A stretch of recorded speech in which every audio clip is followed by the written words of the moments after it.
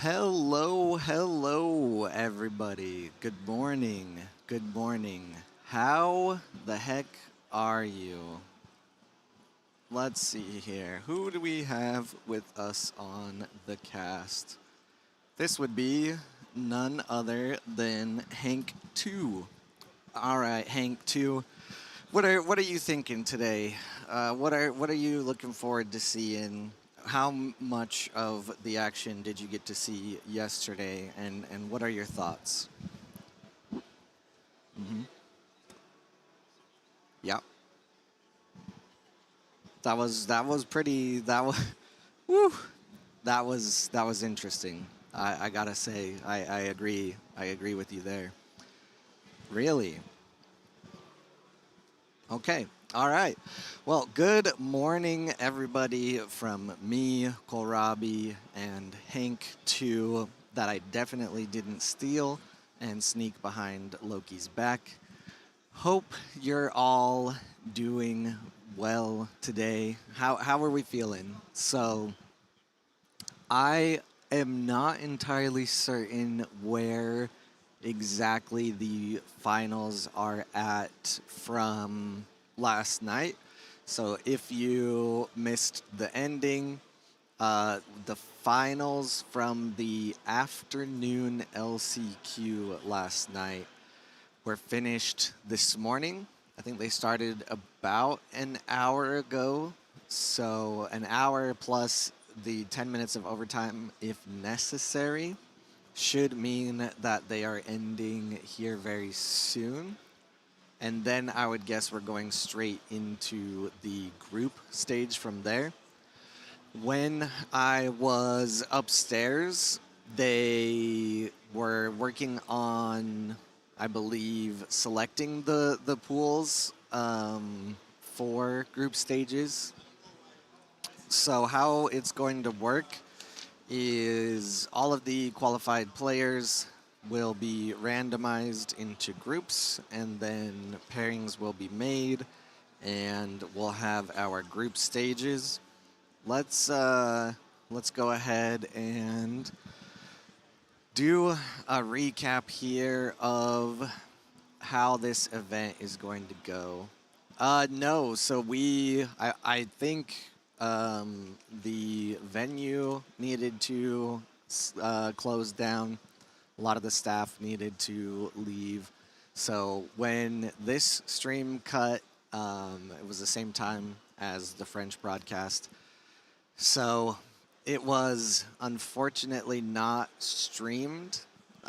Those finals were played behind closed doors and should be wrapping up right about now.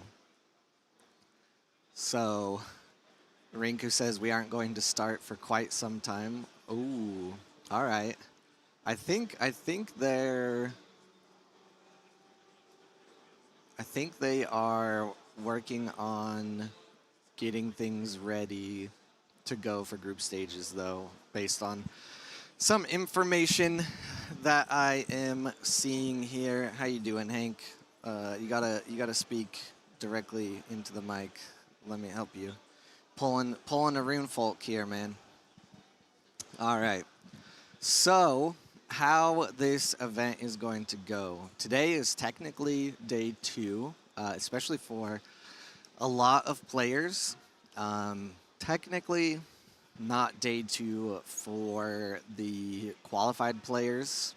They could have rested yesterday and, stayed home or stayed in their accommodations and rested. A lot of them were here, though, either cheering on their team or hanging out, maybe practicing, maybe talking strategy, things like that.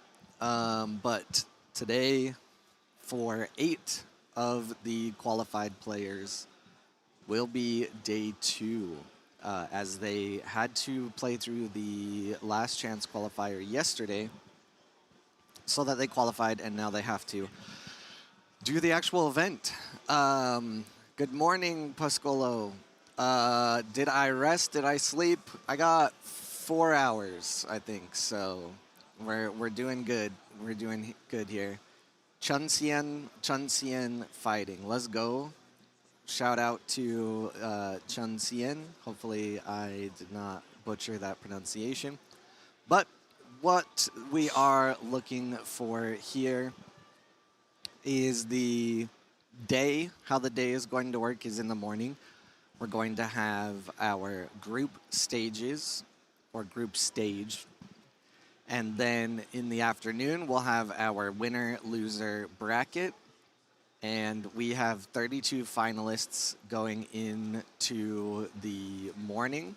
And they will be playing a best-of-3 format. And I should just read this verbatim instead of paraphrasing, so that there's no confusion. Okay, so group stage. 32 finalists are randomly sorted into 8 groups of 4 players. Each player will then face the other 3 players in their group in a best-of-3 format.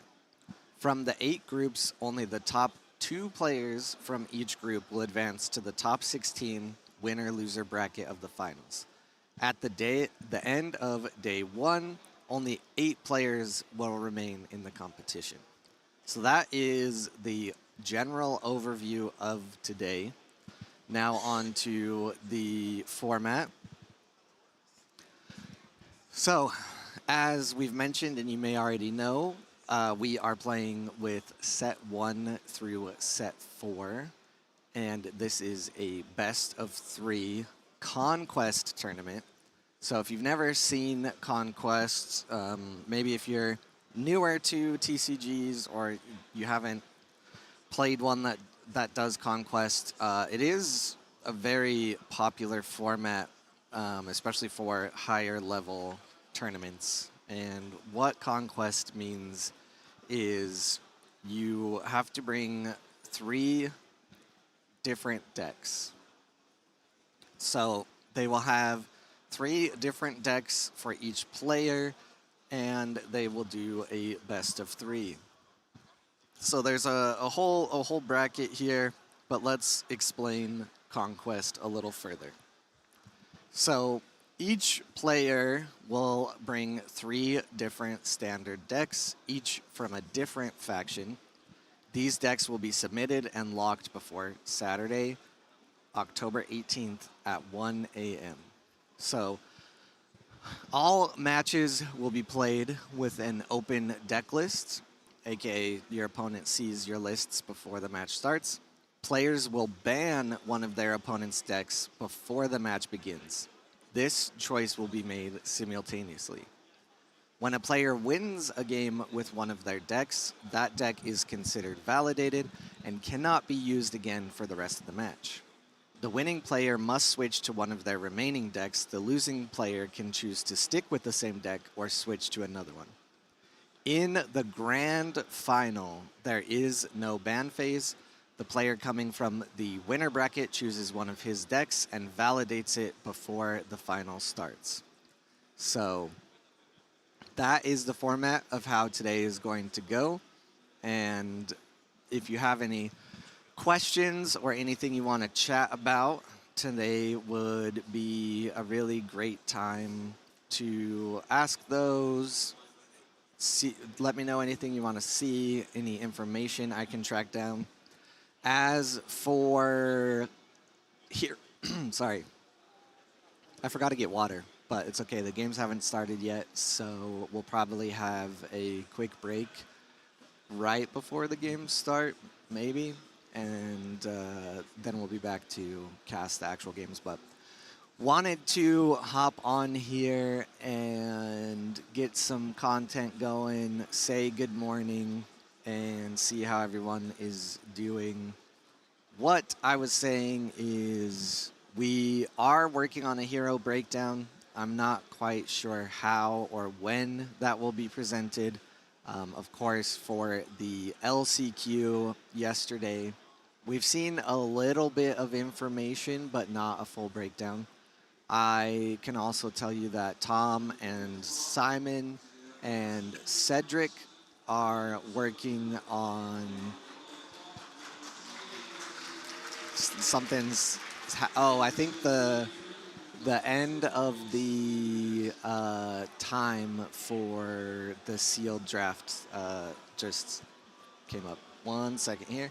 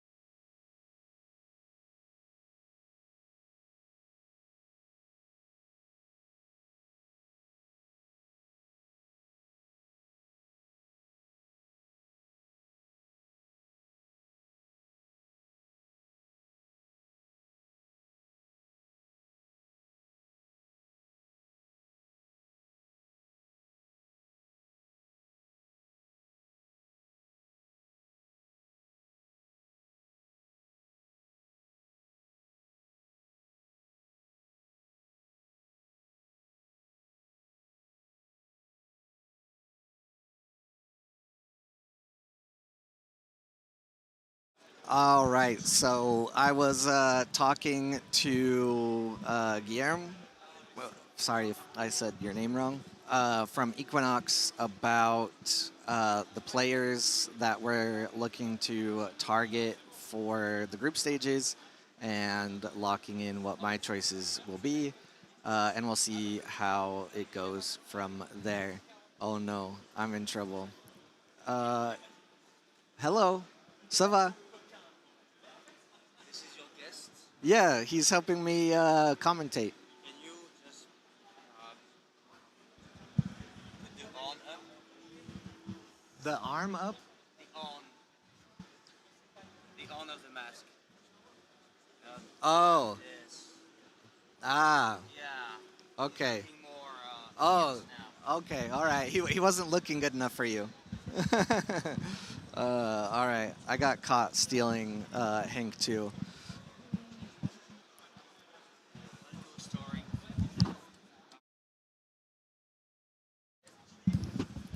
All right, so what do we have here? Are we sure all 32 people are registered? What if some of the people qualified couldn't make it?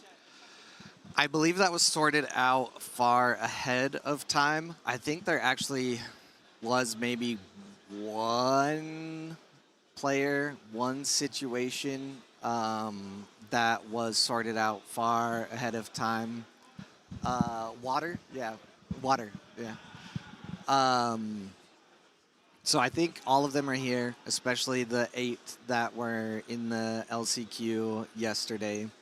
So should be not an issue. Group stage is best of 3 Swiss. Yes, I think it's kind of yeah, it's Swiss. Or yeah, because in Swiss the goal is that, well, I don't know. I don't know if you can really call it Swiss, to be honest. What it is they will play each of the other players in their pod.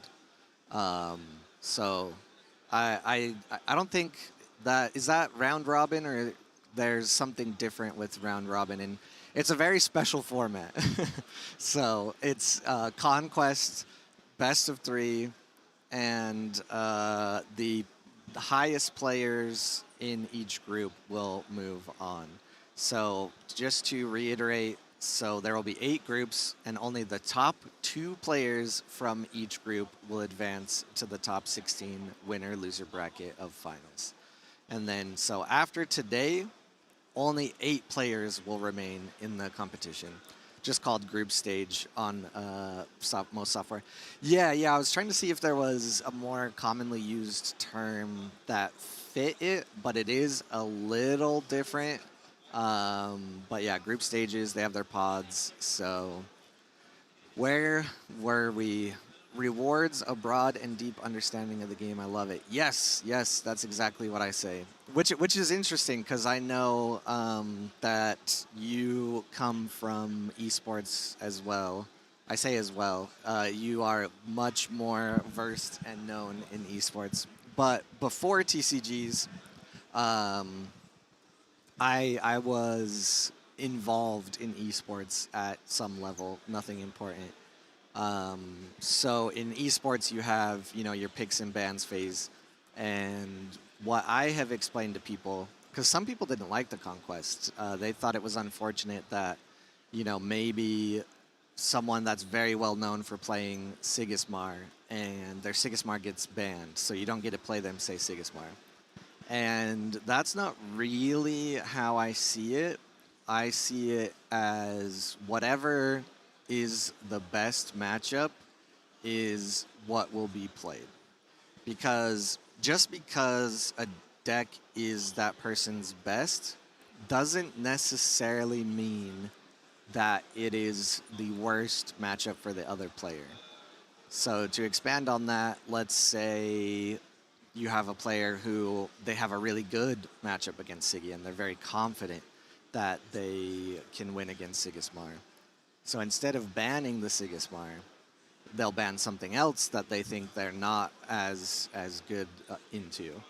Of course, a lot of the time, if there's a player that's very good at one deck, that is probably going to be a highly contested, not contested, highly considered ban, because you want to take out that. But I think it's very interesting because of that dynamic there, and picks and bans are very cool. Not Conquest in group stage, right? Yes, yes. So all of today's Conquest, the grand final is also Conquest, but the grand final is a little different. So I'll explain the grand final again. So it is a best of 5, no time limit. The grand final is played best of 5 with a 1-0 score for the player coming from the winner bracket. In the grand final, there is no ban phase. The player coming from the winner bracket chooses one of their decks and validates it before the final starts. So we'll get some more information on how all of that is working out throughout today. I also have some of the end of round procedures that we some of the players got confused a little and the stream wasn't too sure of, so we'll go through that at some point. But this handout has been available. All of the judges have it. There's tons of copies at the judge table for everyone to read. The players have been advised of it. I believe yesterday was a little more strict in how far a game can go once it's in overtime. I don't think it will be as strict today, especially because this is the world's event. This is the 32 qualified players competing to be the world champion. And it's also going to be a much shorter day. If you were not here until the end yesterday, here's how the timeline went. So, regardless of when people got here, anything like that, I think we started stream not long after 9 a.m. So I believe the players started playing around 9 a.m. Maybe a little sooner if you count like them sitting down, things like that. And then we ended, I think technically when we cut it was like, was it 12:30? Marcy?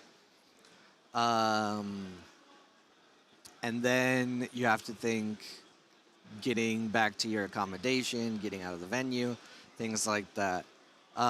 So even with strict end of round time rules yesterday, that is how long it took. And then we didn't even finish, technically. The finals are finishing now, finished, or, whatever is is going on. We know the players that qualified yesterday. We know the players that qualified in the WCQs. I see some love coming out. I think that's Japanese. I will apologize if I am wrong. The bracket I should probably go in and change once we have it. Hey, little day rat, how's it going? Let's see here.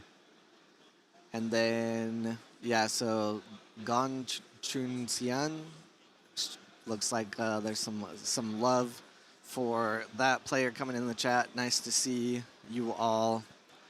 Who are we wanting to see? What are we wanting to see? And let me log in and,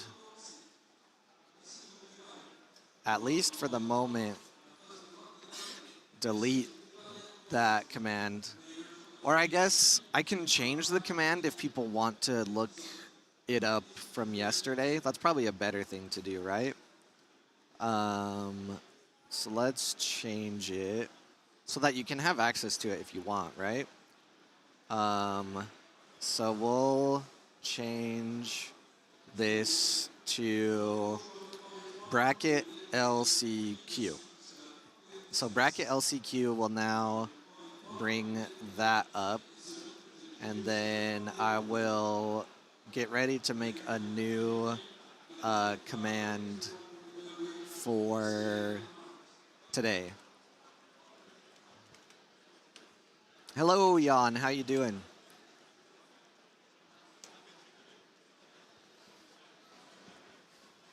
In for a long day. Today will be exponentially easier than yesterday, so.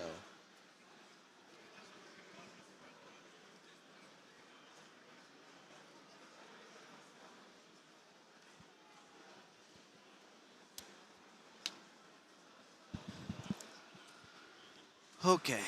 I'm gonna sneak and see if there's any action going on at the game table. I don't think so. That way I can know like when we should take a quick break before the game actually starts. Give me 1 second, let me check.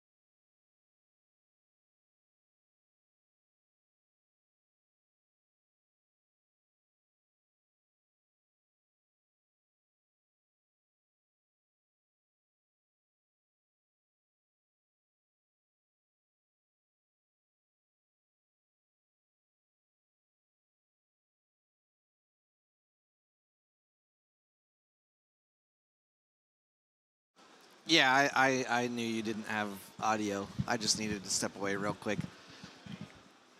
No action at the streamer table yet. I can actually move over and see if we have the clean feed audio routed in. Yesterday it wasn't, but let's check.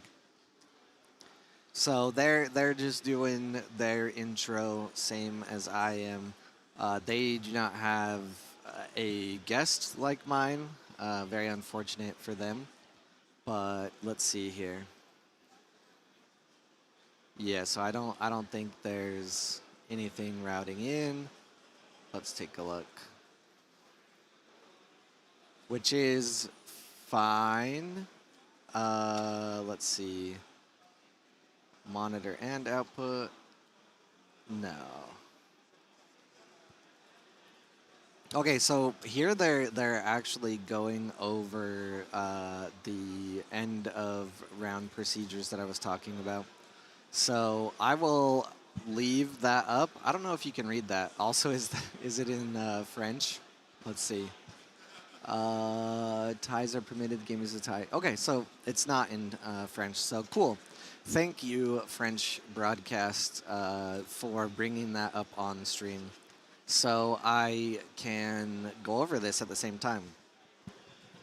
So here are the end of round procedures that we'll be using in the event, and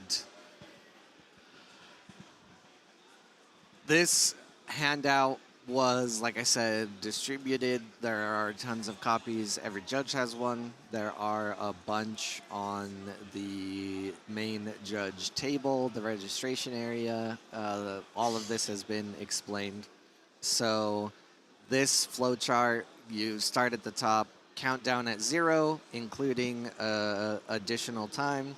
So 10-minute overtime starts at the top there. And then is it game 2 of a best of 3 match? If it's yes, is it night? If it's yes, finish the current day, game over, no. And then if we're there, we play one additional day until the end of dusk. If it's game over, then, game over.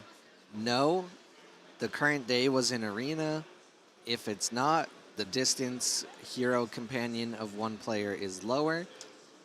If it's not, then we go to using the counting rules of the arena. One player wins on more terrain types than their opponent.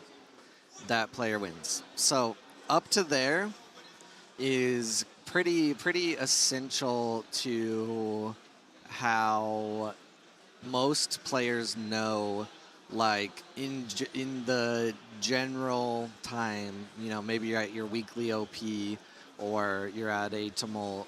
That's kind of the more general end of time in the round rules. So there is a 10-minute overtime built into this tournament. So we see here, if we're at the end of the 10-minute overtime, you finish the current resolution, check reactions, then immediately end the current phase. No additional cards may be played. You skip directly to the start of dusk, play normally until the end of dusk, and then if there's game over, that's game over. But then you see how you go down here, and you follow back to the chart here on the left where current day was in arena. Yes, ties are permitted. If it's no or yes, you see the branches there. There are some asterisks here. First asterisk is ties are usually not permitted in direct elimination scenarios. In case of doubt, ask a tournament official in game 2 of a best of 3. A tie is always permitted and means that the winner of the match is the winner of game 1. Double asterisk is if reaching here after the end of the 10-minute overtime, call a judge. So a judge also is present at every table that goes to the end of 10-minute overtime. So they are there to help the players, remind them of these rules. And a lot of that is when you have so many rounds to play, you have so many players, you have to have really tight timings, really tight end of round procedures, or who knows how long we would have been here last night. So we got kicked out. They had to kick us out. So will the deck lists of the players somewhere be published? Yes. Tom will be working on it. I'll see if I have seen any updates since we're just chatting here. All right, let's see here.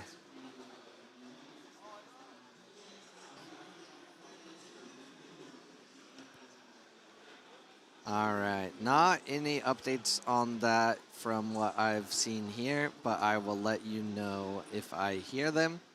All right, before we go on just a quick break, so before we jump straight into the matches, Hank has to leave. I believe he is scheduled for the boss battles. Let me know if there are any questions I can answer or get out of the way. I just want to make sure we get everything tidied up. Make sure I stretch, maybe. Probably should stretch. Do a backflip. and then we'll be jumping into the games here.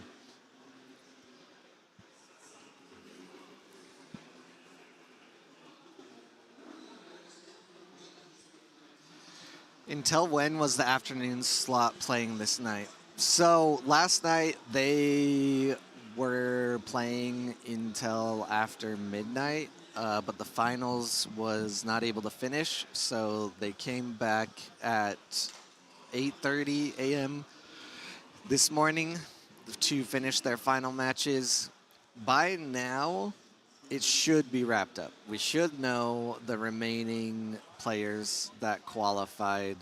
I don't believe I've heard any updates from those that were playing upstairs, but with how long it's been, we should be good to go.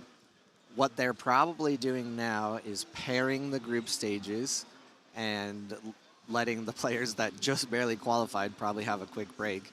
And then we're going to have a match here soon. So I am going to throw up a be right back screen real quick. If you ever have any questions or anything, feel free to throw them in here. Say hello. This is like, we should name my eye bag right here. I love how great the quality of these cameras are. It definitely doesn't make you feel self-conscious at all or anything. So very excited for the day. We will have some different people joining us throughout the day. We'll see what kind of other Equinox staff members other than Hank we can steal.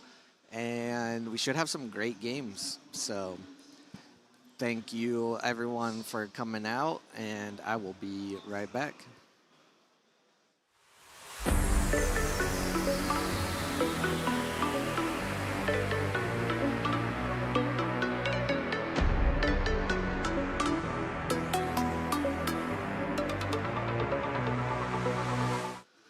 Okay, I lied. I'm going to give you the French, well, just the clean feed. I'm going to give you the clean feed because they are revealing the groups right now. So you won't hear me on the mic. I can put some music in low for you so you don't feel weird. And I'll let you watch this group stage reveal while I go check in on everything.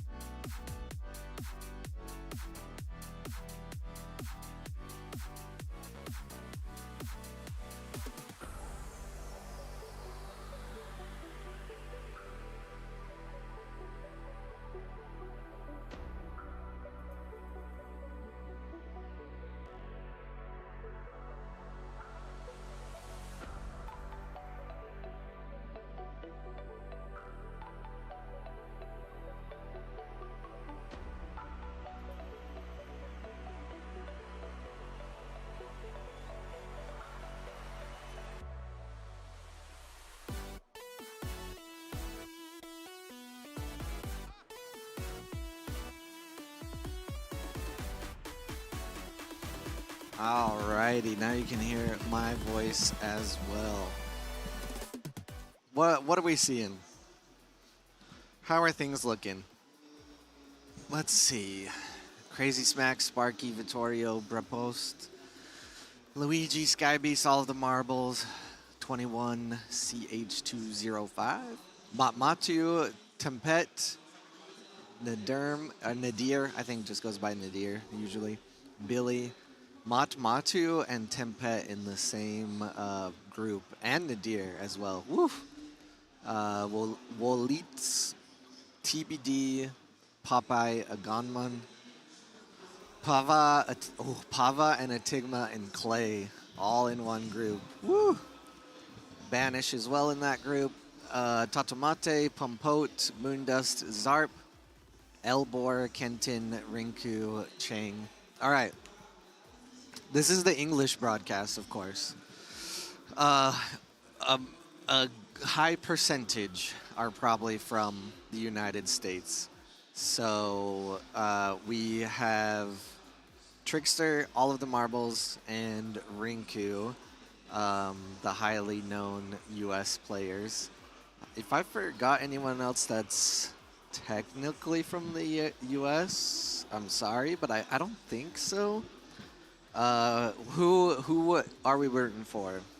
What are we thinking on the group stages there that we just saw? And who's gonna represent the U.S. out of those three? Who has the harder group? What are you guys thinking? And then it looks like we're also rooting for Billie. So shout out to Billie. Let's see here. Ready for some action? Yeah. Lots of fan support in the chat. Love to see it. Nadir, all of the marbles. Let's see here. Can't wait for the games to start. Yeah, I'm very interested to know what our first game will be. All of the marbles. They pulled the groups before I could give a full evaluation of all of them. Oh, also, no more Hank 2. He went back home. All right.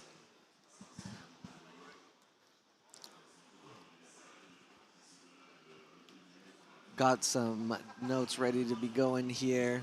All right, got an update.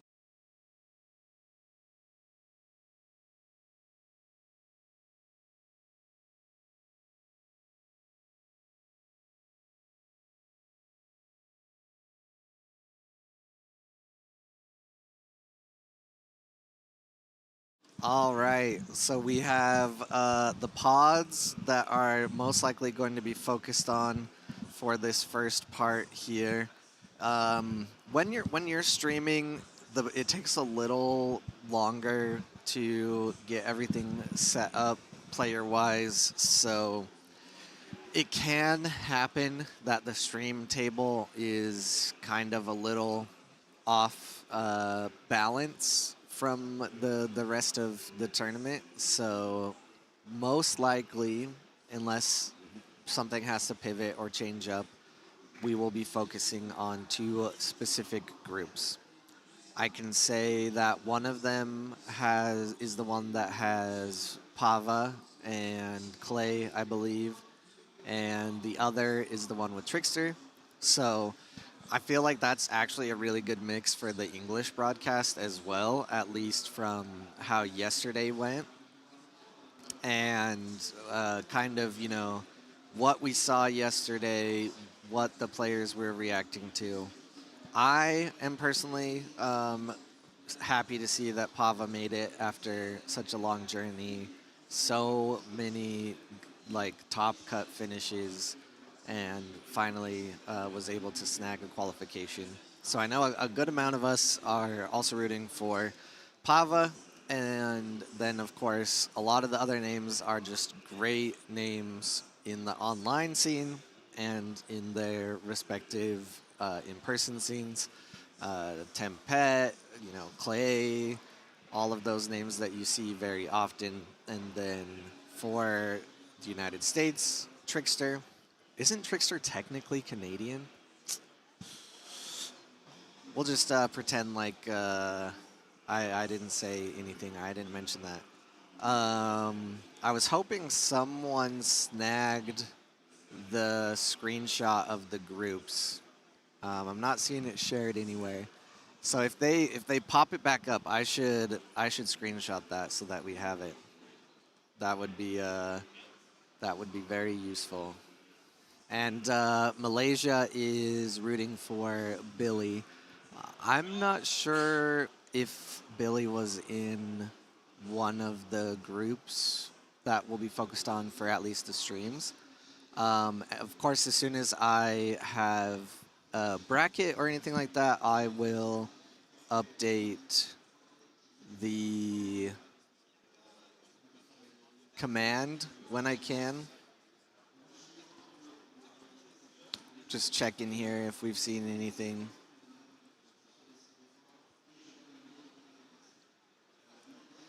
Let's see, let me check the official communications. Nothing quite yet, so I'll keep checking so that we have that information. All right. I wish I could go like this and just see the stream table, because then I could like see when it was getting set up. I could maybe like see if I recognize the players, stuff like that. Billie is the best. Billie is the champion. I love you guys coming out in support for Billie. Can you tell me any more information about them? Because it sounds like it was from qualifier around Malaysia, right?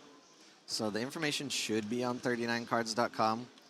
And I was pretty keyed into almost all of the WCQs as far as I could be. But I believe one or two of the Asian area WCQs were really hard to follow. I think one of them wasn't even streamed, was it? So let's see. We have the APAC. We have Italy, Baltimore, Brazil. Let's see here. Greece. Do they plan a group stage overview with country flags? I don't know. I am not sure. World Championship qualifier, Italy, Brazil, Baltimore, APAC.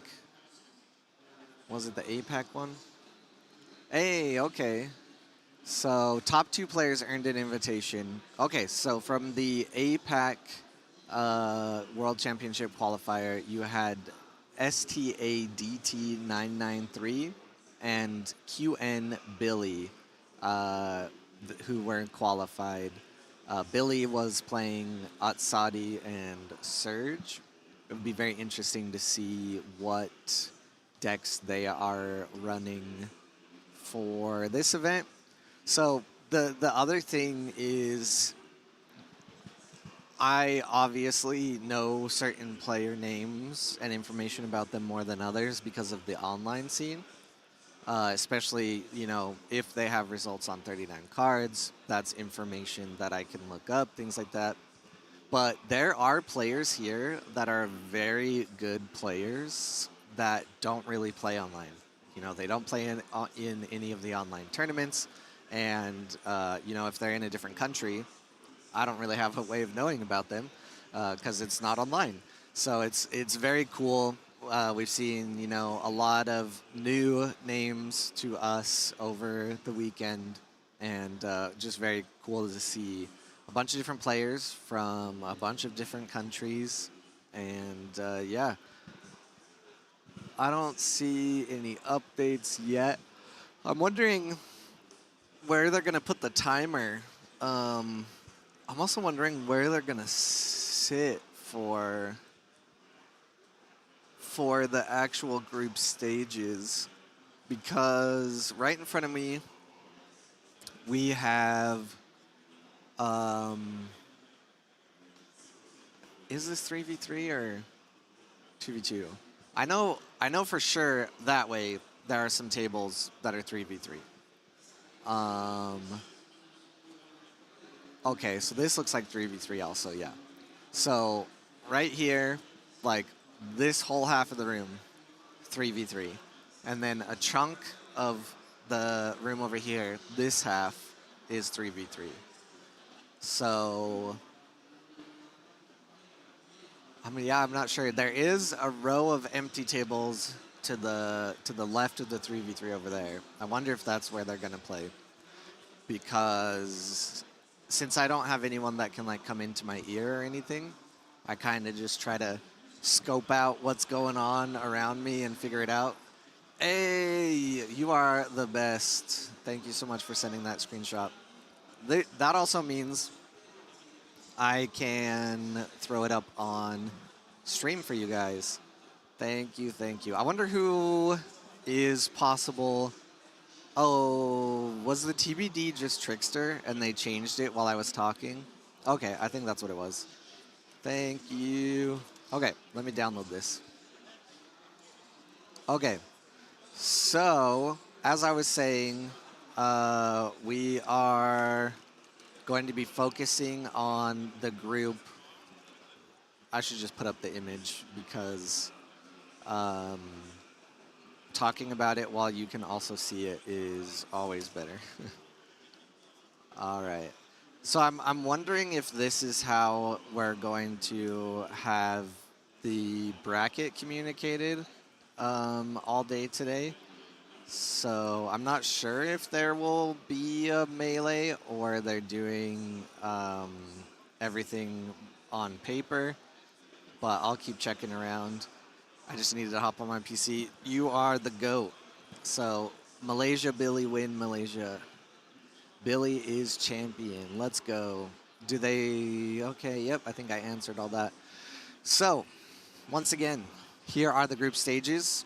We are going to be focusing on the stage, or the group that has Pava, Etigma, Banish, and Clay. And then the group that is Wolitz, Trickster, Popeye, and Aganman. So what I was trying to say before this left the screen was based on the groups here, the ones that we're going to see on stream.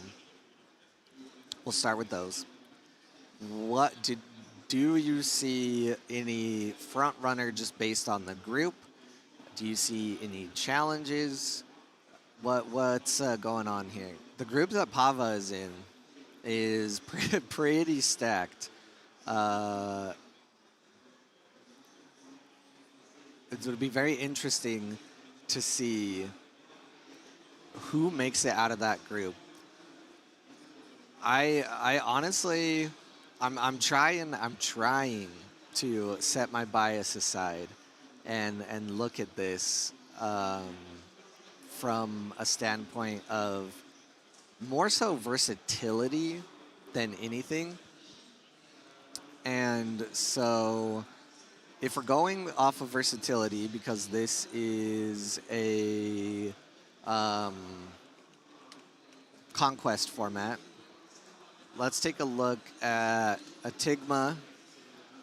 So Etigma has some Waru plays, some Kojo, some Aphanis.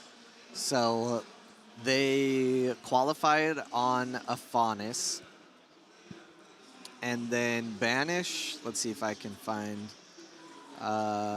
Banish is qualified because of Tasia and plays, or at least only has results on Tasia as far as I can see. Clay, Clay has like seven different names across 39 cards. Clay only has results on Sigismar and has, as far as I know, really only been a Sigismar player. Very well known for the classic Kokoba. You know, people say you got Kokoba'd, everything like that. Pava, on the other hand, has played some Kojo, played some Basira, played some Traced. Far back in the past played some Rin, Tasia, and Fen. So if we're thinking of that, see, this is how I justify that I am hopefully setting my biases aside. Uh, Pava seems very well suited for this group, um, based on versatility. Going to know more decks. I'm not sure if Clay secretly plays anything else, but if Clay's strongest point is Sigismar, and his by far strongest uniques are Sigismar, that is a situation where I think, even if you think you have a good matchup into Sigismar, I think you ban Clay's Sigismar, right? So that's going to be my read on that group. The other group, I will be honest, is not as easy for me because while I know Trickster, of course, and Popeye and Aganman, let's see, do I recognize Wolitz? The problem is sometimes, so DSL Wolitz. Okay, so a lot of results on Sigismar. Can I see what you qualified on? Let's see here. I don't think I can see what Wolitz qualified on. So I would assume that means they're one of the LCQ finalists, right? So a lot of Sigismar and some Aphanis here and there for Wolitz. If they were on stream yesterday and you guys saw it, let me know what they were playing. The name isn't ringing a bell for me currently from yesterday, but we all know how long yesterday was. So going on to Trickster here, he, I would say, has become known for Ortis. I believe back in the first U.S. Tournament at Gamers Guild, I believe he won that on Waru, or at least placed like top 3 or something. But I think won on Waru. Has some Sigismar results, but also has some Aphanis results. So far in this group, we've got Aphanis and Sigismar on both sides, basically. Billie es incroyable. Let's go. So let's take a look at Popeye. All right, so Popeye was definitely on stream. I don't know what they're talking about on the other stream, to be honest.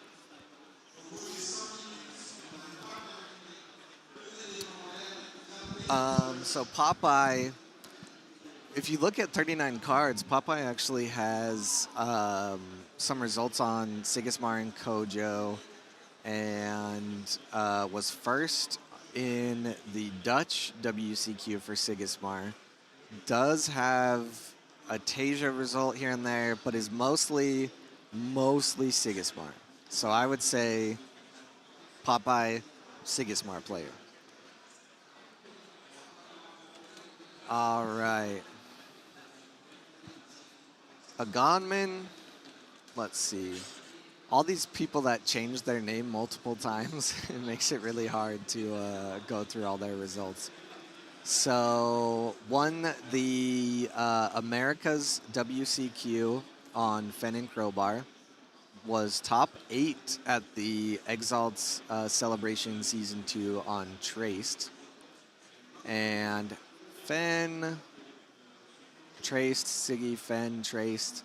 Man, all right, Fen, just going off of what we're talking about again, talking about versatility.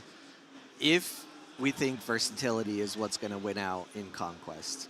As I was saying, I think it could go either way. when you have the option to ban someone's deck, it's either you think they are way too incredible at that deck, you just ban it. Or, alternative, you ban what you have a bad matchup into. With Aganman, if players have done the research, which I assume a lot of players do, they're researching their potential opponents, they're keeping track of what's being played. This, out of that group, seems like the hardest player to pin down and the hardest player to ban out. If I were to just throw a wild guess out, I would say Aganman has a Traced and a Fen. And I would think 9 times out of 10, people are going to want to ban the Traced. So that's another thing. I'd love to, we might be able to get Rinku and Trickster on here. We might be fed other players if they're comfortable speaking on an English cast. And I would love to talk to them about their thought process in the decks they picked and, what bans they were thinking of, what research they did. It would be very interesting. I think we'll see what was banned. Hopefully they've planned for displaying that information on stream, but I am not entirely certain.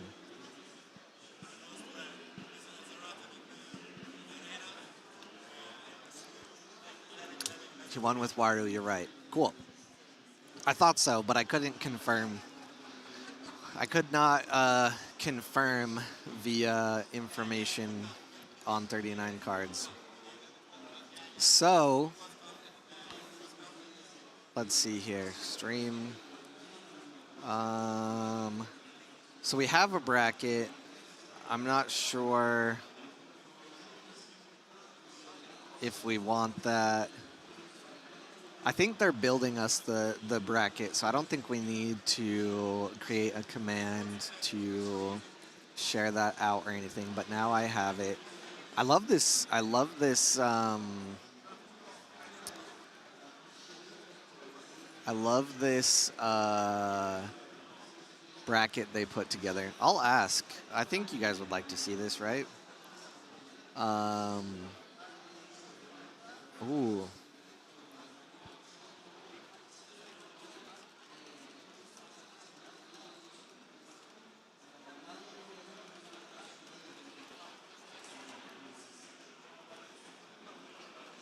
Okay, I'm going to ask to make sure, see if that can be shared. And if it can, I will let you know.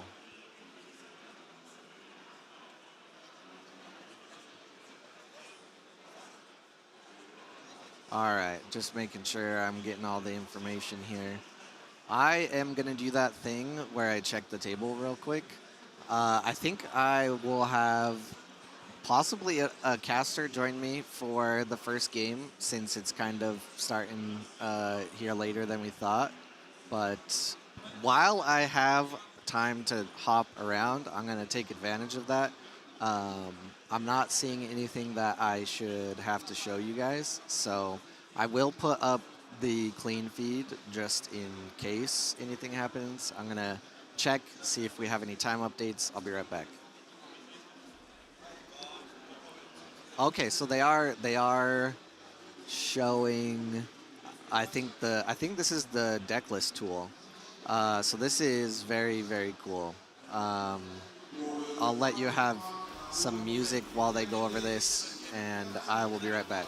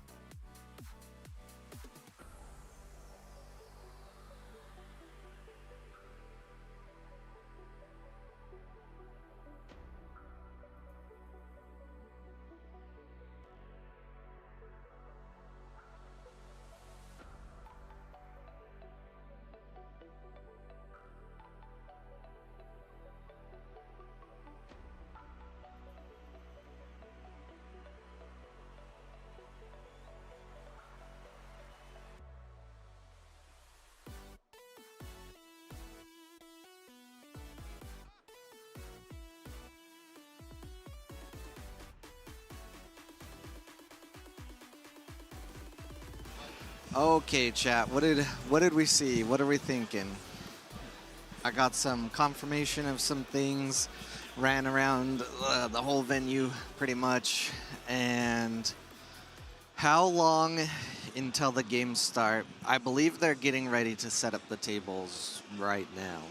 They're printing out once again some copies of the end of round procedures so that every group of every table has them, basically.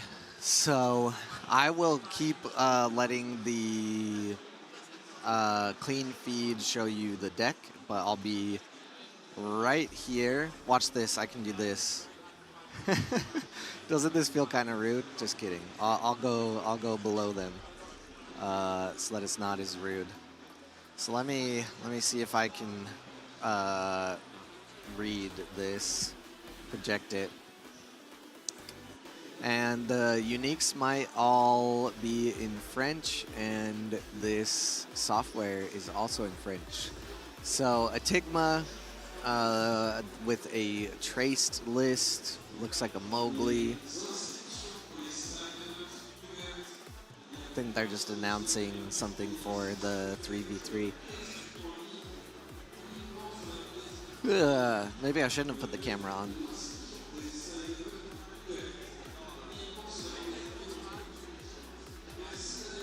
That third unique is glitching out. It's a flawed prototype.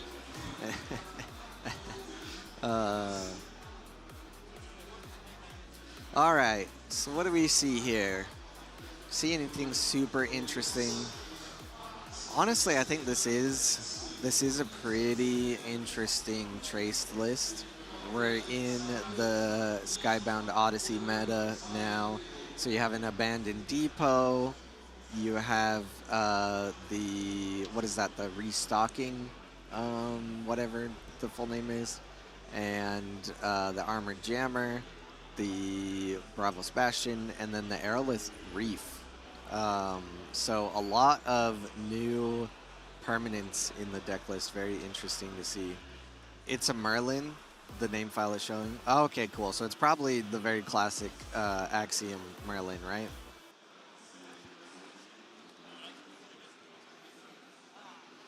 So yeah, this is the Abandoned Depot. I think this is a very interesting inclusion here on the deck list. My assumption is in the next 20 minutes. Yeah, that's not too bad of an assumption. So I believe a lot of what the deck list will come down to is also what language the player has their deck list in, has the cards in. I'm not sure. Let me see if if some of them are in English. Yeah, because I do see some English here. So I think it depends on how they uploaded their deck list. So let's see. What we were looking at was Etigma, right? So unfortunately, I cannot share out the information. Like, I can't direct link you to it, but I have it here. The software is really nice, by the way. I'm not sure who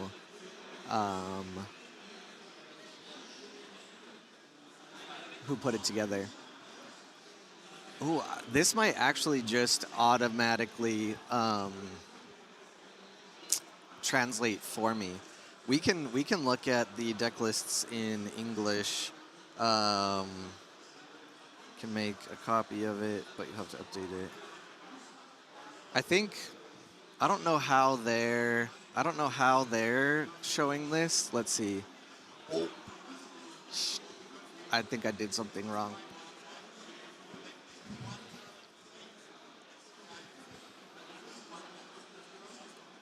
All right.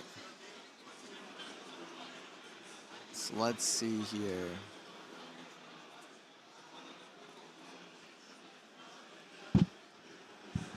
So group match 1 on stream is actually going to be Pava versus Etigma. So that's why they are showing Pava's and Etigma's deck lists. So that's very cool to see.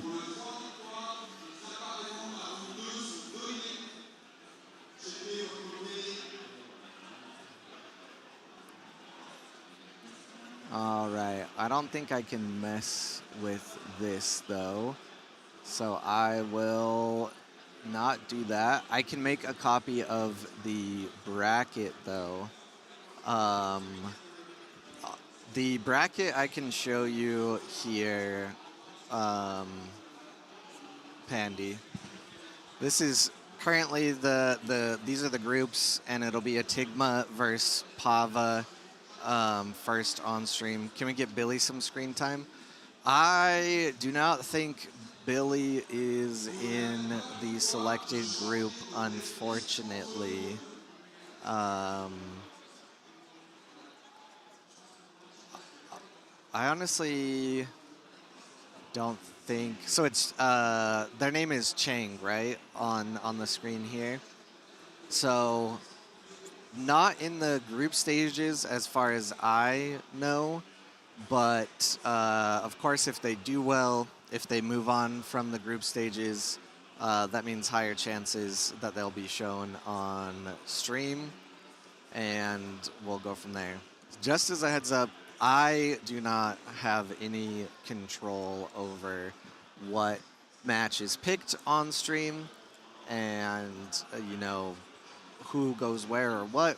I'm just here to help cast some English information over the airwaves to you guys.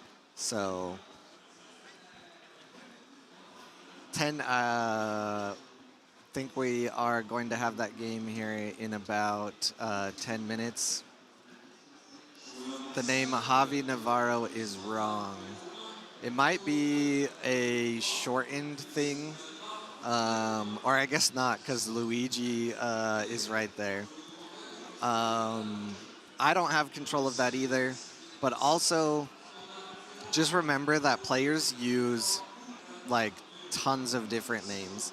When I was going through the groups and reading through their results on 39 cards, there's been a couple players who have like changed spelling or changed like spaces or changed how their team moniker is represented on their BGA account and their other accounts.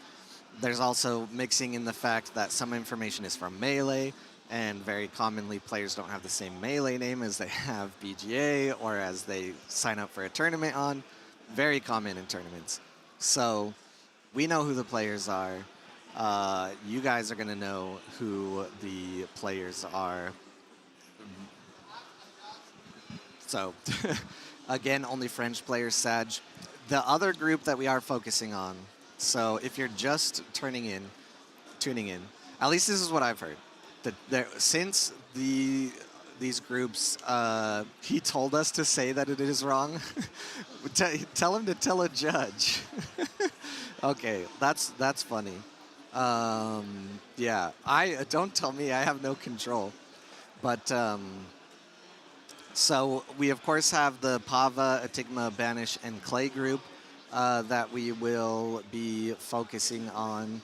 And then from what I've been told, we will also be looking at the Wolitz, Trickster, Popeye, and Aganman group, at least for the group stages. As I said earlier, things are very possible to change.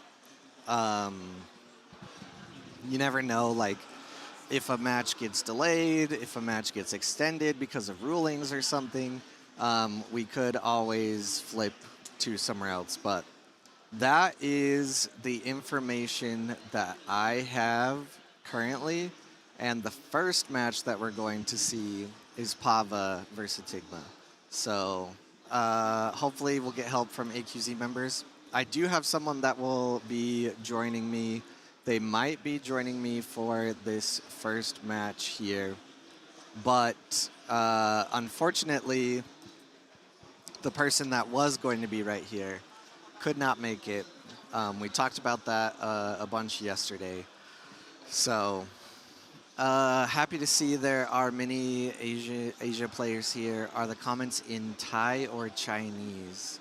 I know. I thought I recognized some Japanese.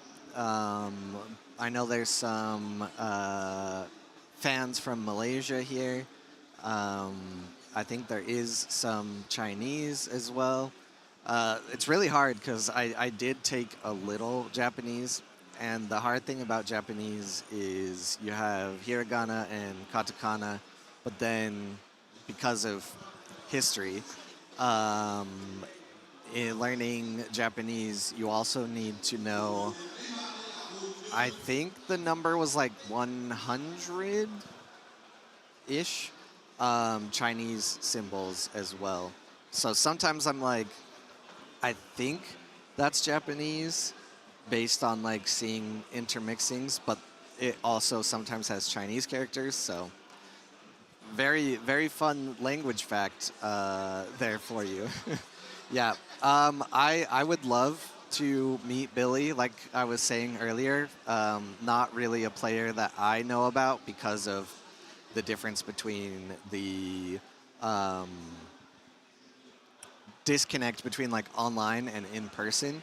Like I know a lot about players that are frequent online, but there are a lot of really good players that don't really play online. It's just harder for me to know about them.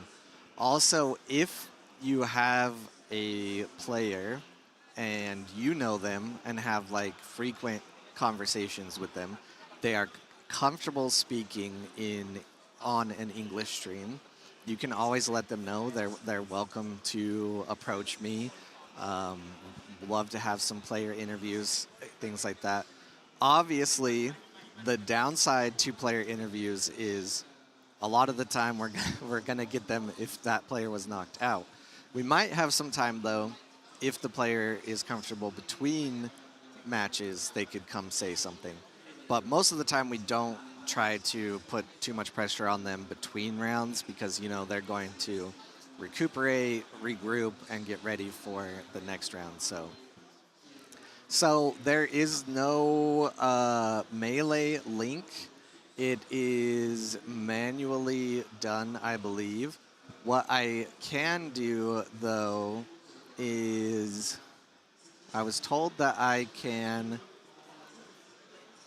make a copy of this and um, show it, or I can download it.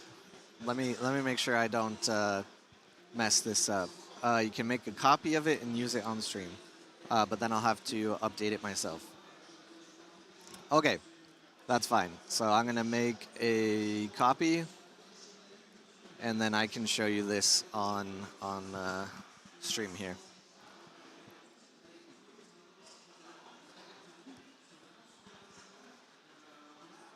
Yes, yes, no problem. Parlez-vous un petit peu français? Okay, so let's see here. We want to do a.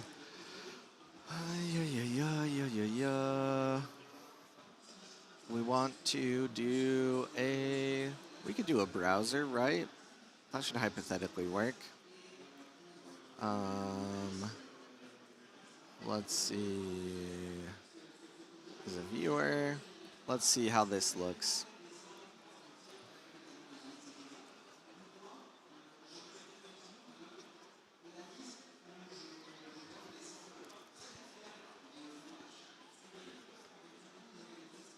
Oh no, let me cut this.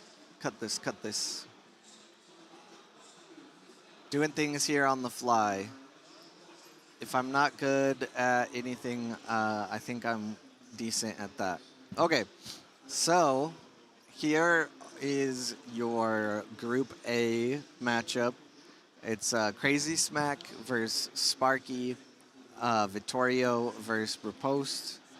In Group B, we have Matmatu versus Tempet, and Nadir versus Billie. Oh, does it not update? Ah, that makes sense. If I do browser, it won't update. See, I was trying to be really smart, but I was actually not being that smart. So, what do I want? I want a... I don't want a display capture. So, you want to know something really fun? Uh, if you see me not looking like I know what I'm doing, if you see me looking like I don't know what I'm doing, uh, fun behind the scenes facts here. Um, I'm in Paris, right? I am on the scene in France. I don't know how many of you know this, but I am American. And I'm not saying that to brag or anything, because, yeah. But computers and things are different are different here in France.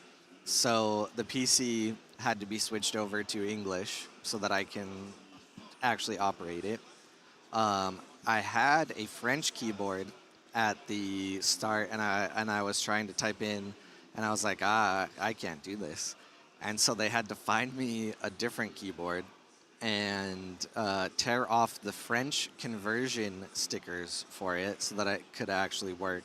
There's actually still a couple of them on here, so like my M button is covered, but I know where the M is. A French keyboard, the keys are not in the same place, so even like my muscle memory, it's not going to work with a keyboard. So shout out to the Ludo Trotter team for pulling that out for me.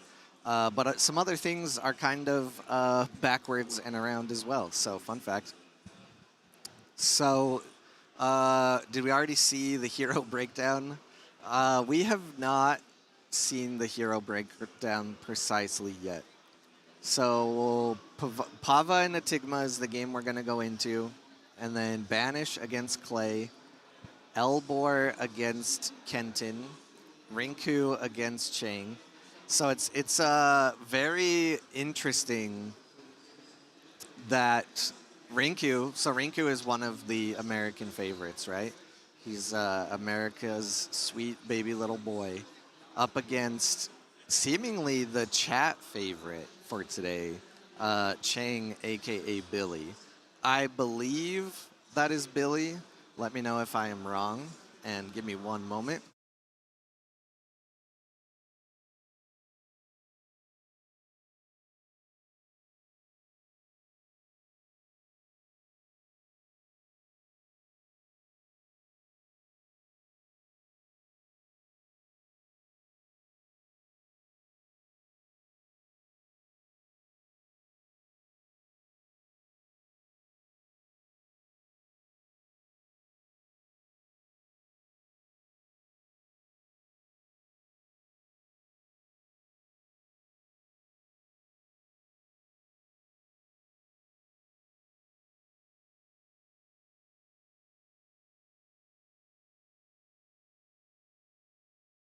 All right, and then we have Luigi versus Skybeast, all of the marbles versus 21CH, Wolitz versus Trickster, Popeye versus Aganman, Tautomate against Pompote, Moondust against Zarp, Javi Navarro against Giacomo, and Tradaushi against Rocco. No, Chen is not Billie. Billie is in match 4. Match 4. Oh yeah, Billie right there. So wait, okay. Where did I get confused? There's a period where I got confused because oh, you know what? We're just gonna blame that on me being tired. Billie's name is right there. I don't know how I got that confused. Oh, okay, that's why. Because the full name is Gan Chun Xian. Okay, that's me being dumb. So hopefully for the chatters here, we get to see some success from them. I look very, very tired. Time lag matters. Thanks. You can tell by the bags under my eyes, right? Hello, Kelvin. Um, Yesterday was also like a 17-hour day, so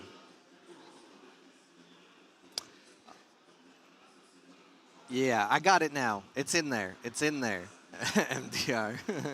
I got it. It's locked in. We're there.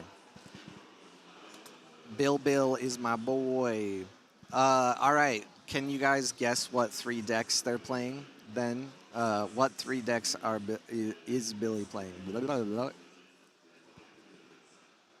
Okay, I'm going to check on my other caster, and I will be right back. I'll put up the clean feed again just in case they show anything you might be interested in. But just know you won't hear me for a quick moment.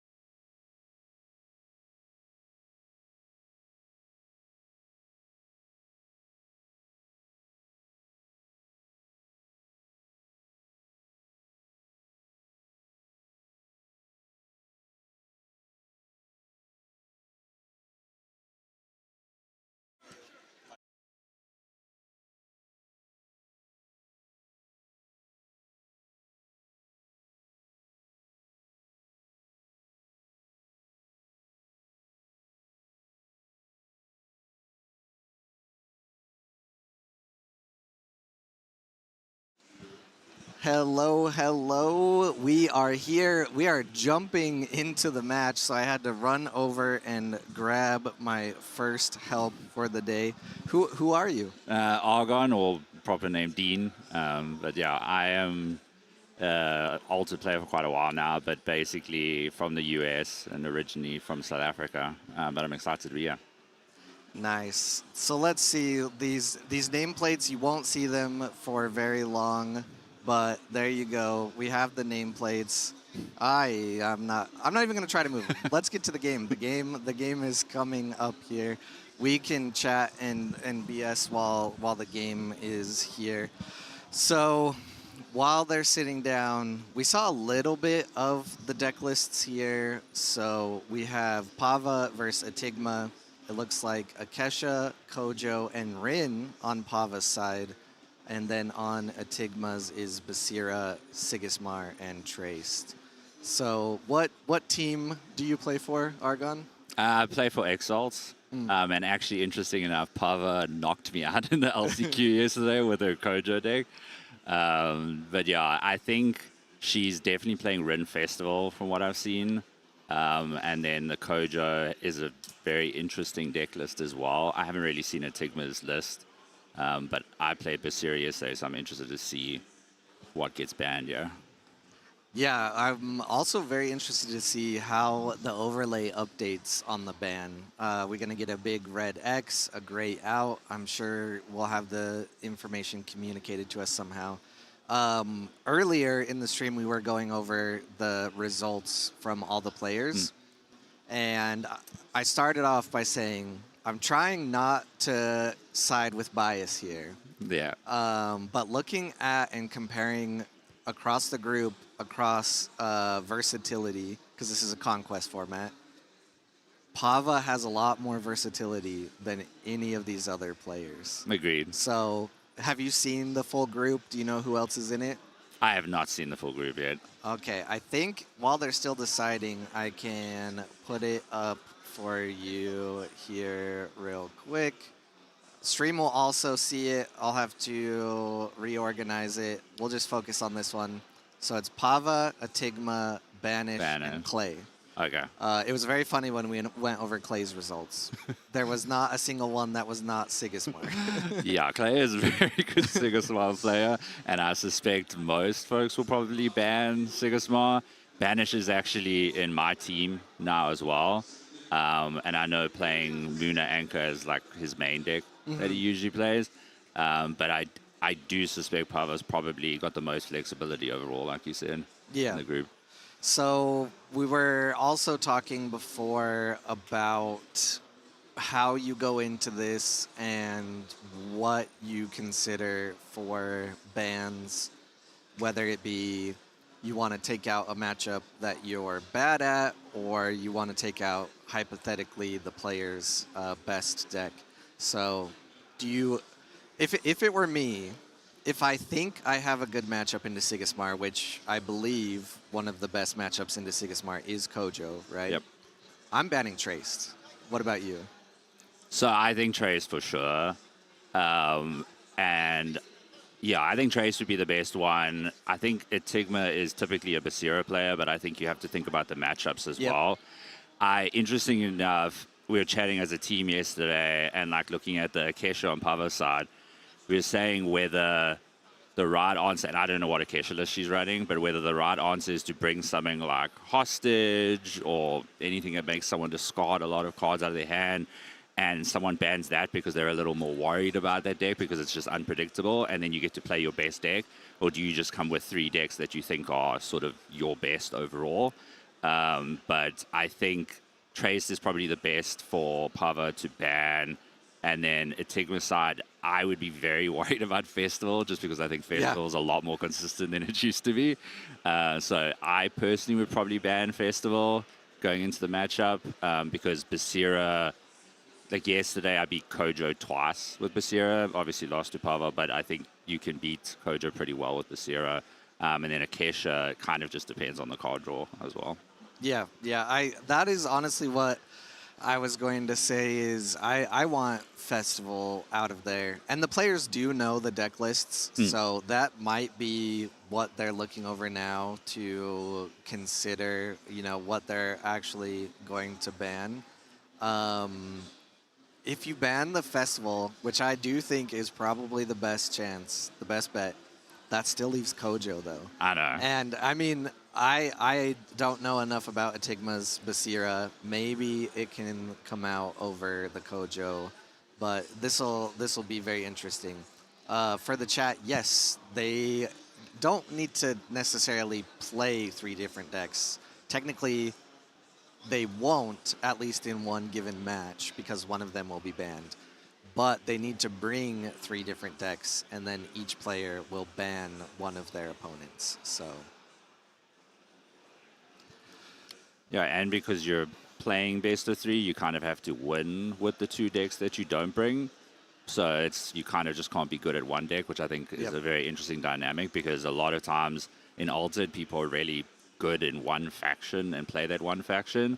So it's going to be interesting to see the players play sort of faction they're not typically known for. They don't have their headsets on yet, so but they are talking to each other. I'm obviously we don't know what the conversation is. I'm just waiting for how we get communicated that there is some sort of band coming out here. We've gone over the format already. We have talked about kind of how it works out, the timing, everything like that. If you missed that, it is all listed on the Altered website. So if you go to altered.gg and you find that little swirly world championship banner and you go to that page, you can read all the specific information. But I'm sure we'll have recaps later. Can I take a quick shot for Billie's table? His mom is watching. I wish. I don't have control over any cameras or anything. And honestly, if you've seen this camera right in front of us, I would not move it. I'll probably get in so much trouble. This thing's probably so expensive, and it's set up on a tripod, and it's stuck here. If you tell me their table, if they communicate it to someone, I can get a picture, maybe, possibly, on a break at some time, and I can throw that up on stream. But that's probably the best I can do. So while they're still here considering, you were playing in the LCQ. Yep. You hit top 8? Yeah, I got top 8. Okay, so you got the playmat.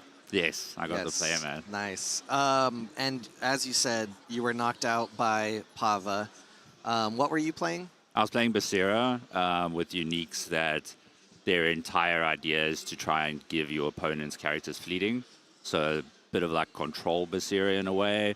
Obviously with the newer set 3 cards, 3 Suha, 2 Cuckoo, and then playing ways to remove fleeting from them, so 2 Helping Hand and 2 Bravos Vanguard, which up until my game against Pava, I was unbeaten the entire day and was going really well, and then sort of fell apart in that game. It was really interesting playing against Pava because Basira, typically at some point, I can get 2 moves and get 1 ahead, and then I'm sort of fine. And it was just felt impossible that entire game, well, both games. But yeah, it was really interesting. She plays a bit of a different Kojo deck, which I wasn't expecting. Not a lot of like landmark, like relying on landmarks and stuff like that. Yeah. So what do you think gave her the advantage on Kojo? Like what was it that was holding you back? I think she was playing, Kojo a lot of times is playing more lower end creatures in terms of cost and stuff like that. So when they're playing out a lot of creatures and my uniques are giving fleeting and stuff like that, or I'm sabotaging a lot, you sort of are able to disrupt them more. She was playing a lot of larger cost creatures with really good stats. She was also playing, I think she played Parliament of Ashes, which gave them tough, which made it hard to use my strategy as well. Honestly, at game 1, not an excuse, but I had terrible draws, so that one was a bit rough. But game 2, I was just outplayed. But it was she was really, really good in the game and to play against. Yeah, yeah. We it was sad to hear that you got knocked out, but then when you said who it was, we were like, yeah. All right, you still got the top 8 playmat. You get to relax for the next couple days. Pava gets to move on and then did qualify. Yeah. Were you here when she qualified? Yeah, I was here. Yeah, so I think that was the biggest applause of the whole day. So that just goes to show how long her journey has been to get qualified. And now we're into the game, and look at that. There is a Sigismar on the... Oh, wait. Oh, okay. That's how they're doing their ban? Oh, okay. I was like, Sigismar is there, but... Oh, are they reviewing the deck lists, like, physically right now? Okay, I thought they were reviewing printouts, but I mean this hypothetically is easier. This is a great way of doing it. At least we can all see what they sort of do. Yeah. I gotta imagine the judge is going over the rules and the explanation of how it's going to be done. Any considerations, you know, be careful, don't shuffle 2 different decks together, delay the stream. We'll see here. It's nice to see all the world's promo heroes, except for the Basira.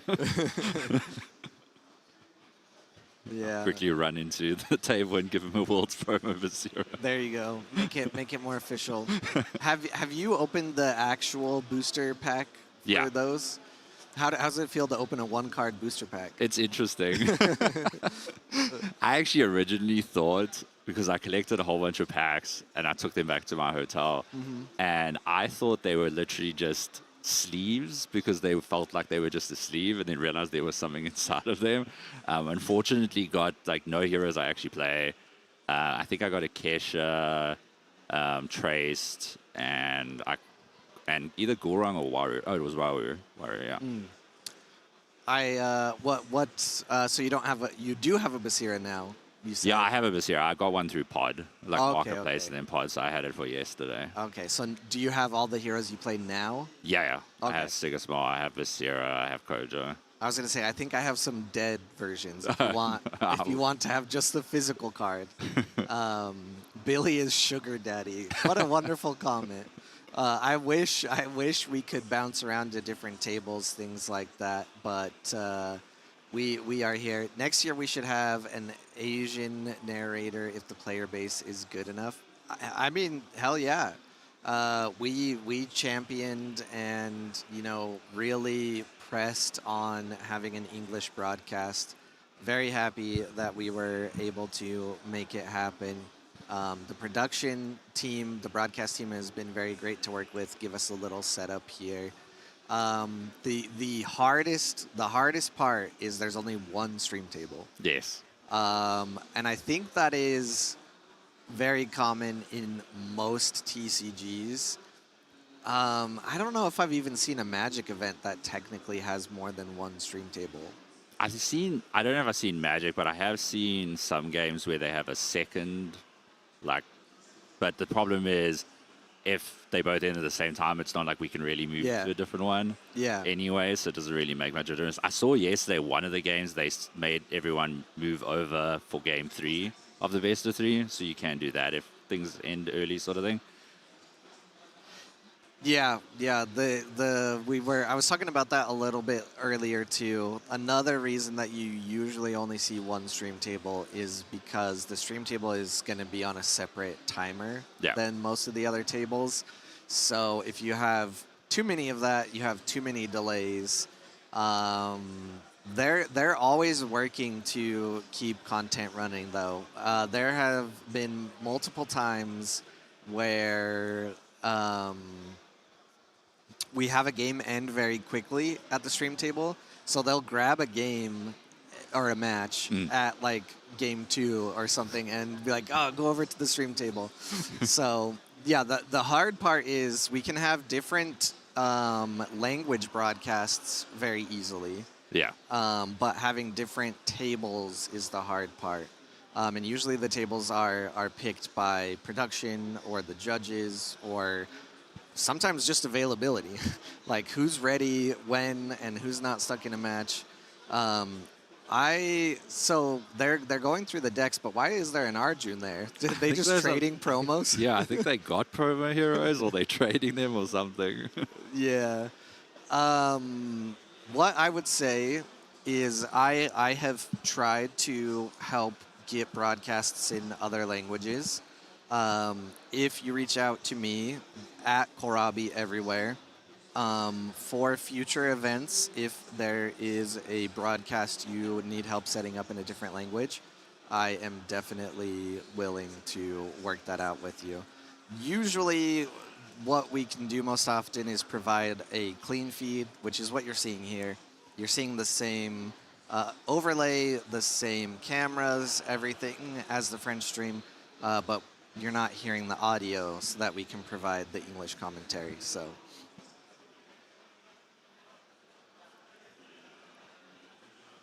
This is interesting. So the timer, I know you spoke about this earlier, I wasn't here, but the 75 minutes counts including banning. yeah, Stuff like that. yeah, that is interesting. I wouldn't have expected that. Yeah, same. I don't know. I mean, it could be someone just hit the timer on accident. If we see the time go back up, maybe that'll be it. But also, time is probably the biggest enemy to in-person events. Last night, like even with strict end-of-round procedures and a very strict overtime rule, the finals for the afternoon still did not finish until this morning. I heard. They had to bring them back to do their final matches at 8:30 in the morning. And that meant we cut everything off at like 12:30 last night. So Yeah, I kind of knew with how behind everything was running yesterday that we were supposed to start afternoon at 2 and it ended up starting at 4. yeah. Yeah. Yep, and the biggest delay was because of Melee. Yes. Yeah. So the tournament software is the bane of all competitive experiences. They're announcing something about the 3v3, I think the end of the round. You guys can't hear it too much, Yeah. but it is distracting when you're sitting here, It's even very with the headsets. It's Dean. Hello from Canada. Hey, Jorn, how's it going? I actually met Jorn at the Canada qualifier. Nice. Yeah. Nice. Yeah. So, should I change the full cam to say Dean instead of Argon? I feel like more people know me as Argon. Yeah. See, you guys got to stick to one or the other. Yeah. I keep saying this. I've repeated it too much, but people will walk up to me and be like, "Oh, hey, it's Kevin," and I'm like, "Who's Kevin?" And they'll be like, "Oh, this is my name on Discord." I'm like, "Okay, I know that person. nice to see you. Nice to meet you. I don't know who Kevin is." So if you ever walk up to me, just introduce yourself as your Discord name, and Yeah, it does help. 99% of the time I will know who you are because I'm pretty decent at recognizing people from the Discord or that are around pretty often by that name. So they are still just looking through the deck lists here, so I'll give the fans what they want to see. What do you want to say to the people out there, Argon? Just hello to everyone. Like, obviously love this community of Altered. Like, been involved in a few card games, and this is sort of the most welcoming community. Especially the games I had yesterday. Everyone was really, really nice and stuff like that. So I'm kind of happy to get involved in casting a bit. Yeah, you did your first cast the other day somewhere, right? Yeah, I did the Rapid Fire Americas tournament, which was, I did it with Graham, or Thaddeus, as everyone knows him on Discord. Yeah. Which I think went really well, and we had a lot of fun doing it. Yeah, I think that was the first time either of you had casted for Altered. Yeah, for Altered for sure. He Yeah. casts StarCraft or something before. Okay. Apparently, yeah, but Do you want to know something funny? yeah. So have I. Have you? Yep, one time. And I don't know very much StarCraft, but I would like to think I have an okay host presence. Yeah. So sometimes you just need someone to, keep things going, ask random questions, provide the banter. Yeah, that's So true. yeah, I was only maybe a little jealous that you guys were casting together, and that was the first time I think I'd seen either of you like in the flesh, Yeah. sort of. And I couldn't watch because when was it? It was a Thursday night American time. This week or No, it was 2 weeks ago. where the hell was I? And then we had to, because we had issues with the YouTube, we moved it over to my Twitch. Okay. And because I was only testing streaming on Twitch, I didn't have VODs on, so there's no VOD or no proof of it ever happening. Yep. That is another thing. If anyone needs any help with broadcasting, Twitch, things like that, I've actually streamed on Twitch for, I'm not going to say how many years because that makes me feel too old. But yeah, feel free to let me know if you needed any help. What is the time restricted before deciding which deck is banned? I don't know how much time they have to decide what to ban, but we did see the timer started here. Shoot, well, I took us off and they moved away from the game. We saw what was banned. I won't say because I can't confirm 100%, but it'll be back on the overlay apparently forever. The bans have been locked in, so I think they're going into setting up to actually play now. Gorka says, the name that beats me consistently is Argon, though. Okay. So, this is a good question. Are you an American player or? Oh, a South African player. Oh, okay. So you don't interesting- rep USA. No, I actually do have a USA flag on it. Even though I'm not a US citizen, I will be able to apply for citizenship in a year and a half. I don't know why I set it up like that originally, but I sort of feel like I represent both in some way or another. I've lived in the US now for 10 years, so it kind of feels like I'm American in some way or another. But I'm always playing at random times of the night as well. So. Yeah. That's just adds to the confusion. Yep. Because I'm like, oh, Argon, like another U.S. player, let's go. And, you've been around on a lot of the online tournaments. We've talked a lot on Discord. And then I meet you in person, and you don't sound American. And you're like, oh, I'm actually from South Africa. And I was duped. That's one less American player here now. No, but I'd say I represent the US and kind of am supporting the US players, as well. Yeah. So you mentioned a team. Yeah, Exalts. Where's your jersey? I have it with me today. You were wearing it yesterday. Yeah, I was wearing it yesterday. So what team is Pava on? Pava is on the Altered Aces. Your enemies, right? Yes, big Mortal time enemies. Yeah, mortal enemies. So, oh man, Simon always says I don't want to have bias, blah blah blah, everything, because he's a judge.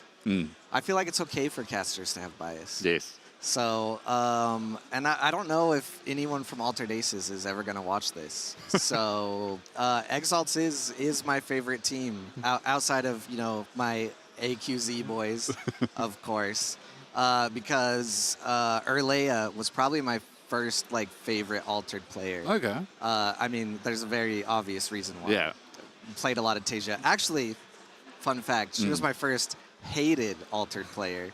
Turned into my first liked Altered player because before she was playing a lot of Tasia, she was playing Akesha. Oh, okay. And so our first interactions online were her playing Akesha and me hating Akesha and giving her shit. But then she was a good sport about it, and then we started talking about Tasia and stuff like that, and then there was the Leo being on stream and everything. So yeah, Exalts #1. And we have Banish in the finals, who's a Muna player as well. Yeah, there we go. Yeah. See, Altered Aces just needs more Muna representation. Yeah, definitely. So, currently sorting my cards from Skybound Odyssey, then it's start of deck building and streaming some BGA. Nice. We are just waiting for the game to actually start here. I think there is a Rune Folk standing over here who's definitely shorter than I am.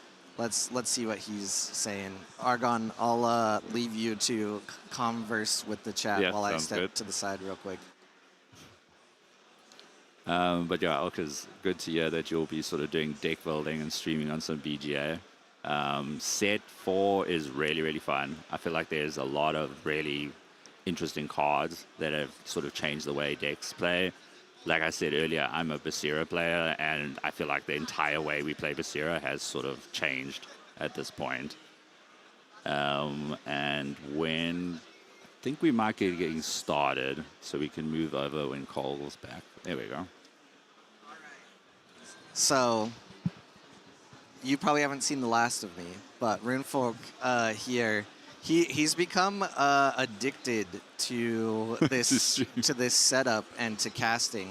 So I saw him standing over there looking like a lost little puppy and really wanted to hop in and cast this game with you. So this screen is not going to matter too much, but we'll have it there in case he flips back between certain things to talk to you guys. But we are in the game here. You see the bans, Traced and Kojo. I think we can give ourselves like 90% credit. Yes. Because we knew that Kojo could be banned. Yeah. We thought taking out the Rin was maybe the smarter play, but Traced called it. Traced. Yeah. So it's possible Etigma's had a lot of practice a lot against Festival. Yeah. which might be why not worrying about it sort of thing. Yeah, and I mean, if Traced is banned, there's a good point in Siggy and Basira might have a lot more removal in general. So, all right, I'm going to hand over the mic to Runefolk, and I will let you guys have at it. Do you remember everything here? Yeah. Actually pressing buttons.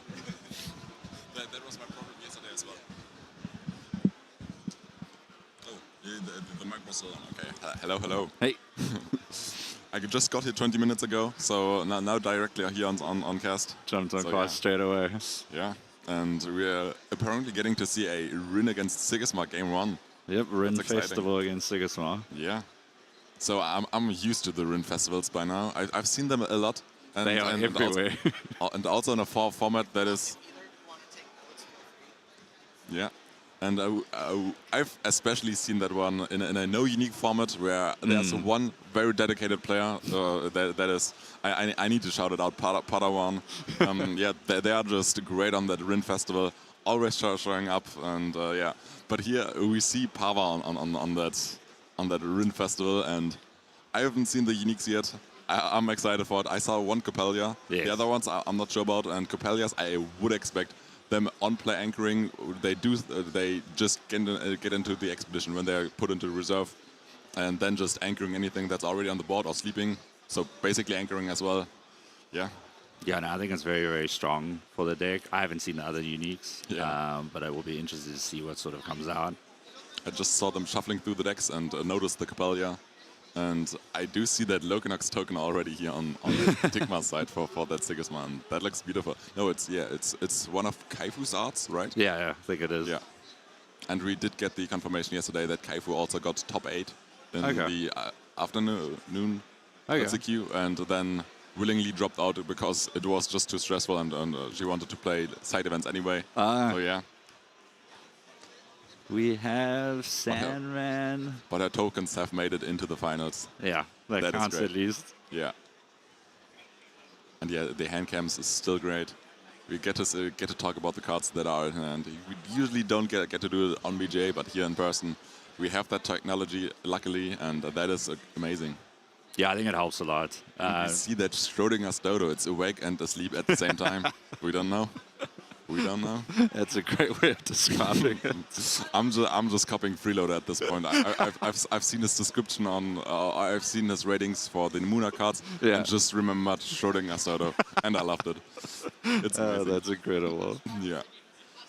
And it's the first time us meeting and casting here together. That's also great. Yeah, it's a good way to meet. Yeah, that's true. So we have Orders Spy. What else does he have? Orders Accountant and... It's the Templar, right? He didn't keep the license withdrawal into Festival. Yeah. That's interesting. And we do see the first unique here hitting the board, a Kakoba. Yep. I'm not quite sure what it does, but... No idea. Probably things from reserve, since we don't really see anything happening on the board. And... Oh, they're just rolling for movements, yeah. It's interesting. The Sigma still played the accountant to just deny the Rin trigger.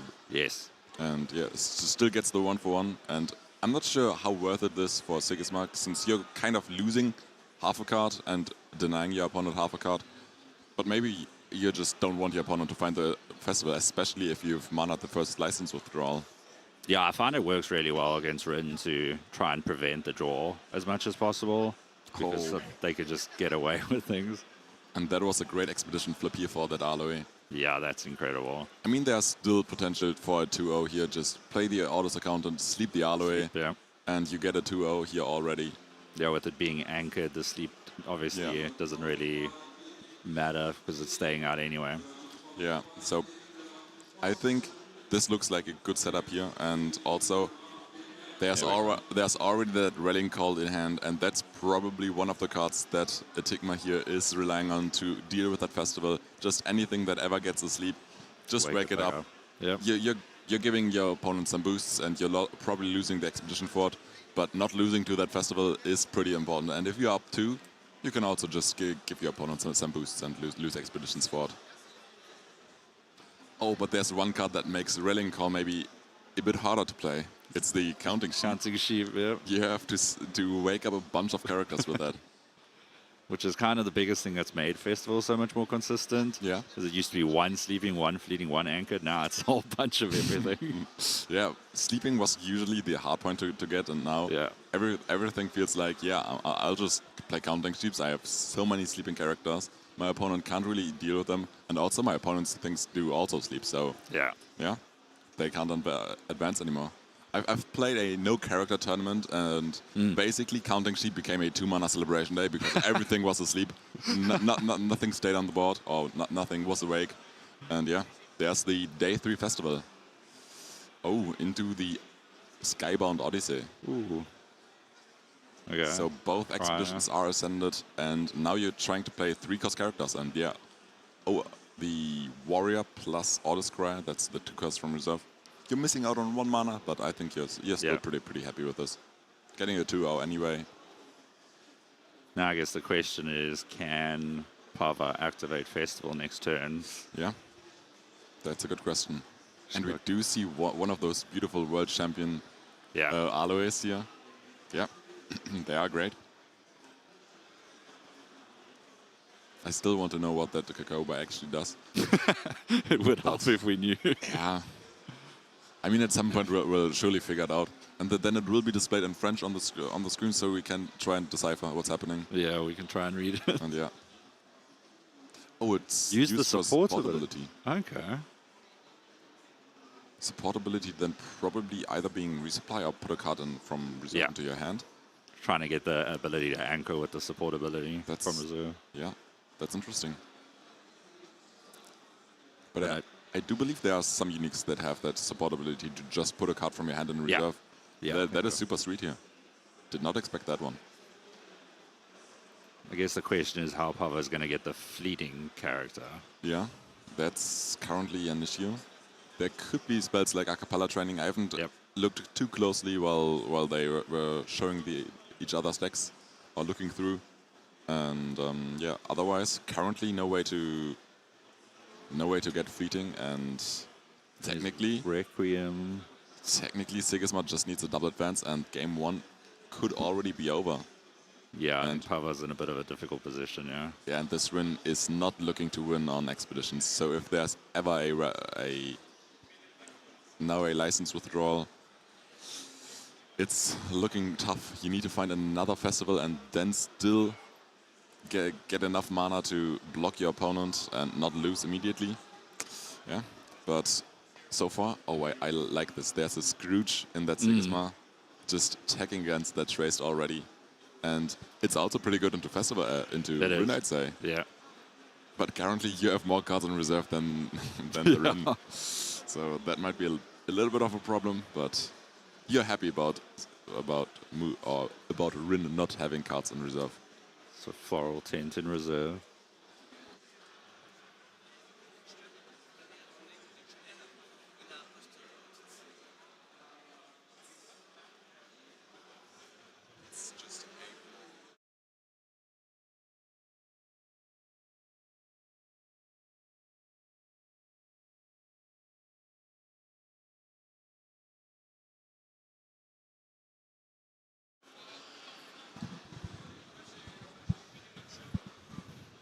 So we're back, and just had a little shout out here on stage for the stream, and yeah, now we do see that Floral Tent being played, resupplying another Floral Tent.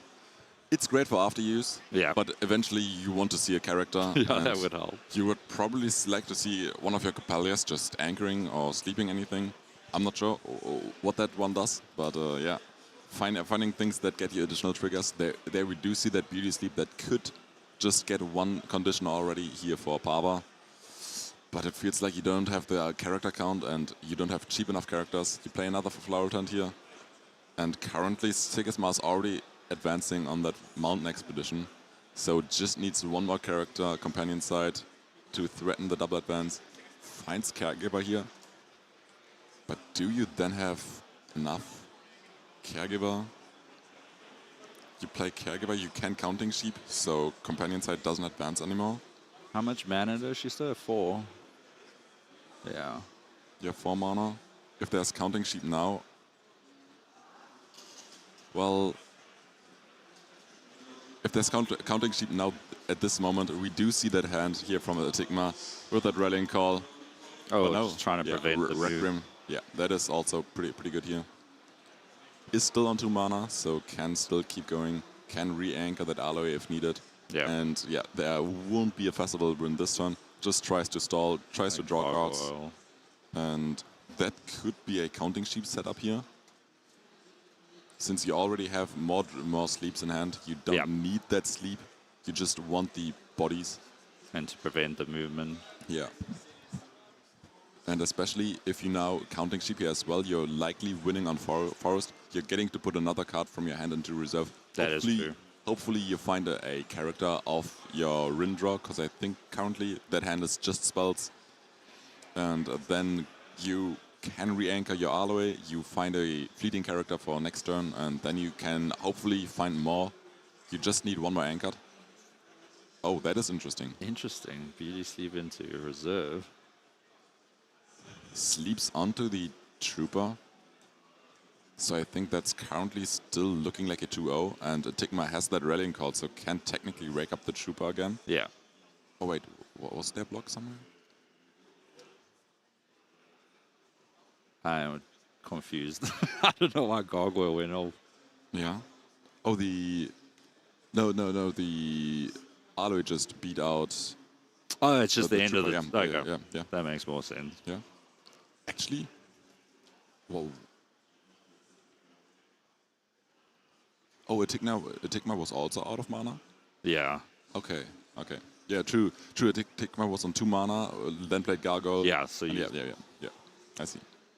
So Pava now can get anchored using the Muna Caregiver, which would be... depends on what sort of character she plays from hand.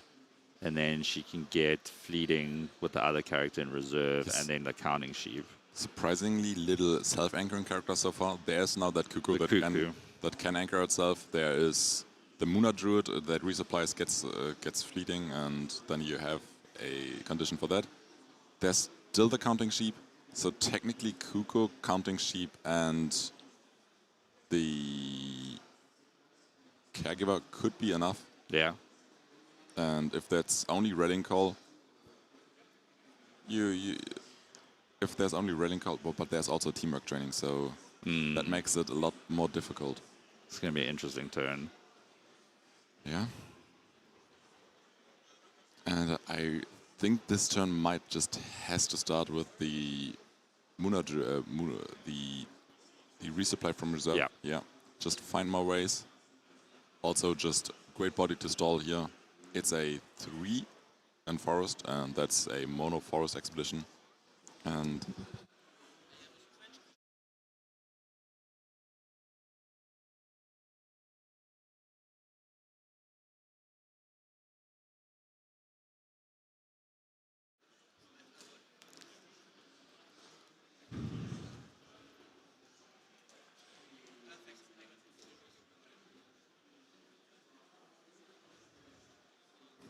okay.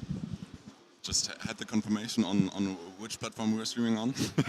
But we are, of course, here on YouTube on the Elbor channel. And yeah, it's still Sigisma against Rin. And yeah, Rin wants to find that way to win here. There's now actually the Druid makes this now in reserve a little bit more easy. Yeah, so it is. Don't need the Cuckoo from hand anymore. So you can slow play however you want, play Counting Sheep.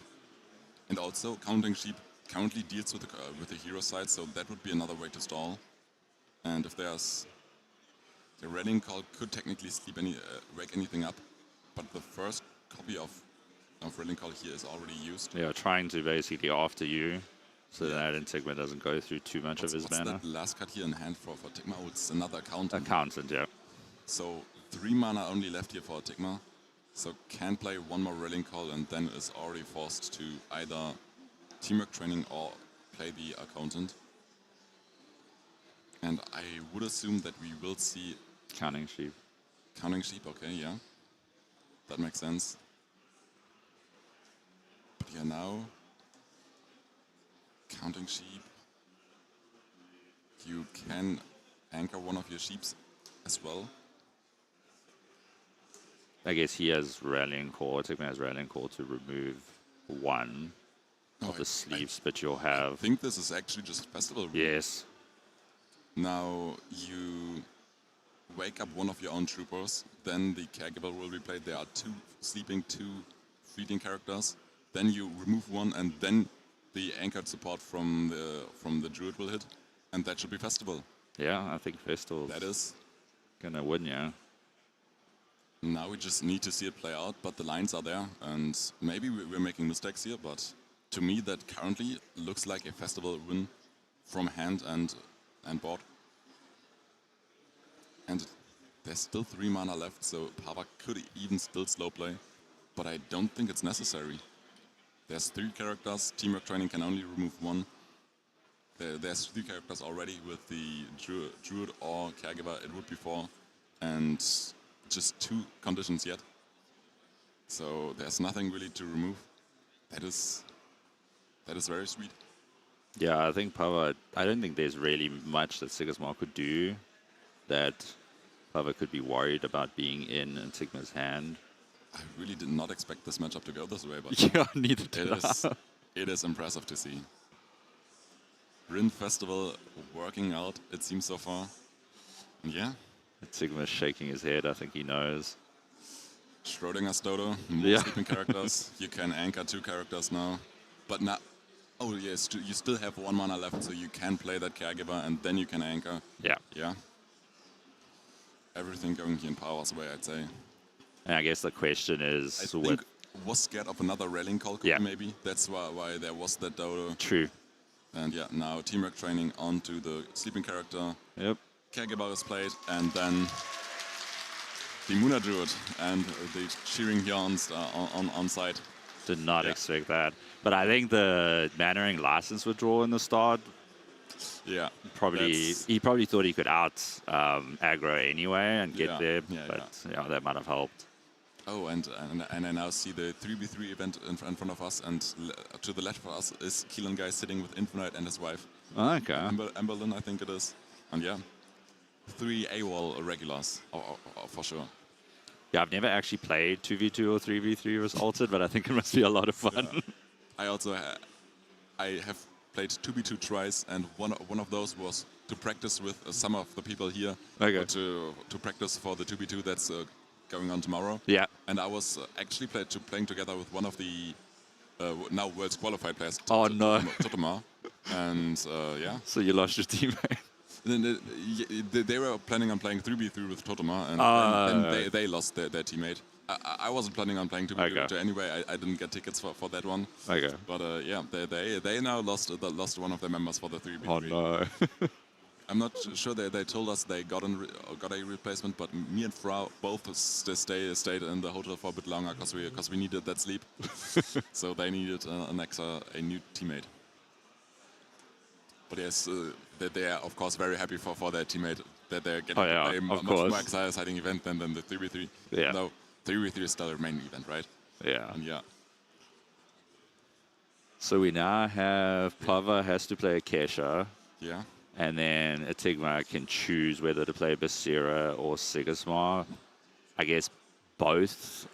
I don't know if I'd have a specific preference on which one to play. You have to obviously win with both anyway. Yeah, I think just because it's Akasha into Sigismar, you are pretty unfavored. Yeah. But this Akasha into Basira could get more favorable for the Akasha. But I think there's one dynamic that, at least in my games, playing Akasha into anything that is Bravos currently, there are a bunch of 3-cost characters, and yes, you usually play Off You Go, but you also play Caladrius, and you much more like playing Caladrius than you like playing Off You Go, and that Caladrius into Suhas, into Kugos, into all of the 3-costs, and also the Aklutes. Yeah, it's not doing a whole lot. It's a 1/1/2 body, probably not even getting that. Sometimes maybe not even getting an optimal target to remove. So that's one card that's usually really, really strong. But in this matchup, I think it might not see the most play, but also, yeah, still. Just being up one game, you should feel quite comfortable, even though you see that Sigismar matchup. And I would assume to now, again, see Sigisma into Akasha. Etigma just running it back. I don't believe they want to lead out with that Basira. Just say, well, I'm getting the favorable matchup here, and then we'll see where to go from there. Just get that first win on the board.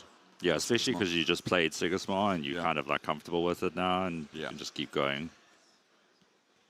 Shuffling decks, giving it over to cut, and yeah, there we see still the Rin deck on the screen here, showing off what has been won with,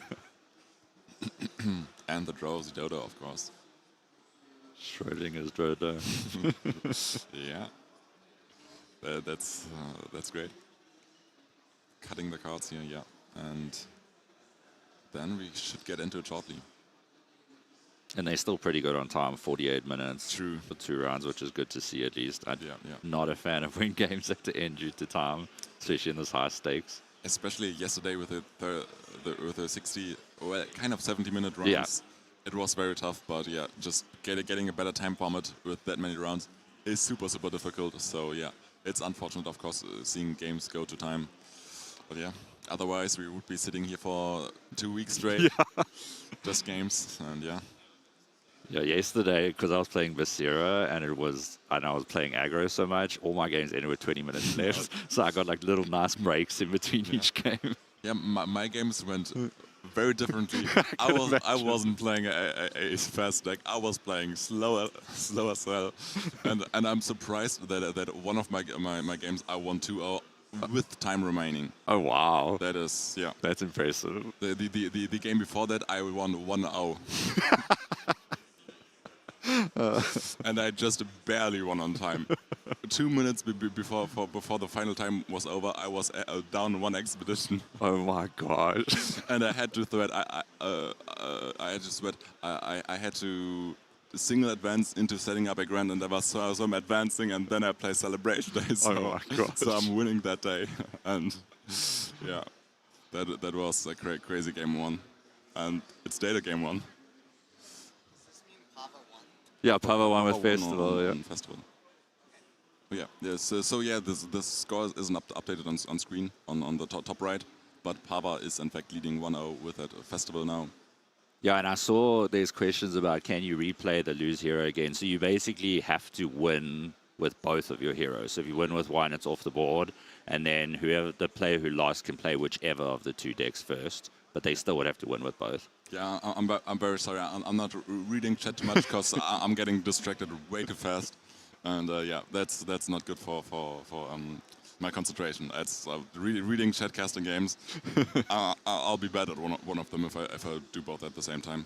And there we see 2-0 day 1 already. I think that was just double magical training here, drawing cards for that Akasha. You like drawing cards, but you also don't like seeing Sigisma advance 2-0. Yeah, Sigisma is a bit too aggro for what you're trying to achieve with Akasha. I do like that common Moth Breeder that's here in the deck. I saw a lot of people cut it or play the rare version because you can compare it to a category that you can split up in 2 bodies on 2 expeditions, and that plays pretty well into Sigisma on day 1. And yeah. Yeah, there it comes it's down. Just the common here and this one, and just 2 mana after you. Well, 2 mana, 2/2/2. It's just a fine body. It's not really an after you. It's just you can play it again, but yeah. And I think Etigma's yeah. So at least you get to get 1 move on the one side and stop Sigisma from moving twice that turn. And we do see the rare orders. The rare Ascended Trooper. Yes. Which is one of the new cards, of course. It's twice in the hand now, and that is getting a lot of Ascended expeditions, or getting boost if the expedition's already ascended. So pretty sweet. Just if you really want to force expeditions, that is a pretty sweet card. And I've been playing a bunch of Sigisma the last week myself, and I must say I like the common version of the Trooper more. Yes. There's one other card that I prefer having the rare slot over that descends on play. It is it's the Ugly Duckling. Oh, the Ugly Duckling, yes. It's a 1 cost, it's a 2 cost, it's so flexible. Yes, it's losing 1 mountain stat, but it's a 1/2 cost flexible. It is such a good card. I love that one already. Just play it 3 off in every deck. I play it in my deck as well. I'm a big fan of the duck. I think the Ascend mechanic is great. Yeah. It just sort of allows you to make some really interesting strategic decisions on where you play cards during the game. Yeah, you can really aggro down your opponent sometimes. Yeah, and I play the, I don't know if I'm mispronouncing it, the Oraganium or whatever you say, the landmark, which has been really great to use. Ooh, we have a unique... Unique Flamels are probably picking up cards. I've seen some Flamel variations that just also draw 3 cards. That would be great here. It's picking up a card. And it's returning off, you go to the hand. Yeah. No additional effects, it's just a 4/4/3 body, so I think it's slightly better than the common version, but I'm not sure if it has additional effects when leaving or when played from reserve. It definitely doesn't have the supportability that the common usually does. And there we see Suha and Caladrius already in hand. Banishing Gate, I would assume that card is instantly put to mana into Sigismar. I think there's nothing other than a Grand Endeavor that you would ever want to target with that. And even, I think no one is still playing that Grand Endeavor, or at least I haven't seen it in a while. I've seen it like once, but not much anymore. There's not a lot of landmarks going on anymore in Sigismar. And no, not going for that Banishing Gate. Interesting. First thought about it, but now thinking about another card. It's the Baba Yaga. Oh. That card is good. I think Pavayna might do Banishing Gate. Yeah. There we go. Banishing Gate is gone. And now, unfortunately, we're not getting to see what the uniques do exactly. They're just not showing us. But that unique is gone anyway, so it didn't matter at all. So not a big deal. Yeah. And Auto Spy, of course. There are a bunch of Auto Spies. I'm usually not the biggest fan of Auto Spies, because to me they are just understated sabotages, and if your opponent has a lot of card advantage, they are bad. To me, they feel bad. But that of is course, true. But of course, there's one card in the deck that allows you, if you have 2 Auto Troopers in hand, to just double sabotage your opponent, and that is the Skybound Odyssey. Yes. And just get as much Skybound Odyssey value as possible, and that also makes the Auto Spies better again, I'd say so, yeah. Yeah, I sometimes with Becerra, when I play against Sigismar, will specifically try to bait out the Auto Spy because I'm going to move twice that turn just because the stats are too bad. Yeah, that is very fair, and yeah. But I think in the Skybound Odyssey list, this makes a little bit more sense. Usually I prefer the Jack Frost because it's better stats for the cost, and it's also on play. So yeah, but it's a rare slot, of course. You know, I play 3 Jack Frost because I think it's honestly one of the best Sigismar cards. And someone else also in chat mentioning Siggy pretty low on cards. That is very true. That's also one of the nice opening lines with the double draw for Akasha. You can run your opponent out of cards pretty quickly and just have the card advantage off of the 2 cards, or basically 1 card additionally that you draw in the first turn. And it's surprising that a single card up actually can snowball through a game. Yes. But yeah, there's the Suha. Suha. And you mentioned low cards for Sigismar. Yeah. And Suha is doing exactly that. And yeah, that's mainly this strategy for a Akasha. Going into any deck, you just want to limit the resources because your characters are all understated, or at least most of your characters are understated, and you really need your opponent to not play a lot of characters so you can outstat or remove them, and then still win or trade expeditions. And at some point, you want your opponent to only have cards in reserve so you can hunger them and get a 1-0 potentially. And yeah, I think also 1 great card or 2 great cards that go really, really great alongside the hunger are Pamela and Rime Frost, so you can force out additional plays from hand before you actually hunger. Yeah. And also just playing Beauty Sleep, so cards that are played from hand don't go into reserve and can even be played from reserve the following turn, also sets up hunger nicely. And I think we've seen all of these cards, maybe not Pamela, I haven't seen that card while they were checking the decks, but definitely there are Beauty Sleeps, there are Rime Frosts in there, and there's a hunger in there. So a really sweet build here from Pava, I'd say. Etigma has Gargoyle, Warrior, Ascended Trooper, and yeah. Did not mana this turn, I was still thinking about it. I could see potentially non-mannering, but I always get worried to do it when you're on 6 mana. I feel like it snowballs you later, and you regret not mannering. Yeah, and did not mana apparently. Yeah, so first place Suha still has that after you, so can see out more plays here from the Sigismar. And there's the ascent. Yeah, with 4 stats in mountain, you don't need to worry about ascending. Your hero side, companion side is just fine. And yeah, still the curve I'm looking at. You're definitely looking to play Rallying Call here. Yeah. And probably, just so you don't overload your reserve, the Ascended Trooper as well. And that is a 2-mana 3/3/3 now in that companion side. Because that one is already Ascended. Yeah. So that is, I feel like Pava is just trying to basically after you and see what's coming out, considering she just played 2 1-drops so far. Pretty much, yeah. Still has Caladrius here. Yep. And Caladrius is a good card now. That gets to... You can't play it immediately now, but if you get 1 more after you, you can then all of a sudden play Caladrius. And the Rallying Call... Actually, no, the Rallying Call still gets you boosts. Well, yeah. So Rallying Call is still just a super flexible card.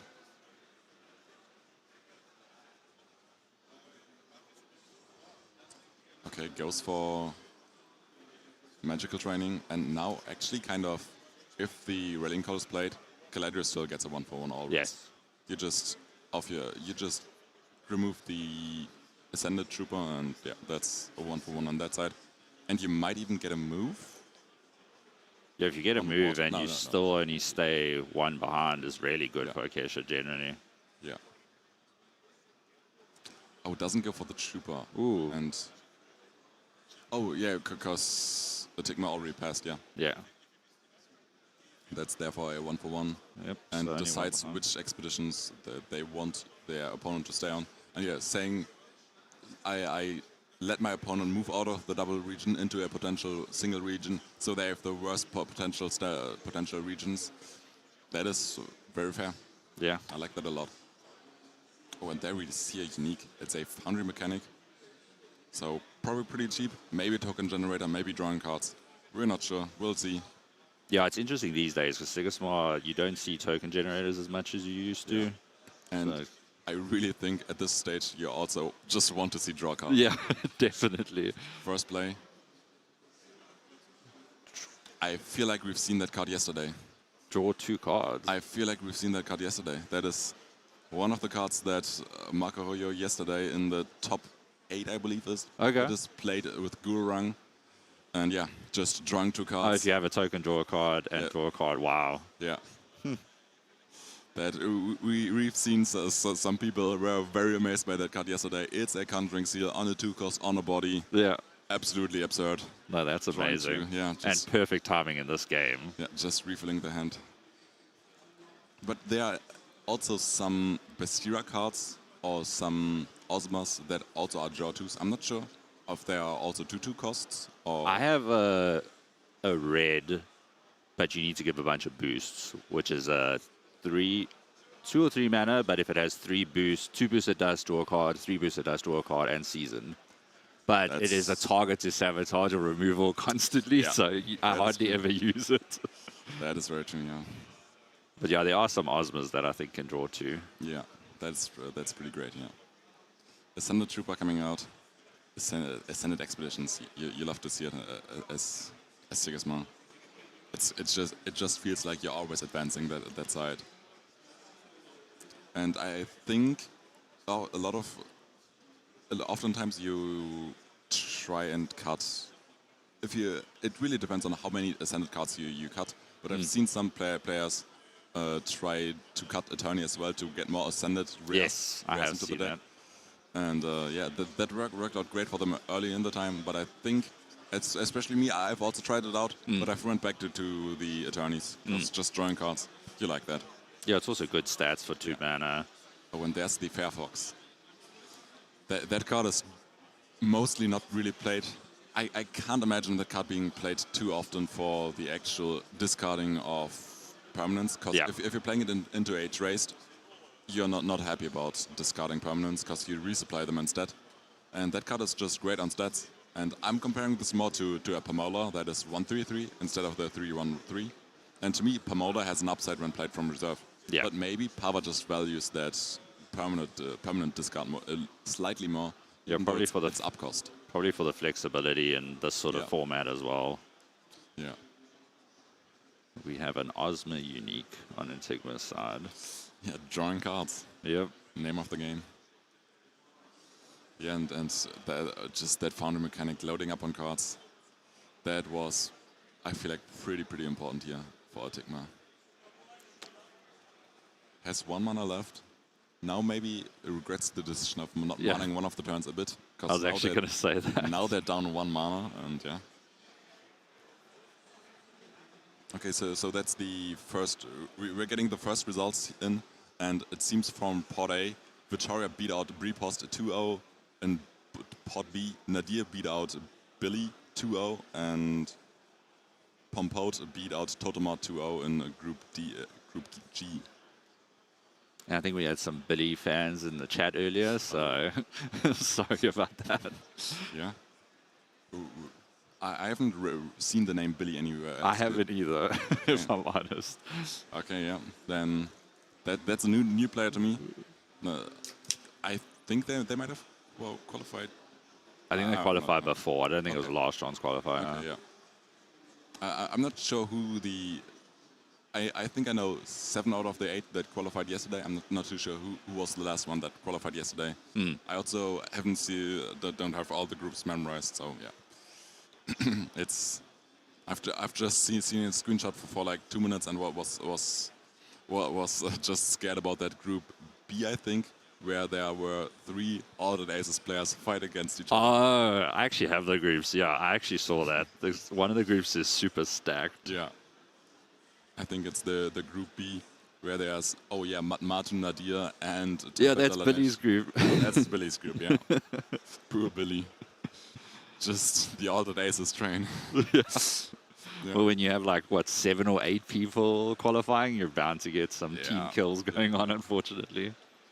There's another group, I think it might be Pavas, I'm not sure, but there's some group where Clay and someone else from Altered Aces. I believe it's Pava, but I'm not so sure. Banish from my team, Exalt is in that group. Oh, yeah? Yeah, I've seen that it's as well. Pava, Claedeus, and Yeah. It's a really stacked group. Yeah. What group is Trickster on? Let me look. Because I've met up the American qualified players. So he's TBD on this, but it's Wurzi, Popeye, and Aganman. Oh, okay, yeah. I see. So that's also pretty strong group, I'd say. Yeah, I think there are some really strong groups, the way things laid out. I mean, they're all good. At this stage, there should be pretty strong groups. That is true.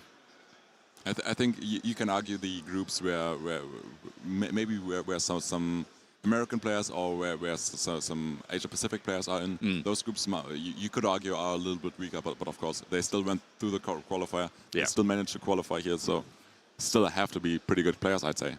No, I totally agree with that. So we had a Tooth Fairy getting rid of the Trooper. Didn't get rid of the Unique because the abilities are from hand only. Yeah. And from reserve, that seems pretty weak. Yeah. 2 cost 101. Yeah. But Ozma.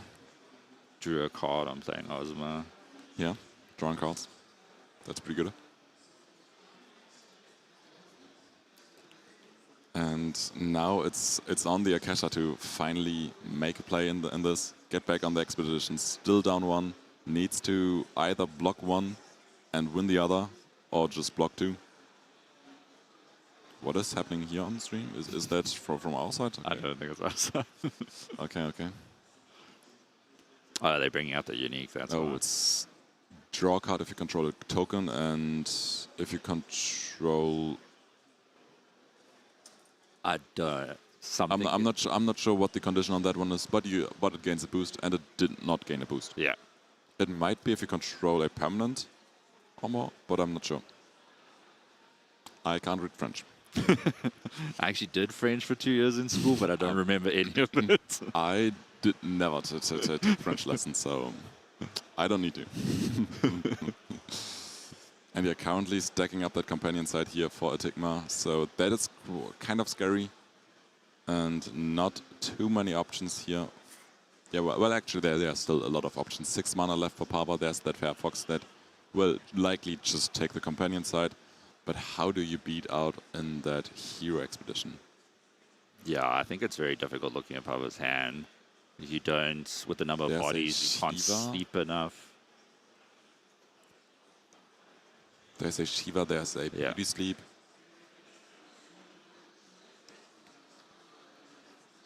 Yeah, if you play... You have no way of actually blocking the Cryon that mono Forest Expedition unless... So there's no cheap option. You kind of have to play 2 cost into that. There could technically be a Starfish. I think that's the one of the few 1-cost characters in Ysmir that has a Forest stat. Usually we just see that Studious Disciple. That is of course lacking that Forest stat. And yeah, goes first with the Off You Go. And I'm not sure if they're still out, but probably calculating it and probably thinking that there is an out. I'm not seeing it yet, but I'll be happy to see it. I want to see this. I think there's a line where you play Fairfox and then sleep one side. Yeah. Because depending on what Etigma plays here, but I think there's only 1 mana left. Yeah, I don't know if Etigma has passed already. Or is it the card in hand that's laying there? We're not sure. Use mana ops. Then we know if there's mana or cards open in your hand. I used mana orbs in Canada, and everyone looked at me like I was doing something they'd never seen before. Yeah, I was doing it with the mana ops yesterday all day. Yeah. And I really like it because I tend to put my cards down and just confuse what is deck, what is hand, what is deck, and what is mana. And yeah, yesterday I almost had the moment where I didn't realize I had 3 piles of cards. And 1 pile of mana ops, and I was like, what is my hand now? I think the one that's laying on my deck pile is my deck, and the other one, the other 2 piles are probably just my hand. Okay, so Sigga small one. It's one-on-one now. So we are left with Basira against Akasha now. And I think that was from the beginning of the matchup that I was looking at, where I wasn't sure whose side it's going to go, and it's probably just... We're going to figure it out now. I think there are probably things that are going there that are in favor for each of these players. There are like Off You Goes that favor into the 3 costs. There are like a bunch of exhausts, and you're completely outstatting the Akasha on the Basira side. So that's pretty good for the Basira, but Akasha really needs to find ways to consistently get rid of the characters in the expeditions for the Basira. And also, it's a little bit more difficult to consistently do 2-0 or get consistent early 2-0s for the Basira side. I will say, I was saying this to Cole earlier, so Pava knocked me out in top 8 yesterday. And so she knows Basira very, very well and was very aggro with removal on like Masuha, on Makuku and stuff like that. So I think this will be a really interesting matchup. Yeah. And especially if you have those options with Off You Go, you're just gonna fire that off onto these 3 costs as soon as you see it. But yeah, if you have the Caladrius, you also get great targets because Basira is still playing 2 costs, 1 costs. And I'm also looking forward for these Basira uniques. I've seen some different configurations. I've seen your Basira uniques. They are great. Especially your Navigator. I believe. The Lyra Navigator is amazing. That is a crazy one. Getting boosts and then also whenever it gains boosts, giving fleeting to anything. Yeah. 2/2/3 for 3 costs, and play it gets a boost. You can use Basira's ability, and you can give 2 characters fleeting. Yeah, and there are some other configurations. I've seen players like yesterday for Rinku here on site played draw clutes, or they run I think 1 draw clute and 1 draw Hydra. Okay. Then there's also players like Floats that play the same lineup, but also there are just 2 cost draw 2s, or I think there are also just 2 cost draw 2 Osmas. Yeah. And there are definitely some very absurd uniques for Basira that you can play. And also I've seen some players playing with Armorers. And I'm really a big fan of the Armorers. Oh, you mean like the bug? Yeah. I have 3. I have 3 of them, and I like play them sometimes. I had 2 of them, but sold them again. Okay. And then at the time I just had the Brepost spawners where you needed to pay 1, but they could still go both expeditions. Oh yeah, which helps with the flexibility. Yeah. But of course paying 1 is a bit more difficult. Yeah. But they're still fun to play. No, I think there's some interesting uniques. I don't know if Flo's is playing them now, but I know Flo's on BGA plays some of the ones where it's like, if you play a character and I have a boost, give 2 boosts to another character, or like splitting boosts up. And those can be very difficult to play against because you have no idea where the boosts are going to go. Yeah. And the initial setup for Fra at some point for Basira was playing one double boosting unique, playing one armorer, and playing one draw clute. So you just have that flexibility if you ever see 2 uniques that they are synergizing with each other. Yeah. And yeah. But here, I'm really excited to see what these uniques are doing, and I hope that at some point we're also actually getting to see them on screen and get to see the text. I see Etigma's playing Parliament of Ashes, which I think is a really great card. I've been sort of hesitant to play it in Basira just because feels like I will lose out on getting ahead early. Yeah. But obviously great if you're playing 3 Cuckoo in order to like protect the Cuckoo and your Uklats as well. But it's an especially great card into the Akasha matchup. Yes. You can play it on one. You're not expecting to get double advanced on. That is true. You're protecting yourself from off you goes, from any sort of removal. But it actually does start off with Parliaments and just starts off with a tiny Jin here. Yep. And says, well, I'm going to play the Chiron and I'll get a favorable trade here. I'll probably just mana my tiny Jin, get some ramp, get the Parliament of Ashes out, and then go to see and play the game from there. And yeah, I think that's a fine opening. We see the Baba Yaga as an answer, drawing a card, but I do really imagine that we will now see 2 boosts going over onto that tiny Jin. Just get the first lead. That's what Basira wants to do. You want to be ahead in these matchups and then protect yourself from any removal. Yeah, 2 boosts onto the tiny Jin. Gets the 2-for-1 here. Yeah, which is a great exchange. And like you said, now you're going to get the Ram, plus you can play the Parliament of Ashes, get back to the same card situation you're in. And we now see some... Okay, I was just going to mention the Tumult markers. They don't look the greatest right now, but now with the move, they changed, and we see the correct ones. And have you seen the stream yesterday? They have like extra markers for Defender and Ascended character. Yeah, I saw that. That is super, super cool. And the counters for Traced as well, and for Soul. Yeah. Yeah, that is super cool, this setup here that they have for the Tumult. So that is very sweet. Etigma has 2 Parliament of Ashes in hand now. Yeah, I'll say keep both. Yeah. You really don't want to get off your goat. Yeah. Just get this Pseudo Spindle Bastion. Oof. Card draw has been interesting. Yeah. Yeah, maybe not. Yeah, it's fine. You can still...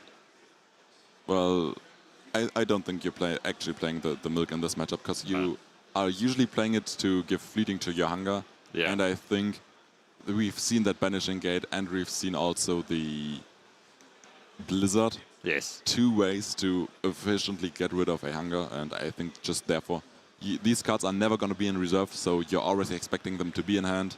So I think it's very hard to play with that.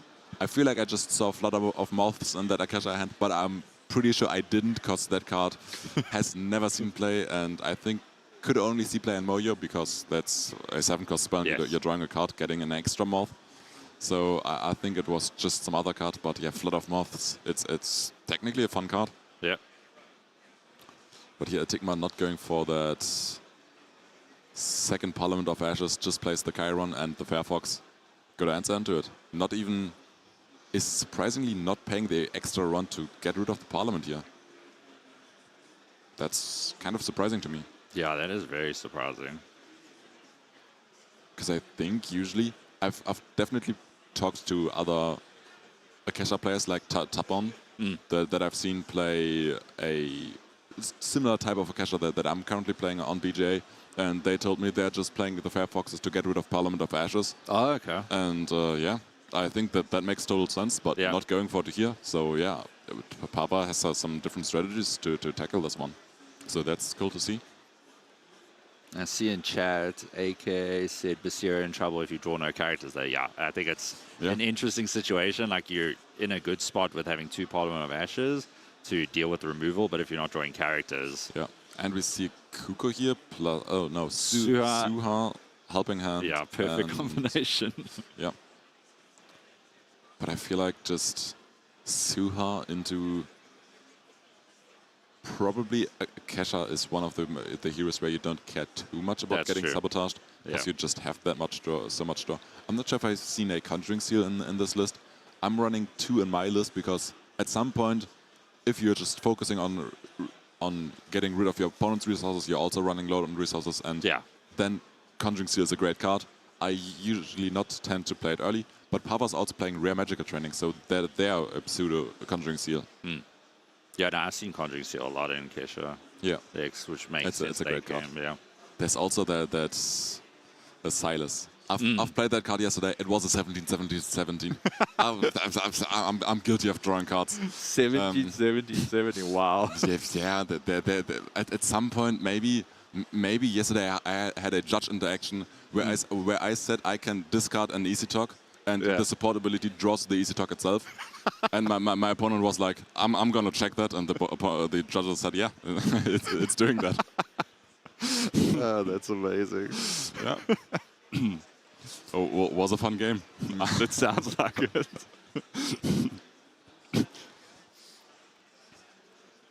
But yeah, I'm not expecting this Akasha to get that many cards. That deck is not built for that many cards. But yeah, if you ever get there, Silas is a great card. I can imagine. But yeah, just at this point, I think Silas is already a 5/5/5 that draws a card. So yeah, it's just fine. It's beating out. No, it's not quite beating Arcludes. So yeah, Arclude still good card. Yeah, such an incredible card. Both pairs on 6 mana. So Etigma at some point didn't not mana. I was still thinking about it here, I think. I think he's thinking about it because he was putting Suha down at one point. Yeah. And but he hasn't mannered. Interesting. Yeah. So at some point Etigma stopped manaing just to maintain some cards. Ramfrost hitting that Serengar. That is pretty good. Denying the draw. Potentially making the Basira overflow their reserve by a bunch. And that is pretty much what Akasha wants to do. Just get the resources out of the opponent's hand, put them all into the reserve, make them lose cards. And yeah, Ramfrost is excellent at that. Suha looking to sabotage, not using Basira boost yet, because there's still that Chiron and... Yeah, Tigman's trying to decide which side to put. This is such a real play for the Basira, because they have 6 mana total, and they're playing a 3-cost and only have 2 costs now left. So they definitely can't use all of their mana this turn. And they're still just after you here from Akasha potentially. So to just see the next card. The Akasha won't know it's the last card they will see for the day. But yeah. No, it's very clunky starting cards and playing for the Basira player. Yeah. Not exactly what you want to see in this matchup. Taps 2 mana, not using the immediate after you. There we see the Baba Yaga hit. And yeah, surprisingly not using the Akasha still.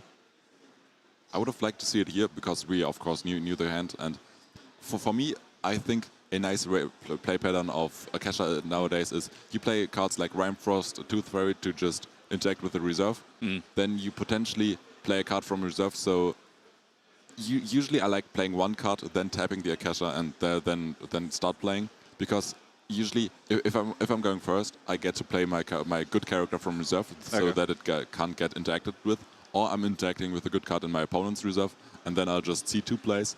Or you just keep delaying your Akasha hero ability as long as you say, I'll try to get a favorable trade here for going for this, and yeah. That's interesting, because I haven't played Akasha a lot, so I've always wondered when is typically the best time to sort of use the ability, but I think that makes sense. Yeah. And here still gets the 1-for-1. I think that way had to spend an additional resource, but still with the after you got to see that there's no additional play from the Basira, so felt safer this way, and yes, still understandable. Now has to probably discard. Did the Suha sabotage? Oh, true. So the Suha gets to decide what's sabotaged here. Yeah. Sure. Gets rid of the mouth breather. Moth breather. Yeah. I think Cold Star started the mouth breather. That's it was funny to me, so I'll just continue what Gold said. I've heard some of Cole's interesting card names before. Yeah. Yeah, the Tony Jin I think is probably also one of Cole's inventions. Yes. Yeah. And they are finally the Senga hitting the board. So some needed draws hitting the hand from Basir as soon as that leaves. But there could be tech that you just play Helping Hand onto the Sarenga. I don't think it's actually happening, because you then also activate Basir ability, but technically that's possible. Yeah. But yeah, true, the Caladrius last turn wasn't even possible because there are 2 Parliament of Ashes in play. I'm always forgetting these cards. Yeah, they can't do much because of the Parliament of Ashes. Yeah. They just actually need to play a fair game without removals on the Sakesha. Or at least have to spend 2 extra. And that is pretty brutal. AKA, did the Sewer have fleeting? I don't think the Sewer had fleeting. I think it was because Etigma's reserve was overflowed. The Suha went to reserve Sabotage, but then he had to get rid of one, so he got rid of the Suha, I think. Yeah. Because I don't think it had fleeting. I assume so too. It's the weakest character in the reserve there, and there was no Helping Hand, I think, left in hand. Yep. So you don't really get a value of playing it a second time. And of course, Chiron and Sarenga are both amazing cards to be played from reserve. I will say looping Suha can be a lot of fun. Yeah. Yesterday I had a Suha that stayed out for 5 rounds in a game using Brepost Vanguard and Helping Hand. You love to see that one. Yeah. It's that reminds me of I have a great Akasha unique that at dusk makes the opponent discard a card from hand, and if it loses the expedition, it returns a card from your reserve to your hand. So you play Beauty Sleep on it, get the Beauty Sleep back. Next turn you Beauty Sleep it for one. Opponent discards another card, and you can just keep doing that. The discard card from hand uniques scare me so much. Yeah. And if you then have double discard from hand on your Bakus, that is getting ridiculous at that point. Then but those are so sweet. Yeah, and then you're stuck making interesting mana decisions because you have no cards in hand. Yeah, I've actually played a game where I just manaed on made the initial manaing, then manaed on 2, and then stopped manaing because my opponent just kept barcoing me. Oh no! And I won the game. So wow, it worked out. That is an interesting game. Yeah. Oh, we still got to see the Helping Hand here. We're definitely focusing on the game by now. Yeah. Yeah, but it's still definitely very close. The Basir are still ahead on the Tumult, and I think they're kind of equal on cards as well. Yeah. But actually, no. The Akasha has 5 cards, and I think Etigma only has 3. Yeah. And yeah, Rhymefrost again tackling that reserve. So you probably again don't want to play that Helping Hand. Suha once again. I feel like this is a repeat. I think we've seen that before. These 2 moves are the exact 2 moves of the 1-turn. Yeah. But that's how good these cards are, and that's why they are not just a 1-off or 2-off on the deck. And probably just, I think the Rhymefrost might just be a 2-off on the deck. I think 3 copies of Rhymefrost. It's a great card, but not as a 3-off. At some point, you don't really want to see the card. It's a great tech card in specific scenarios, but not always. And I think these types of cards, you don't want 3-offs in your deck. Yeah. No, I agreed fully. So Pava used the Acacia ability to sort of see a few more cards after interacting with the reserve, like you spoke about earlier. Yeah. And just place the Helping Hand here. That's 1 boost for 2 mana. Not very mana efficient, but reserve efficient. I could also see, they still have... it's just played because they still have the correct curve to play everything here. Yeah. So that's probably why they did it. They would have much preferred to play the Sarenga, but of course you can't. And yeah, one of the new heroes, I think with the Axiom one, you could have untapped your Sarenga and played it again. But of course that's set 5 and Axiom. Yeah. So we're on Bravos and set 4 here for the World's Finals. Yep. So that's not quite possible, but yeah. Still a while for set 5, but they've seen some interesting cards so far. So. Yeah. That Suha is boosted up quite nicely. 4 boosts total by now, so 5/4/4. It's hard to beat. Yeah, Pava hasn't used much mana, but obviously any of the removals gonna cost a bit. There's only one just- Parliament of Ashes, so it's one more. Just plays another magical training. Yeah. Because Pava probably knows Silas is getting a 1-for-1 Yeah. and draws more cards. And whatever is now played here. Is there? No, there's not enough mana left for 2 plays.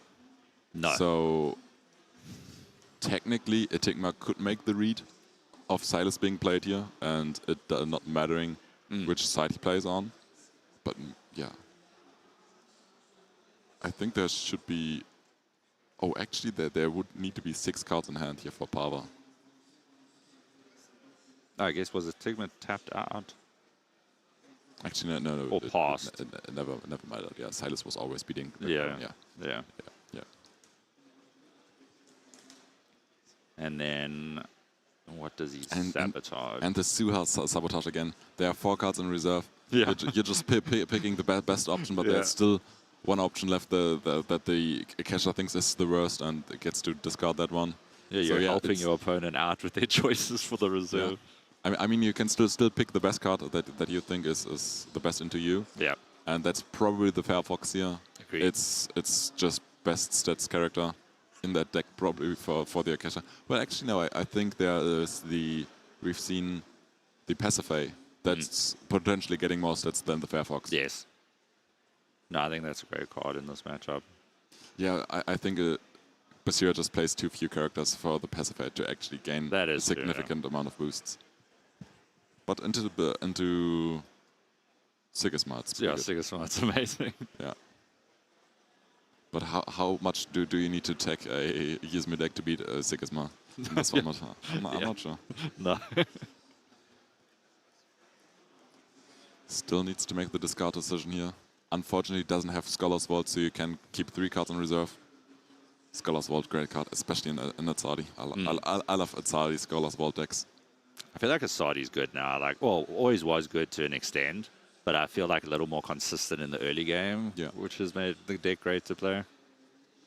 And I want to see all of the Marbles decks. Yes. I know Marbles was. I know the 3 options that Marbles was considering, and I think there was a Scholar's Vault Azadi in the consideration. I'm not sure if it made the final cut, Yeah. but I've definitely heard Marbles and Trickster talk about that deck, and I was like, yeah, just play that deck with sustenance and mana reaping, and then you're removing everything from your opponent, putting it into the mana, and Marbles was like, nope, I'm not doing that. But it was, in my opinion, that was a great suggestion. Yeah, that sounds like a good suggestion. Yeah. And we on the AQZ call that the mukbang Azadi, because it's just you then just play a lot of food cards. Okay, that's an interesting thing. Yeah, we are deck techers in AQZ. that's for sure. And here we see Suha and Serenga both in reserve for Serenga's not Azadi. coming out again. And both cards don't have great stats on these expeditions. On no force. Oh, we have a expeditions. unique. Unique Tooth Fairy. That's the first unique of the game, right? Yeah. We finally get those banned yellow cards. Oh, we are on World Stage. They are not banned, actually. We can still play them. We're not playing no unique. Yeah, unfortunately, that's a great format. Yes. That at some point also needs Yeah. I've enjoyed playing it. Yeah. That's for sure. And When I leave the expedition, sabotage. When I leave the expedition, if I have 2 more boost, draw a yeah, card. that's pretty good. Yeah. I've also seen double sabotage for fairies when they leave expeditions. I've seen fairies do a lot of things, and this one is great as well. Isn't there a Tooth Fairy that literally just says from anywhere sabotage, from anywhere sabotage? I think someone played it in Canada. That could very well be possible. I also know Meltdown has a double leaving sabotage tooth fairy. Oh. That's 3/3 cost, I believe. That's And amazing. yeah, there are some great fairies. There are also draw and sabotage on leaving Yes. fairies. Yeah. Also another one played in Kojo this weekend. I'm pretty sure. Yeah. And yeah, We have the third another Suha. Suha. So a lot of leaving sabotage, a lot of helping hand value. Yeah. So I feel like that deck is pretty much built around that. I'm not a big fan of helping hand. I feel like you're sabotaging your opponent, but you're also sabotaging yourself, because you oftentimes end up with 3 cards in reserve. There are setups where you just end up with the card, the helping hand, and the helping hand. but oftentimes you just discard the second copy of Helping Hand, I feel like. So I play 2 Helping Hand and 2 Vanguard instead because of that exact reason, because I think the body's better and better reserve management with that. The thing I don't like too much about the Vanguard is, of course, it's a 3-cost, but the rare version gets you another draw. Yeah, no, I play the rare, but obviously the rare slots are very difficult in Basira these days. And there we see the pacifier, and it's actually getting 3 boosts, still more plays from the Basira afterwards, and that is still 6 stats and mountain total for Pava to beat here. So needs another 3/3, another pacify would do it, therefore, I believe. Yes. It's 3 mana left. A Fairfox also gets to tiebreaker. Pava has Suha, off you go.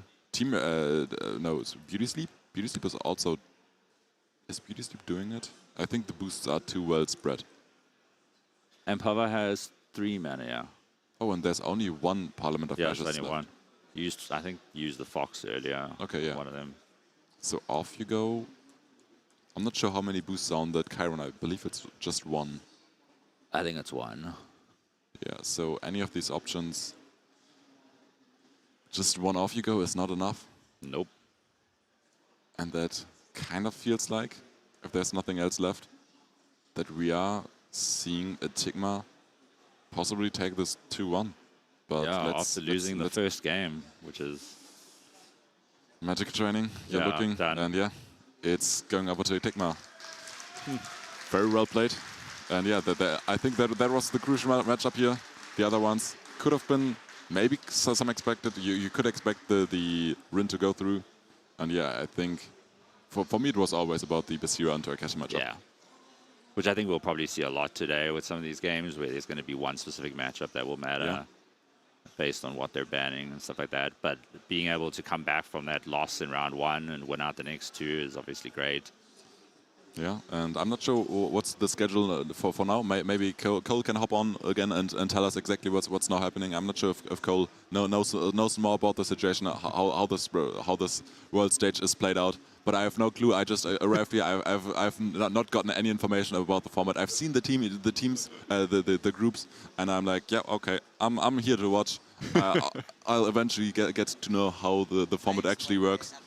Okay. But do you still want to hop on and get to talk about it? Okay, yeah. So sure. Do you want to come back after? Yes, I can come back later. I know. Yeah, sure. I'll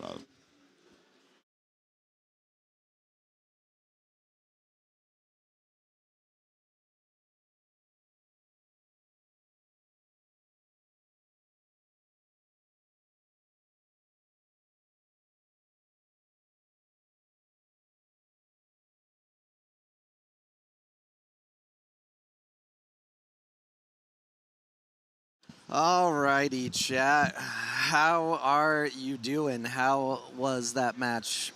Between running around or eating some food real quick. Shoot, is it almost 1 p.m.? Oh my gosh, I have not had real lunch yet. I should probably do that. Could Suha have died in Game 3? So I came in right at the end, and Pava had 3 mana left, right? So what am I missing? Because you guys were watching more of the stream than I was able to. I know there was a Parliament of Ashes, which would mean only tough 1. So couldn't the off you go hit the Tooth Fairy unique, and wouldn't that have given Pava the 1? So what did I miss? Because I think I don't have the full picture since I walked up and I was just looking real quick. But do we still have any Billie fans in the chat? I said I would do something for you, and I have, but I don't know what time it is where everyone is, or if you're still around. And also my foot is catching on a cord, which is not great. All right, nice hat. Yeah, this is my Muna hat. why no one updated the score on the top right. Who takes care of that? That would be the production team all the way over there. I am not sure why they did or didn't. If you looked at the overlay, they were doing checks on the decks instead. So maybe they decided that was how they would prefer to do it and just went with that. 2 parliaments? Okay, that's what I couldn't see. Based on the view that I walked up on, I could only see 1 parliament on screen. Billie's fan here. So, I believe they gave you an update earlier about Billie's match. I think, unfortunately, they lost. But I told you I would do something for you. And I am nothing if not a man who tries to keep his promises.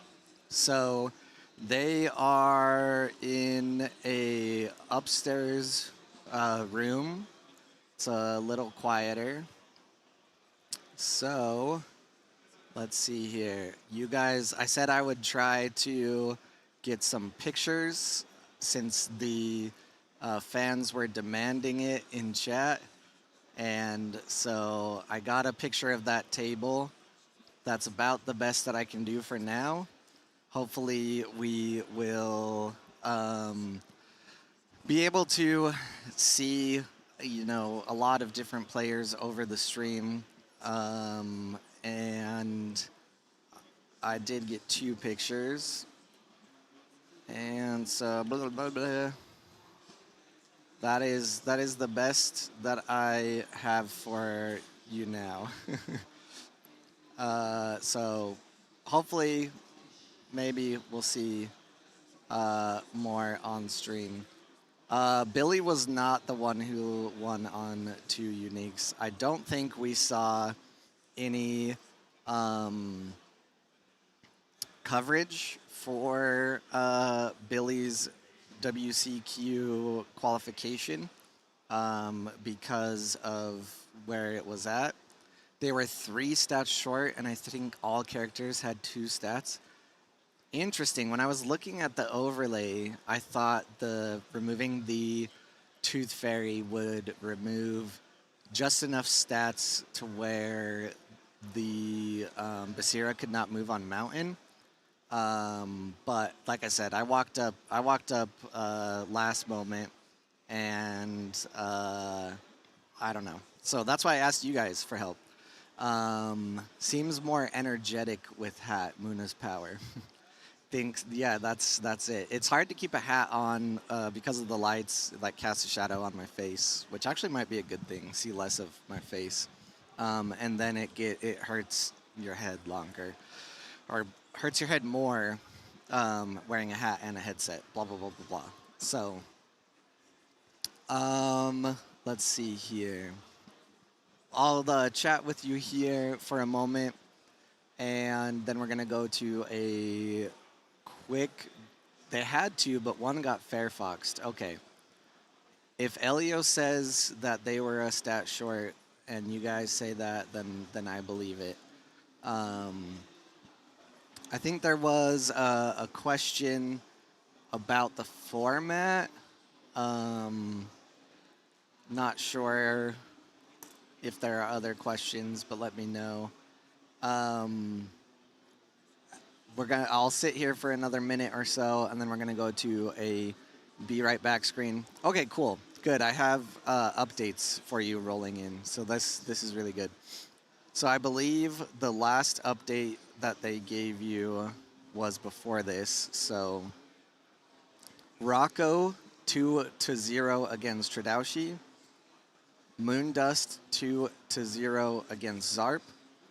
Banish 2-0 against Claedeus. Woolleast versus Trickster was 1-2, so Trickster won that out.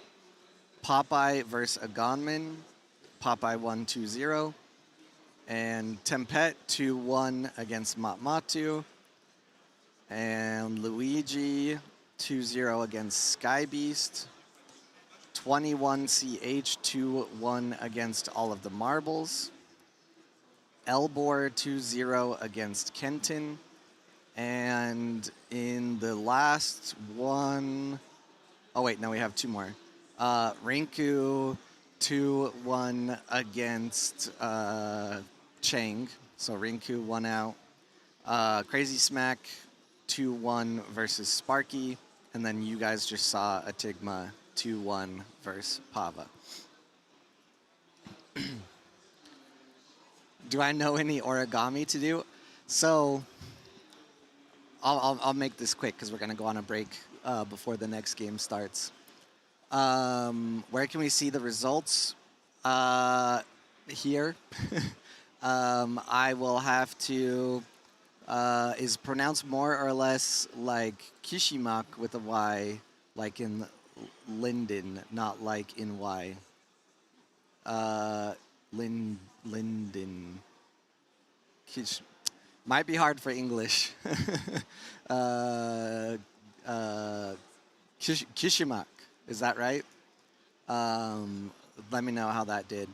I have to, I think, update the bracket on my side, and then I can show you a picture. But it is basically not on Melee or anything. It's a very specific spreadsheet they have basically because of the special format, yada yada. So the next match, I believe they came and just flashed me, was, I think it was Pompote. Wait, that can't be right. Did they say that? Okay, you'll see it here in a second. I was like, that does not commute with what they told me what groups they were streaming. Oh, it is Pompote versus Moondust. They're just getting straight into it.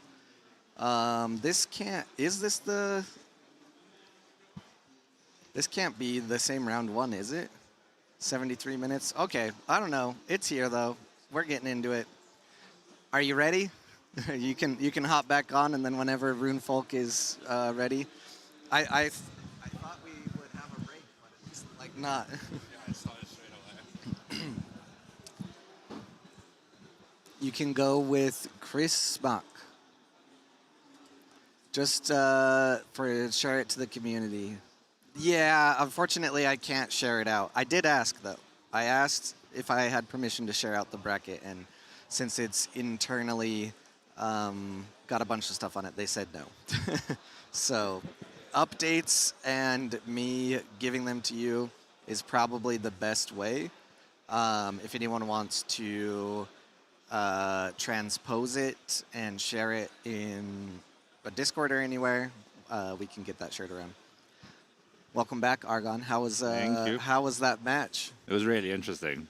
It was interesting to see Basira, especially with the sort of bad draw in the start, with getting to Parliament of Ashes and having a bit of a clunky start, sort of come back. I was surprised by not banning Festival, but banning the Kojo, which was Pava's obviously strong deck that they qualified with. But yeah, it was a great game. Where did Runefolk go? Did he decide he's gone? He's like, I'm done with this place. I think he was watching some of the games going on around us. He'll when he gets bored, he'll stop back by, and yeah, he'll stop by. So they're going over the deck lists here. Billie, I don't know where Billie is originally from, but they played in the APAC WCQ. By guessing from the chat, I would say Malaysia, but that could be wrong. A bit weird not being able to know how it's going. We're telling you how it's going, and the social media is telling you. And yeah, I mean, so what I have to do is I have to update this bracket, which probably this won't work anymore because we have it used for projector. But anyways, it's I'm here running this. We're casting, so that's what we're gonna focus on. This, unfortunately, they are missing the names of the players, the owner, of this deck. They probably know it, but we don't. But this is another Basira list. What do you? I mean, It looks very classic. I love that they're playing the Brepost Vanguard 3 of rather than just 3 helping hand, but they're playing 3 of it and 2 helping hand, which is quite a lot of remove leading.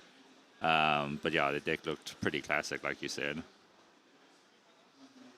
And it's an interesting one, the Basira into Traced, which is a very hard matchup for Traced.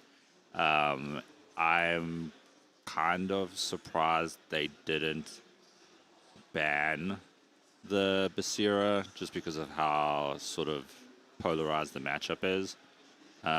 Basically just because of all the sabotage, because of all the, especially the exhaust thing going on from the Arclight, it can be very difficult to get Traced to 5. And even if you get Traced to 5, it's still a pretty difficult matchup. All right, how is Giacomo doing and Vittorio doing? I reported all of the results. So Giacomo was 2-1 against Javi Navarro, and then Vittorio was... That's why I was saying if someone transcribes it and then shares it, that would be the easiest way for us to get it out there quickly. Vittorio 2-0 against Brepost. So they both won their matches. Banned Arok, interesting. Yeah, if you know Moondust, yeah, that's who you ban. Yeah. If you're banning based on the player, you ban Arok. So Yeah. that is the hero they qualified on. I heard they have some very nasty uniques for Arok. And we're just already in it. So we have Traced banned, Arok banned, Traced being available for Moondust, and Kojo available. This is like almost kind of the same as last round. Yeah, it is close.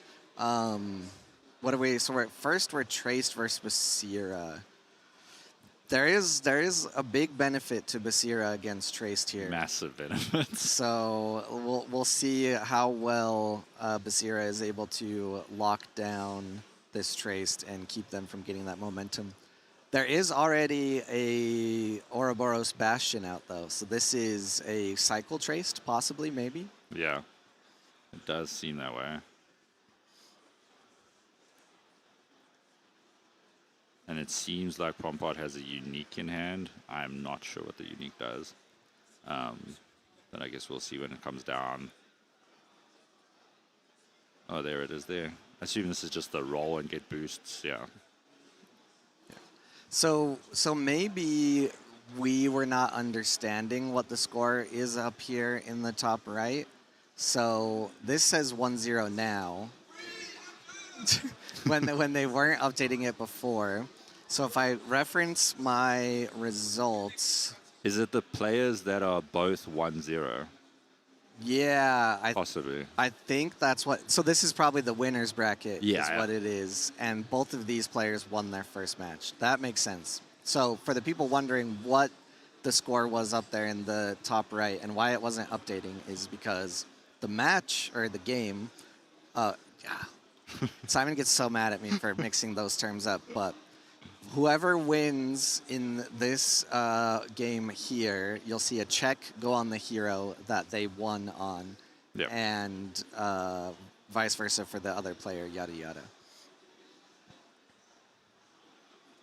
We cannot share the link to the spreadsheet, unfortunately, because it is an internal document. And I'm assuming tomorrow when it becomes single elimination, maybe something will be shared. I don't know. Yeah, I mean, they're sharing all of the information. It might just not be super real time, Okay. because we are here. Everyone's here, basically. There are is updates true. going out in Discord and social media, everywhere we can put them out quickly. Zarp lost to Moondust, so Moondust beat Zarp to be Okay. here. Yeah, because I think I spoke to Rinku yesterday. They're in pods of 4, right? And you need 2 wins to go to the winner's bracket. Yeah, Yeah. Okay. yeah, I believe so. Okay. And then I don't know how the math or the calculations work. That's part of the reason why it's an internal spreadsheet, is Okay. it has all that built in.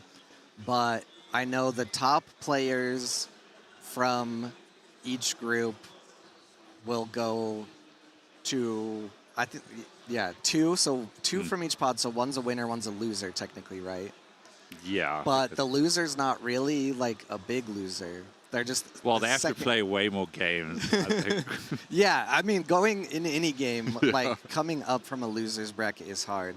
As soon as I get more information about like the calculations and stuff, I'll share that.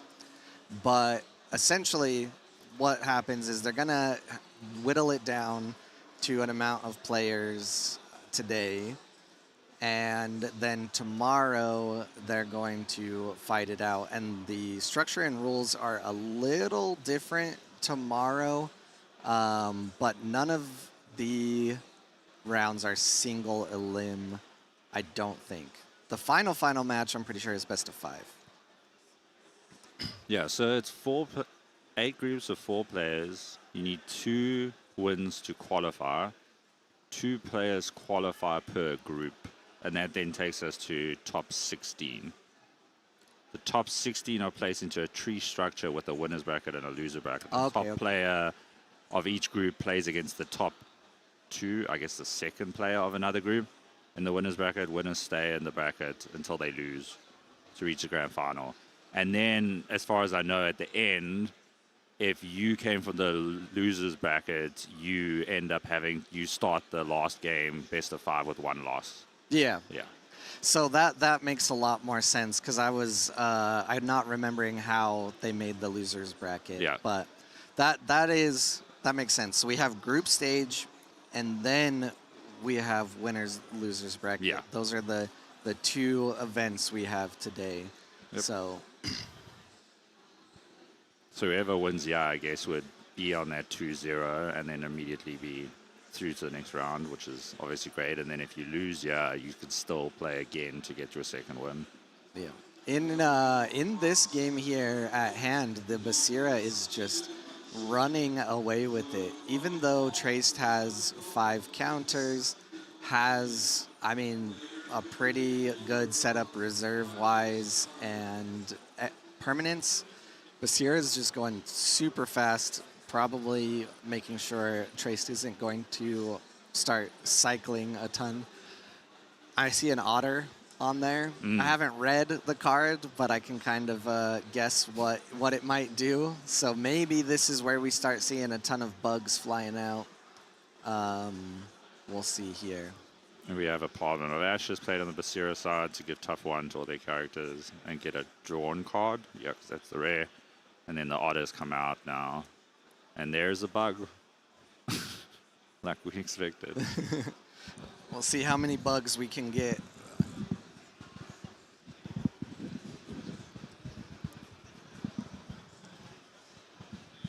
All I can read from the unique on the screen is that it creates a bug. Yep. So from reserve, I believe you. I thought it said put a card in reserve, but I didn't see him put a card in reserve. I might have missed it. And then whenever a card goes into your reserve from your deck, basically create a robot. In Target Expedition as well, which is crazy. So this is the classic cycle Traced. It kind of looks like Pompote has like just a smile like, yep, I know what this is. And we have another unique in reserve, which I don't know if all the uniques sort of do the same strategy. I don't think it's a Merlin. Yeah, it looks like a Merlin, so that might be Traced's like technically only removal in the deck. I mean, there's an Aerolith Reef. That Wreath there, so that is Reef. It is Reef. I said it right the first time. Yes, it's a reef, not a wreath. Up. Yeesh. All right. Card goes from deck to reserve. Make a token. Yeah. Oh, Colvin said Basira starts running out of rare slots with the new set. Yeah, Basira is very hard to build. I think hard to build, but just hard to decide the right proportion of your rares between Aklat, Suha, and the Cuckoo. All right, so we're at 10, 10, 10 with We have a the common bugs there. foiler. I assume that's just another bug.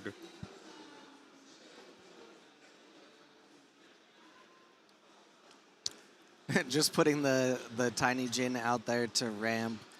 So now the game is basically tied up here. Let's see. I like to kind of look at the board as a whole as well to see who seemingly has the advantage. Let's see. Chiron. Okay. There's some good stats on the side of Basira, but I mean, I don't know. This could be pretty decent for Basira because that Otter is gone. We believe the Merlin is the one that Axiom has usually been teching in. It has the Avalanche ability, but it's usually from hand. So while it's got good stats and stuff from reserve, it won't remove anything. So yeah, this turn could be very interesting. 75 minutes for the best of 3, I believe, today. Yeah, it does seem that way, including deck bans, I think. Yeah, they started the timer when they were doing that game 1, so.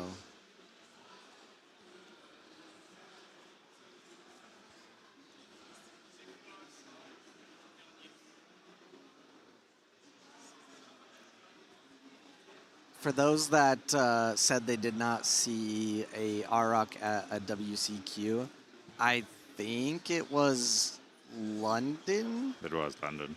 And I don't know, was there a stream? There was a stream. Oh, yeah. Oh, my gosh. Keelan Guy, I'm so glad he's probably not listening. Yeah, Keelan Guy was casting it. I connected him with, I think it's OPE or something like that. There was something I was doing that day, too, that I couldn't help cast, and I couldn't watch it. Man, I don't know. It's been a busy couple months. I can't imagine.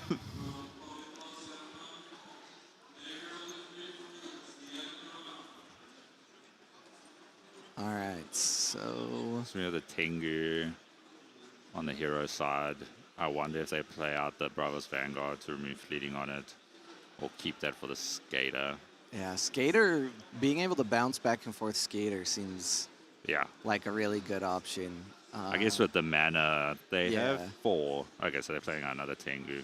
Yeah, I was trying to see how much mana they had left. So they must have. Did they tap enough mana? I see. This is why You should do use not. the mana orbs. Well, that would be good, but I do not like jet black sleeves, especially for this situation. It's so easy to misread the mana. But yeah, there's 4 tapped mana there. I have to like carefully look at the glint on the seams.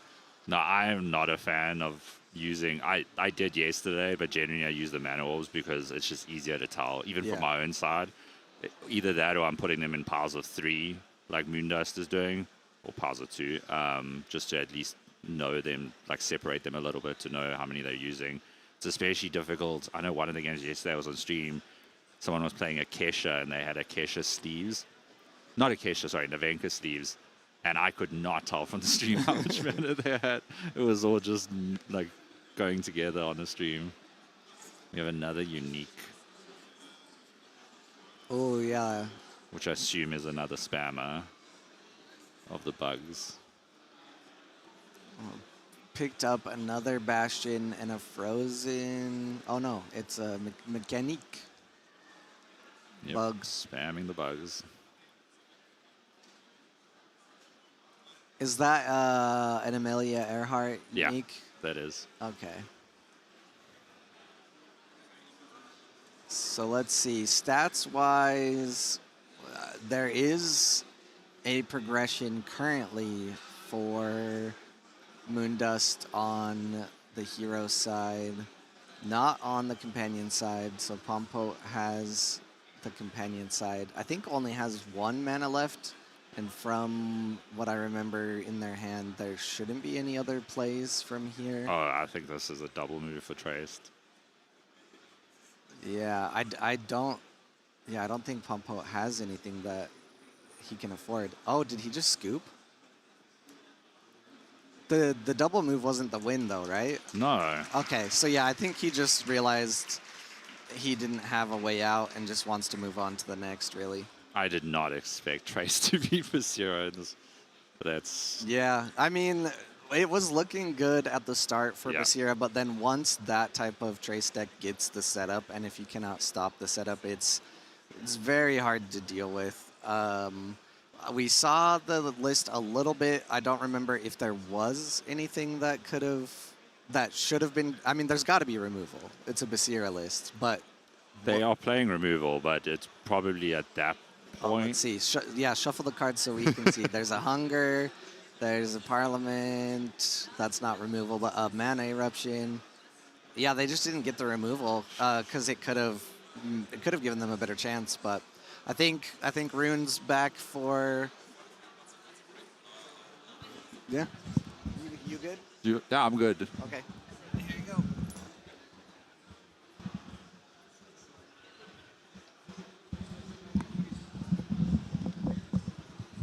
And hello.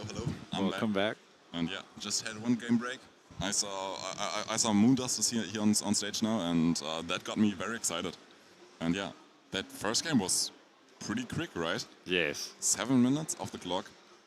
Or do they have more time? It's in this one? 75. It's 75. Okay. But that includes deck banning, so it is actually still Okay. really quick. Okay, yeah.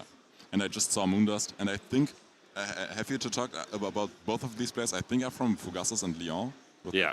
So yeah, they are probably pretty used to playing against each other, and I've talked about the matchup a bit with Fra. We've discussed the trace ban a bit, and to me it makes sense. Yeah. There's Reef, there's Grams. You don't like these cards as Moondust, and yeah. Moondust was one of the players I was most looking forward, and there's an Aurak, so that's Yes. that's exciting. I see the trace, I saw the build, I saw some orders, and I also saw that Amelia. I'm not sure what the third unique did, but I think there the were a bunch of third- brass bucks. Yeah, third unique was Merlin. I think it's just as removal tech, Okay, yeah. but we didn't really see it pop up Yeah. on the screen, so not exactly sure. But And now Kojo, did Moondust find some spicy things on the Kojo, or will we just see some Skybound Odyssey and you play good stats? probably, but I don't think I've seen the deck list specifically. But I think it's really interesting because I think Basira into Kojo is a close one, like Yeah. close matchup. Basira is maybe a little favored, depending on how much removal you play. And I didn't see it before, but the next player that actually plays Akasha here on stage, Yes. that is exciting, and I want to see that Akasha list. So, Pompote, you better bring Akasha next game, or you win this game. I want to see your Akasha list. Hopefully we get to see it. Kind of crazy, 2 matches in a row on stream and we have a cash. Yeah. I mean, I love it. I Yep. like to see that hero. I did not expect to see too many Yizmirs, No. but they are here, and Yeah. I'm down for it. But for now, we get that Bravos mirror match. Basira into Kojo. I'm not a Bravos expert. I have no clue who's favored in this. I haven't played either of the... Well, I have played a bunch of Basiras recently, but I haven't played Kojo since set 1. So, yeah. I would Excited say to at the see what's happening. moment that Basira is probably like 55% compared to 45% favored. But Okay. I think it can be a really, really close matchup. So We see Hunger here opening hand. We see a Trickster. Yeah, no, it's a Trickster, yeah. Yeah. That's probably getting boosts. It's drawing cards. So yeah, those are great Basira uniques. There's a Tengu. There's a bunch of one-costs apparently with Is and Boshis. So if you're playing Is and Boshis, I believe, in Bravos, you're trying to max out on one-costs. yes, Just play best curve, best aggressive lineup early on. There's also, that you mentioned earlier, the rare Bravos Vanguard. yeah. Probably some Suas in the deck then. Yeah, so Yeah. it's interesting. He plays 3 Rare Bravos Vanguard and 2 Okay. Helping Hand. Okay. And then he is playing, I think, 3 Suha, Yeah. which is interesting to sort of do the 5 different ways of removing fleeting in total, when most decks are either running 3 or 4. Yeah. But yeah, I think it could work well into the specific matchup, trying to capture 2 moves in a turn. Yeah. And then you get to keep your cards forever. How is Rinku doing? I do not know. I don't have access to the spreadsheet that Cole's been talking about, which has some of the results. There's maybe we can check for you. Rinku won. I assume that's game 1 based on timing. 2-1. Against Cheng. Yeah, against Cheng. We have the secret tech now. Yeah, we have the We secret. have the secret tech now. We have there's don't tell this to Cole. There's a Discord here. Yeah. That we can just open on stream for us, and then there's a group where they're posting the results, and therefore we can cheat now. Yep. Yeah, that's great. And I Wait, also saw. did he shuffle after cut? I don't know. Oh, no. I'd be surprised if a judge didn't say something about that. I see that happening yesterday once against me, and my opponent was like, "Oh, I totally forgot." But that happened to me as well. It's just a habit. Yeah. Yeah. Still thinking about mana? No, it's a 1-for-1 so far. Just Isan Boshi got. Was There's the just Cuckoo. Isan Boshi that got there? Cuckoo Yeah. and Koja. I did not expect to see that. I don't think I've seen many people run Cuckoo and Koja. I've seen some configurations of Koja, but I haven't seen Cuckoo configurations of Koja. But of course, that card is still just great. I wonder if it's just a tech into like Sigismar, probably. Maybe, yeah. But Pompote not bringing that Sigismar at all. No. And that I expected to see more Sigismar, if I'm honest, Yeah. in the people's decks. I was expecting to see Traced and Sigismar the most. Yes. And actually, if you expect Traced the most, you're also expecting a bunch of Basiras. That's true. And yeah, we're not seeing a Sigismar at all this time. Moondust. Moondust, not Yeah. known as for Sigismar, right? Yeah, Moondust drew 2 uniques this turn. That's pretty good. You like yellow cards? Yep. Oh, I have some ideas on what Moondust is actually playing. I think there might just be a Axiom Bastion in this deck. Oh. Because do you know Etan? Yeah. Or is it Etan? I think it's Fugasa's Etan that Yeah. plays the Foundry and has the Haven trainee that returns a card, two reserve abilities. One returns a card to your hand, to the owner's hand, and then discards a 3-cost or lower character. Oh, wow. That's probably the trainee that we see here. Yeah. Then there's I believe it's a Ratatosk that also returns the cards to a 4 or less cost character to its owner's hand, and then gets 3 boosts onto anything. And I think the last one from the Etan lineup is manaing the top card of your deck, and then God. also returning card to its owner's hand. So they are crazy. very loopable with the Foundries. I did not expect that. I should have expected it looking at Moondust, looking at Etan, and them both being from the same team. And this being a Kojo list, so yeah, Moondust still got very spicy things here. That is pretty cool to see. Can't play standard decks. That's a player I respect deeply. And yeah, that is so cool to see. So we have the unique into the milk. But I They think can reserve, but you one have, of the Ratatosk was mannered already. Yeah, I think so. Wait, there's an Amrock in this Kojo deck. Yes. I'm just realizing that. That's what they That is played on crazy. turn 1. That is crazy. Yeah. You love to see it, I guess. And there's a milk played on turn 2 by the Basira, so I'm not sure what the conditions on this Trickster are to get the boosts, but probably they're pretty hard if you're first using a Isan Boshi discard ability, and now you play using the Akolano milk to get boosts onto your Trickster. Yeah, and they just gonna play the Vanguard now to remove the fleeting and keep it around.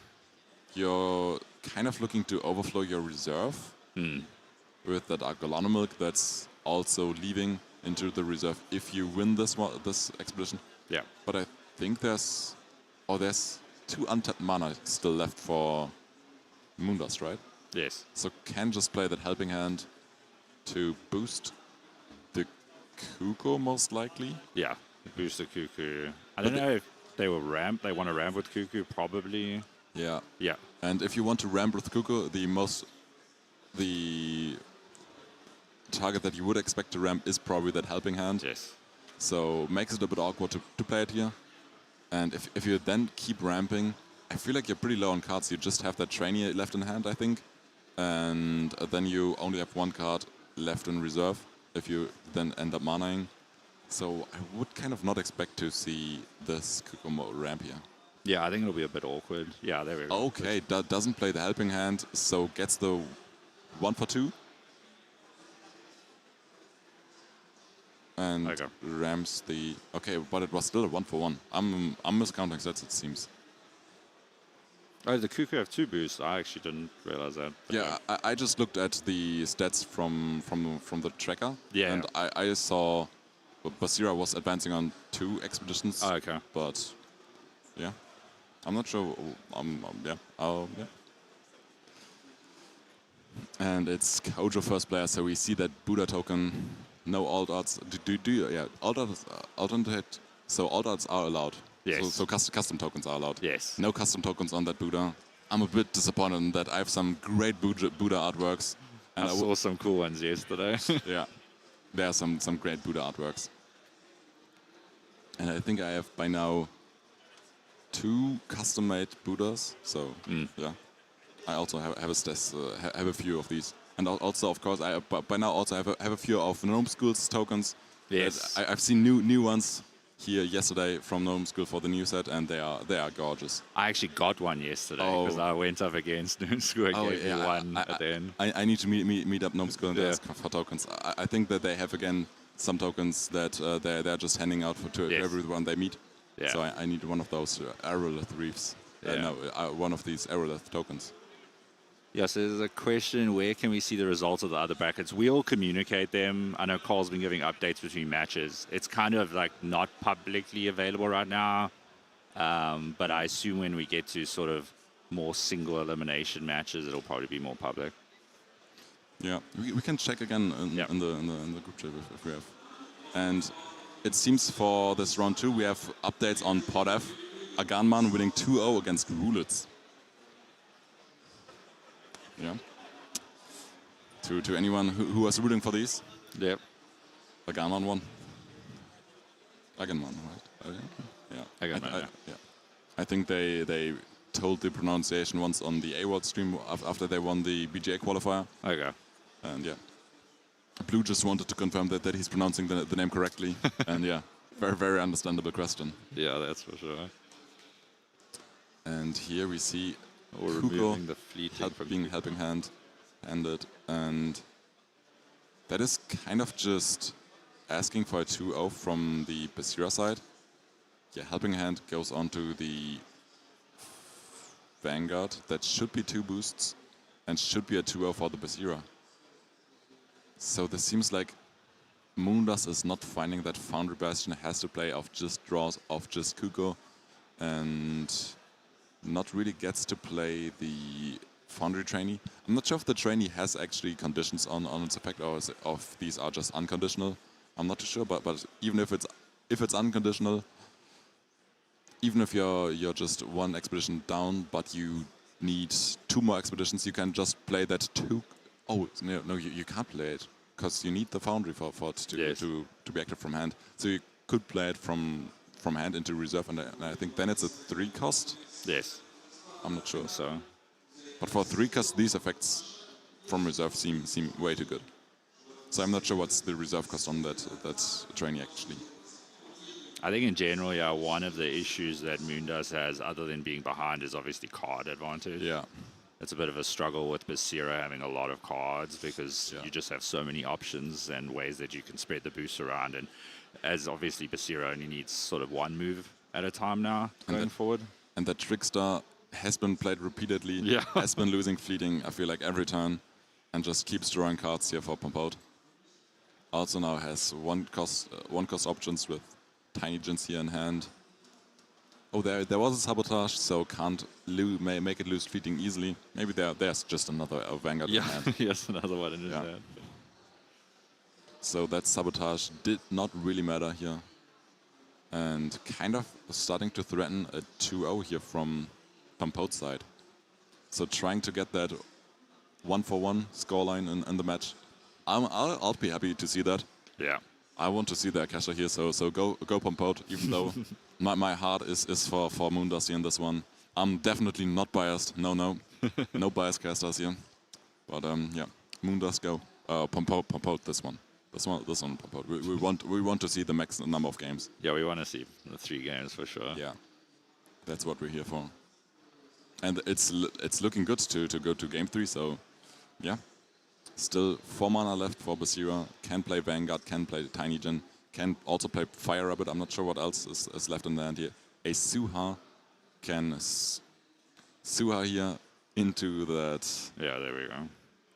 Okay, Suha not played for the trainee. Holding the boost for Fire Rabbit, I Yeah. assume. And the Fire Rabbit can't beat the Kuko. Kuko's still on 2 boosts, so Kuko can Yeah. ramp. Okay. Yeah. So yeah, probably you did not want to sabotage because you prefer keeping your draws. I'm not sure what the thought process on that one is. I just prefer getting rid of that trainee, but I'm not sure what the conditions on it are. So maybe Pompote thinks the conditions on it may make it not too threatening, but I think that card can get you double advances. Yeah. And there's another Rattle Tusk, And but it's just a 1 cost at this point. It doesn't have the Foundry, and that you need to be very impactful from hand. But if there was that card, there would be so many stats and so many returns here from Kojo's side. Now, Kojo is a difficult situation with Mighty Jin in hand because Pompote's in water. Is that a common Mighty Jin? Yes, that is a common Mighty Jin. I think it's just because the rare slots these days. Just a rare spotter. The Yeah. Leviathan spotter, just needing those 4 costs. Yeah. And yeah, that's interesting to see. Also, we see that rage here. You Yep. can rage up Buddha, you can rage up your Brepost, I guess.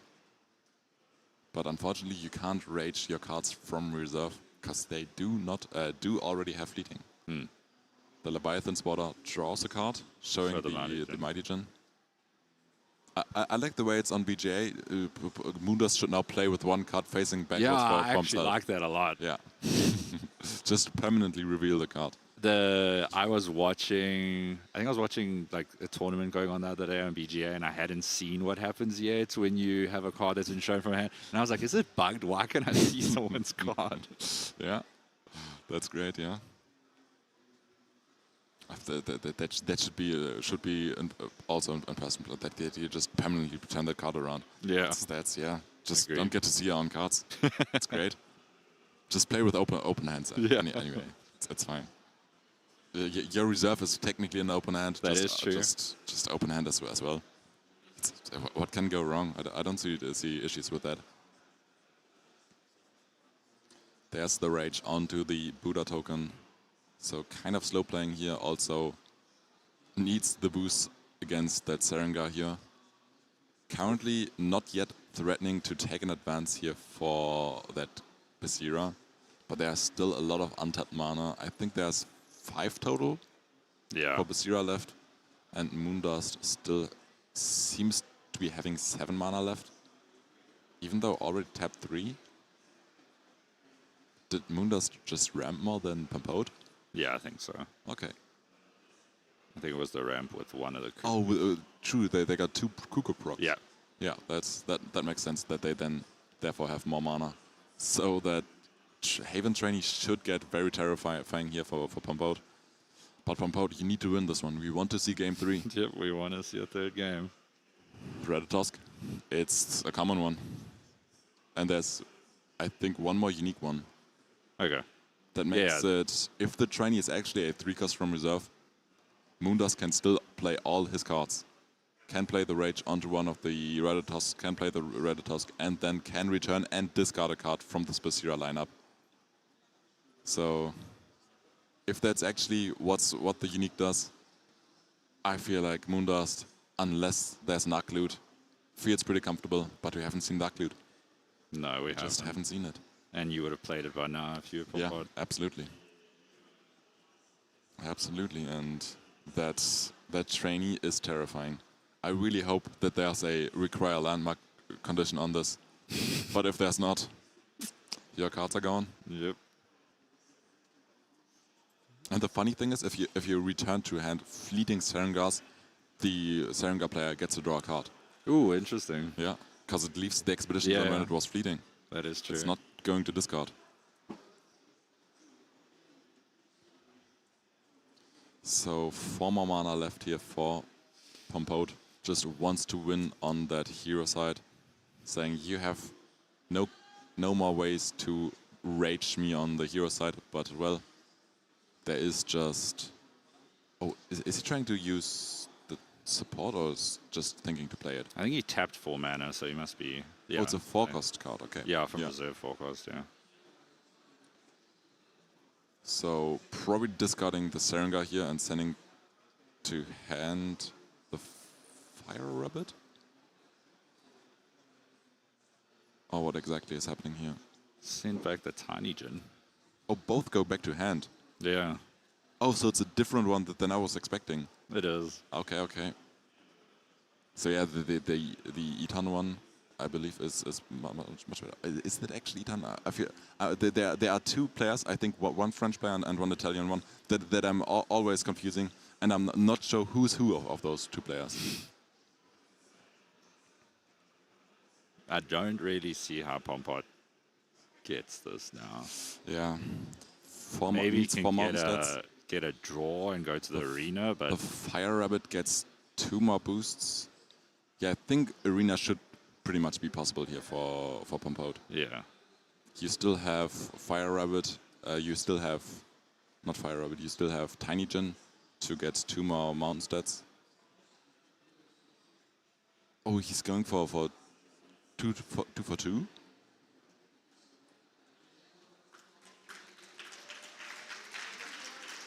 I'm not sure what happened here. Yeah, that went really quickly. But I'm assuming, yeah. Yeah, well, yeah, that was a 2 for 2. Okay, yeah, I'll take it. Yeah, We're going to game 3. Get to see Acacia. That was a nice gameplay by Pompote. Not seeing for Foundry Bastions, unfortunately, but you get game 3. That's important. And now you find day 1 Foundry Bastion. That's the game plan here. Akasha versus Kojo. Akasha versus Kojo, yeah, that's what we're gonna see now. And yeah, I'm rooting for Akasha. Wait, I'm rooting for Moondust. I got an update to this question. Okay. During phase 2, we should have a public bracket that people can see. Okay, but okay, so we got some brackets updates from Cole. There for stage 1, I think unfortunately we won't get a bracket, but for stage 2 there should be a public bracket that everyone could see. But high emphasis on should. I think it's not set up yet, but we will hope that everyone gets to see that then, and it's definitely planned. And for everyone to know, like stage 2 means, because we're going to cut down from the 32 now to 16, so that is kind of what I assume we mean by stage 2. Justin Training asking Moondust is from which country? I strongly believe it's France, and Yeah. I think it's even the city of Lyon and a team member of Pompote in Lyon. So yeah, these players should know each other, and we now get to see that Akasha into Kojo.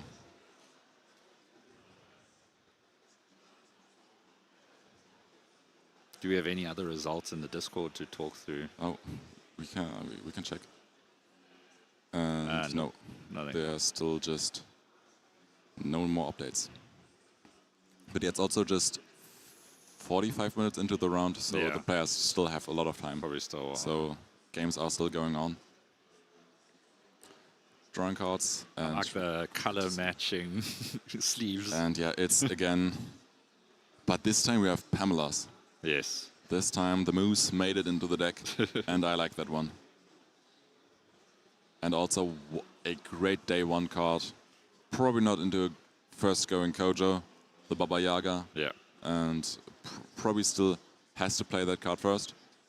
And yeah, we see 2 Rages, we see a Helping Hand, we see a Restocking Station. I think we see a Bravo Signet, and we see a Foundry Bastion. That's the important card. It's an interesting. I'm not sure. Okay, there wasn't a Bravo Signet. It was just the Foundry Bastion and Ooh. a Tiny Jin. The Baba Yaga was great this time because of the Yeah. foundry. That was a great Baba Yaga, getting the early lead here on that Akasha, but there is now that scary Foundry Bastion. I'm not sure what types of ways Akasha has to remove this. There are maybe some license withdrawals that can hit this. There are banishing gates, but I think that feels like about the options that I can think of for Akasha to get rid of permanence. I don't think they have much option.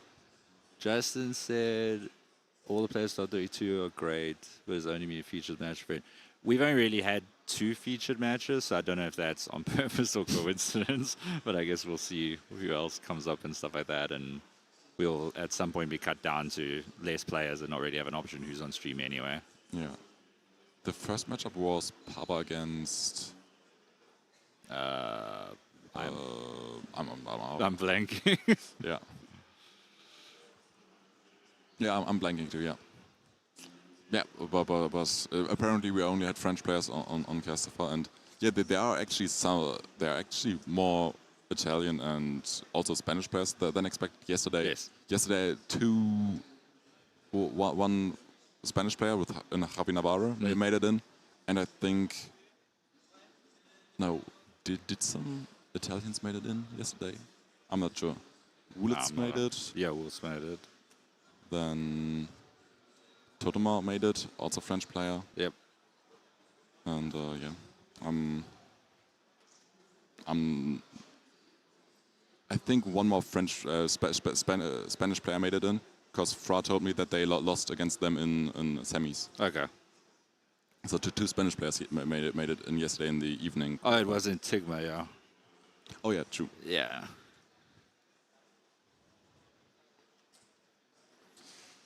So yeah, we need to see different countrymen in this tournament on stream, and yeah, I'm hoping for Rinku. That would be good. And yeah, that would be great. Maybe Trickster as well. Trickster, yeah, also a great one. I'm not sure if I like seeing Trickster games, because usually that's just that game is going to time. It's Trickster on a stream. Trickster will think a lot. Yeah, Trickster. And finally we get to see it's actually discard a 3 or less cost character, I believe. Yeah. And it's return a 5 or less cost character. And I think that's both without condition. Yeah. And that on a 4 cost from reserve, yeah. That's crazy. I think that is the unique that I'm referencing. Pretty sweet. Oh, I see Easy Talks in this Akasha list. I've actually also been using Easy Talk in a fair way in Akasha. In a fair way. Yeah, I've been using them unfairly, and I've been using them in actual fair Akasha decks.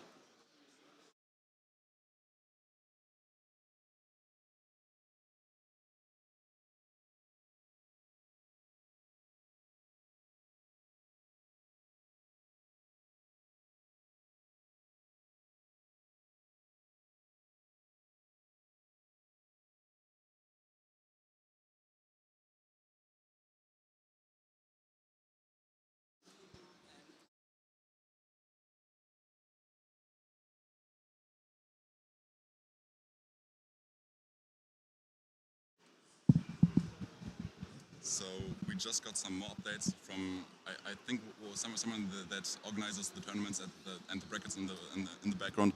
They are working on a visualization on the results, and we should be able to then after rounds show them on stream. I hope that's what they're doing. And we also got an update that one of the players actually forfeited their words matchup. Claedeus, yeah. Which yeah. I'm very surprised about that, but yeah, they told us that Claedeus has forfeited. Yeah. I'm not sure if they just didn't want to play the games, didn't feel well on the day, yeah. or what's happening there. But yeah, that is some news that I was not expecting at all. But yeah, I hope Clay is doing well, and that it's not something something medical related. But yeah, that's. We don't know yet. And was that Tiny Jin played from hand here from Moondust, and with the Foundry Bastion so gets the boost and the immediate ramp? Yeah. Interesting. And also already the Haven trainee here is in reserve. But of course it doesn't really matter if it's in reserve or if it's in hand. it can just get into hand at any point. You just need to pay for. You just need to pay for it's back in your hand, and then you get to discard a card as well. But of course, still, Akasha is currently ahead on the Tumult. The Claedeus gets a 1-for-1, and there are 2 Bastions now in play for Moondust, and didn't lose an Expedition this time by playing the Bastion. So that's a pretty good time. And so much ramp already here for Moondust. Is on 7 mana right now, going into 8. And while has a lot of powerful, like the Isatak, the Beauty Sleep, Off You Go. Yeah.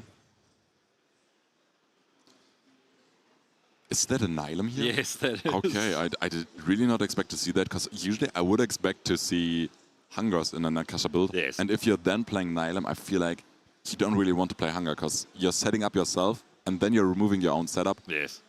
I don't see a lot of synergies in that, but probably that's then just more exhaust focused, and you want to get these moths. And these world players so far are favoring that Akasha over the Afanas. We've seen a great Afanas yesterday in the semifinals of here on stream, but Mark unfortunately lost that game, didn't advance to the finals. And that was, I believe, another Spanish player that's also now watching the games here. I've been sitting close to them because Fra is close friends with them. And yeah, pretty cool to be here, seeing all the players, getting to meet everyone. Yeah, it's and great. of course, seeing these 3 matches, it's amazing. Yeah, it's great to meet everyone.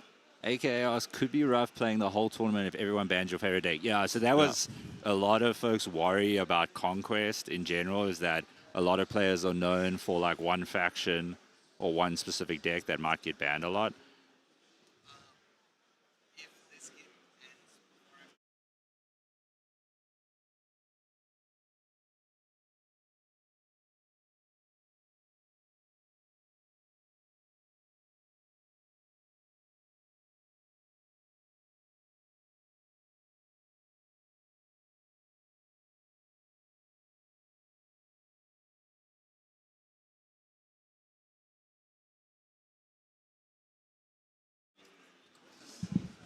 Okay, and we actually have some more game updates in the background. We see that from Pod A, Vittorio beat out Krzysmak 2-0, and also from Pod D, we have Kentin beating out Cheng 2-0. So Cheng is now in 0-2 bracket, and yeah, that's the updates we have from games so far. And here, on focusing back on this one, still Akasha leads by 1 expedition, but Kojo, I feel like, is fully set up, has 2 bastions, has rammed, and Akasha is now kind of forced to, is kind of on the point where they just want to keep holding on to that 1 expedition. Usually Akasha is on that position where they have to climb back in expeditions. This time it's the opposite. They have to hold on to their expedition lead and try to play their best to keep those cards, to keep that lead. And I think Easy Talk and Beauty Sleep are great ways to keep a lead or get a lead. But if you have less mana and your opponent can after you more than you, that might get difficult. But it seems like Moondust is fully tapped out, while Akasha still has 5 mana left. And yeah, I feel like Beauty Sleep can just solidify a 1-for-1 here if the Akasha wants to. And yeah, it's looking quite alright, I'd say, for the Akasha. Yeah, I feel like the Akasha has a lot of tools to deal with the Kojo, but I guess with Beauty Sleep it just depends, like what are you going to keep around for longer in the game, and depends on what you're specifically going to sort of Beauty Sleep. Is it the Buddha token? I don't know if you want to do the Mighty Jin depending on what you move into on the next side, or there's the Off You Go. Claedeus now unfortunately doesn't have the does only have spiking water stats which you're not in, but by Yaga you have to discard an additional card, but you're also drawing a card for it, so it's a fine trade in resources. You're not going up, but it's just you're probably getting to discard 2 cards from reserve anyway that you're not likely playing, so it's still just a fine trade. You're just drawing cards, getting good bodies into the reserve, and also just that Off You Go. That looks the most scary here for me. Just getting to sleep 2 targets on the last day when you need 1 more expedition. That's looking fantastic. Yeah, and the teamwork training in reserve for Moondust is not obviously ideal because of the fact that that Keisha's running so much removal. Yeah, that's true. That's one of the weaknesses of that physical training. Yeah. There's now slow plays, magical training. There's the Moose. Moose goes into mana, just says, well, I have enough removal, my characters. If one sticks to the board, I can remove everything in the expedition and win with it.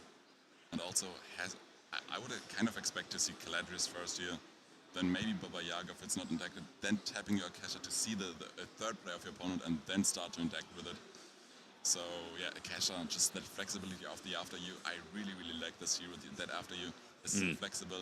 You can also just tap it first play, but I feel like that's not forcing out the most information first. And There's the first play. It's the first play tap. It's still fine. At some point you're gonna use it, and better you use it early than not use it in an optimal way. And we do see two Ratatosts here actually in hand for Moondust.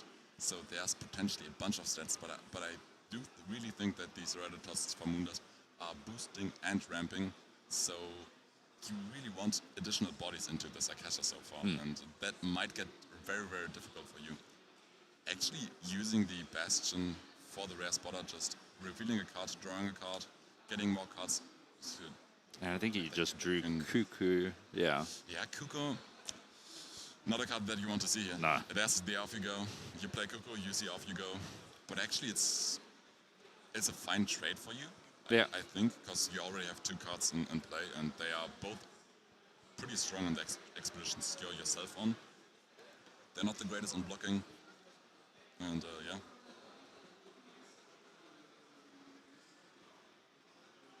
Plays another magical training, so just... Oh! We see the first unique here from Pompote, and have you seen what it is? No. It's a Belasenka. Oh. So we could expect some double exhaust and discard a card from hand, Belasenkas. Those we have seen from players like... Who was it? It was first... Damien.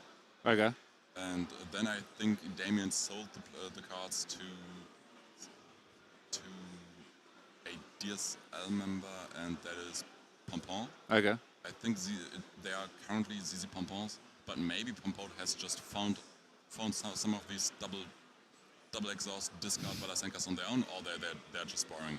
These players at World Stage, I think they have the context to just borrow any cards that they want.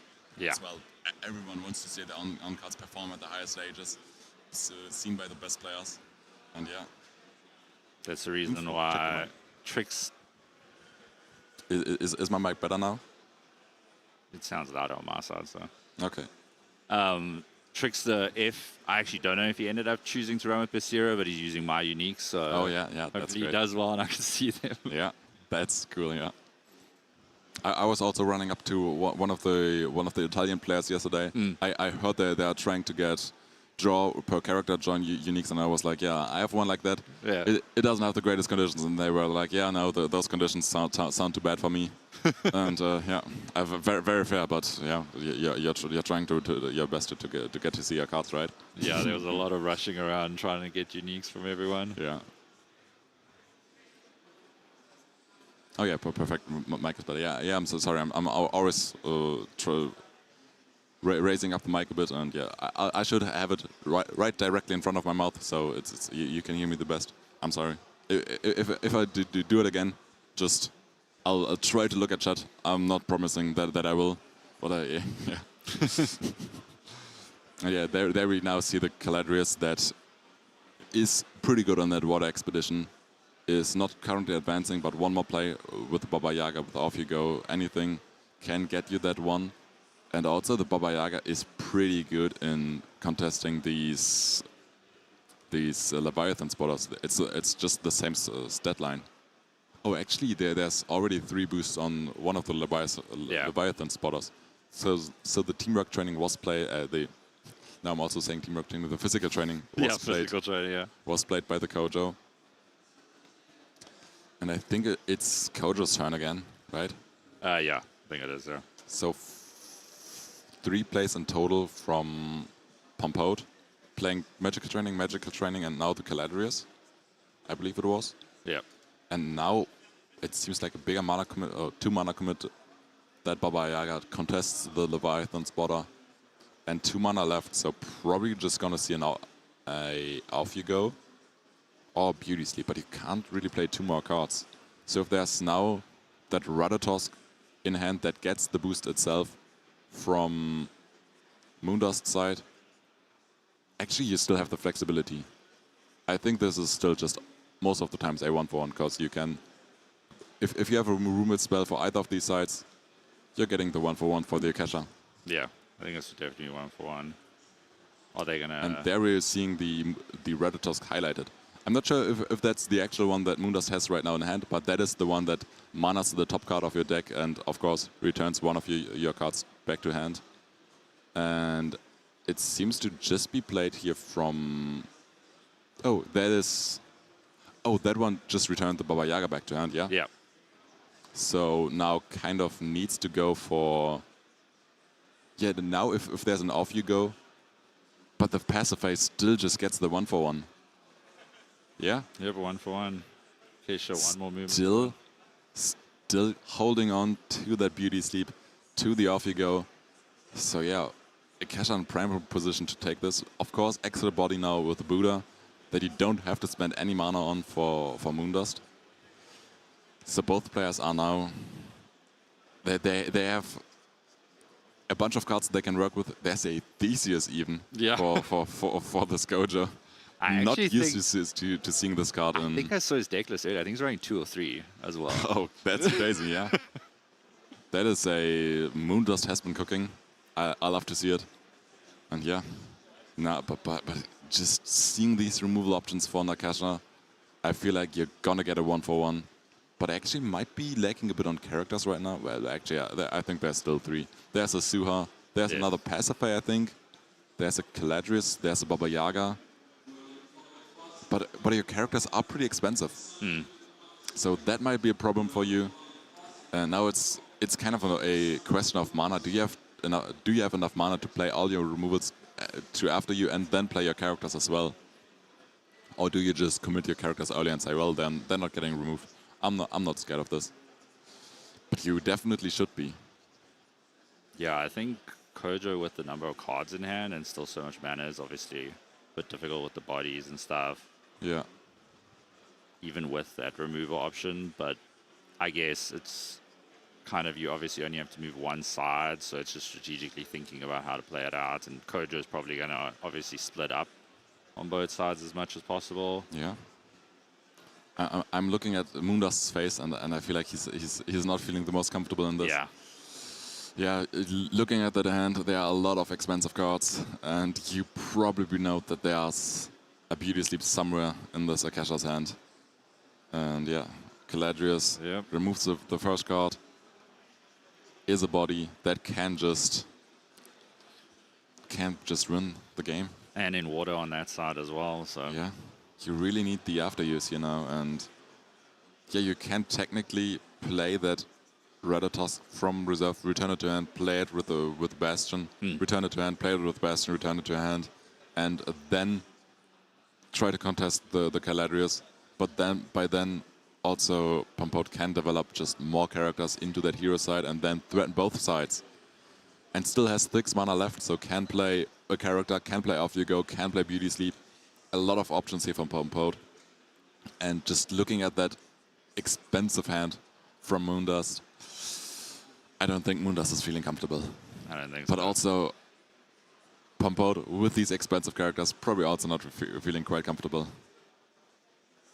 And yeah, you at this point, you kind of just want to focus on removing cards as Akasha, but there's nothing to remove. Yeah. Removing the Buddha doesn't do anything for you. You kind of need to play a character here. And if that's actually a Pasiphae in hand, the Pasiphae is also not really doing anything. Yeah, at this point it isn't. But I'm not sure what the second character here from Pompote actually is. But yeah, just also playing the Baba Yaga into the companion side. 2 bodies to contest. I'm not sure if these stats actually matter that much at this point, because Kojo probably, if Kojo can after you often enough, probably gets over the stats anyway. But it might just get difficult. Oh, it's still Moondust's turn. Yeah, I was actually going to ask. perform Is an it action. Moondust turn? Oh, there are even 2 Thesises in their hand. Yeah, and There we Ratatosk is go. played. Ratatosk The is returned to bouncer. hand and gets the mana. But unfortunately, that's a tapped mana, so you're only on 6 mana left, while your opponent this time also on 6 mana. So it's even on mana. No mana advantages. I wonder, do you after you as a Kesha now? Oh, no, they're not the first player, so they can't after you anyway. Yeah, But that would have been great in this situation. yeah, absolutely. Are they holding 2 beauty? No, Oh, it's a off you Bella. go, beauty sleeve, It's a then Bella medicine. Senka. Yeah. But I still feel like there's a 0/0/0 stated character in the back of their hand. Yeah, it did look like it.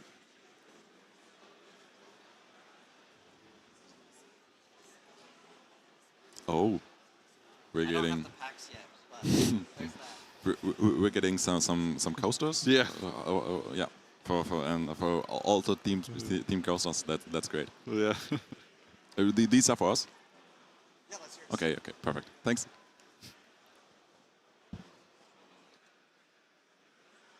So we just see the looping.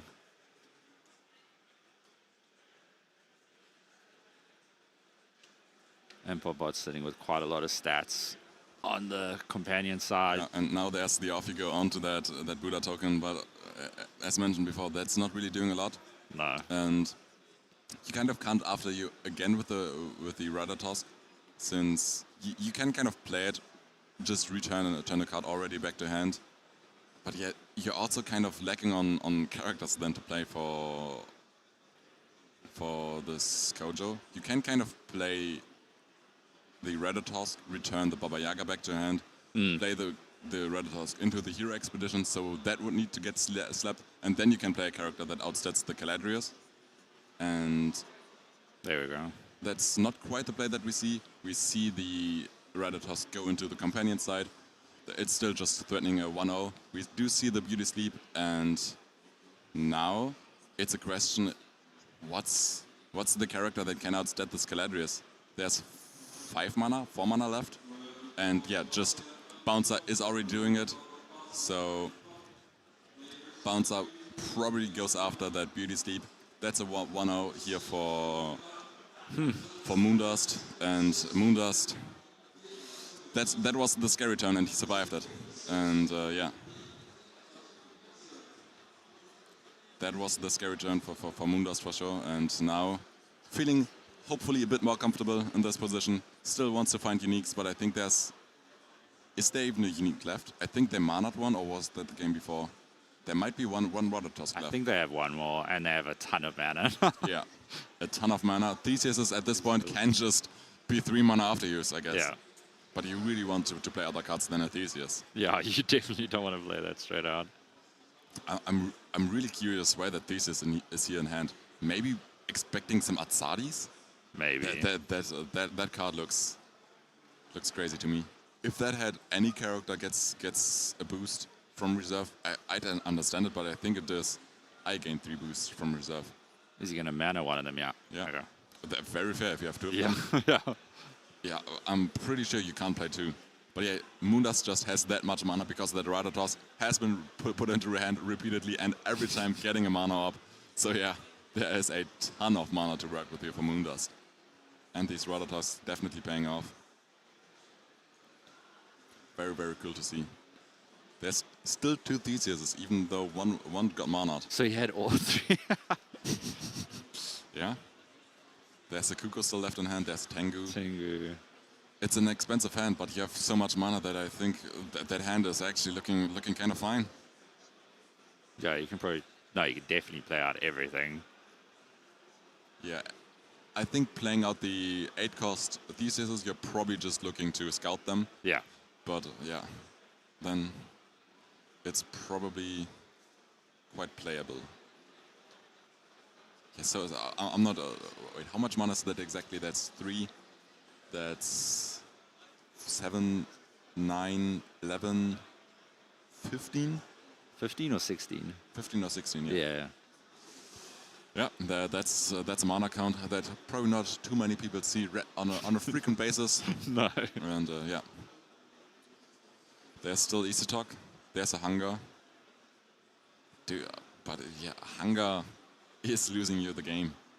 You would really love to play the hunger to just get rid of the setup here, but there's Theseus that just puts it back to hand, and you've all of a sudden lost the game. Yeah, hunger's too difficult unless you're ahead to play. Oh, he played the hunger. Oh yeah, that's also a good shout out.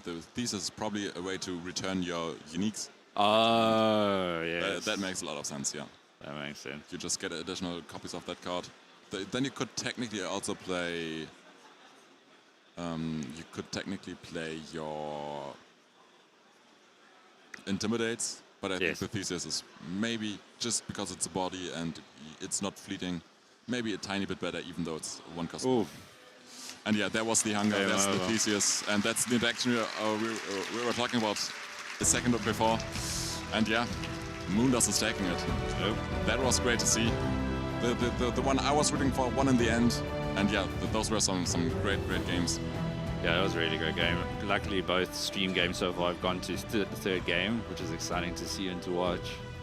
Yeah, and these players now chatting with each other after the games, and we can cut back to us, I believe. And yeah. We had a question: is anyone using the new heroes? I haven't seen any yet. Seen any. But we also don't know the deck yet. I've been told that the players before the event, they had like 1 hour to look at all 93 decks, I think it is. Yeah. And I've been told that some players just didn't look at the decks at all because they didn't know their groups at that point yet. And yeah, we can check out if there are some more results. And we have some results from Port B. Tempetedelaneige won 2-0 against NadirM. Yep. And Matmatu won 2-0 against Billie. Then Port D, Skybeast 1-2. Yeah, 2-1 against all the marbles. Oh, 2-1 against all of the marbles. Yeah, that's... I would have been for marbles in that one. Yeah. Skybeast coming out on top. Then we have Trickster and Roulets. Oh no, that's yeah, what they're playing, it seems. And in Port H, Giacomozu won 2-0 in the Italian mirror against Rocco. And yeah, now in Group G, Moondust just won 2-0 against Pompote. Ooh. Oh, there we can cut back to game. We finally have a standings results, and there we can look at all the results that are in so far.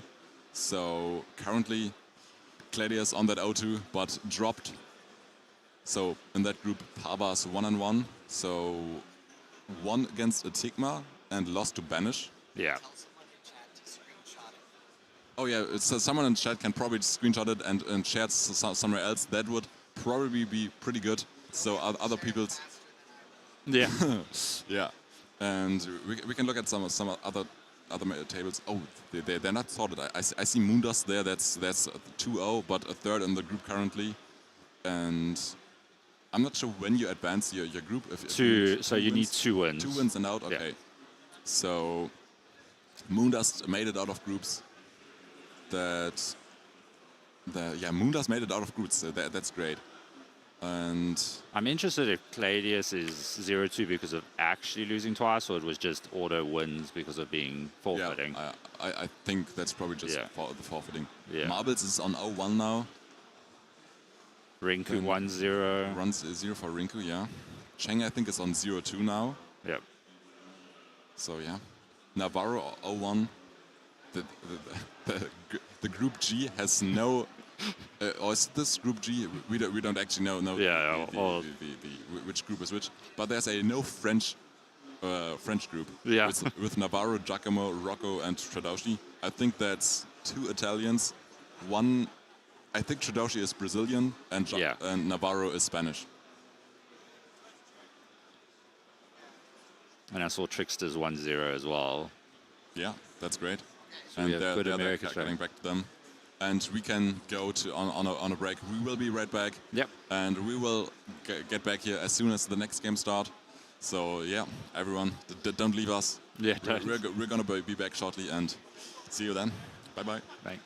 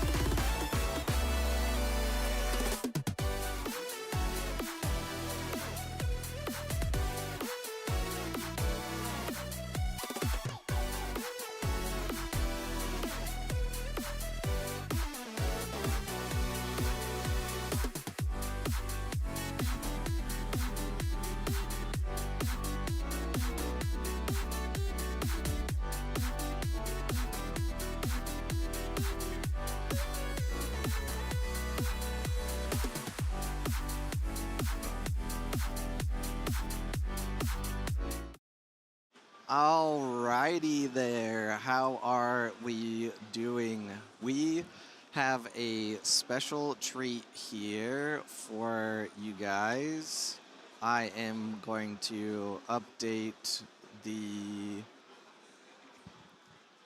I very randomly get the clean feed audio, and that was one of the times that I got it. So I'm going to update the name badges here real quick, and you're going to have... Oh, I need to switch them because... Wait, no, that's right. Runefolk's going to sit here. Cameras. All right, and we're hopping right into Trickster versus Aganman. So we're going to get it. Mark, you can actually sit right here. And then to unmute your mic is this button here. And you'll see him for like 2 seconds with the name badge and everything. So say hi, Mark. So unmute. Now say hi. Hello, everyone. So, I'm here. Yes.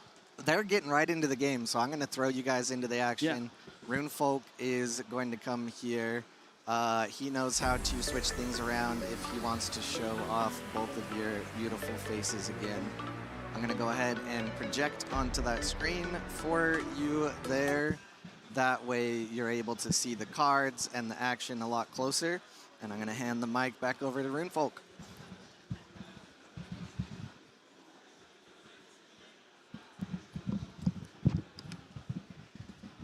Hello. I'm back for a third match in a row now. And we're getting to see Yeah. your teammates here now, right? Indeed, Trickster is also one of the X-Holds. I think the things need to be updated because I heard he isn't playing Bazira. Okay. So, not Bravos at all. I think one of the few. Yeah, I think probably is still... I think these should be the correct... I see an Aurak there. Is Aganman also on resupply Aurak? No, it's Fen. It's Fen. Okay. Why? Well, okay. Yeah. But there's an Aurak. I'm not sure what the heroes they have at the start in hand here mean, but I saw that on the first one already, and was wondering a bit on what that's all about. Yeah. We do see a snowman highlighted on the side. Not sure what that's all about, but I think the players are now getting to see the decks from the opponents, getting to check the lists again, and then we'll decide on what to ban here. And I'm not quite sure what this at the beginning is all about. I'm not used to this procedure, but now pulling out the decks, and then we're getting to see the actual decks. Yeah. There's Kojo here. Oh, already banned. So already did the bans. We don't need to see that procedure here. Oh, that. Banned Trickster's qualifier deck in the Sigismar and banned Aganman's qualifier deck in the Fen. I think they both qualified on the BJA qualifiers, but on different ones. Oh, that's possible. Yeah. Trickster did. I think the Asian one. Was, yeah. I think Aganman qualified on the NA one. Indeed. I think somehow things are still off because Trickster is playing Traced. Okay. And so the decks are... Yeah, true. The decks are now Kojo against Traced. So the lineup isn't quite correct here for Trickster. I'm not sure if then Aganman's lineup is correct. But that is now the 1-1 bracket. So whoever wins this one advances to the next stage. Yeah. Whoever loses is out. Is not playing any more games on the world stage. And so it's do or die. I hope, of course, for my teammate Trickster, but at least let it be a 3-game match as well. I don't think it will be a 3-game match. Not? Yeah, it's Trickster on screens. Of course. Yeah. Match. Do you know why it can't be a 3-game match? Yeah, he's thinking long, right? So it's gotta be. It's gonna go to time, I say. Yeah. And I've already heard that Trickster lost one of his matches due to time, to the time rule. Okay. And was pretty upset about it.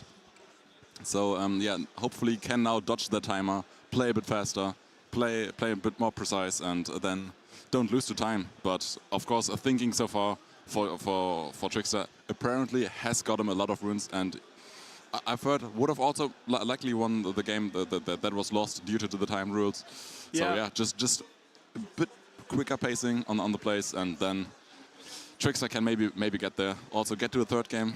I think that's the challenge for Trickster, getting to the third game, and yeah. Yeah, I think as well that I have the opposite of Trickster. I'm thinking too fast, so I'm playing and making mistakes. Yeah. That's me one as of well. the things that Trickster doesn't do. So You're also a big fan of the Blitz format. of course, yes. I'm all fire, no thinking. That's me. Also, my decks don't require thinking. So if you have tricky decision making, I don't care. I'm playing fast. Exactly. Yeah. Well, you should try fast at Sadi.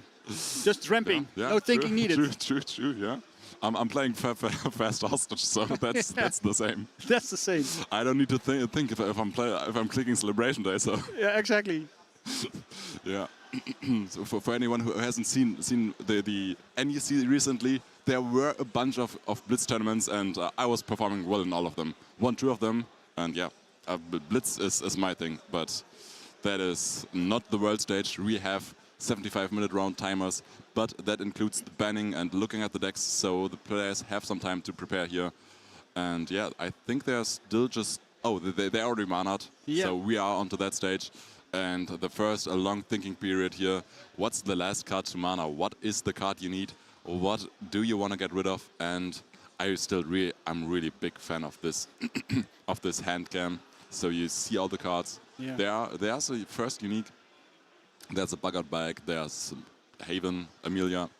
I feel like Amelia opening is pretty weak, but there's a unique, and that probably has put a card from your hand into reserve, but it's not from hand.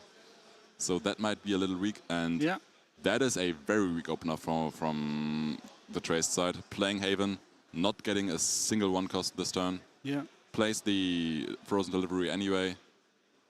Gets a resupply. Yeah, and our opponent, Aganman, as coach of player, got the best hand possible, like a Tiny Jin and a Syringar. So they're great. And also a very, very sweet Tooth Fairy here that's on play Sabotage and on play Resupply and has great stats. I believe it was 2-1, right? So yeah, that Tooth Fairy looks very, very good. And yeah, that Trace Opener just it's a little bit slow, but a little bit, Traced is of course only really good in the mid till late stages of the game, so it's okay to set up a little bit as long as you don't. Also, for me, Trace is still a very aggressive deck. Yeah, the early stages against other aggressive decks aren't good, but I'm not playing aggressive decks, so for me, Trace is aggressive. That deck has so many one costs that I myself still consider this aggro. Even though other players might not consider Trace that aggressive cost. Yeah, your one costs are 0-1-1 or 1-1-0, so they're losing to a Sigismar token, and that's not good. So here we see also the expeditions both in forest, so the Syringar will do wonders here as well. But the Tiny Jin doesn't. The Tiny Jin doesn't. No mountain, but still just playing both of these cards. I could also see Haven's being played, but I'm not sure if coaches these days are still playing Haven. I kind of doubt it. I like that card myself, but I'm not here on the world stage. I'm playing Haven. That's why I'm not here on the world stage, maybe. And yeah. Aganman doesn't want to show us his hand, unfortunately. But I do also like putting my cards down and just picking them up whenever I need them. Because I'm good at memorizing, right? Yeah, of course. Yeah, he drew I think a Tiny Jin and a Snowman. So one of those two probably went to the mana. As that unique, you're not removing so early. Yeah. That's very fair. Yeah. Uniques, you like seeing yellow cards. I like to make jokes that this is NUC and yellow cards are banned, but they are in fact not, and the players get to play them. And there's a hooked in reserve, so that was the resupply of the Frozen Delivery. So yeah, not the greatest stats so far, not the greatest ways to get cards into reserve here for Trickster so far. And yeah, he got a kill an elemental, so true, that's good. But then the kill elemental definitely helps with getting cards into reserve and setting up your Traced. Yeah. Just hooks anyway. Oh no, not hooking. The hook was sabotaged. I think that might be just fine for Trickster. I think as well. Oh, that's a different Tooth Fairy that was highlighted. Okay. Yeah. So that is just sabotaging. And there seem to be a few Tooth Fairies here in Aganman's deck, and that's a 2/2 cost. Probably pretty nice, pretty well statted. And then there is that kill elemental play that you mentioned into that Anansi. I'm not quite sure what it did. I think it had to draw a card from reserve, right? And then I think it said Pikachu card. I think it was if you put a card from your hand in reserve, you can get X boosts. Yeah, and it had a second both reserves. And it had a second from reserve ability, and I think that was draw a card, but I'm not too sure anymore. That would be very strong. Yeah, that is indeed, especially in the early stages where you haven't hooked yet and haven't accumulated all the cards in hand. Yeah. And also just having the Anansi, having the flexibility of putting it either side and still getting a 1-for-1. You are eventually looking for a 2-for-1, but not this early in the game as traced. You still need a little bit more setup, and yeah, that's so far. But as soon as these 5 counters are on that hero, it's so scary playing against this. You feel like you can't ever run this hero out of cards. And yeah, it's just resupply into resupply into resupply. So indeed, and although Trace doesn't have the counters yet, sabotaging the hook is still a very good play. Making sure that, well, you don't get screwed on the board. Yeah. And as well, you deny that draw a card, of course. Yeah. And now thinking where to play that Anansi. It's the card that Trickster's considering here. But where to put it? What's the best place? I'm not counting stats here, so I'd say it's companion side, since that forest expedition on the companion looks a bit rough to beat, and yeah, it's going companion side. And now we see draw card. A draw card, yeah. And then both players are tapped out, so I think it's a 1-for-1. Yeah, doesn't even need to put a card into reserve because it's just beating out the Buddha anyway. And yeah, just a nice stated 2-2 cost Nancy. That's pretty nice. Still just puts the card into reserve because it's a salvager. You're going first, so you get to resupply. It can't be sabotaged. Exactly. And yeah, you know now there are a bunch of sabotages in this Kojo's lineup, but I think there are some sabotages that are performing better into this Kojo, into this trace, because leaving sabotages, the trace doesn't get a counter for it. This one, you still get the resource out, and if you're sabotaging a salvager, you're kind of getting removing one counter with the sabotage, since that salvager would get another card into reserve, and then it's just leaving on its own. And yeah, but going first, it's nice to put it in there, just to have it. Yeah, and I think today Trickster is gonna get online, playing the salvager first, getting another card in reserve, and I don't think there is a double sabotage from the coach playing going. So probably have enough mana and enough cards to get traced online at the moment. Yeah, we still see that Snowman here in hand. Alternate Teammate as well. I am not sure how much I like that card. It's of course also overstated for its cost, but just showing your opponent 2 cards that you're playing. I'm not sure. I haven't seen it too much yet, but I'll be convinced that it's good. Maybe. I think it's good because if it's specifically also from the reserve, if you got 2 cards from the reserve and well, you don't have a lot of hand cards anymore, you're making sure that you get the stats on board and are not losing some of the cards advantage to be getting sabotaged and stuff. So I think that's why people are running it. And even if you don't want to rush it, I think it's still a 2-to-1 from hand. That's still pretty good stats, yeah. And now we're seeing the first Grems here. Grems, a pretty good card in most matchups into this Kojo. I think there's not that much that's going on. There might be Parliament of Ashes, there might be Havens, there might be Messes, but Mess, I think, since the new set, has kind of left the Kojos and has the decks for these Bravos players. And it was a nice card, just it felt like you could never run a Mess player out of resources, but just drawing that card later on in the game, it just felt miserable. It was a card that you couldn't really play, you weren't getting any value out of it, and therefore just Parliament of Ashes, it's constant. Well, it's not actual value, but it's protection for you, so that's what you like about that card, I guess. Yeah, I think if you want to run landmarks as Kojo, you probably want to do Haven and Parliament of Ashes first, because the tough is great, the draw card is great, the Haven resupply plus the boost is great. Well, and the Mess is effectively doing you nothing at the turn you play it. Yeah. So with that option, I think you have 2 great landmarks in the Bravos hero. Yeah. But also, of course, all of these are pretty weak into traced, and in this format where you can't plan for a ban and you're not planning to ban Traced, you're probably not playing these landmarks in your Kojo list just because you know Grams exist and you don't want to give these Trace players even more value than that card already provides. Yeah, I'm looking at as this is the lineup. I'm not really sure why you would ban Sigismar and not the Traced, because I think Sigismar and Kojo are, well, not really great into Traced. Yeah, I think you can tech your Kojos really well into the Traced, but I think for that you kind of want leaving sabotages over the on-play sabotages. But of course, these two, I've seen most of the leaving sabotages on 3-cost tooth fairies. I know they definitely exist on 2 costs as well, and I think earlier today we've seen even a 2-cost tooth fairy that was leaving sabotage, and if it has 2 or more boosts, leaving draw a card. So yeah, there are some pretty good uniques in this tournament. But yeah, that's what you expect in a world stage like this. And yeah, that's where we love to see all the decks here.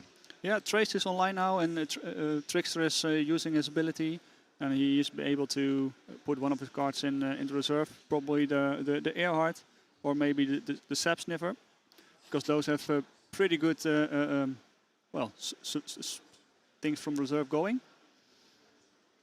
Yeah. And you just said Sap Sniffer, and that is one of my favorite cards for us on the NEC cast. That is we have a new term that's called sniff baiting, because whenever Freeloader says sniffer on stream, I'll have to sniff, and yeah, I love that card. Just the name itself, yeah, it's sniffing a lot of things, and here it's sniffing the Hero Expedition. Yes, and he finds a boost, and he finds another one, based on his ability with the activation of Haven. Yeah, that's actually 6 stats in that companion side, beating out Tooth Fairy plus the Tiny Djinn. Yeah. So Trickster actually here already getting the 2 expeditions back, and that is looking pretty good. 2 cards left in hand, so not the most amount of cards right now for Trickster, but at least it's traced. He still has the ability. Or is that supposed to be tapped traced? Yeah. I think it's tapped, right? So yeah. So just 2 cards, but yeah, you're traced. You just want to find Frankensteins, and then you feel like you have infinite cards. And there's still that fire out now played from Aganman, putting a card down, putting a boost onto one of his cards. So he beats out now on 7 mountain stats, but Trickster still double advances. At least is now down only 1 expedition. Mm-hmm. But yeah, it's a bit rough for Aganman here. Yeah, it doesn't look great. At least for this turn. Yeah, and I'm not sure how many cards are left for Aganman. I think there might be 2. Yeah, that's and 2. Having no cards in reserve as any deck, I feel like you're not happy. You kind of have to play 2 or 3 cards each day, and if you're then doing that, you kind of have to discard a card down from reserve. So maybe one of the better cards that Aganman could now draw here is one of those Telarian Skaters that you can rush and then play from reserve, so you later on don't have to discard it and just get both plays of value from that card. And Telarian Skater is pretty good, especially with Buddha tokens that you can just boost up. You can first play a slow play, boost up your Buddha, and then just see where your opponent goes. And I'm seeing a Acolano so this is most likely a list that is running the Hunger and wants to then eat up all the cards and permanents that are in play for Traced. And yeah, that's definitely a way that you can play this matchup. But I feel like whenever your opponent sees that Acolano Milk, they're just trying to get the Grams into reserve and immediately remove it. But sometimes they might just not have it. Yeah, indeed. I think Traced is one of the opponents of permanence, specifically also for Kojo and Bazira not to run anymore, because the Grams is such a strong card. Yeah, but I think as soon as the Kojo finds a fleeting Hunger, the Traced has so few things that they can do into this that a fleeting Hunger most of the times just means it's a double advance for the Kojo player. Yeah. And yeah, Traced usually not running removals. We've seen, I think, a few booms recently show up. I think I've seen Traced run Avalanche, but also an Avalanche is not doing anything into a Hunger. So yeah, it's a bit difficult once we see that card. But if it's just a normal hunger, I think Trace is just fine. Just puts more, can immediately play more landmarks afterwards from hand. And now now we're seeing the Tradaushi Skater. So that is rushing actually the Arcolanomic that we've mentioned. Yeah. And now that is kind of nice. So you are planning on putting now your characters from hand into that companion side, so that even if you win that expedition, you're not overloading your reserve. You're getting some value from the Arcolanomic, and you are still losing cards from your hand. So it's not resource effective, but at least you're using your resources a bit more effectively than you would otherwise do. Yeah, we see a second unique of Trickster. It's a Muna. I always forget that card's name. It's Muna Merchant. Muna Merchant, oh yeah. Yeah. I already forgot that card's name in the previous game. And yeah, usually that card is just resupplying, and this time it is putting a card into reserve too. Yeah, to resupply, and you can activate... Oh, a permanent. Permanent, yeah. So can activate the Haven or the restocking station to put more counters onto the restocking station, but I think that it still has two? It still has one. He used one on the salvage the previous day. Okay, yeah. That's a good card to use the restocking station on. Yeah. So he puts another salvager into the reserve. That is a ton of slow plays here now for Trickster. And Trickster, it's so far this game, it seems like Trickster's picking up the pace. It's a bit of thinking, yeah, but sure. But we're 55 minutes into the clock, and the expeditions are getting closer. They are getting closer, but so far I don't think Trickster's worried yet. They're really close to each other. Previous day, of course, Trickster got a 2-1 progression. That's lowering the gap a little bit. Yeah. And just seeing your opponent's reserve like that, salvager, frozen delivery. Yeah. I'm like, yeah, okay. I guess I'm playing cards, but I feel like I'm not playing them to out after you. I'm just trying to get stats, make sure you're not getting a 2-0, and yeah, that's why the Snowman is played here. I think that Snowman would have gotten fleeting anyway if it was played in either of these expeditions. So gets one extra boost from the Arcolanomic, pretty nice, and yeah, I love the Snowman card. Just 2 mana, 2/3/3, so good. Yeah, it feels like playing a rare Orders Trooper, but just 1 cost higher. Yeah, exactly. And Trickster does the thing I always get my opponents to do, like they're salvaging into a salvager, and and it's even more salvagers. Yes. They're salvaging problems, I'd say. Oh man. And more resupplies. Trickster needs more of those. Yeah. But if you find all your resupplies at one point at the same time, as soon as you found all of them, you can't resupply even more. But I think we haven't seen a single Frankenstein. There's still 1 salvager left in reserve. Yeah. There's 3 counters on that restocking station, so one of these salvagers will go back to reserve. Trickster will now just maybe resupply even more to find the best cards for Force Reserve possible. Yes. Maybe I think the only cards that are better than Salvager is maybe Salvager Frankenstein. But otherwise, I feel like you're just keeping double Salvager. Yeah, I think Salvager is really great here as well. Probably they're gonna try to get fleeting off of the merchant, probably.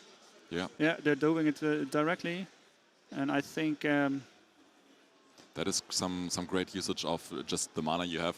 The restocking station is not doing anything. You're just preserving 1 counter on that restocking station that's already in play with the 3 counters here, and yeah, you're just managing your resources slightly better.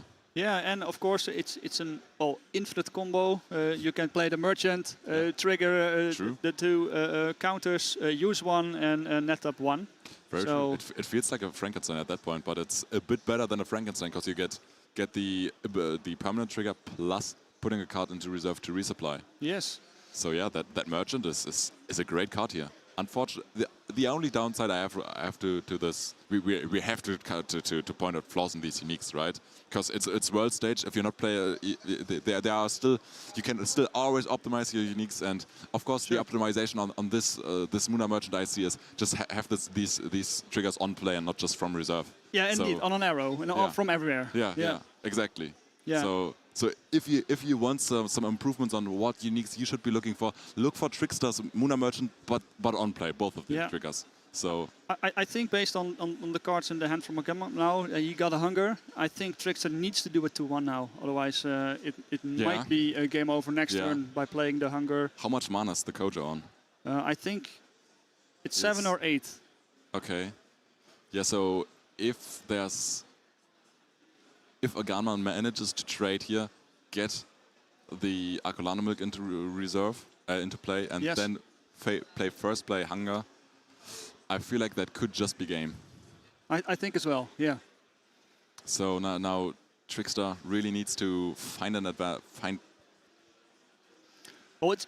double advance. No, even a double advance. Yeah, I'm not double advance doesn't need to be enough, because if you're making sure that the milk stays in the field for next turn, then you're getting a gigantic hunger. Yeah, the hunger can potentially just 2-0 that, depending on how many resources Trickster has in hand, but it seems like there are 2 cards in hand. And yeah, we can take a quick look at some results, if there are some results already coming in, but no. It's just 25, no, it's 25 minutes into the round, so yeah, players are still playing. No 20-minute game so far. No Hyper Festivals winning in 10 minutes. No, lucky. Yeah. We saw a lot on the BGA festivals. They're really popular at the moment. There's also one festival here in World Stage. Yeah, I saw Papa on turn 1 with the ring. Yeah, that was great.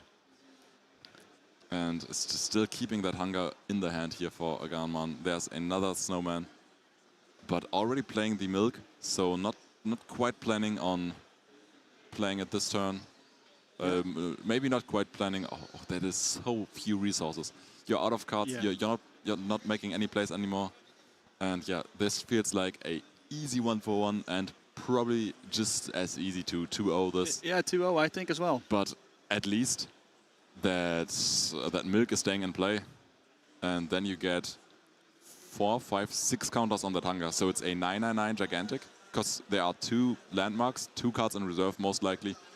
You're discarding so that's 4 boosts. Then you're discarding the milk as well, and the milk itself gives the hunger fleeting and a boost. So that should be 6 boosts plus the 3/3 base stat line. Yeah. So yeah, Aganman just putting all his trust into that 9/9 hunger that's potentially coming out next turn. And yeah, just now Trickster needs to dig for those grams. I'm not sure he's aware of digging for those grams. He should use he should use Gibble, the Frankensteins, everything. The Frankenstein is actually not enough. So if Trickster plays that, he's on 1 mana left, can't play grams anymore, and really needs those grams now. Oh, it's gonna be very, very, very difficult next turn. I think as well, because it will have 2, 4, 5, 6 boosts on it. So it's a 9/9 gigantic, and that's really 10/10 because the Akolano also gives a boost. Yeah. So not really sure if he can find a way. Yeah. And now organizing the cards, looking what's best. Yeah, if there is a boom in the list, then... I think currently Trickster isn't even double advancing, but I think it's more important to find the grams than double advancing here. Well, so I don't think the grams is enough. True. I think you need to find a boom or something, otherwise you're not winning. True. You need double advance and you need to find grams, but I think if you're finding grams, you're blocking the trace at least. So it's a 1-0 then. Yeah. So yeah, just do everything to find grams, and now plays Frankenstein here, so can't play grams anymore. Still thinking, and yeah, I would have. Oh, he used that Gibble, but just resupplied into a Frankenstein. I see. Yeah, that's unfortunate. No delivery left in hand to dig further. No, but if you're digging at the moment, and you're getting it into the reserve, then it will be gone by the hunger. So hopefully you will draw it next turn. Otherwise, he on 3 mana he should have delivered. If he had delivery, of course. We don't know if that was actually there. He could have delivered and then find grams of the delivery to immediately play it. Oh and, yeah, to remove the milk, you mean? Yeah, exactly. Of course. Yeah. But now, or can you just 2-for-1 this and let the Kojo advance on the companion side? Is that a possibility? I haven't thought about that, but that could have also been a line. And there is the grams. Yeah, it feels like it's a bit late. How did these grams still get into reserve here? Oh, of the trace ability? Or how did they hit the reserve here? I'm not really sure. Okay. But yeah, they are grams, and they would have helped, but not anymore. It seems to me that Trickster hasn't any cards in hand at the moment. Yeah. So that means that he is only playing with 2 cards. Wait, why is the snowman in? Oh, that was on the okay. I companion expedition. I felt like there was a fleeting marker on there, but yeah, that expedition is in water, so that isn't fleeting. So yeah, you were actually right. It's gaining 6 boosts plus the milk boost, so hunger would be 10/10. Yeah. And yeah, that is very scary to go up against, and I'm not sure a traced can really deal with that. With 3 cards left in hand, no, I'm not sure how many cards in hand Trickster has. It's just the 2. Oh. You can't mana card here. No, you cannot. You really cannot mana cards. Yeah. It's now. Yeah, I think this is game, but maybe Trickster gets something with the trace ability, but you need. There is no other card I think that can help you here. I also don't see it. I think Trickster might be realizing it. Is thinking about what mana here, puts cards down, thinks, and yeah, we are just now waiting for the inevitable, that hunger, eating the dreams and hopes of this trace here right now to win this game, and putting Aganman 1 game closer to making it to the next stage. Yeah, we saw it lurking in the hand cam, waiting to come out. Yeah, and I definitely don't think that card is getting mana here anytime soon. Oh, I don't think as well. Yeah. Aganman already have put something in the mana, so he's just waiting to play his 8 mana thing, tap out, and win the game probably. And there we see the 8 mana tapped. 1 card. Trickster, I feel like, was prepared for this. Yes. And yeah. Now it's 2 cards against the hunger. Yeah, the token doesn't get a boost, so. Yeah. And probably the player knows this as well, but it's Worlds. You tend to forget stuff about things you play all the time. That's very true. That is very true. Especially for a lot of players that are just playing in person, you are very easy to forget. Yeah. And I think Trickster might just be one of the players that only gets to play online and probably doesn't have the biggest local scene in comparison to most of these Frenchmen that do have a thriving local community, but of course it's not everyone French thriving that well. I've heard the southern part is not doing that great for Altered, but maybe it's just regional as well. I'm not really sure. Oh, you can hook the hunger now. You can hook the hunger to the other side. We had that. Still doesn't work, but we had that yesterday on stream as well. If you ever hook a gigantic character, you're getting too old, and it has been true so far, and I think it's true in this game as well. Yeah. 3 cards now in hand, but I don't think you can get the stats. It is. We're seeing the fist bumps, and we go on to game 2. Very nicely set up here by Aganman, and finding the grams delayed. Yeah, I feel that the time to play the hunger was the right time. If you wait any longer, you cannot wait any longer because Trace is getting all those triggers and the cards and advantages. So strike on the right moment. Absolutely. And now it's Sigismar left against that Tasia, or you said that was a different deck against apparently Tasia and Trace. Oh, the Trace was... The Trace was different. Yeah, okay, it was a Bazira deck at the first, but he is not okay. playing Bazira, so... and Tasia still left, so probably on Mass Anchor Tasia here. I think Exalts has some great Tasia uniques. I've seen the Aron especially. I'm looking at those Chirons. I'm looking at those Coppelias. Yeah, they're not fair. I've seen enough of As-Lopus games that I can say these Coppelias are not fair. But Aron, of course, has some other mass anchors as well next also to those Coppelias. Yeah. These Coppelias, yeah, they are absurd. I feel that's a little bit the problem at the moment. You play or with mass anchor and it feels like unbeatable, except for things like hunger, or you don't have them and they're feel like not playable at all. Yeah, true. That is And now it is probably the next matchup I would expect to see Traced against Sigismar. Yeah, me too. And then leave the Tasia for last. I haven't seen Trickster practice too much, but the decks I've seen from Trickster played on BGA were Afanis, were Sigismar, and I think that's it from the decks that I remember seeing on BGA. Yeah, so there are only 2 years. So we're finally getting to the actual deck lists here, and I'm only seeing 2 uniques, but we know the third one, it is a Tooth Fairy as well. That is just a on-play Sabotage. Yeah, on-play Sabotage for, I think, 2/2 for a 2/3/3 stat line. Yeah. And we're seeing another very sweet Order Spy that is from Reserve Sabotage, and then when it leaves the Expedition Zone, Sabotage. And I can tell you there are better Order Spies. Yeah, there are, for sure. There's definitely one better one that has one upside over this Order Spy. It is on-play Sabotage when I leave the Expedition Zone, Sabotage. Yeah. It is, in fact, an American-owned card, Carthrace, and it's today played by Rinku. By Rinku, of course, yes. I think there are a great spies as well. I think in the Exalts team, Capuchon also has a thing with Arrow Sabotage, Arrow, do something, draw a card, it's insane. All of these Sabotage cards that get multiple effects, and if they get multiple card advantage effects, they are fantastic.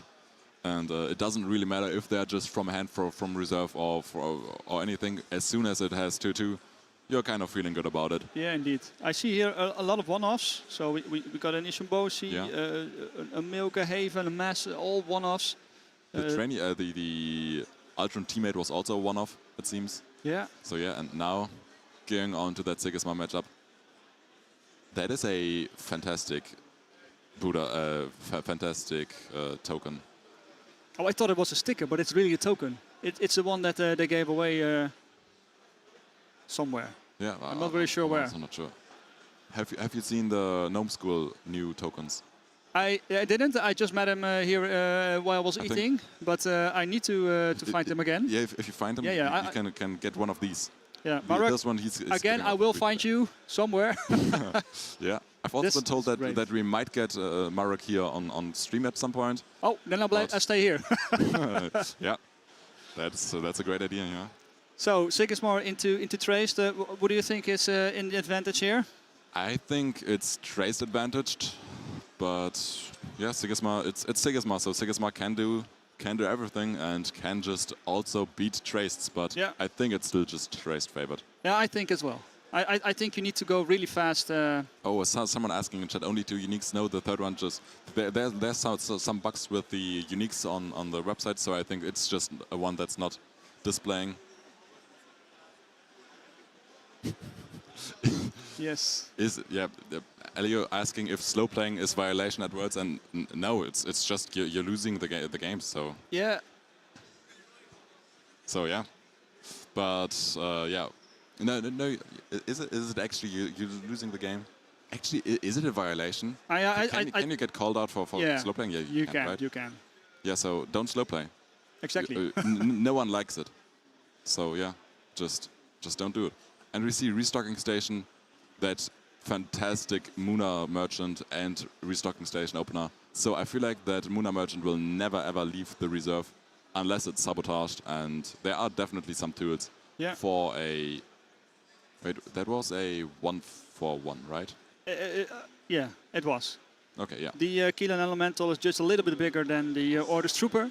So that's got over it. I'm not really sure why you play the trooper here first. I think you play here the attorney first, right? No, not yet. We now have some updates on matches. Oh wait. You got it. You were going to the right one, I think. Wait. To the left, top. No, this one. The top. Yeah. This one. Finals. Yeah. Okay. So I'm not quite sure what where the update begins because Cole already looked at the results, and I usually just looked where the newest update was, but I think from 3 p.m. Oh yeah, that makes sense. So we have updates on Group G. Pompote beat out Zarp 2-0. Then Port C, Pavayna made it out, beating Etigma 2-0. And Port A, we have Krzysmak beating out Sparky 2-0. A bunch of 2-0s here, but yeah. The early results should all be 2-0s, and later on we're getting the 2-1s. But we are still in the game here, traced against Sigisma. Yeah, we haven't missed anything because Trickster was so great for us to have you to think a little bit. Yeah, that's very kind of him. That we gotta admit. So we see again a stocking station with that a merchant on the field, and we see in hand also the other unique he got. Yeah, also both of these expeditions, they are great for this Kilon Elemental. On the companion side, you're blocking your opponent, and if your opponent ever advances on the companion side, you're also blocking there pretty handily. But I think if you have that restocking station, you are using it onto your Muna Merchant over that Kilon Elemental, even though in the early game for the expeditions currently this Elemental looks pretty fantastic. I'm not quite sure what the stat line on this Merchant is, but just the effects on it are great. I think it's 3-2, but not really for sure. Yeah, that's also a great stat line for this card. And yeah, there the Elemental is going on to that hero side, so trying to block that expedition there, but now also giving a pretty free draw over with that Attorney that can now be played in that, blocking the Elemental itself, and just drawing a card for Aganman here. Oh, and one of the cards that are... So for me, one of the new ways to play Sigisma is just ascending your expeditions. Oh, of course, yeah. And we do see one of the new on-play 2-cost ascent cards in that Orders Messenger, and I feel like Aganman hasn't gotten my memo on the Duckling. The Duckling, it's a great card. It's essentially doing the same as the Messenger. It just has one stat less, but it's also a 1-cost. And just having the flexibility of the Duck being a 1-cost or a 2-cost as you need it, I love that card a lot. And it got supportability as well, so if you don't have the 1 or 2 mana to spend, you can use for supportability as well. It's a great card overall, and I'm surprised to not see it more often. I really like that card, and yeah. I do as well, but I think the rare slot is harsh sometimes. Yeah, but you just slot out your messengers, because you're pretty much never getting that token and that Aerolith, and if you get it, you don't really want to pay the 1. So I think just losing out that 1 mountain set is in my opinion worth the flexibility on that card. But yeah, probably these Worlds players, they also should have put a lot of thought into their decks. So Aganman probably decided, well, the flexibility, I don't care too much about it, and I'm just playing the Messenger. I just don't want to lose on mountain. Yeah. Is it a rare? Yeah, it's also the rare, Yeah, it's otherwise a 3-2 cost, which I don't think is worth playing. It feels like a spy then, and spies. You don't really like playing spies because it's understated for its cost. Of course, the sabotage is great, but just the 2-2 for a 3 cost, yeah, that's rough. And here, that is fantastic. 1-0 lead for the Sigisma playing the Messenger, and that wouldn't have actually happened with the Duck. So I'm immediately proven wrong, and Aganman just the better player. So yeah, glad to see that one. You could also have just played on the other side. Yeah, but then it wouldn't have been a 1-for-1. 1-0. No, it's been 1-1, but you could draw a card from the attorney, so that might also be really great. Favoring the... Aganman still has an attorney, so still has ways to draw. Yeah. And just favors the early lead into this traced. Because yeah, if you just let the tracer 1-for-1 you in the early game while the tracer is setting up, you're gonna get hooked, and you're never gonna get a 2-0 anymore. Exactly. So forces the early lead here, and yeah, that's why you play the messenger, I guess. It looked great here. And the trooper, one of the best one drops, right? That one cost 1 to 2. I think there isn't a better one. Yeah. I think that's the first card I ever thought, why would you ever run the rare for a 1 cost? Yeah. People laugh in my face at the moment. But the low cost absolutely. one, you said it was never be run. It was everywhere.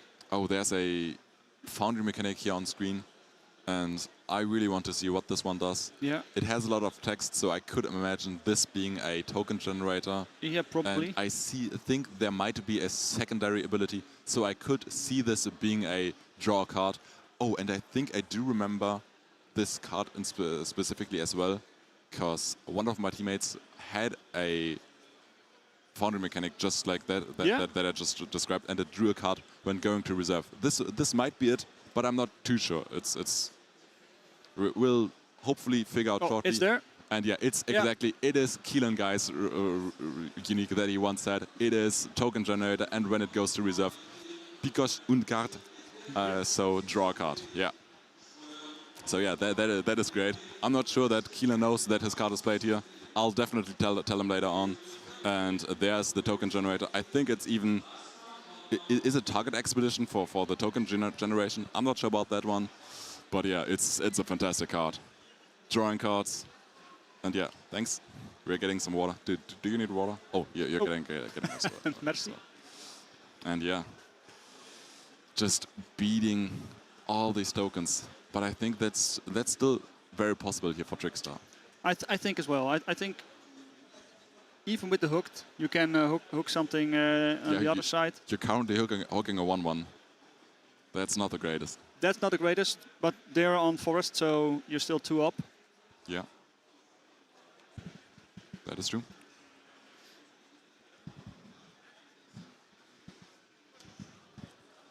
And Messenger can still be played.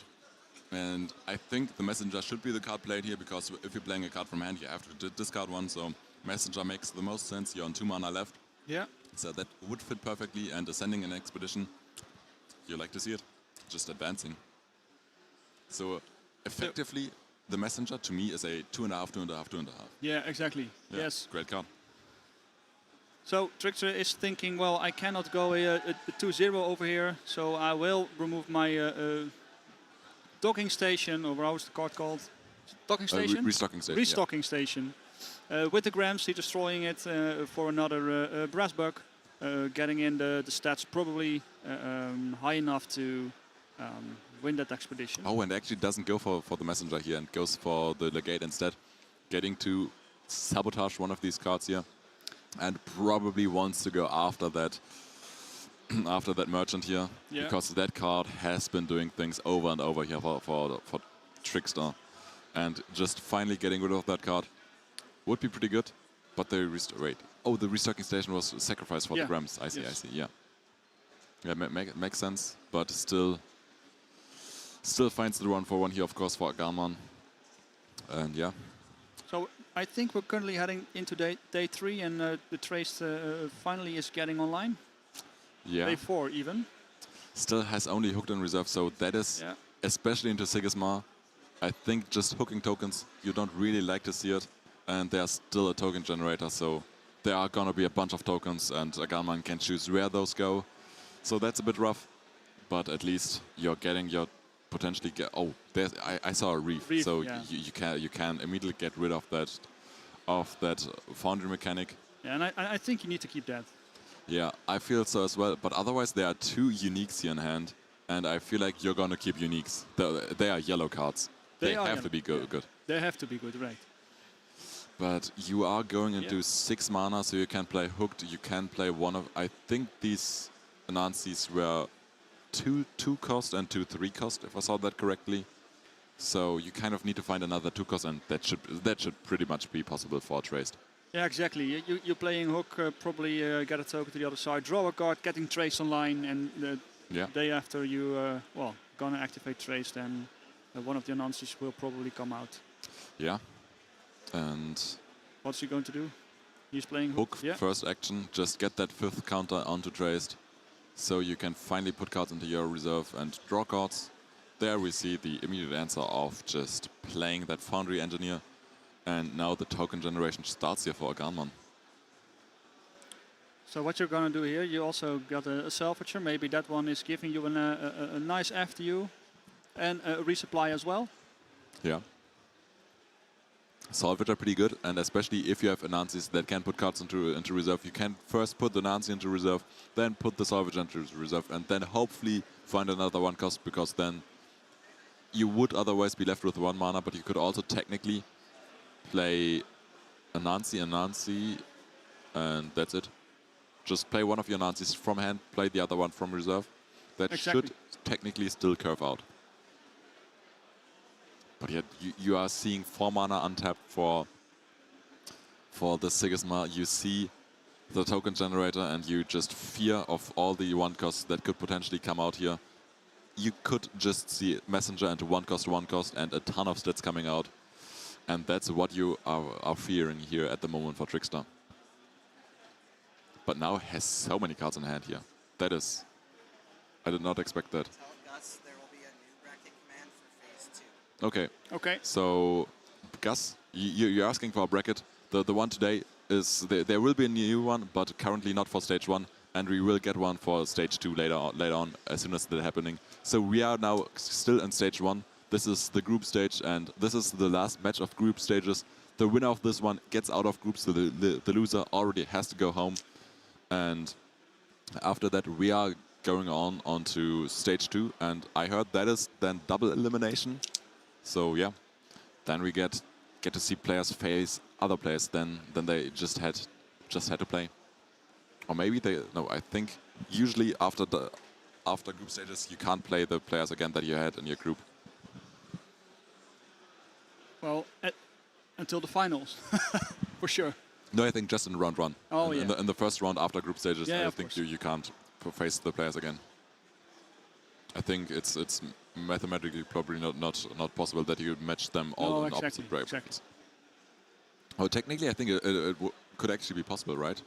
I'm not sure. I haven't done math in a while. And but both of these Anansis are 2 costs. Yes. So both played already. Well, one of the 2 was a 1 cost, got dropped into the reserve, and his ability is you can put a card from your hand to the reserve to get a boost equal to the cards of your reserve. So the Anansi dropped the other Anansi for only 1 cost. For 1 cost, yes. That is pretty good. That's really good.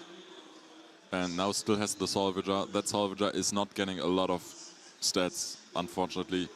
And I could still see this just being a 2-0 here for Aganman. If there's a 1 cost still left in hand. So the Messenger technically would go up to 8 stats. Yeah. And is ascending the expedition, so forces that Salvager play out. And then would need another 1 cost, but place the Messenger into the hero side. No, yeah, that's the hero side. So just looks to trade expeditions here, it seems. I think I would... Oh, actually... I think something went wrong with the Anansi boosts, but... Yeah. They are currently trying to figure that out, it seems. Yeah. Okay, not sure what's the hassle here about right now, but we'll resolve this shortly, right? And otherwise, I do really like these ascendant markers, just putting them below your hero, so you see it visibly. Oh yeah. And that is pretty sweet. So we're still waiting to make sure that the card is getting played. And yeah, now it's getting played. On the other side. And yeah, that is now threatening a 2-0 potentially. And if there's a 1 cost, it is a 2-0. But now just matching. Oh, that's matching stats already. Yeah. So they can just play the Salvager as well to get a 1-1. Yeah, but if there's a 1 cost left in hand here for Aganman, I think it was not. I think it was an Ozma, a unique Ozma. Okay. So there's only one card left. Yeah, Yeah. that checks out to me. Yeah. So I think this is. Oh, and it didn't matter where the token goes because the Sword Witcher will match the other side and just get the 1/1 that way. Yeah, So yeah. Exactly. If there's no additional 1 cost in the hand for Aganman, then it's just a 1/1. But at least you're getting a salvage out. And that Frankenstein here right now looks a bit naked because you really want permanence in play when you have a Frankenstein. Yeah. But he got a Haven in hand, so it's Okay, not so naked. That's true, yeah. Then it got some close to it, or permanence to it. I think this is a real good turn for Trickster. The opponent doesn't have much left other than the Ozma Yeah. in hand. Yeah, that's... Yourself are setting up for the next turn as well. You're not too far behind. Do you think there's potential that that's a draw to Ozma? There are some absurd uniques, so Yeah. I'm just speculating at this point. There was also a token generator that drew a card, so... Yeah, you never know. You never know. Yeah, but yeah. it will probably draw at least one card Yeah. for sure. It's an Ozma at least, Yeah. yeah. And would you ever turn down a token generator that draws a card at dusk? That's 2/2 cost. No. And I've always played it, right? Yeah. Rinku did. Rinku had the option to play a 2/2 token generator that draws a card at dusk, and he didn't play it. Why not? He's better. Yeah, he's just better. And we have 20 minutes left on the round, and it is game 2. So yeah, Trickster needs to pick up the pace, and also if Trickster's picking up the pace, also make Aganman play faster. And this one still has 3 expeditions for for the closer player in this game to win, and only 20 minutes left. It's looking like if this ever goes to game 3, it's going to time. And especially if it's Mass Anchor Tager, I like to call it Hostage Tager. And that one takes a while as well. Yeah, it's so set up, that is definitely getting timed out. And yeah, so if Trickster wins this one, we'll see some timeout rules. And I'm excited for it. Yeah.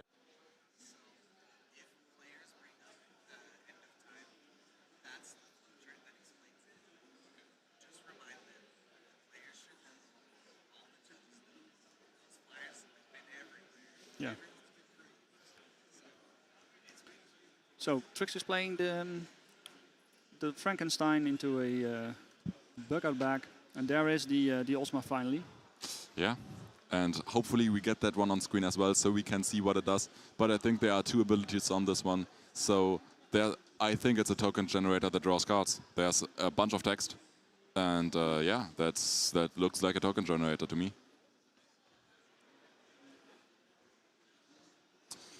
And 2 cards in hand, and yeah, but it's pay 1. Yeah, that was. Oh no! It's not a token generator. It generates a token when it leaves the expedition zone. Yeah. So, yeah, that's still okay, right? The 2-mana 0/1/1 draw a card. Yeah, I must say I have a card pretty much just like that, but it's a dusk draw card and it is a 1/1, so it's weaker than this Ozma, and I don't like playing that card because it's just so weak on stats. And this Ozma has similar issues. It's just 0/1/1, so it's not adding a ton of sets into the expedition. Exactly. So wait, was that Ozma actually 1/1/1? Because it's currently 2/3/3 on the tracker for the stats. So this might be a 1/1/1 Ozma, but I think I just saw it being 0/1/1. There is also a token. Oh, true. Yeah. That I missed that one. It has a cute stick on it, and Yeah. It doesn't look like a recruit, right? yeah, that's true. It's just a cute sticker to me. It's just some accessories to the Sigma at this point to me, and the Sap Sniffer now getting Haven boost, augmenting itself. Yeah. And now it's a big companion side for the Sigma, even though they only have 2 cards in there. And yeah, it's really getting difficult here for the Traced. For the Sigma, you don't have a lot of cards, and it's Traced, and they are just doing Traced things at this point now. Yeah, exactly. And there is Trettering and a Sabotage for next turn as well. Yeah. So if you're playing something from hand at the moment, you will lose at least one of your 2 things in the reserve next turn probably. there's a bug-out bag as well in reserve, so you can get another 2/2. If you lose that expedition where the bug-out bag is in, you can get some Frankenstein value, you can get some Grem value, you can get some Gibble value. So, yeah, bug-out bag, just a great card in general, and we do see that common Ascended Trooper. And I do really like just playing common Ascended Trooper and then rare Messengers or rare Ducklings. Yeah. But Aganman has shown this game, of course, that the Ascended Trooper is better than the Duckling, right? The Trooper, the Messenger, you mean? The Messenger, yeah. The Messenger is the card that got Aganman here the lead in this game, and they're just holding on to that lead tightly so far. Yeah, I think, and making it difficult for Trickster. I think Trickster can play. Doesn't know that the last card in hand is a Sandman, so they are probably thinking, well, there should be another card. Yeah. You cannot play a bug-out back on the companion expedition because, well, that makes it probably a 1-0 for the Sigismar player. So he needs to do something. And it looks like all of the mana for Trickster is tapped anyway, or did he just tap to just tap 2. Okay, okay. So there's that Gibble in a hand that I was mentioning. That's synergizing with the bug-out bag. So I could just see the bug-out bag being played here, but no, goes for the Grems here instead. Wants to make sure that it's a 1-1 and not get cheesed an expedition here. Exactly, and somehow we get a token because of the Osma. Now you get to pay 1, yeah. We should have known that you could pay 1 for a token. Yeah, and gets rid of the Jammer here, it seems. There could also be Jammer value if you play Jammer and then sacrifice it immediately. But I think you prefer having that bug-out bag so you can play bug-out bag, put Gibble into reserve, get a 0-cost 2/2, then play Grem, sacrificing the bug-out bag. So you're getting double value out of the bug-out bag here. And yeah, I like this setup technically to get a bunch of stats. Ooh, the draw is horrible for Aganman. License withdrawal, you don't like to see it. And a rally and call, so there isn't much to go on with. But at least it still has the Sandman, right? Yeah. So at least that is something. Sandman can just make the difference. Such a good card in the thing Sigismar. is, do you make mana? As soon as you make mana, the draw ability of Osma gets turned off. So you probably, they removed the sabotage, so. Yeah.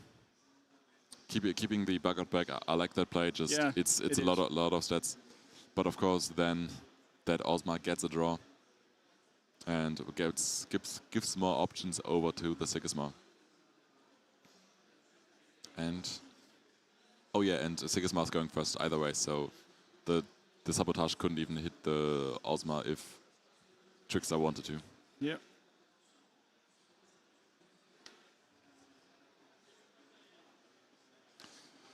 And now, it's kind of again, how many 1-costs do you have in hand? How much can you after you? And probably with the Gibble, I feel like Trace sometimes struggles on having enough ways to put cards into your reserve because you have so many cards that you kind of want to play or want to have in your reserve.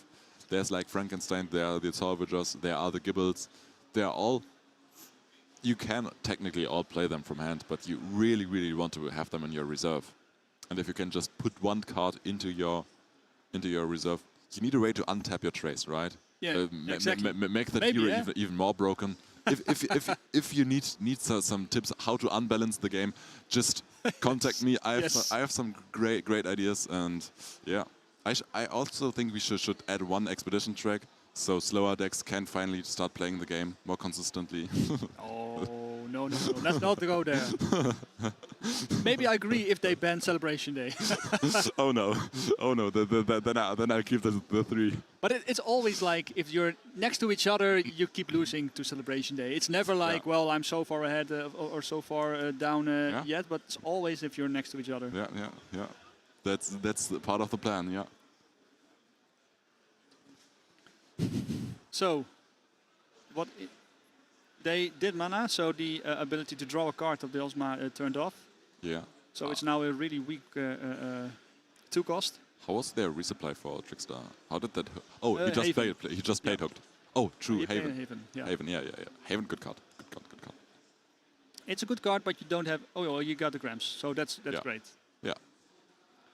So it is still Rallying Call, Sandman in hand, and we don't know the last card. There might be a license withdrawal and that card that was just drawn off the Osma. I don't think they kept a license withdrawal. They put Yeah, something. I would also expect that license withdrawal hit the mana zone. I think the Osma had if you have 8 or less orbs or less than 8 orbs, you draw a card. Oh, was it? I didn't check the condition on the Osma. Yeah, if that's the case, yeah, not drawing a card here seems pretty hard. And then a Sandman. You're not even on game point. The Sandman can definitely get you a 1-0, but getting more than a 1-0, that might be just too difficult here. And then you're kind of out of resources, right? You're playing Sandman, you don't have that for next turn. Yeah. The Trace is keeping something in play for the next round, and then you have to face that as well. It's definitely a tricky spot. Maybe Aganman can make it work. Maybe sleep something from yourself, but I'm not seeing how you don't get double advance on then. Yeah. It's just not the greatest spot here. Also, you kind of can't play into the bug out bag because you kind of have to expect gibbles or things like that to just reactivate the bug out bag. That card is so flexible. It's really flexible. Yeah, and there's a Redding call. First boost onto the Osma. That's the second stat in Forest where Trickster needs to advance on. And yeah. I have to make a phone call. Yeah. So, just as usual, if you need to take a break, there's no action, but be right back. So Trickster is looking, do I put Gibble to the reserve or the Earhart? The Earhart is also a 1-mana 2/2, but a free 2/2 is better than a 1-mana 2/2, right? True, yeah. Very much. Especially if you are low on mana and you are looking to outstat your opponent and your opponent has no cards left, then free stuff is free. You like it. Yes. You love it. And yeah. So at the moment, what would you do? Hook your own bug to the other side? Or maybe hook the Ascended Trooper? You might just go... If there's no 1 cost, yeah, you can actually... Yeah, probably starting off with the hooked is just all right for traced here. There's just 1 card left in hand. Yeah, that's the Earhart. Oh, yeah. Then you're probably really just starting off with hooked. Because you want to play Gibble for the supportability and you want to use the Grams as well. Yeah. So I think this is the correct play, but which card will you hook the other way? Yeah, tricky questions here. And decides to go for the token. The cute sticker is now in the other expedition. Yes. And yeah, it's a bit trickier with the Osma still in that expedition to advance. But the Grams are the rare Grams, so they are just still beating out the Osma. And now you're giving the least stats into that companion side. Yep, I like that play. The Grams are now threatening to get... Gibble plus Grams are now threatening to get 6 total stats for just 2 mana. And I'm not sure what exactly the Sandman is doing here. You can just play Sandman, sleep your own Osma, and no, that's actually... No. Sleeping your Osma, Trickster can still get a 1-0 at least. Yeah. But at least you're keeping around your Osma, I guess. What can you do at this point? Yeah, I'm not really sure. I think both. Yeah. The draw of the Sigma play was so bad this turn that it limits your options. Yeah, and now thinking on what is the best play here. It is tricky. It is just 8 minutes left in this round, and I'm not sure if there are already considerations for a potential game 3 for either of these players, but it is still it is 8 minutes left. Yeah. Game 2. Yeah. There are time rules in play, and we have an end of round procedure here, but I'm not really sure what happens if you are at 1-1. Yeah. And the third game still needs to be started, because the first question is, it's a game 2 of a best of 3 match. I'm not sure if we are supposed to share this completely, but there's definitely an end of round procedure. All of the judges know it. All of the players should have also been briefed on it, and yeah. we can maybe look at it for ourselves and then try to explain it a little bit. But I think I'm not sure if we're supposed to completely share this one with everyone here. But yeah, it's definitely here. Players should have been briefed about it, and yeah, the judges definitely are as well. For sure. So the Sandman's getting played and Sleep the token. Yeah, that's fair. Just starting off the next day with stats on both expeditions. There are now people taking pictures of the crowds, and yeah, just flashing around the crowd a bit. So it's a one for all at the moment. I don't think you can do anything else as Trickster right here, because you cannot threaten the oh, you only need 2 in. Yeah, so Grams are still doing it. Yeah, exactly. And plays the Gibble as well, but the Grams don't get.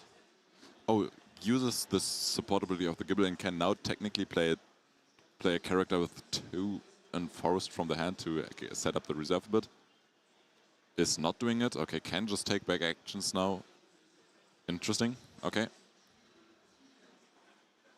So, still thinking. Oh, actually, Gibble plus the 2 Havens is still a 2-0 here, right? 2 Havens and you sacrifice your bug out back. So that's 6 total stats going over in the hero side. And the bug. It's a rare, so you got a 6/6/6. It's a 2-0, yeah. And the bug, the Gibble gets the bug into the companion side, and that should be a 2-0 here. I'm not sure if we're missing here. We've definitely missed things on stream here before. So yeah, Trickster calculating here as well. The board might look a bit different to them than to us, because we don't see all of the boosts here going on. But I think the trackers seem correct to me. And just counting everything. Again, puts the Gibble into reserve. Now taps both Havens and then plays the Grams, sacrificing. Could also no, you're sacrificing the bug out back. Yeah, of course. Yeah. Why wouldn't you? Yeah, It's already got fleeting. Yeah, exactly. I thought if it wasn't fleeting, you might sacrifice one of your Havens. But yeah, since that card is fleeting, you're winning that expedition. It is gone anyway, so might as well just sacrifice it. And yeah, that is 2-0 for Trickster. 5 minutes left in this round, and I said in the beginning of this game, there will be no round 3, and 5 minutes for the last day. Do you think it's possible? For the last day, yes, but maybe not for the for the next game. So yeah, and I think, let me check. That probably then takes us to a game 3 that is 2 days long. I'm not sure where to check, and I can't read that fast. So my brain, I can only focus on one thing, and it's not it's either reading or it's talking. And yeah, if I'm trying to check that one, I'm not talking for the next 5 minutes, and we need to look at this game here before we figure out what actual rules we have. So, what's happening over here? They draw 2 cards. We still have a token. Yeah, one been slapped on the previous day. Two boosts on that one. I almost missed the tokens on that one, but of course they are on there, and they're just covering the face of that cute little recruit. What do you rather face, a recruit or a woolly bag? Well, a woolly bag? Is that the correct answer? I rather face the Orders recruit because that woolly bag. It's crazy. The way it's looking at me, I think I'm losing brain cells. So. Oh no. So I'd rather face the Orders recruit. I need my brain cells. I think the woolly bag itself also needs its brain cells. Yeah, that one also needs brain cells. Oh, what a great resupply here. It is sniffing time for this trace here, but their slow plays are already starting. I guess Krzysmak can also slow play. There's that running call, but it's not a slow play where you get additional cards. No. So it's not as good as the frozen delivery. And there's Emilia, there's Restocking Station. There are a bunch more slow plays possible for. There are 2 Emilias actually, so not the greatest amount of stats for Trickster. sabotages that Sap Sniffer here. Yeah. So yeah, actually, this might now become tricky for Trickster again. I'm not really sure. But You're going to play your restocking station first. The timer just hit 0 and it's back to 5 now. Yes. So yeah, 5 minutes wasn't enough for the last day. Yeah. I'm not sure what happens now, but we'll see. We'll see. The judges will show us at some point. Okay, I'll quickly try to glance at this and see what happens. Meanwhile, Trickster is activating his trace ability, hitograms. Probably gonna put that grams to the reserve. To make Okay, sure I don't see what options are we are on in this one. So either someone else is joining us here and telling us what's happening now, or we've also seen rules where the player that won the first game then won the entire thing. That might happen here as well. I am not sure. We'll figure out together. The judges, the players should know what happens. We just don't know. We don't like reading on here. So yeah, restocking station is played. Emilia's put into reserve. Trickster is just looking to get a 1-for-1. I'm not sure how many cards are left in Aganman's hand, but there's definitely a rallying call left in reserve that can put stats into both of these expeditions. Would put up both quite significant. So would put up the companion, the hero side into 555, making it the hardest to match for Trickster. But there's a gram already, and putting stats already slightly, and yeah, 5 water stats now for Aganman here. I think you got it. He plays 3 for the Emilia Earhart, and you got still Earhart plus double Haven. I don't like this. I don't like putting this Emilia into your side. I would play it on the other side. Yeah, I would have played into the other side. So whatever goes into this hero side, you have the flexibility of just winning either side here. Yeah. And yeah, but I think into the teamwork training, that is still just fine. The Amelia can now be replayed with 2 boosts from those havens, and that is getting a 1-1 over here. Taking us to game number 3, maybe. That is taking us to a result where it's 1-1 on the scoreline. And the crowd is cheering. I'm not sure what's going to happen now exactly. And we're just going to stay on this cam, see what's happening there. And judges are talking. They're looking, talking, and then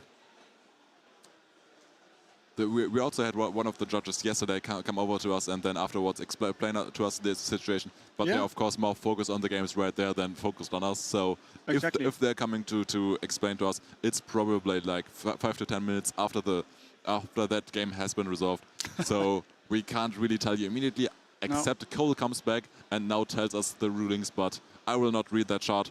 I don't have the brain cells. The Woolly bag has done the damage already. And Cole is coming to us, so I'll just quickly try to get Cole to explain to us what's happening here as soon as he arrives at our booth. And then I'll mute myself quickly. We're gonna change casters, and Cole hopefully can hop on to tell us what's happening now.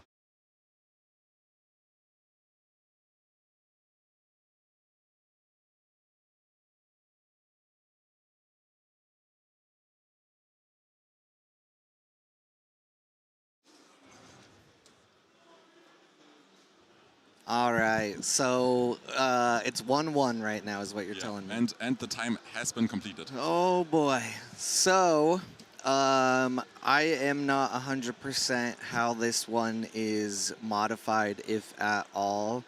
This should be the correct way that we went over it earlier this morning, but there is a whole flow chart that is available to assist everyone.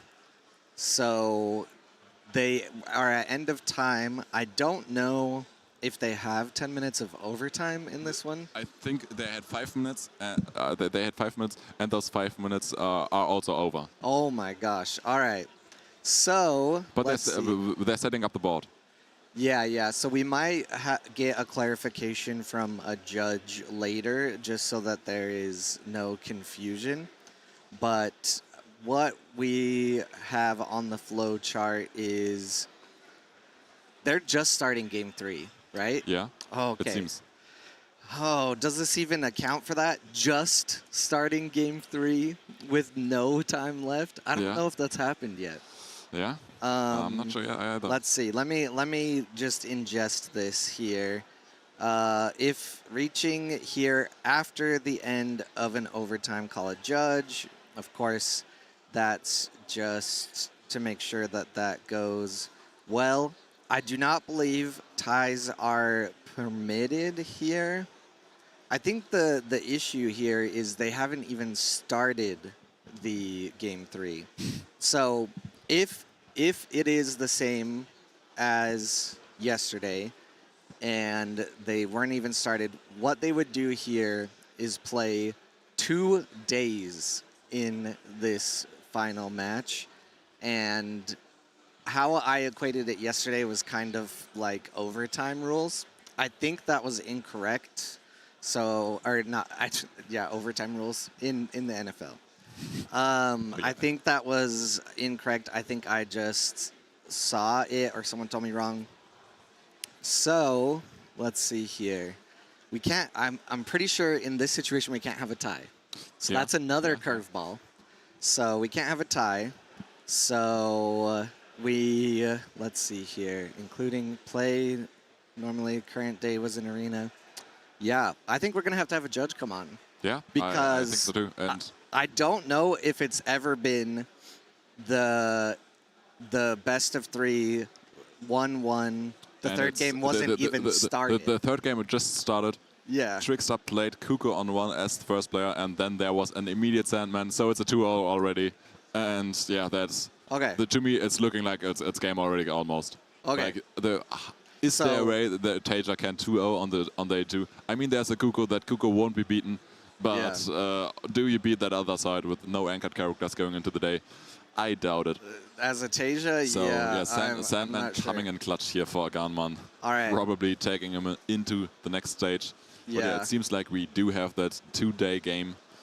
And yeah, it's heavily Sigisma favored at the moment. Yeah, I'm going to hand the mic back to Bravos Hatter, a.k.a. Mark, for a second. And I will see if we can grab a judge to explain this situation. Because I quit judging for a reason. Yeah. And stick to casting.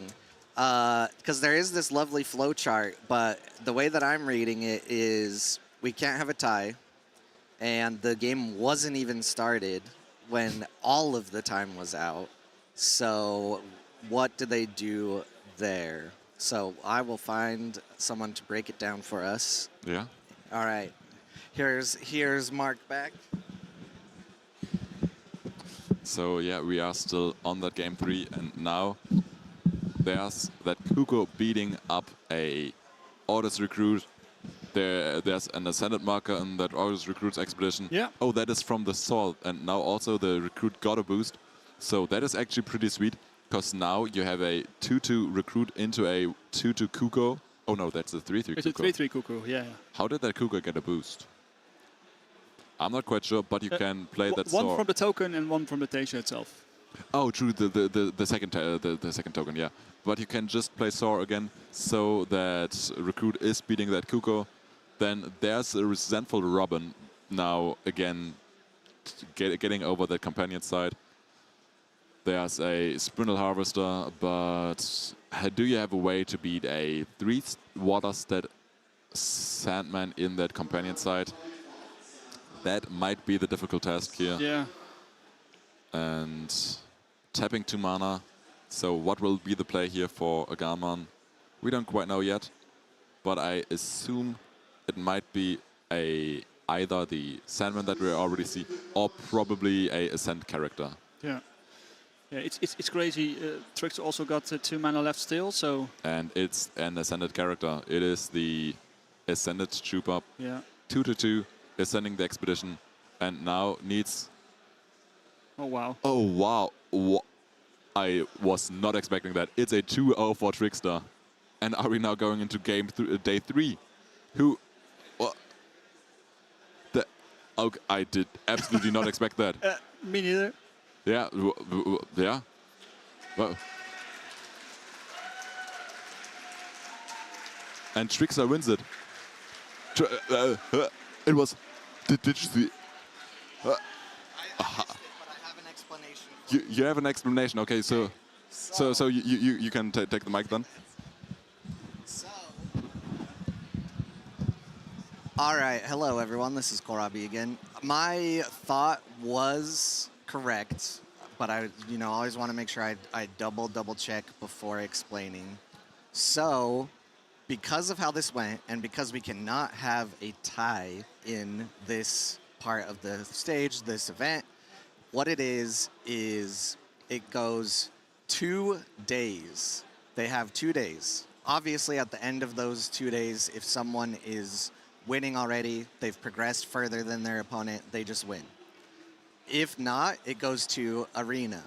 And if there's still no clear winner, it's arena until there's a winner. So that is how that happened. And now we have an update to the standings here for you so you can see where the players are at. Do they have Rinku on here? Yes, Rinku 2-1, so Rinku is alive. And you just saw Trickster moving on. So that is how that goes. So very, very special circumstance where they hadn't even started Game 3 until after overtime was done. I'm not sure how much time there will be between this game and the next, but I will check in here with my casters. One doesn't have the headset. How you feeling, Rune? You feeling good? How are you feeling, Mark? I'm feeling good. Are you? Yeah, Are you? I'm still. Well. Are you hooked now, and you wanna go more? Of course. I see.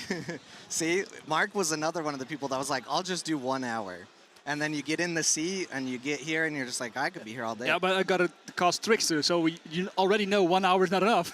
Yeah, exactly. All right. So we'll leave this results page up here for a little bit. So I explained how the end of the overtime rules went. I do not know what the decision was from both players. You never know in a situation like that. It could be that one player saw the writing on the wall. They just scooped from that. Or, yeah, like Seppi said, that's exactly what I said. 2 days, it converts to arena. If there's no winner, arena. So why is there not a slow play rule? Good question, actually. There is. I have been told that the judges are, trained and reminded that there are warnings for slow play. I obviously cannot hear the players or the judges in their headset, but they should be giving reminders for that. Usually prompts, things like that, like, hey, you need to make a move. You need to make sure you make a play. And so we can't hear any of that. I know there are a lot of reminders, warnings, different things that happen. And that's kind of a behind-the-scenes thing that's not really shared on stream. It wouldn't really do good to anyone if we were, like, telling people on stream, hey, Kohlrabi has a warning for forgetting a trigger. Because then, everyone would start flaming me more than they already do in the chat, saying this guy gets warnings all the time. So that is how things go. If we should have a judge on at some point, either today or tomorrow, from what I've been told, so they will be able to answer questions. I mean, I feel like we should get Simon, right, Mark? Yeah, I think he was already sitting here just a few moments before the games, but then he saw me and was quickly giving a seat. So hopefully he can explain something, and otherwise I will try to find someone else. Yep. So there will be a time on the stream where we have a judge that'll be able to answer the rulings questions and in and outs and give you their thoughts and how the event has gone. So thank you, everyone, for watching. I appreciate you. Thanks for giving my casters some love. I'm going to call you guys my casters now. You're all my children. So Sure. I'll see where Rune's at. We might also have a special appearance from an Italian player as long as the stream is not another Italian player, because they do not want to curse their own brethren. So I will hand the headset. I will hand the headset back to Rune, and he'll take it from here with Mark. So if you guys need a break and there's like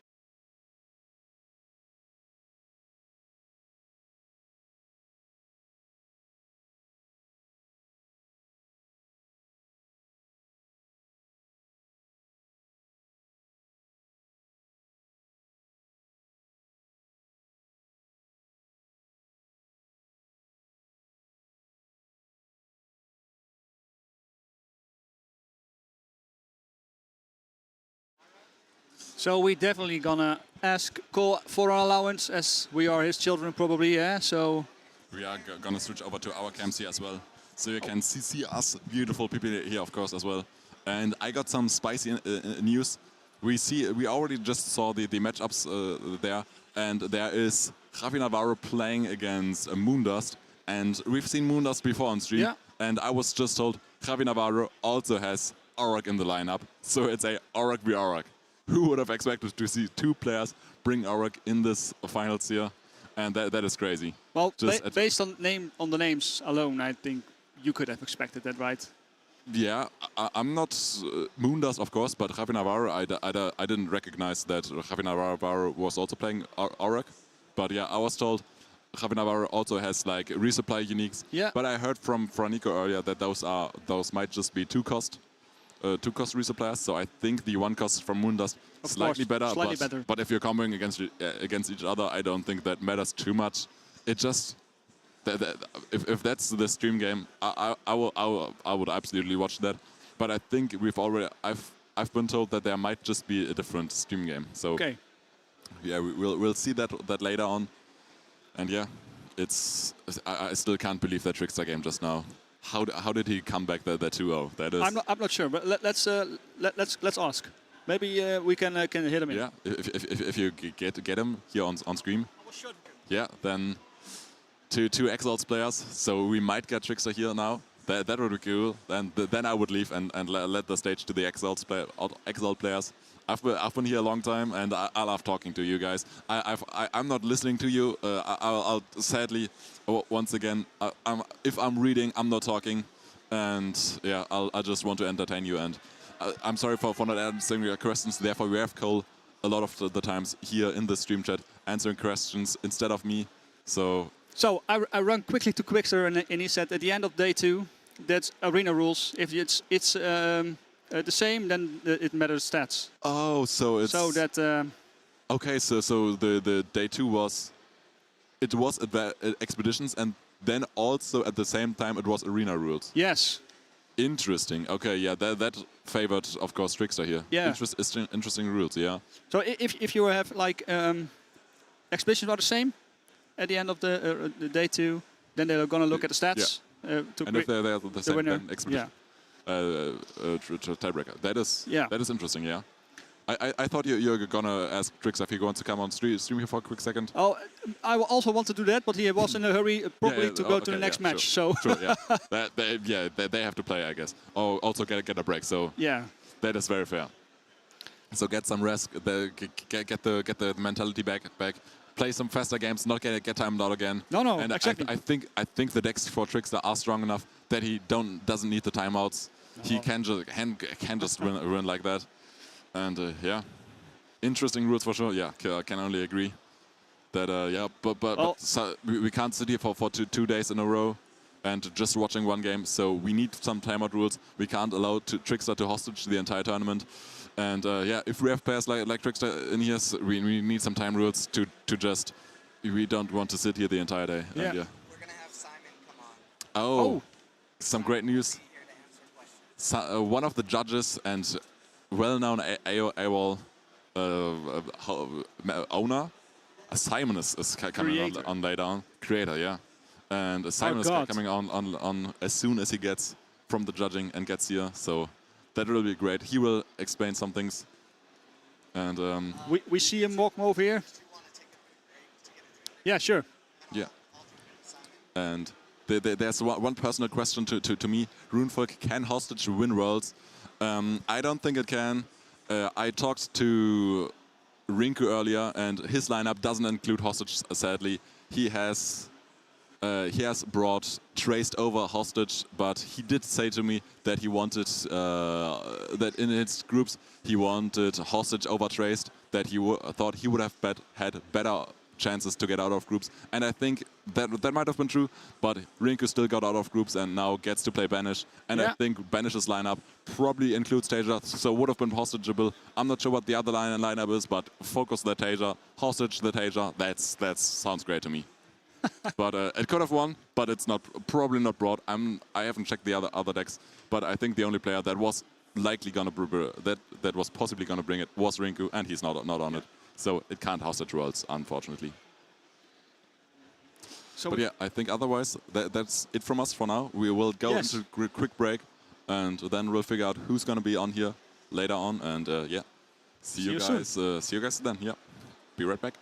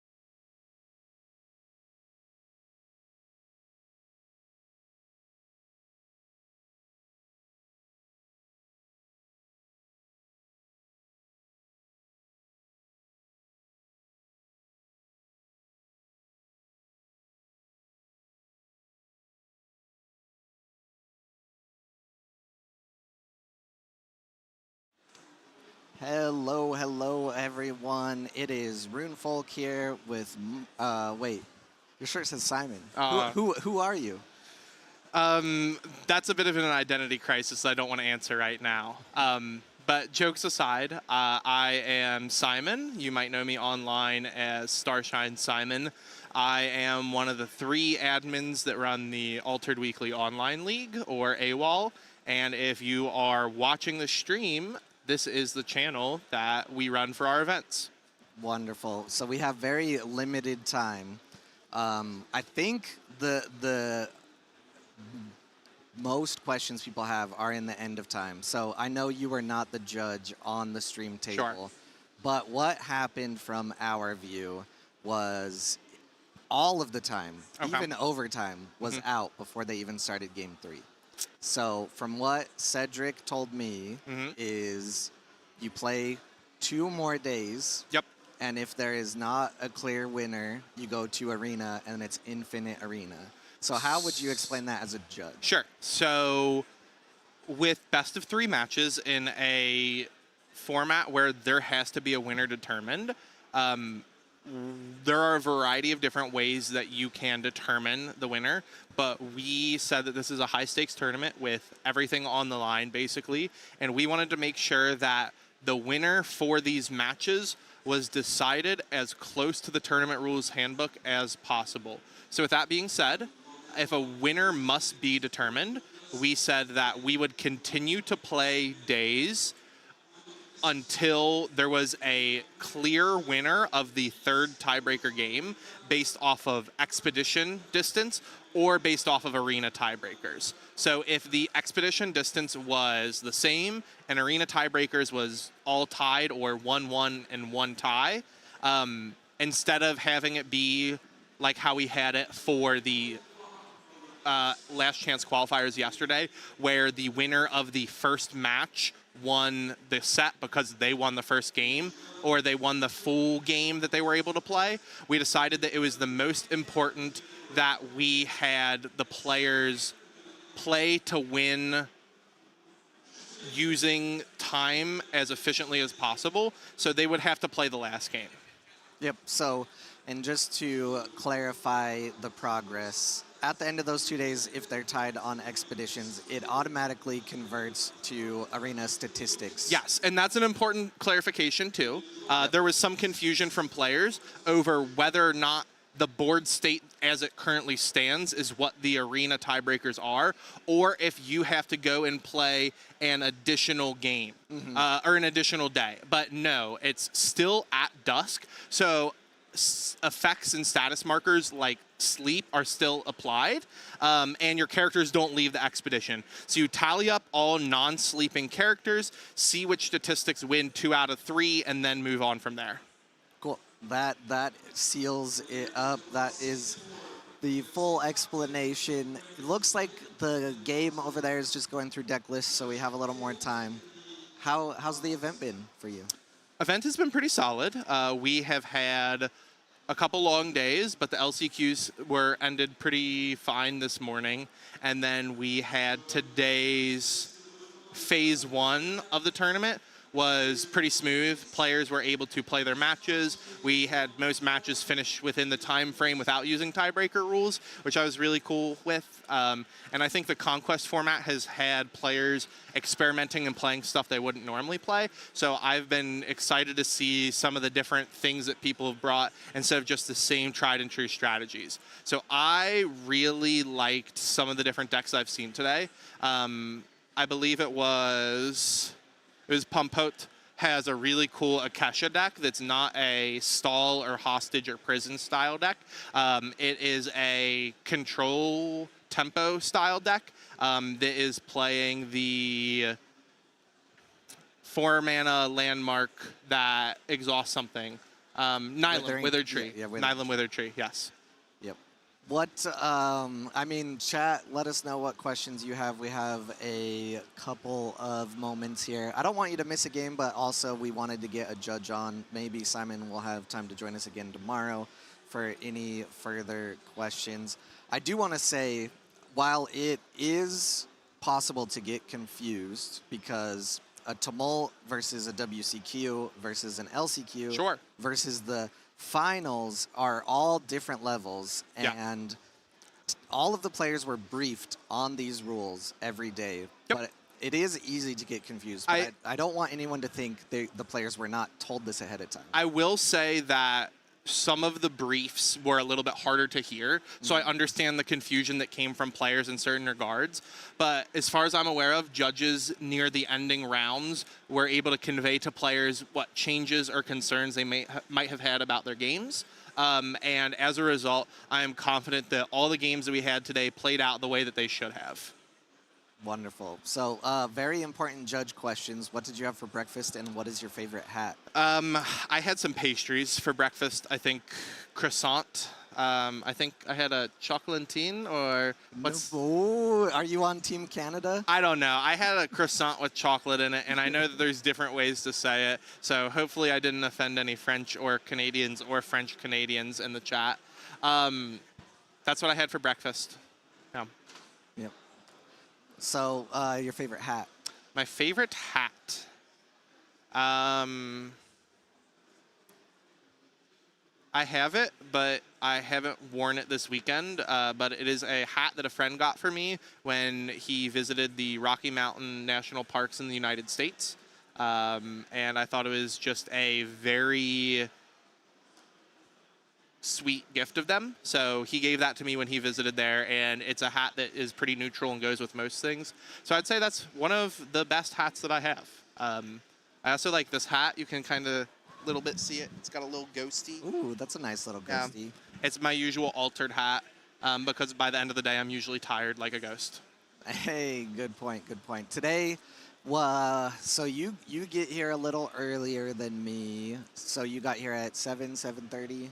A little bit before 7 today. Okay, so if we go until 8, that'll be a 13-hour day. Yep, yesterday was about 16 hours for me. I left at 11 p.m. Paris time, and I got here at like 6:35, 6:45.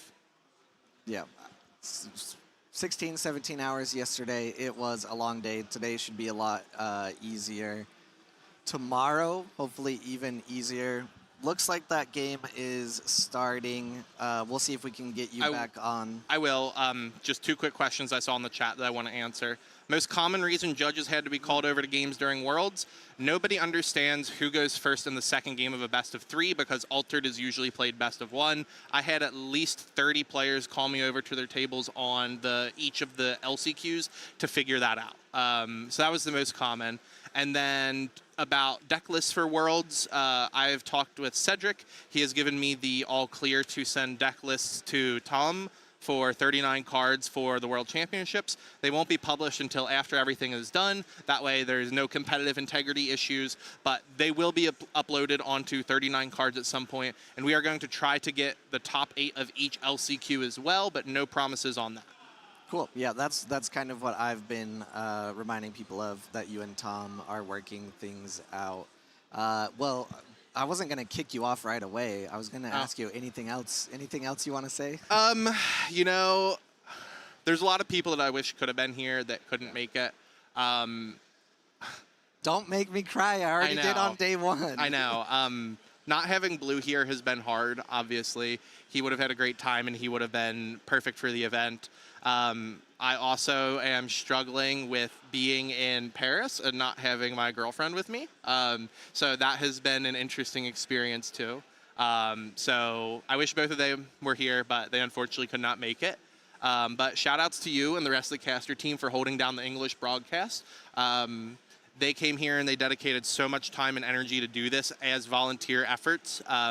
So make sure to let people know that the commentary has been appreciated this weekend, because if they didn't step up, we would not have had an English broadcast for the event. So make sure that the English broadcast people get shouted out when you can, because they've done an amazing job keeping the event going. But other than that, I'm excited to see how the top 16 plays out. We got a few more matches to play today. We should have the top 8 players figured out by the end of the day today. And then the rest of the matches will play out tomorrow. Cool. Awesome, awesome. Looking forward to it.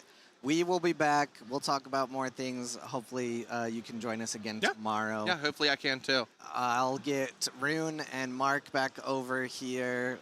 I want them to put me on the French stage and use a translator. I mean, they can all speak English. Yeah, but it's the French stream, so they have to tell the French people who I am. Yeah, you know, actually, one thing that's been really funny, this entire week, I've had people come up to me and be like, "Are you the Simon?" And I'm like, what Simon are you talking about? And they're like, the AWOL Simon? I'm like, yeah, that's me. So it's been fun. It's been cool seeing that. And then there have been people who haven't realized it's me, and I've interacted with them a lot. And then when they find out, they're like, oh my gosh, how did I not know? Like, that happened with one of the top 32 competitors, Rocco. It was like in the middle of our second match, and then he realized it when one of his teammates told him, and he's like, I feel like a fool. It was really funny. Yeah, it was really funny. To be fair to the players that might not realize, you are not on the camera as much. No, I am so not. unless they're opening your Discord profile and zooming in on your They picture, should. It's a good picture. It is a good picture. So, all right. I hate to have you leave us. But it is what it is. We have a game up there. Indeed. And they'll start screaming at me if we don't get it on. Yeah. So thanks for having me on. Hopefully I can come back again soon. yes, yeah. Hopefully more time tomorrow. Hopefully more time. That was not long enough at all. So, all right. I'm going to kick Simon out, and you'll see the game, and you'll see casters switch around here in a moment. But I'll give you the game so you can see it.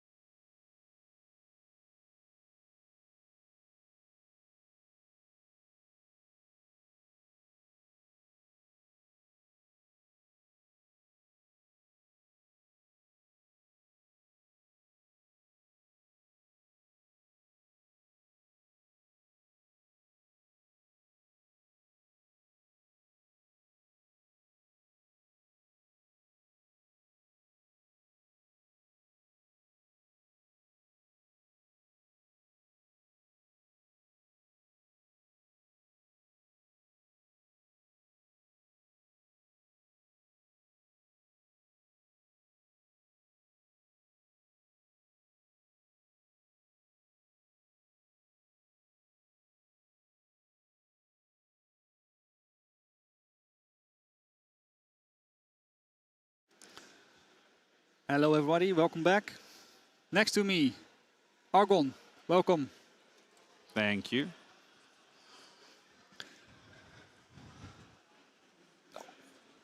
So we see already the first day has passed. I think there were played 2 Tiny Gins, which is incredible opening, I think. Oh yeah, because they play from reserve, yeah. I see the stream overlay broke for their thing in the middle. Oh yeah. So the Influence Helping Hand Mage Dancer combo is available once again after the unban of the Helping Hand. So Yep. People are going to draw a lot of cards and getting things back to the hands.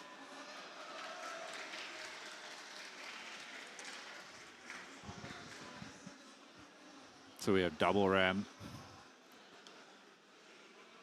Which is great, right, for the Koju player. You can eventually choose not to play anything in the mana. But for now, you can ride your mana advantage to hopefully get a 2-0 somewhere. And I haven't seen their list, but I know a lot of Kojos are playing some more heavy costed creatures, so that'll be great late game as well for those. Exactly. I see there an Ishimboshi unique. It's probably not yours. No, it's not mine. Lucky for the Afanas player. Maybe we can see the unique of the Afanas player very soon on the screen as well. It looked like it was a draw card unique on the Probably on Vittorio.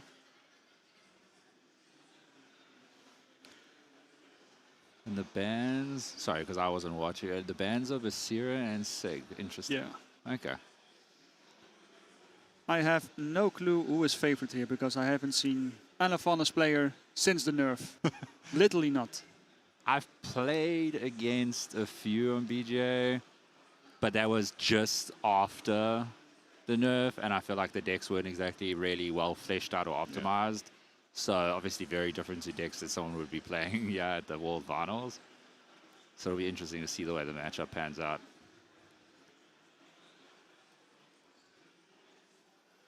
Yeah, I think that unique's probably just from anywhere draw a card, right? Yeah, it looks like. Yeah. Or maybe from a hand? No, it's an arrow. And the Ishimboshi effect, of course, from reserve. Yeah. And the stats are 1-1-1 or 2-2-2? I think 1-1-1. Okay. Pretty decent.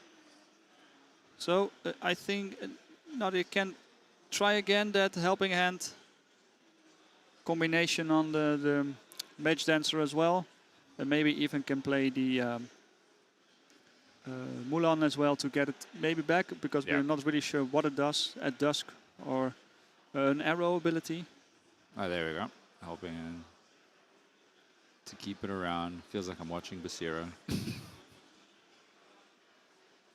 Oh, of course. It got fleeting now. Yeah.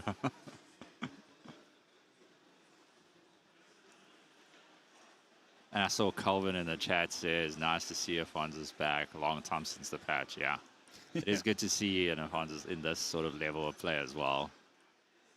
And waiting for Waru. Totally agreed. Do you think Waru is ever coming back? No, unless there's some change. Or who knows, maybe set 5 has some tools that come out. But I don't know. I think Waru needs a lot of help, unfortunately. It's a fine balance between being broken and being unplayable. Yeah, apparently it is a fine balance. And yeah, Tank, the overlay on the stream side of things, yes, it's not on our side, but it does seem like it's broken, so we will have to manually count up the the stats on our side. So the Haven Syringar is being played as well, and they are still 3 mana open. And they're on water on that side, so obviously the Haven doesn't help them, but it helps block that side for the Forest, or block the opponent. But obviously just doing that probably for the draw to be able to use that mana that they rammed earlier. Yeah.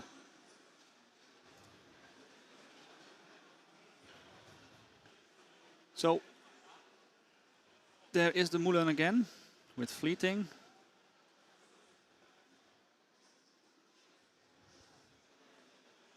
Without the overlay, this is really hard to read. It's really hard to read. They're gonna play Rage, getting 2 boosts on the Syringar, gives it fleeting, eventually draw. Yep. They will not draw. They're gonna be slapped. Putting it to sleep. It's always a great card to sleep, especially if they're not in forest.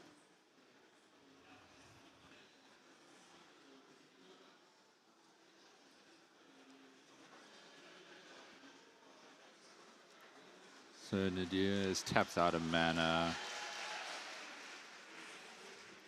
I don't know if stream can hear the clapping, but I'm wondering what's being clapped for. Yeah, I think that the 3 versus 3 are heading into the final rounds. Okay.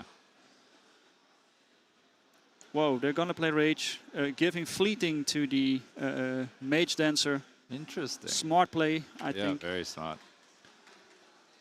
At least getting rid of it. Yeah, at least you get rid of it and don't have to deal with that later, even if you probably lose both sides this turn because of the sleeping Syringa. Yeah, but I think you will do anyway, right? Yeah, true story, yeah.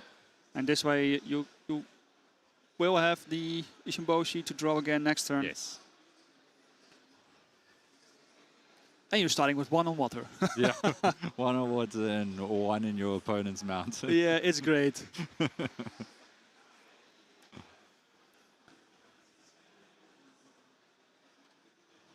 This token is also looking really nice. Yeah. Do you know who it's from? Oh, the artwork? Yeah. I have no idea. I did not play up against anyone using it yesterday, and I don't think I've seen it before this. So, Avanos is already very close to finishing this game. It's more aggro-y than the Gojo player. Yeah, it does seem more aggro, which is very surprising. And I guess it'll actually make an interesting matchup then if they win this, and then they would have to play Fen into Kojo or Traced, which could be good. I don't think I've seen Fen on stream yet in these finals. We've had a lot of Kojo, Sigismar, and Traced. Yeah. Yeah, I believe they showed the list just recently, and they don't play Festival. Oh, interesting. So, or it wasn't shown, but I don't think they have it. Yeah.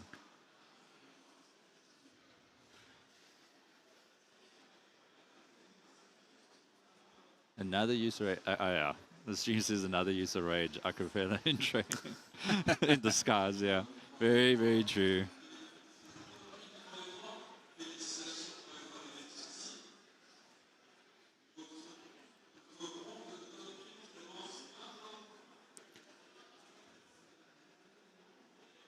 Nadir is taking a little bit of time to choose which of the cards he needs to put into the mana. Which is obviously a really important decision, right? Like, that card is not going to be seen again. Exactly. Yeah. So, I think nowadays with the card advantage Avanos doesn't have, it actually matters. Normally you could almost play everything over there. Yeah, because I guess they, after mannering, they have 3 cards in hand and 1 in reserve, so not a lot to work with. And the Kojo is sitting on 3 cards in hand. Yeah. With 2 physical trainings, oh wow. And he has exactly 6 mana as well to cast them. Guess your only worry with that is if there's removal, but you still at least get the draw off anyway. Yeah, exactly. And you have 3 bodies, so no need to put them all on one. There we go. There's 1. Oh, there's the Izmir Signet. It's still in the hand there. He's putting 3 boosts over 2. I think he did it on his unique, but I haven't seen him put them. No, I think those boosts are from the Rage still. Oh yeah, it's gone. Yeah, the Apex there, yeah.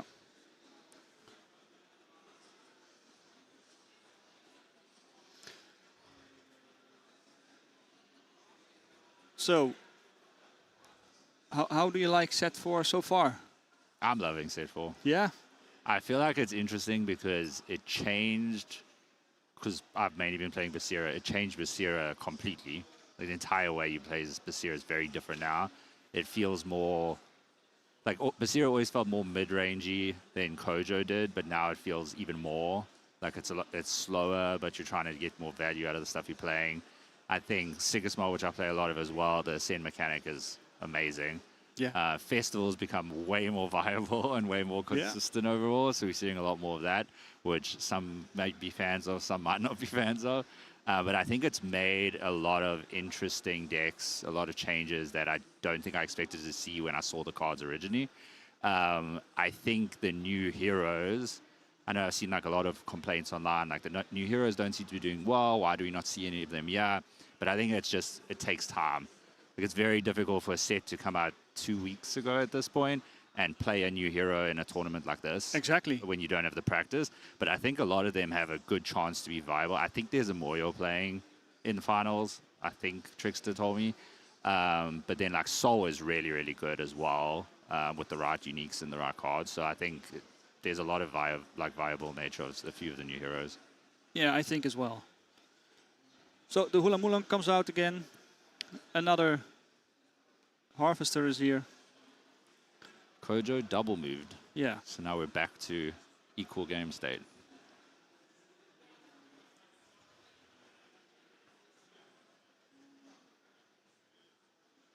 Kojo has so much mana and so many cards. Yeah.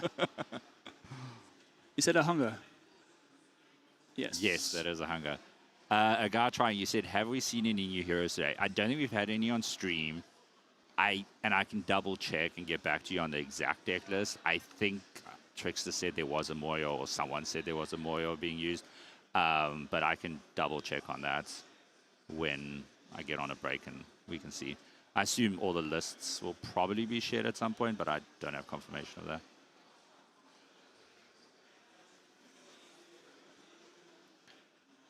Let's see. How much mana? Yeah, exactly. That was my question as well. I think it's 9. 9 mana. So I guess if they want to use the hunger, we're hoping for 1 drop to sort of slow play it out. Oh, so AWOL Khan says new hero doesn't. New heroes don't exist.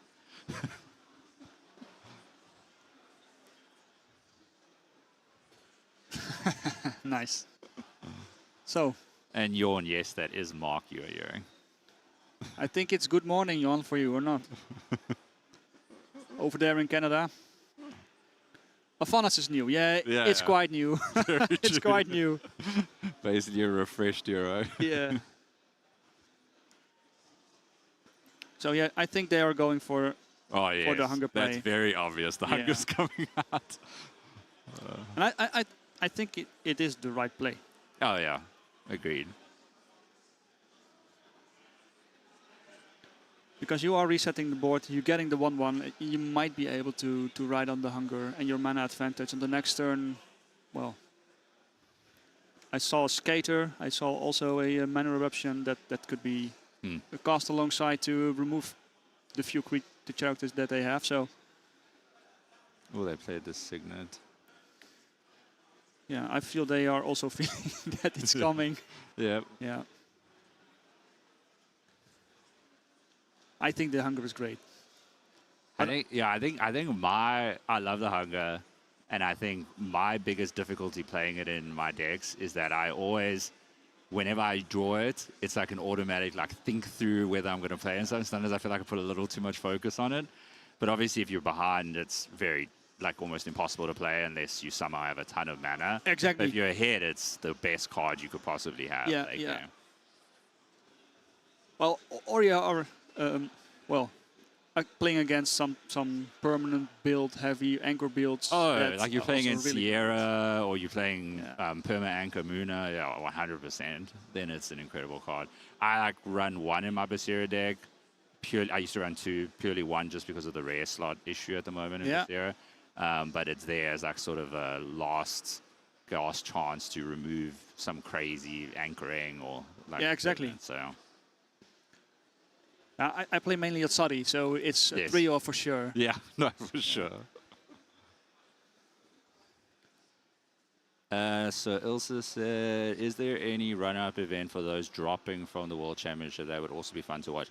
So I don't think there's anything for anyone who dropped out now from top 32 to top 16. And then, but I think now if folks drop down from they go to a lower bracket. And then the winner of the lower bracket will play in the final in a best of 5, but they will start with 1 loss. So it's a little bit of a disadvantage. And I think you end up playing a little bit more games than the winners bracket. But there is a ton of events going on here that aren't on stream that anyone who's out can sort of play in. Like I was in Last Chance yesterday. Tomorrow I'm playing in 128 player 1v1 tournament. So there's a ton of stuff going on around us. Like there's a 2v2 or 3v3 today, 2v2 tomorrow. So there's a lot of cool stuff, but I don't think that will be on stream per se. Elio saying, did he just draw 1? I hope not.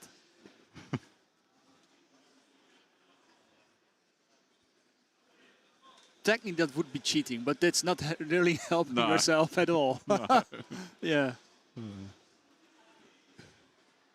The most humble seal. Yeah.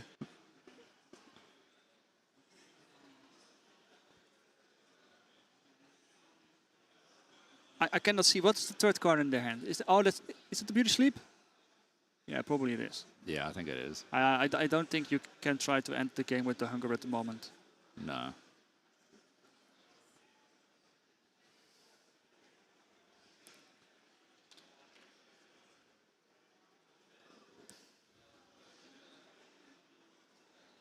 I don't know what they're discussing at the moment.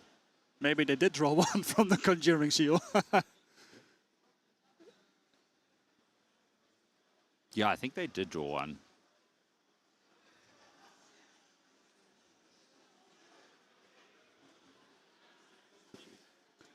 That would be funny, though, that the Conjuring Seal again is getting some commotion.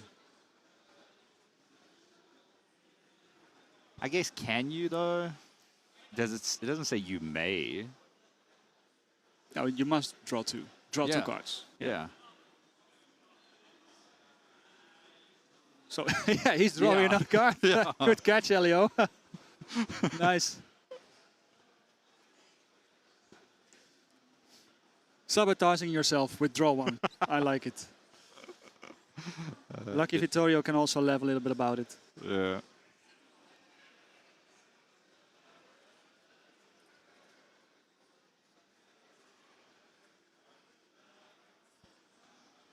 Even as judge, you need to be on top of everything people do. It's constant watching and looking at them. I saw a few fights between players that judges had to get involved in. Say not like physical fights, but like getting really heated because obviously there's a lot on the stake. And judges having to get involved and sort of help figure it out.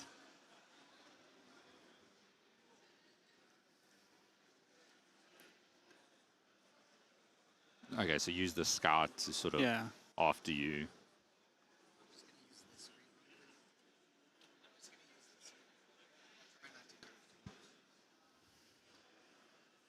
So they got 10 mana. They can probably do a lot more. Yeah, so they can still try and they're going to do the fire rabbit. Yeah. Because they want to be able to play Hunger and the Skater out. Yeah, probably. Yeah. Well, Skater is not possible anymore because Hunger is 6, Skater is 3. Oh, is there only 8 now? Okay, sorry, I thought there was 9. Yeah, okay, so there's 9 now. Yeah. So they're signaling another Hunger. Well, yes. Woo, it can come back maybe, but I think Hunger and the Mana Eruption will probably get this done.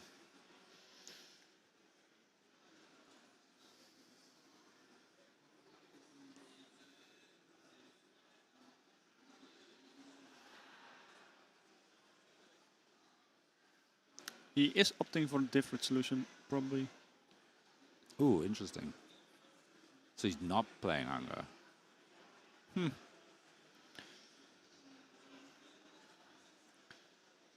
Guess he's worried with the amount of mana available of the removal. You got so many options at the moment as well. Yeah, that is true. So they can still play the teammate. I forgot the new card, but the runner, the alt run teammate. Yeah. Which I still don't know how I feel about the rush mechanic, other than in Soul or with like uniques that need it, because I've always felt like Altered is very much an information game, and Rush gives away so much information. But I have seen a few Rush cards being played pretty well this weekend. So clearly some players finding sort of benefit out of doing it, but I haven't seen it all the time, so... I find it also hard, because sometimes you got the Rush there, and you have enough options to play. Yeah. But in the early games, it's just like, okay, I got empty everything, and I have nothing left. But if you do it with 9 mana or something, then just play a 2 mana. Okay, it's like an Occlude, but without exhaustion. Yeah. But maybe a Sabotage. Yeah, and Tank, you were saying, better to play several little things and remove when needed. I think it also helps with Hunger in reserve. Your opponent probably is playing, expecting you to play Hunger, and then you don't. So sometimes that can get them in a bit of a sort of sticky situation. Yeah. In the tiebreaker, Hunger is really great. Yes. Then specifically how they set it up now, it's, well, a 3/3 gigantic, maybe with the physical training.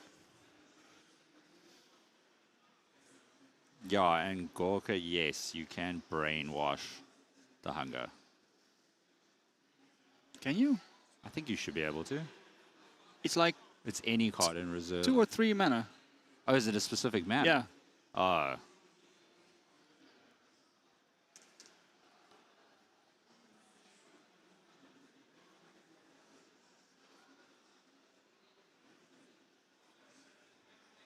So this is a tight game because they're gonna sleep, Yeah.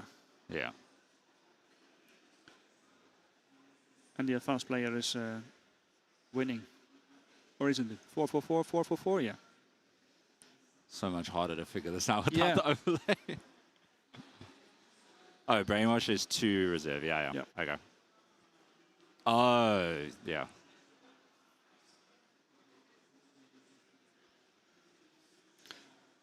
I think it's a good read not to get things into the reserve that can be brainwashed for now. So yeah, I've had Seringa brainwashed a few times, but you still draw the card anyway. Yeah. Yes. Oh. Well, that's the way it was in one of my games. Maybe I assume that's right. Maybe on BGA sometimes it has. Yeah. Sometimes I find those things weird because you have then BJ telling you something that may or may not be correct. Yep. And that's the way people are going to play it afterwards. So. Yeah, and then you get people who think that's the way it works. I think they were quite a... I think this set probably has a lot of interesting interactions, which there's been a few bugs on BGA. I love BGA. I'm on there all the time. And I think it's great that we have that option. But I think there's been quite a few bugs to work through, but they're getting sort of resolved really quickly. Yeah.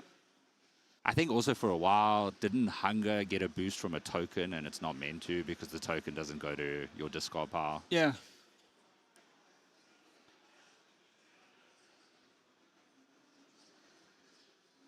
I'm already glad that you can now play the Hunger without clicking everything manually or just giving you boosts and stuff. So that is very true.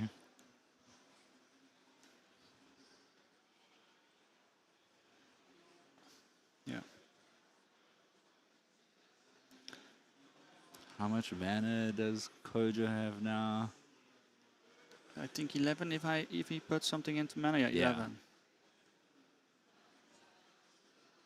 And all back on the 2 double tiny gens from turn 1 and 2.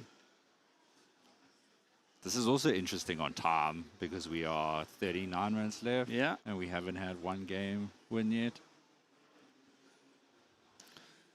Could get a situation like Trickster's game with a crazy tiebreaker.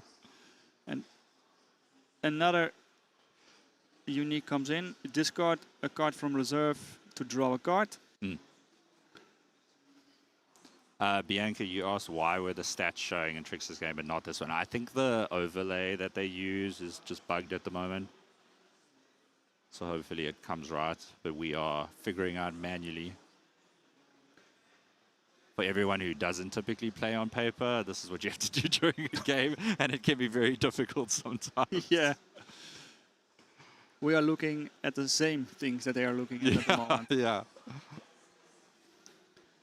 So, one of the cards I saw in Vittorio's hand was the jumper, the rare. So it draws you from a hand after rush. Yep. And I think that is great. Specifically in this way you can jumper into jumper, maybe. Or you're gonna play Rage and hope you get a 2-drop. Oh, there's the raid. He's gonna play a Rage.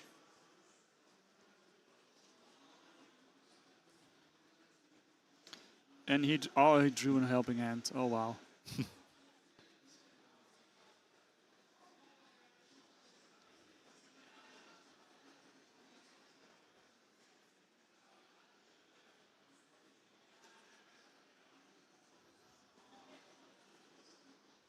Still 4 mana left for the funnest player after so many.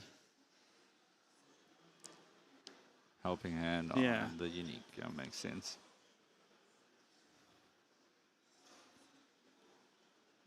The opponent got forced to play another 2 boosts, I think it's. The Sap Infusion? It's 2 or 3 boosts? I am not 100% sure. I do not play enough Izmir to know, if I'm honest. So they're counting now. Who has enough?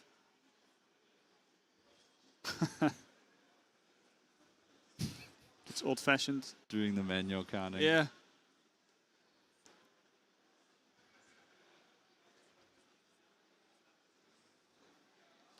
So Rune said next to me that he didn't have math in a long time, but we need some here over here. We definitely do. I see 5 boosts against 8 boosts, so it probably will be enough, but oh no, this is not the common Boshi, so it got also a lot of stats. 2, 2, 3, and I think it's 2, 1, 1 for the Boshi. But I'm not really sure.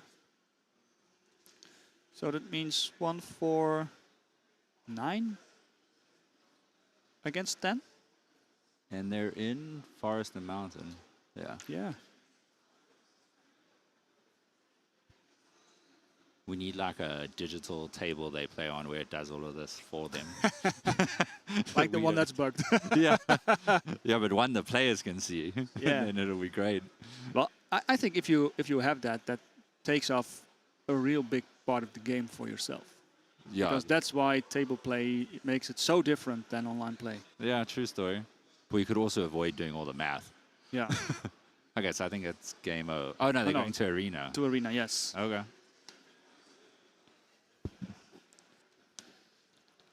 Arena in game 1, and I think we had, what, like 35 minutes left? These final sort of, well, these top 16 games are pretty long-winded. Yeah, of course. Because there's a lot of thinking going on. A lot on stake as well. Yep.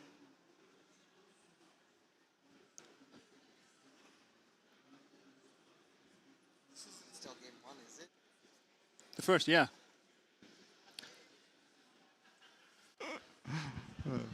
So the first game of first game with the arena over here, with the Buddha already, and a harvester with 4 boosts.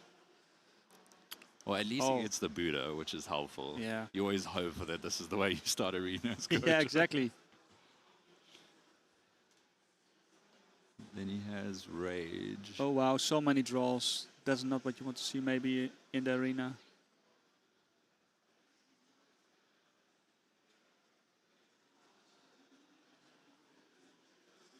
Yeah, that's a bit rough with that mana amount as well. that duel of grit in the hand of Vittorio is also doing really, Yeah. really great True. with that harvester. Oh, they have, wow, 2 conjuring seals, a magical training, and a helping hand. No. Next to me is Argon, Yep. It is. helping today cast as well. Yeah, I'm glad to be in, had a chance to cast. Like Cole and I talked about earlier, I tried casting a week or 2 ago with Thaddeus and enjoyed it, so thought I'd help out, yeah, after not qualifying. If I'd qualified, I wouldn't be here. But this is fun, a lot more relaxed than playing the actual games. Oh, wow, they're gonna draw 2. They're gonna discard the training to draw 1, and also the jumper getting draw 2. Oof. That is, yeah, this is going to be hard for the Fonza Slayer. Yeah. Especially with what's in hand. But they spent 5, so that's Yeah. that's a lot. Play their unique. I still don't know what the unique I have no idea. It would be really helpful as English stream also had stuff to show themselves. So a few of my games yesterday were against French cards. Yeah. But you can just scan their QR code and sort of see it in English anyway. Exactly, yeah. But most of the time, like with the uniques, they'll just explain to you how it works, so it's really easier with the language barrier. So we see a armorer here. Is that one of those bug spamming ones, or because it seems like it talks about a brass bug midway through?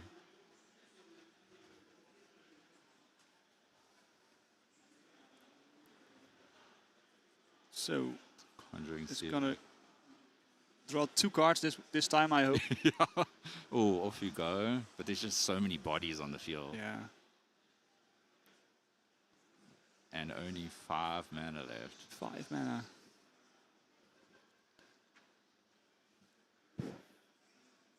Yeah, it's a Yeah. a spammer. So they probably need to get rid of it at the moment, otherwise they are maybe spawning another one. Yeah, I don't, it's like difficult because like that is probably the only thing they can do. But like when you spend that too, how are you gonna get the rest of the stats to win out? Exactly. There we Well, I think they got duel of grit, so they're gonna Yeah, remove the harvester for sure, yeah. or maybe the unique, because it will be.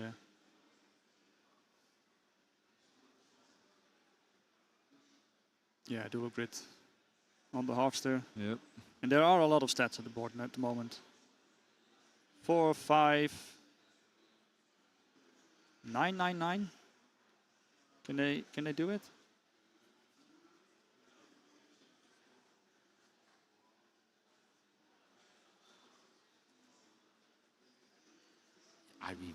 I don't think they have it. I think Vittorio has. All right, 888. It's 888 for the Kocho player. And 666 plus 2 boosts is 8. Or is it 1? I cannot see this. Is it 1 or 2? 2. Yeah, 2 on the unique. Then he's winning on the 1 mountain. The caregiver gust. Yeah. This is actually closer than I thought it was going to be.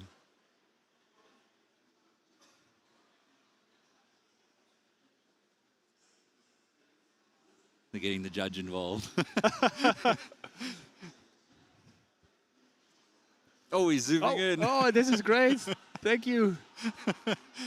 Yeah, it's the one mountain that is giving it the win, I think.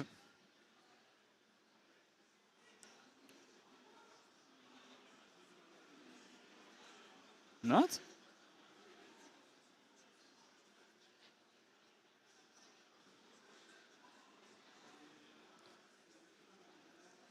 Wait, was it a tied arena? Yeah, because they're untapping mana. I think it was a tied arena.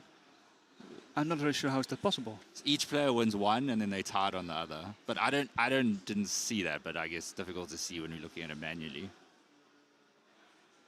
Did they? I think the other one had 8-9-8 versus an 8-8-8. The one of the cards on the Kodo side, I think, had 3 in forest. I think.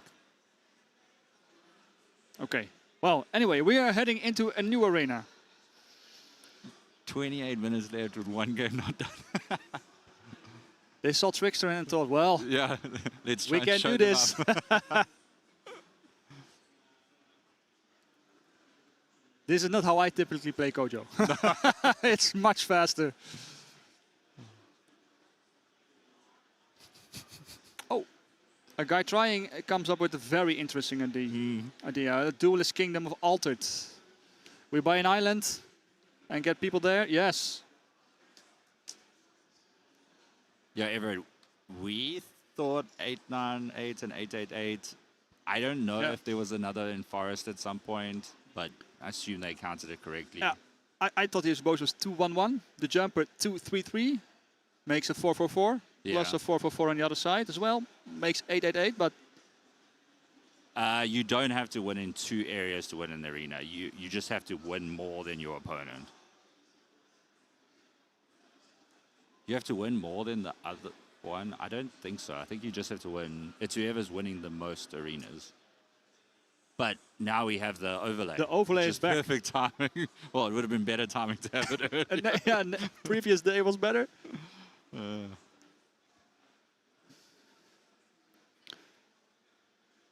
We have someone of the staff going over to the judges. I see in the background of Vittorio there.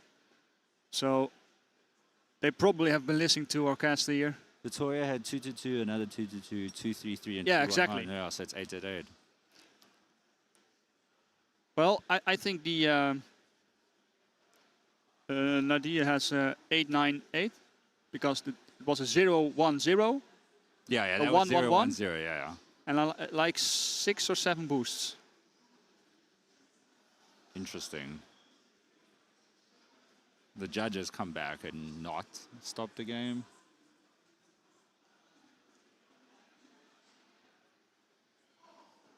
This is a crazy game, Elio.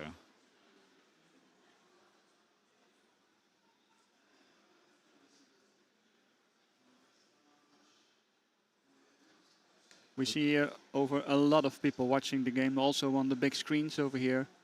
It's Yeah, most of it's the great world to is see. just watching. I'm quickly gonna take a picture. Now I'm here.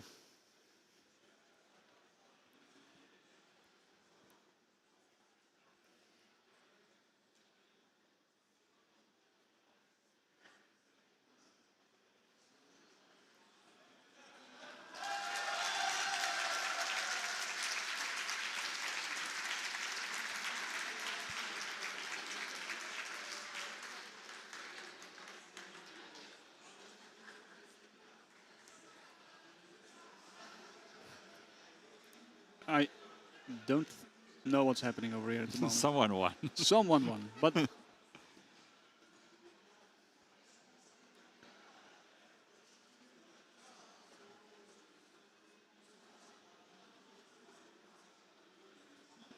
I see judges talking to them as well, so but they've given it to Nadir. yeah, yeah. So he did probably win with the one stat into the Muna caregiver. Yeah.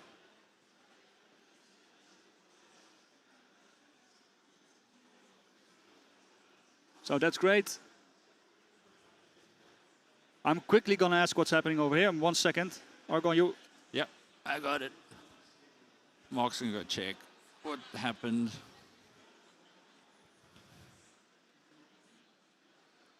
We will let you guys know once we know more of what exactly happened.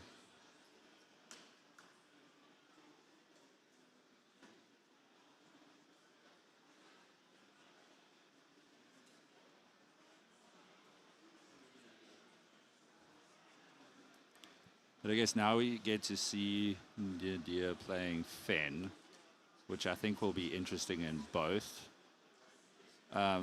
decks that Vittorio has. It'll be interesting to see which one he sort of starts with? Like, do you start with Kojo because you just play Kojo out and you're like sort of used to it more? So I quickly asked the judge, Yep. and it was indeed a win for Nadir on the Moondust turn. Okay. But because they also won on the second arena turn, it's just okay. Okay. But because they lost 3 minutes of time Yeah. on the additional turn, they're gonna add up the time as well. Okay. So we did sort of undo the second arena and went Yeah. back to the right as Yeah. well. Awesome. it's great. Yeah. This game. It is a crazy game. Very interesting. And that's why they are over there. We are over here. Oh, a fantastic play of Nadir with the Fanas. So I think we're going to have Kojo into Fen by the looks of the table at the moment. So Vittorio sort of going with Kojo because they just play Kojo and sort of keeping going with that and hopefully win this one out. If we go to game 3, we probably have to start thinking about tiebreakers if this game's not really quick, but with the decks, this game could be really quick too, so we'll just have to see how it goes. I also played a fair amount of Kojo, and I'm never really happy when I'm playing Fen because you're going all right, and then it's suddenly you're like, ooh, they're putting up a lot of stats. Yeah. Oh man, they're removing stuff from me, and you're 2-0, 2-0, and you lost somehow the game where you had perfect start. Yeah, you can get ahead and then it sort of ends up not being enough.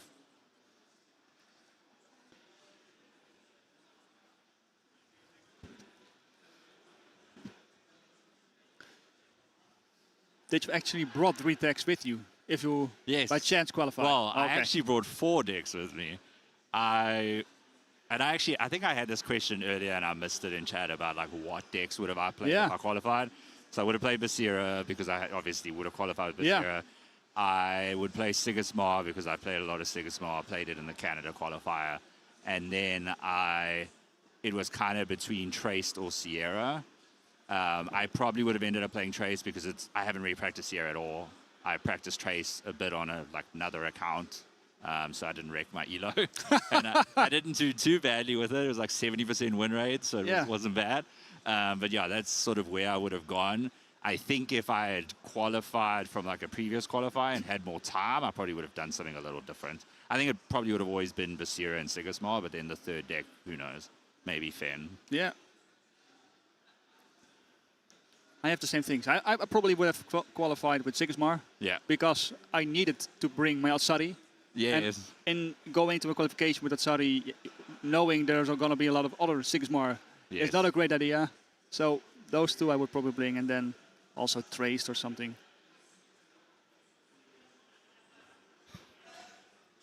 Yeah.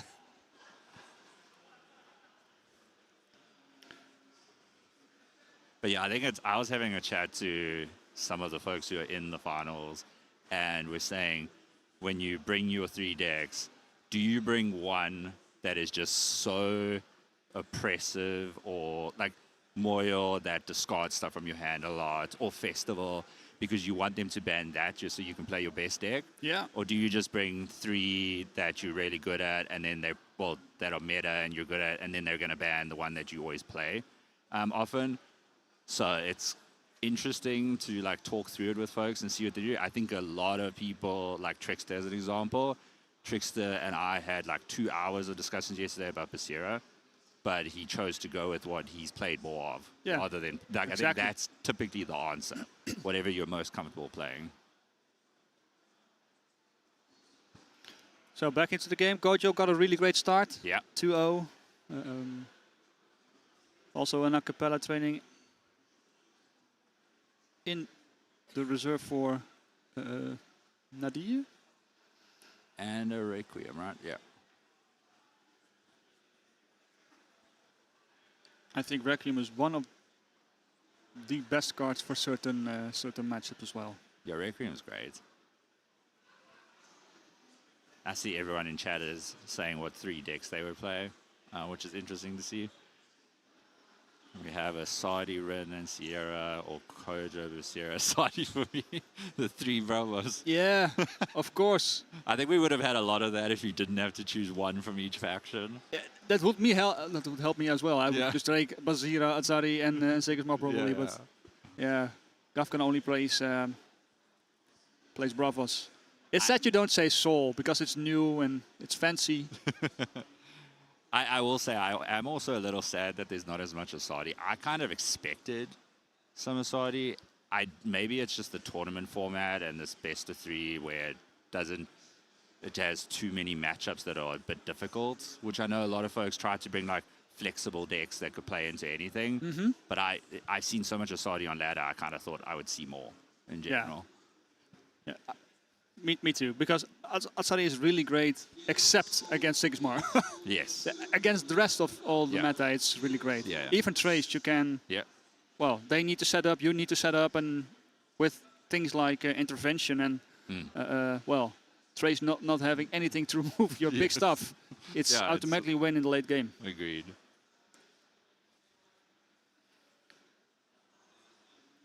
So another 1-for-1 over here. This game is going a lot faster than the previous one. Okay, so interesting. It says top 16 winners bracket. So maybe the other 16 are in the lower bracket. I don't know. I will have to check that. The jumpers are great with the Seringars drawing so much cards. That's. Oh yeah, they're amazing.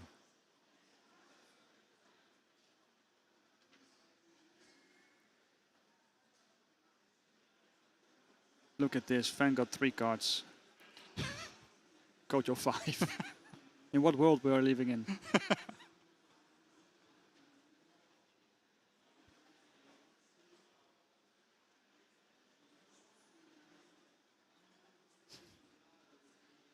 We're gonna skip that comment.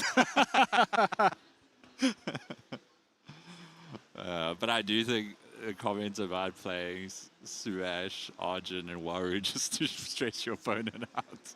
Yeah, of course. I think Subhash isn't, that bad or something at the moment with the restocking stations and all the draws and stuff, but Trace is just better. Why would you run anything else? No, I think Trace is really good. Like, I played Israel for a while and felt to me like Trace was just better with the new cards in general, but like I think there's probably a place for Israel. I've seen some good decks that folks have played and stuff like that. I love Arjun as well. I played a lot of Arjun Waru previous season. But okay. So we just have Tiny Jin on the hero side at the moment.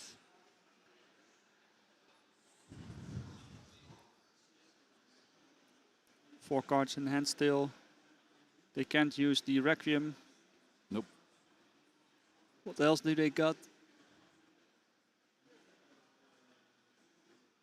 Ooh, they're gonna sleep. The Tiny Jin. That doesn't feel great. No, that feels terrible. And they got Scepter Window in hand. I'm not a fan of that card because of when I play Basira, that card scares me.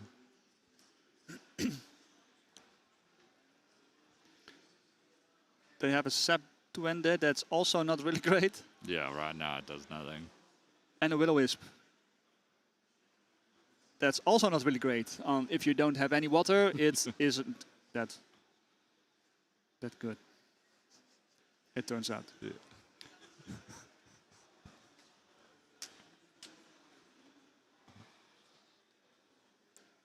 So, I think, yeah, he's gonna play the spammer. Yeah. Unique. He has exactly 3 mana left to get it. Teamwork training.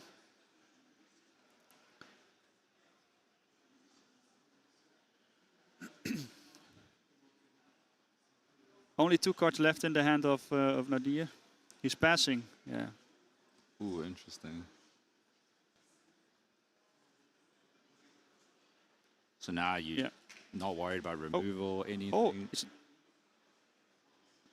it might be, yeah, that's the Brassbuck. Yeah. In the previous, before the errata, you might have spawned it on the other side. Yes. It would be insane. Yeah. You could actually get a 2-0 over here. Yeah, now I think the only way to get that effect is if you pay 1, and then you can choose. Yeah, exactly. Yeah.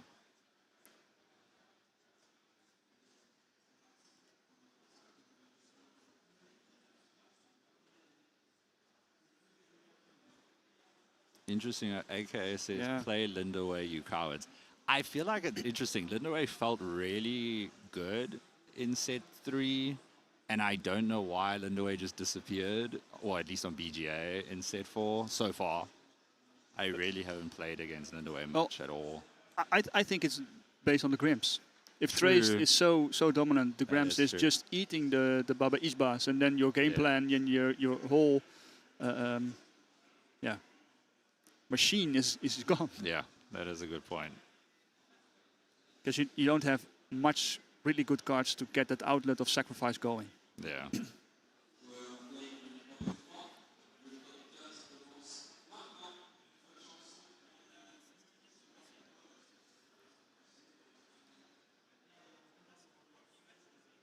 It looks really great for Vittorio over here. Yeah, I think even though we were saying how Fen can sort of turn it around with the stats, this looks a little rough.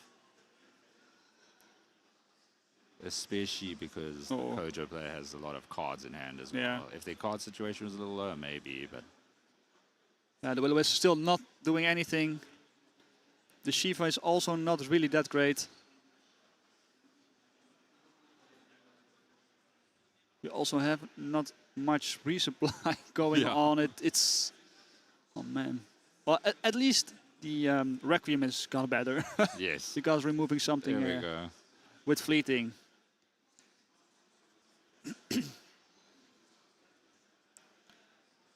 It's gonna be jumper into rage, I feel. Yeah, it should be.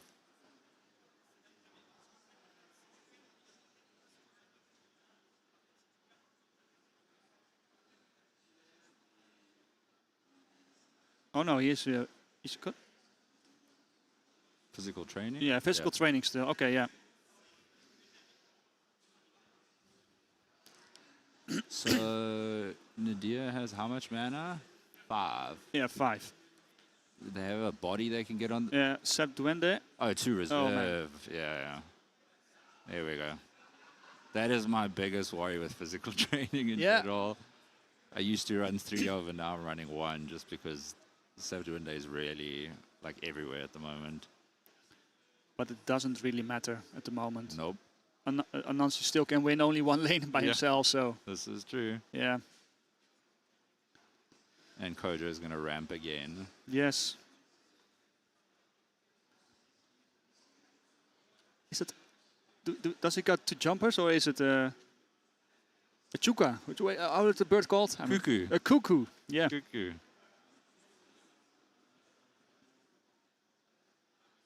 Yeah, you need to play Nancy to win something. Otherwise, you're just out of the game. It's so sad. A 4 boost on Nancy. With only 1 from his ability. Okay, so Vittorio will be 1 away now for winning. It doesn't look good. At least he is in water now. So with the wisp is worth something. This is true.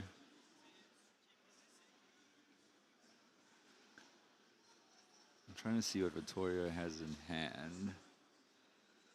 Because they mountain on the hero side. Oh, that's great. Mountain on the companion and green on thing. Oh, that is a great resupply. Wow.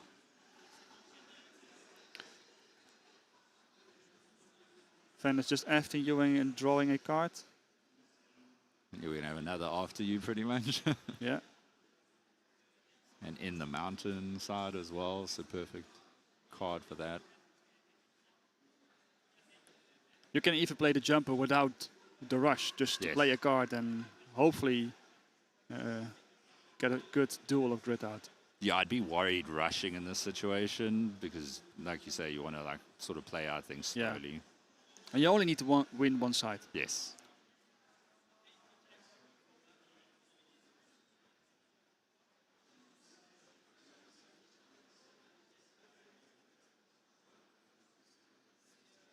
Drawing from the unique.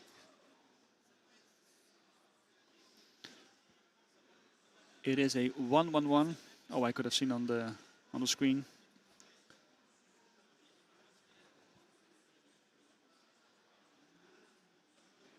Querceto is 6 mana. Yeah. Oh, called it. So we are now 1-1. Yeah, going into the final game. And I think we still had like 16 minutes, plus there's 10 for overtime if needed. So I think they have enough time to play out the last game, which is great to see. Yeah. They could also just play out the complete turn just Yeah. to stall some time, but if it's over, then it's over.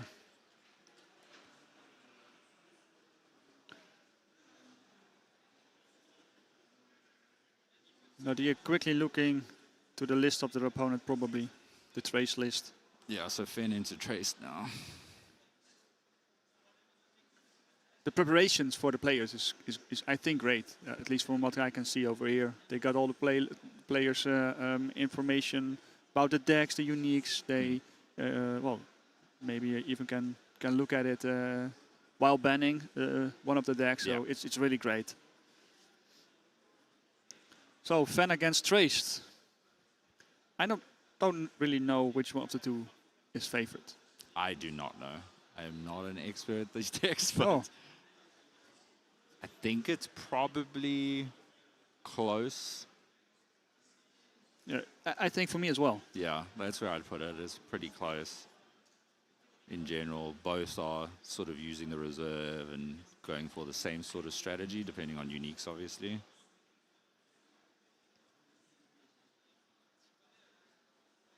We've had every game on stream so far go to a third game, which is so great.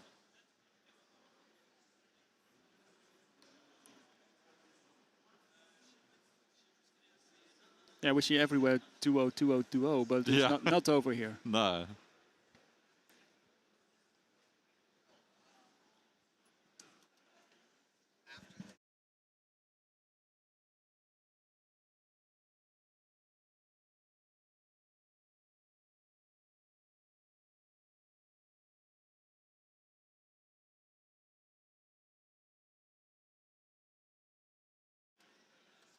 So we're just helping Cole out.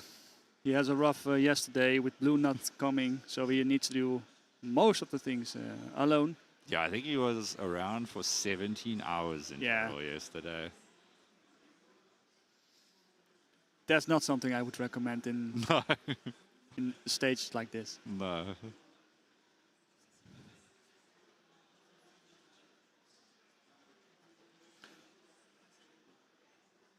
You play Fen or Trace? I played Trace in case I qualified. I built a Fen deck. I did not get a chance to try it out. I kind of like got stuck between, if you're doing last chance qualifier, do you put all your time into your last chance qualifier deck? Because if you don't do well with it, you're not going to qualify, so who cares about your other decks? Yeah. But I do want to play Fen more, because I think like one of my biggest, I wouldn't call it weakness, but one of the things I need to do more for like competitive play is playing other decks and just learning the way they work a bit more. Because I think it's a different, you learn a lot more about the deck playing it yourself than you do just watching someone play it. It's a great opening hand here for Vittorio. They got a kill an elemental and an salvager, so it's great. Yep, that's a good start. Maybe I should have taken the Venka. Jaix, a player from the Netherlands, is playing the Venka a lot. Okay. And well, he could have given me some tips and maybe let me some uniques. So maybe that was my third deck, next to Sigmar and Natsari. I'll be honest, my wife loves Nevenka. I'd be so scared to put rolls as determining stuff that happens to me in a game. Yeah. I actually had a player against me yesterday playing Kojo, and he was playing Eris.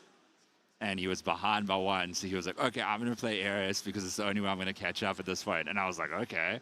And he rolled a 1 and didn't move. Oh, no. And then I was then 3 ahead, and then he played it again, and he rolled a 4 and moved twice, but it was too late at that point.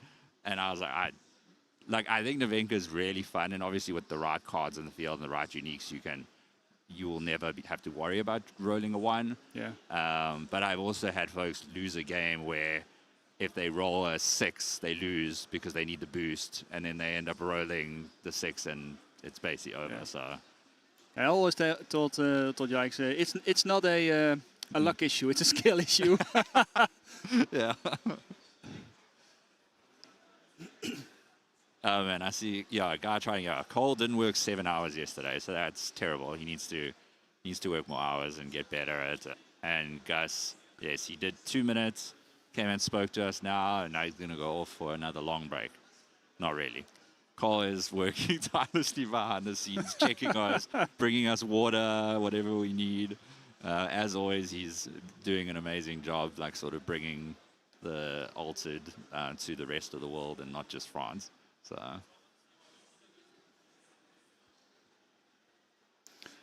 So the first day it's just a 1-1 with the killing elemental into the salvager and the salvager resupplying another elemental. You love to see the elementals. Trace's getting activated, well, close to activation really quickly.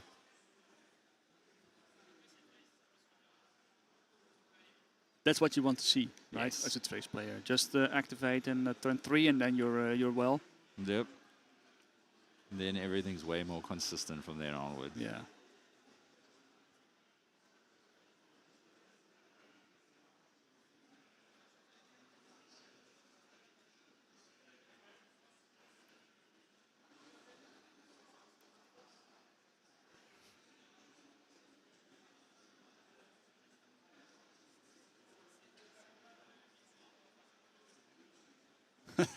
All those roll ones, yeah. Yeah, but it is a thing, right? Because I also thought to myself, I rolled now 2 1s straight in a row. But I need this next roll to be good and don't be a 1. Yeah. How can I roll a third 3 in a row? It's not possible, but it's always the case. Yes, it's always the case. It's always the case. I'll tell you something interesting. At the Canada qualifier, which was 7 games, and at the start of every game, you roll to see who starts first. Yeah. And it's always lowest, well, like the highest will start first or decide what they want to do. And we're rolling a 6-sided die, and I rolled lowest all 7 games. Literally every single one. So sometimes the rolls just aren't on your side. Well, I up you one. In the Dutch qualification, there was like 8 games. And I think in 4 of them, I rolled double 1. It's insane. That's crazy. Maybe I bought the wrong dice. Yes. If they're only drawing 1. Yes. The guy trying, I completely agree. Cole does put a lot of energy into the community and should be recognized for it. So only 10 more minutes in this game. Yep. It looks like we are gonna get close to making it, and it didn't look that way in the first round. Yeah, the first round went very long compared to these. These are going way quicker, which is good to see. Obviously, we have tiebreakers for a reason and all that, so no one's sitting playing games for like 3 hours, but you always would prefer to see a game decided by actually finishing the game. Yeah, of course. Or you can just win on day 2. Yeah, with the most stats, like Trickster did. Yeah, you could. Insane. So I think Vittorio is really good over here. It's like, well, you're playing a 1-0 lead. Which always helps with Trace to get ahead. You're getting 2 cards in the reserve at the moment. Next turn, probably get your engine on.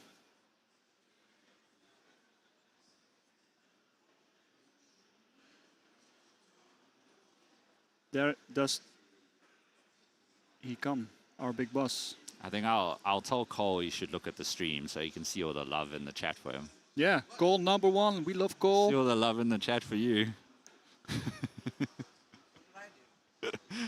We were talking about the fact that you were 17 hours yesterday, and then I can't remember who it was who said it in chat. I think it was the guy trying to say that means you took 7 hours of not working, which is terrible.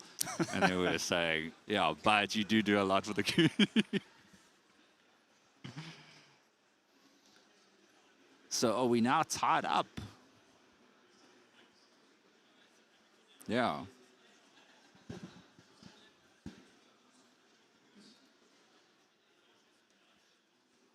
Or maybe I looked wrong then. What actually? Anyway. School? Tallest man in the commentary box. So Armor Jammer onto the unique. So you get rid of that so it can't come out again.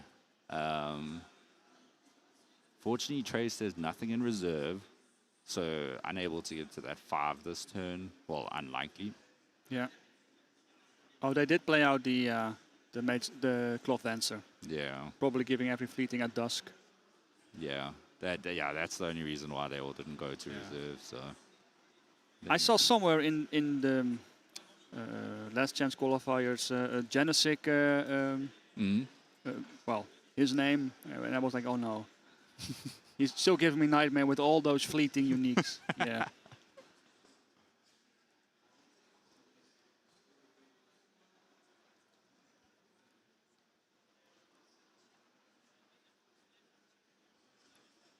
So hopefully we can, after this match, show you some standings and stuff. hopefully, yeah.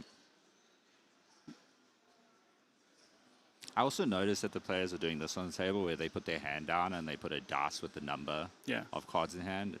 I've never seen that personally and didn't have anyone do it against me yesterday, but I think it's really a nice way of doing it. Yeah, because you and your opponent know that's your hand. Yes. And also, if you put on the dice, you can show, well, I got 1, 2, 5. So if you're going to stack it up as one, yeah, the opponent mixing actually up knows. your cards with your mana and stuff like that.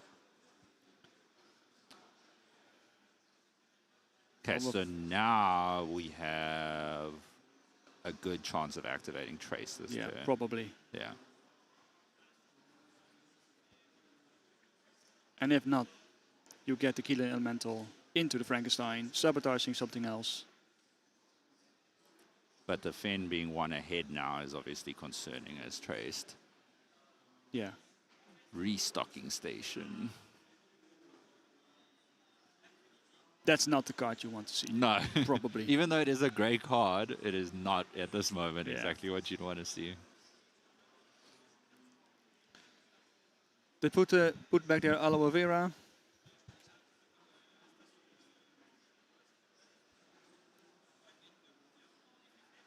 Which they probably want to put down next. Okay, so Trace now will have 5. And we have the restocking station with the ability to remove feeding.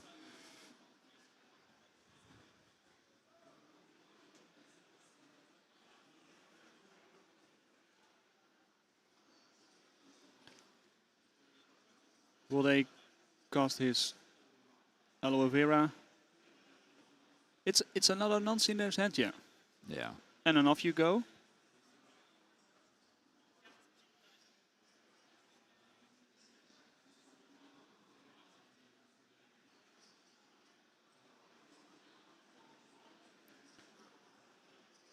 It looks like an easy 1-1 as well.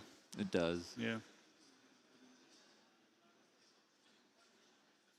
Oh no, you can actually play Keelan Elemental into Dr. Frankenstein and win both. Ooh, that is a good point. Knowing that your opponent is stepped out, you can probably get back into this. That has to be the line. Yeah, Keelan.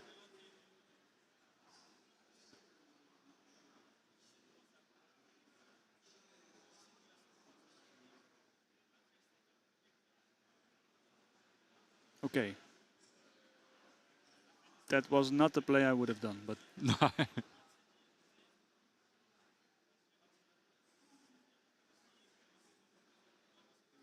Okay, discarding the Armor Jammer at the end of the turn to sabotage.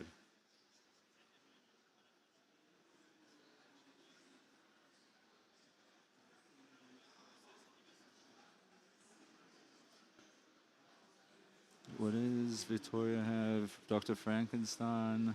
Oh no! Hooked. I think you couldn't go 2-0. No. Because you will at least go to 1-1 because the Nancy was a little bit too big. That is true. So the Finn's still one ahead. And with the aloe vera on the field, which is obviously really helpful. They are in mountain on that side. Yep. Opponents in forest. Seeing both Twinkle Twinkles doesn't help as well. Yeah, no, that does not help. Oh man.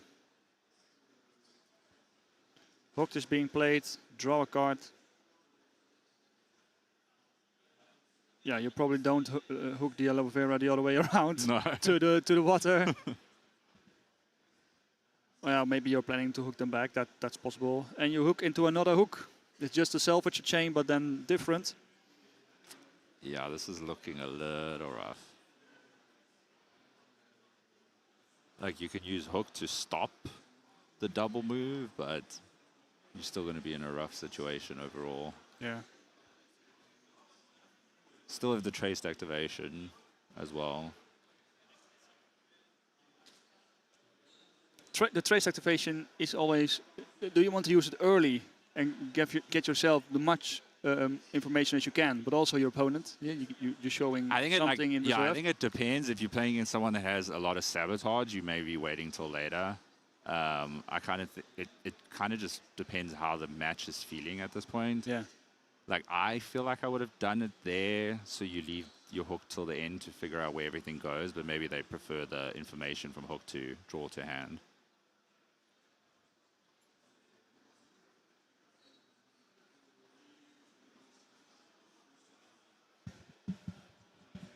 They are playing Beauty Sleep on their own aloe vera to keep it around for next turn.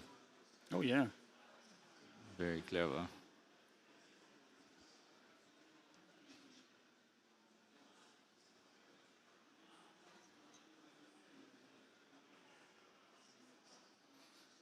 Got Paju. Oh, that's nice. Yep. Just creating that landmark to sacrifice it after the turn. That's one of the cool additions of the trace deck from Skybeast Odyssey. Marek, I'm not sure if you're hearing the stream, but I still need your token, so come and find me. This place is too big.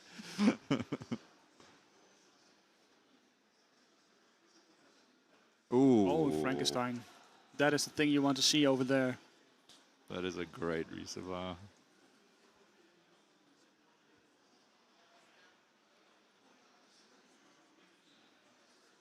They've got another one in hand, so they can get it to reserve with traceability as well. I actually think even though Finn is obviously still one ahead and only needs one move, Vittorio has a lot of good cards that they can use in hand. They have the Reef as well. Yeah.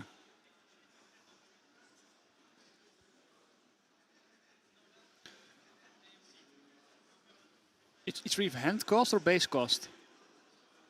Base cost would be fun to remove Anansi's. Yeah. That's what I wonder what they're discussing now. I'm not really sure if this time already got the 3 minutes included, but it probably did, but they also do 10 minutes overtime anyway. Yeah. So I think we're all good on time. Checking Reef.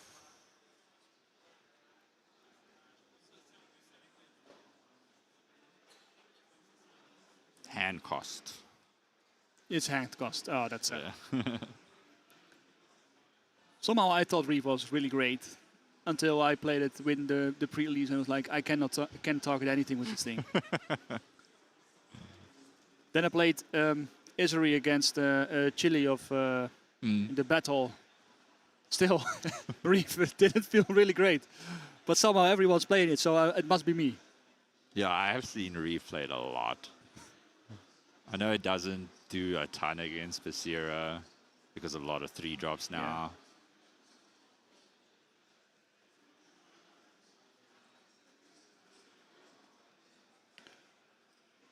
I don't know what they're discussing so much. Kind of wish we could hear them as well, or at least Yeah, just hop in, yeah. Listen to them.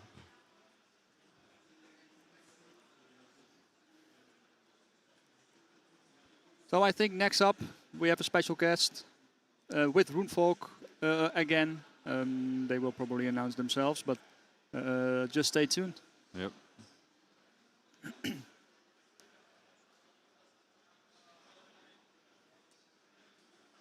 That is a very big reserve, both of them. Yeah.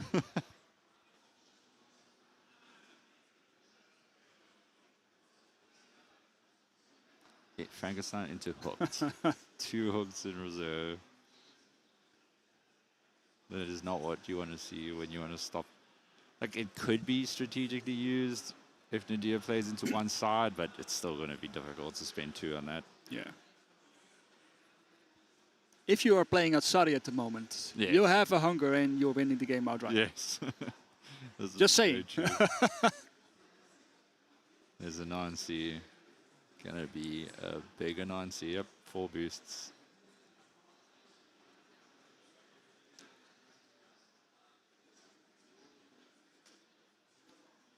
Vittorio looking at Nadir's discard pile. Yeah. See what's sort of still left in the deck that can be played. I thought he drew a boom. Did he draw boom? Yeah, or was I wrong? Well, not at the moment. Maybe he played 2 mana, but yeah, getting to play boom is Yeah. fun. Yeah. But then again, what are you playing with boom? You still need to. Oh, you can sacrifice a permanent. Yes. For now, yeah.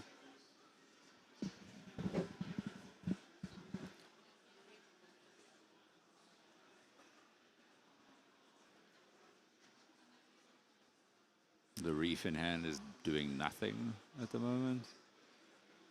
What is my problem as always? Yep. It is true.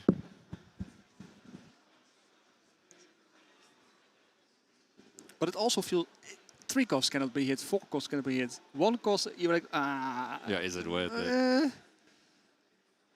It's not that you are getting anything in return. Yeah, permanent, maybe you can. Well, okay.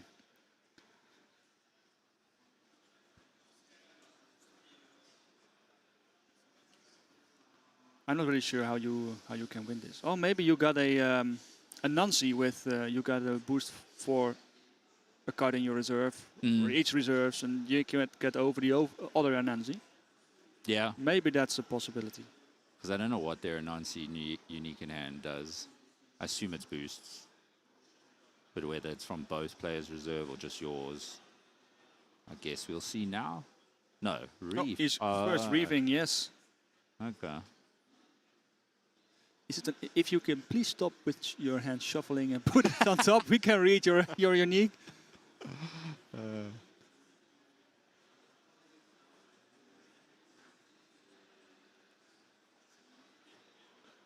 Is that Amelia Earhart? Yeah. Ooh. It's gonna be a lot of boosts. It's gonna get off you goat. Yeah. Bye bye. Nadir's like ready to tap the mana for it. There we go. He was so excited to tap the mana. Come on, let's do it. Like, Let's do it. Oh, that was a great game. Yeah, let's quickly see where the. Is it on stream elements? Where is it? No.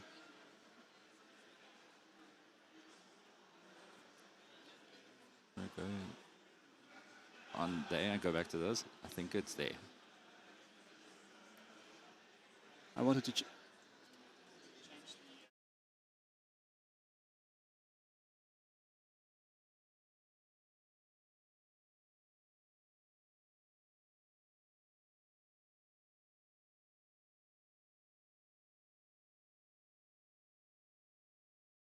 So there we are. Yep. What a round it was, right? That was a good one. Really, really close game. Came down to an off you go at the end, but literally nail biter right to the end. Crazy going to another game 3 right to the end of time. It was good to see. Yeah, as player, you're also like there for okay, and I have still have got this Anansi. If it doesn't removed, I got it. We'll stock up my reserve, and it's great. And Sadly, yeah, the perfect answer, obviously, which was exciting. So we are making room for room folk, we call them now. So and then we'll have a special guest. Yes. Sadly. But we will be back. Well, I'll be back at least. I don't know if you're going to come back later. Well, I'm staying here all night, so probably if there is a room, I will. Yeah. We'll find a way. But we'll see you guys. Otherwise, see you all in a bit.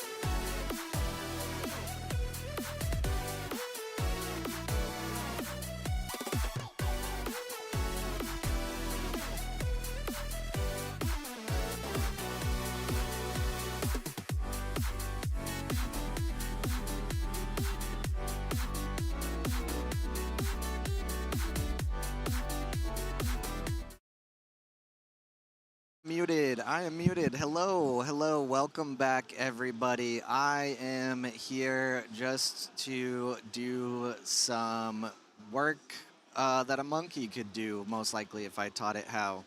But we have a special treat for you here. Honestly, all of these have been a special treat for the viewers, I hope. Been very great to have everyone come and hop on the stream and enjoy the setup and cast some games. So I'm gonna reveal the next caster by updating these two little name badges here. Look at that! It's Quetz from. Wait, where is he from? Go ahead and unmute there. Hit that so it goes green. This one. And put on the headset. There you go. Hello, hello. Who are you? I'm Quetz. I'm one of the members of the Spaghetti Alt. I'm an Italian player, as you can see my shirt. And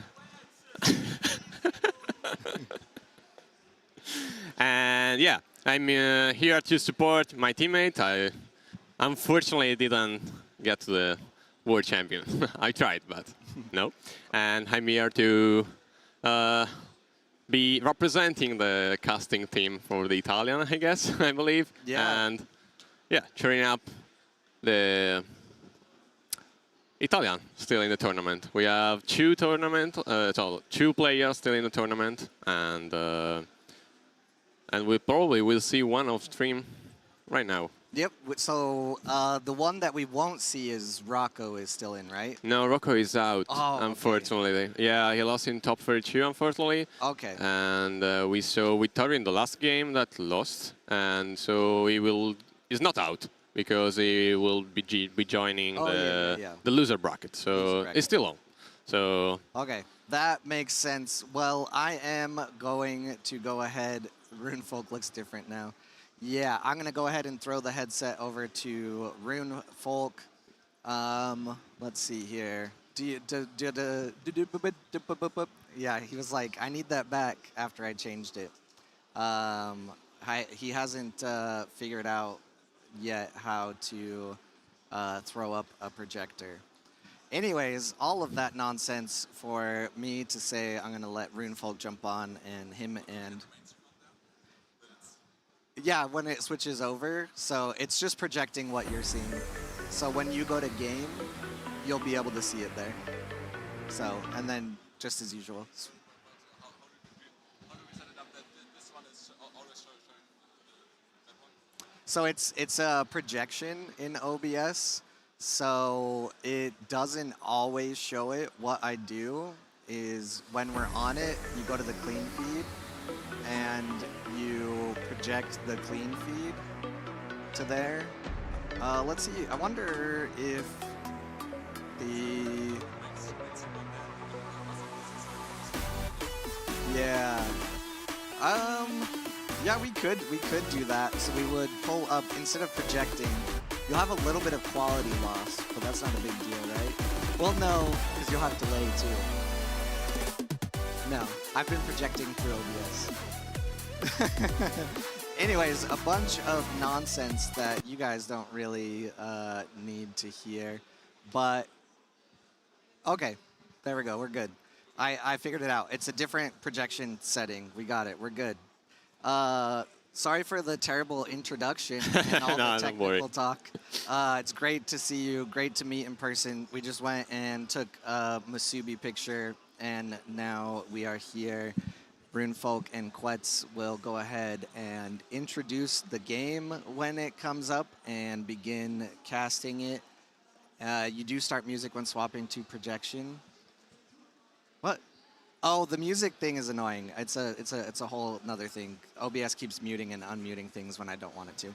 Anyways, if you do see any issues while they're casting, just go ahead and put it in chat, or go ahead and at me in Discord, DM me, whatever, and I'll come over and fix it. So I actually know like 0 Italian, so I'm guessing this is just a Forza Spaghetti. Yeah, okay. It's like, let's go.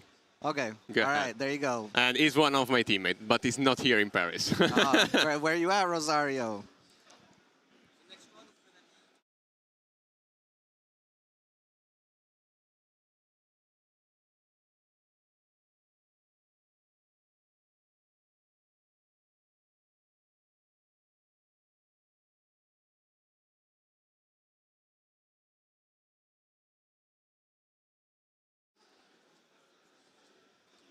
Hello, Rune.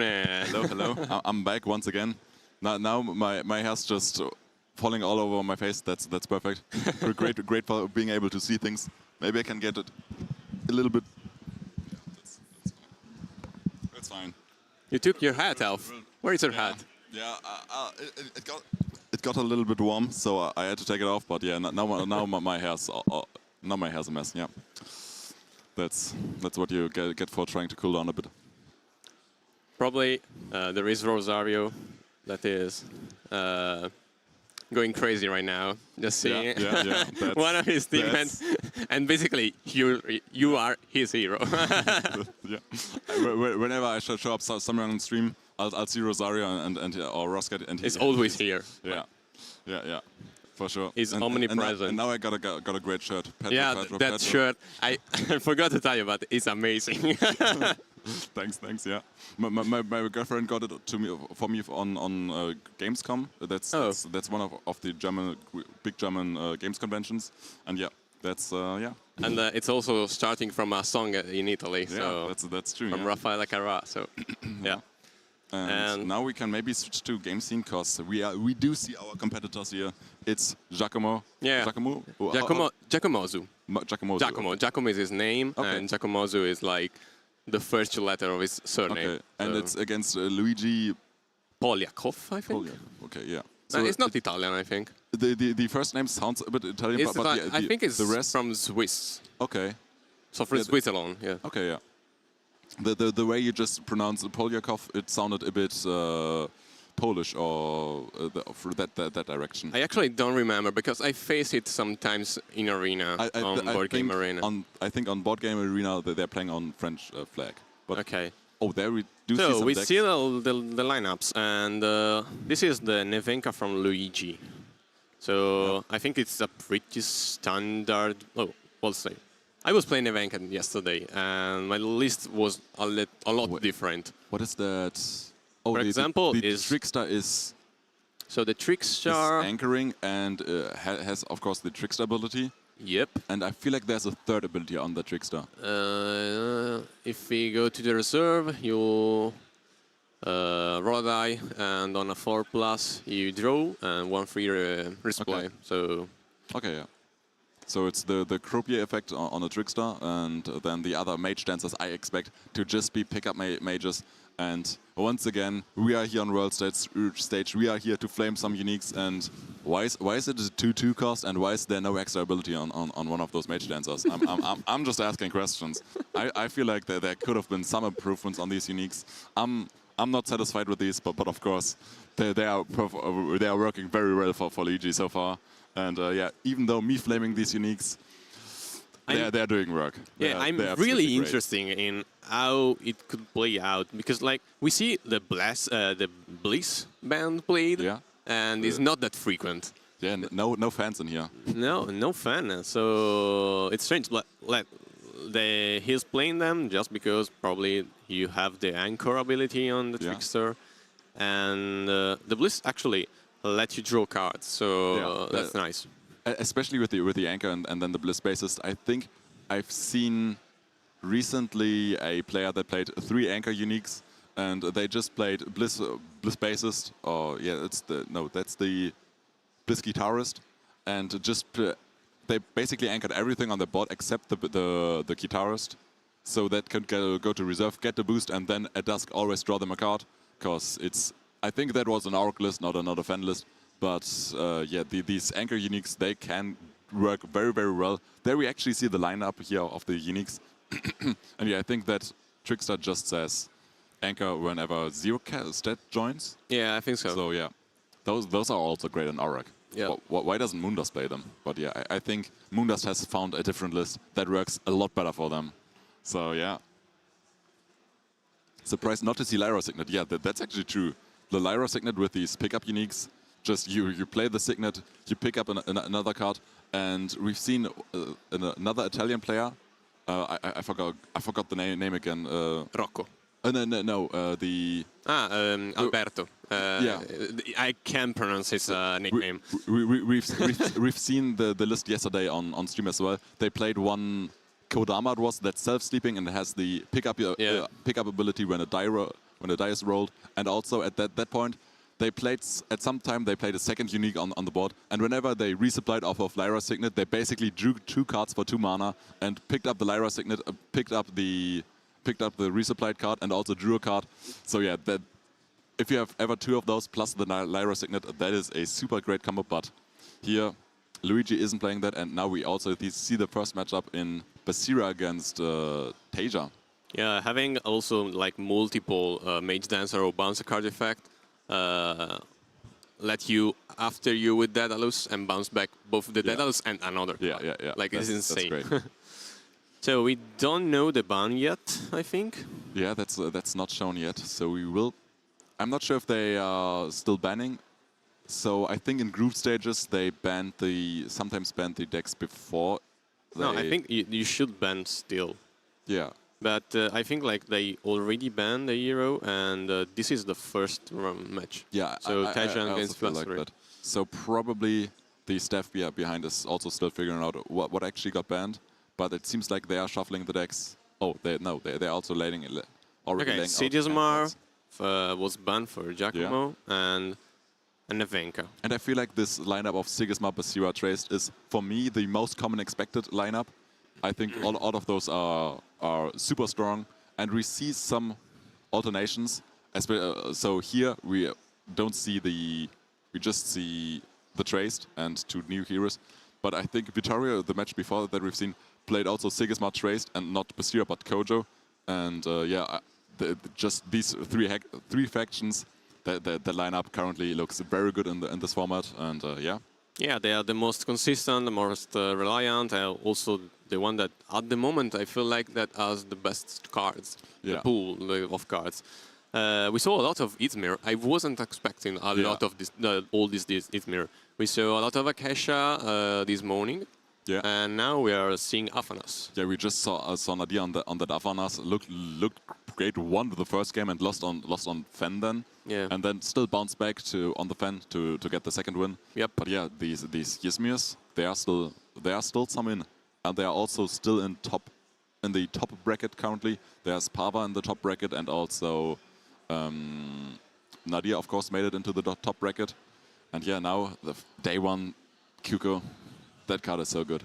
Yeah, I'm curious I don't know the list that Luigi is playing, just because it's not frequent to see the article Bountiful Meadow. Yeah, Bountiful Meadow. Yeah. So we'll see. And yeah, I actually shortly saw Giacomo checking out the deck of his opponent, and actually saw that there are, I'm not sure how many, but there are. This is Rampager. This isn't the Mass Anchor one, and there are some Lokis in this list. Oh, okay. I think these were, of course, 6 costs, so they are pretty much finding the optimal Lokis. I assume they are discarding hand and reserve, and yeah, just. I saw the draw of Luigi and not looking that great. Yeah, Ooh. that camera. One of the camera. That camera angle is probably not what you want to see here. Yeah. And now I'm zooming back out. I'm already bringing back luck. Almost a camera falling off in it. But the starting hand so far looks great for Giacomo here so far. And there we do see the first unique hit the board in that Osma. I'm not quite sure what it does. Maybe you have more insights? Well, that one I think that gained 2 boost. Okay. Whenever a character gain 1 boost, or someone join. No, someone join, I think. Yeah, if it gained a boost whenever a character gains a boost, that would be pretty absurd. But I actually seen so far, those uniques do exist. There are uniques that give something else a boost if it gains a boost itself. Yeah, that is crazy to me. Yeah, but for the moment, that unique was just a ramp. Yeah, yeah, that is true, yeah. just mana reaping that early into the game. That's kind of crazy. I mean, you hit a really strong unique. Okay, yeah. Like you're preventing a 2-0, an easy 2-0. Yeah, so yeah. Still got the 2 for 1 here. Yeah, exactly. So Basira is ahead, and probably the gameplay of double Loki. Double Loki, and the Basira currently doesn't show a lot of ways to draw. Well, there's another unique in hand, right? Yeah, Luigi's draws are not that great at the moment. Yeah, and both players have already found 2 uniques, but I think that probably just favors the Basira, because if you have 2 uniques in hand for Tasia, you basically only have 1, because the one discards the other. So yeah, it's kind of just 1 unique. And it's actually 7 cost Loki, the one of them. But can't you? I think he can play nothing this turn, I believe. Yeah, like just the Spindle Harvester. Yeah, maybe can sleep something, and also gets can sleep 2 things here basically. I think that's 5 mana.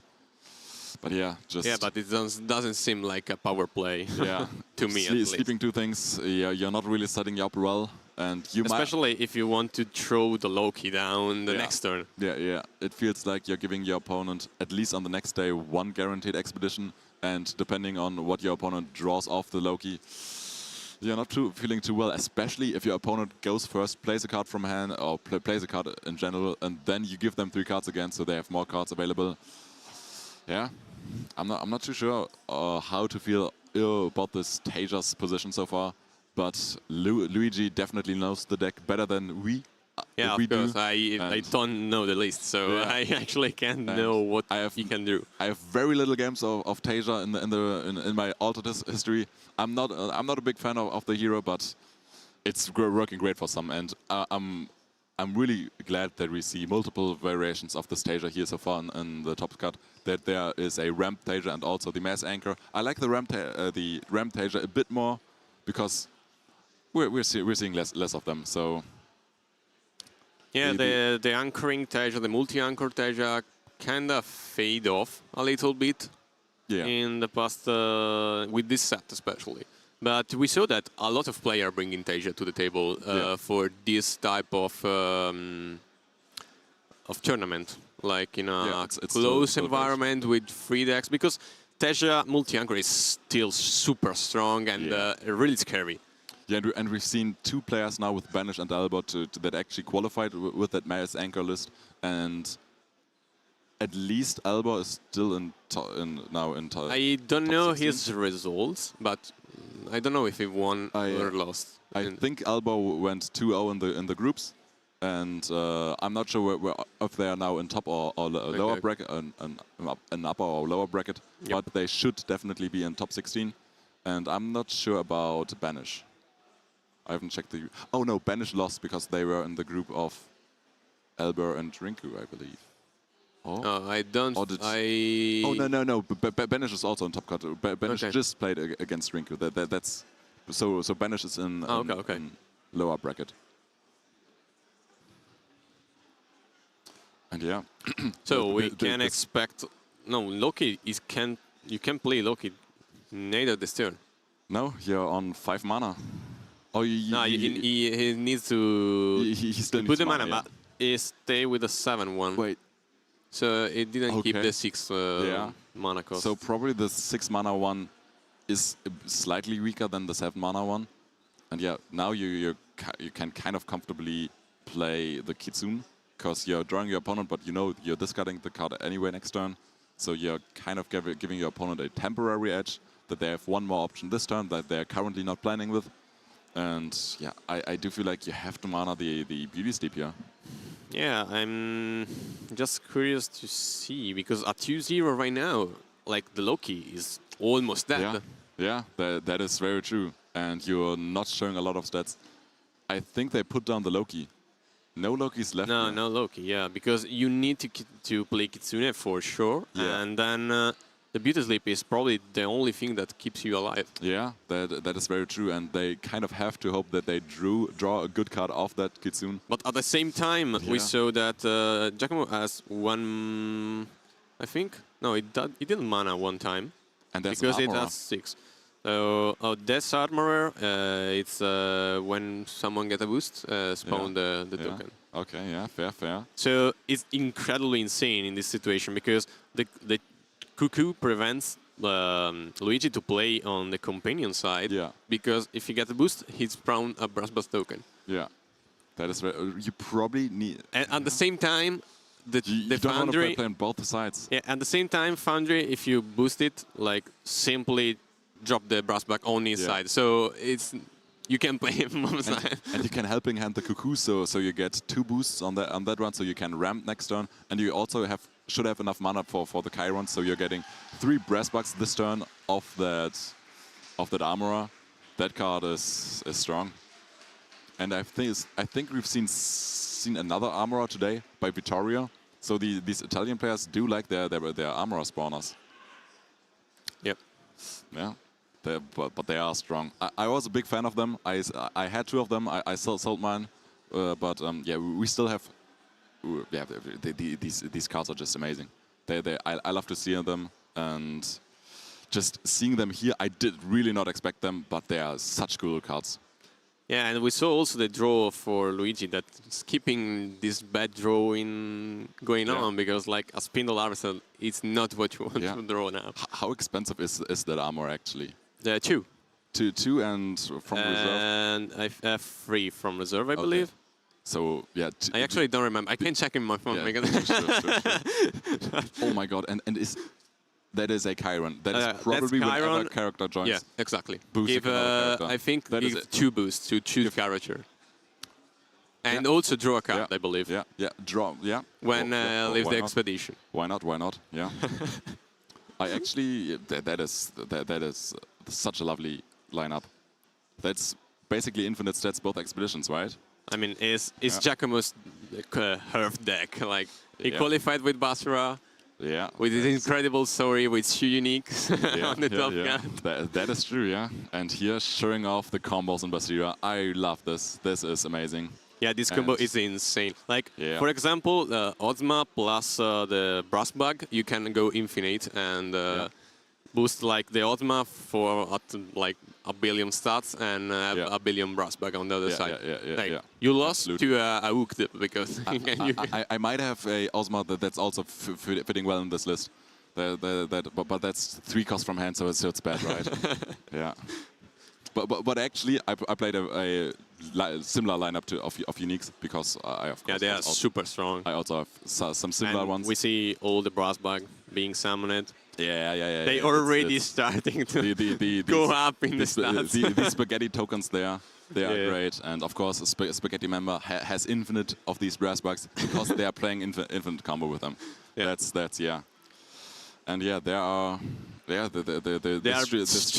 stream is like go whole away with the stats. Yeah, that's great. That's so cool to see. Yeah, Luigi's just looking at it and probably thinking to themselves, well, that TinyGen next turn is having a ton of boosts. I need to keep my beauty sleep, but then anything else that's still there. Well, it's not. And the stats keep going. So there's someone like probably. Yeah. It's a crazy combo. Yeah, and they just keep putting in stats there. That's a funny picture to take. That's very true. I did really not to expect to see this here on this world stage, but that is amazing. Yeah. Yeah. Why not have 100 on both sides? One of my teammates was almost about to play that combo as well. Yeah. Rinku was planning on bringing 1 Hydra that draws whenever a character gets boosted. Then planned on playing a Chiron just like that, but not drawing a card, and then playing a Armor like that as well. So not having 2 boosters, but having 1 draw unique, and then the same setup as the draw uniques were super amazing in the let's say the early days of Basra in the previous season. Yeah. Because at the start we saw a lot of Basra with the Aklut draw combo. Yeah. Where you draw basically 8 card, 9 card in 1 turn. And yeah. But Giacomo with Basira is like that is insane. The setup looks I actually nice. don't know how is it this strong with Basira. Yeah. So usually for the problem I see with this deck is just the consistency of drawing 2 uniques, but you feel, as soon as you draw 2 uniques, you feel like you've won the game on the spot, because this is basically a double small step, and your opponent really can't really direct this, especially if you have like these. If you have 2 characters in one expedition, you can boost up both of them, so your opponent can't beat either one of them. And even if they have 1 or 2 removals, you kind of force them to have 2 removals, and yeah, that's not what a lot of decks can keep in the hand. And yeah, I'm not sure what's still the process here, but actually they are probably giving the boost from Chiron for all the bugs. Okay. I don't know. Okay, yeah. Actually, like, even if it matter, but it technically matter because Luigi can beauty sleep a piece, but I don't think he will. That's very true, and I feel like now Luigi would have really liked to have one of these Lokis, so they could interact with that reserve. But I think otherwise Tasia has very little reserve interaction. There are Jack Frosts in that faction, but I doubt that Luigi is playing them here. So I mean, like, I don't know what Luigi can draw to survive. Another Loki. I mean, but they are in reserve, the uniques. But if it's a Loki that discards reserve and... Oh, no, right. You're right. But at the same time, it has 6 mana. So basically, you play on one side, and Giacomo needs only one side, and there is also the Tiny Gene that has 8 boost at the moment. Yeah. So it's not looking good here for Luigi. It's probably Loki... No, not enough. No, Loki into a beauty sleep. Yeah. That's probably the out. Loki is arrived. Oh, yeah. So one of the 2 pieces. And I think that there are 2 beauty sleeps already in reserve, in discard. And no, 1 in discard, 1 in reserve. Yeah. So he's not keeping Loki. Mana's the Loki here. I'm not sure what the conditions on that Loki are, if they're even discarding the reserve. And there's also an Loot, so... Or maybe put a card from end to reserve. I saw some Loki with that effect. Yeah. But yeah, it's looking like 1-0 for Giacomo here. Yep. And yeah, that's... How long do we how many cuts do we still need to see for this game? A Tiny Gene. A Tiny Gene. No, okay. Can Tony Gene beat the Tiny Gene? We are not sure here. I mean, I feel like that the only way Giacomo can lose his game is like play a card. And we were told that the Tiny Gene is supposed to have 100 stats. Oh. Yeah. Okay. That's perfect. Nice. That's nice. You take it. Yeah. And there we see the handshake. That's game 1. And Giacomozu take the lead, and now it's traced against probably Basira. I feel like, I don't know. Yeah. Because I feel they can swap hero if you win. No. Sorry, he's playing traced and needs a win with traced. I was messing the order. Traced against Tasia or traced. Yeah, and because the loser can change deck, I think. Yeah. I would assume that Luigi stays on the... It doesn't matter, actually. It doesn't really matter, but I think you play the preferred matchup first, and I think the Tasia is more preferred into the Trace Mirror. Yeah, the Loki are strong in this case. And also, I'm not sure if there are Hydrocanas in that list, but Hydrocanas for any Trace player are a nightmare to deal with. I haven't seen the list, but it's ramp. We actually haven't seen Hydras in the game before, so... we didn't see how many cards. Like, we saw the Kitsune, the Beauty Sleep, and basically the Loki. And that's about it. And if you want more bad deck tips, I can only say there's Joining Fates now, and there's Halua. And you can play them in Tasia. Yeah. Yeah. It's ramp. You're right. It's ramp.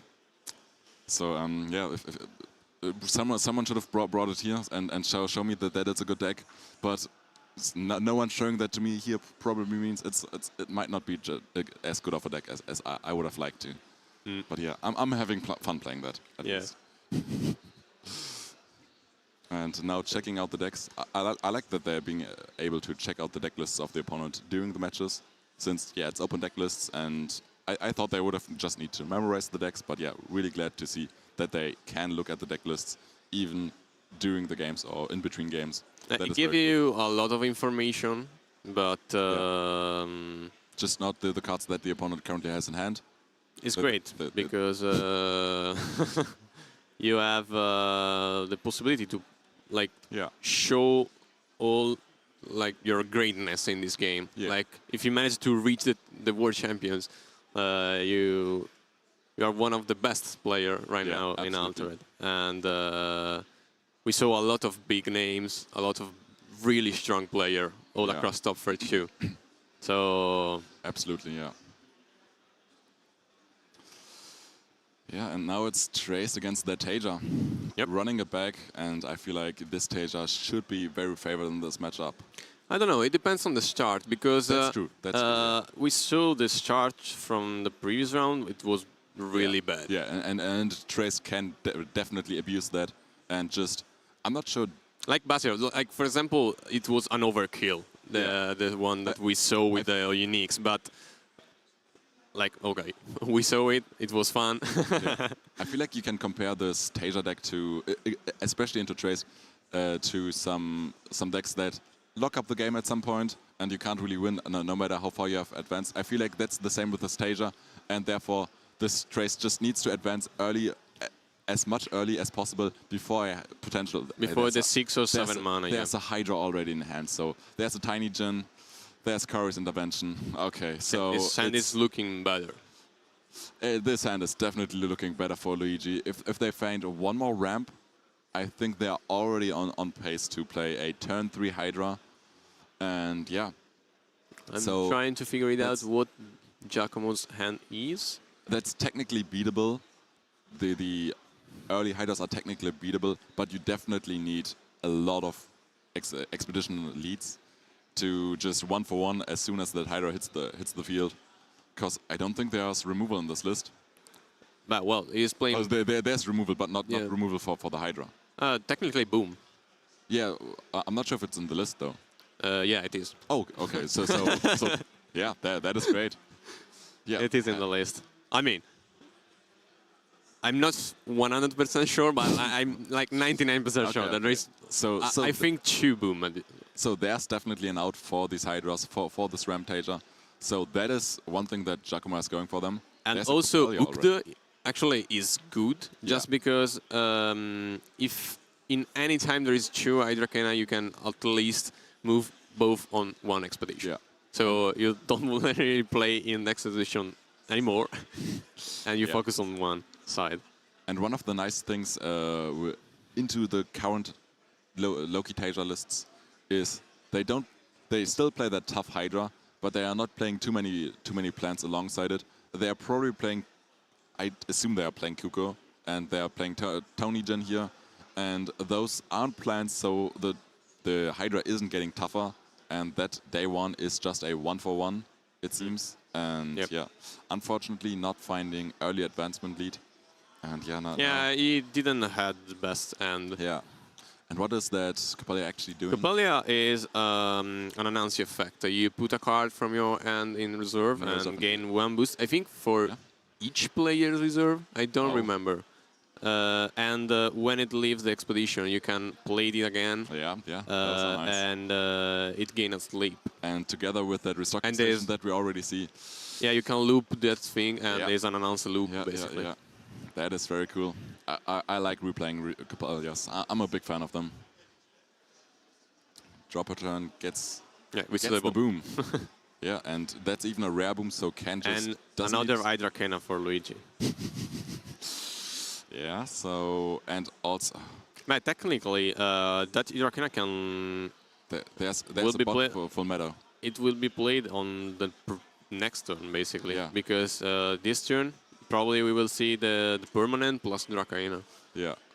Oh, so puts down a Hydra. I would have expected just play Meadow, pass, Hydra.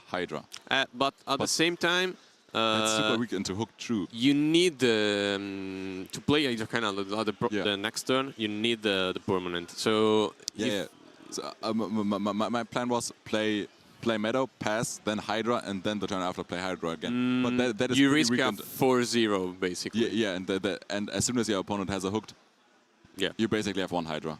So yeah, very. So yeah, reconsidering keeping one Meadow and the Dracana, definitely better line, considering there's a hooked in that faction of in that deck of Giacomo, and yeah.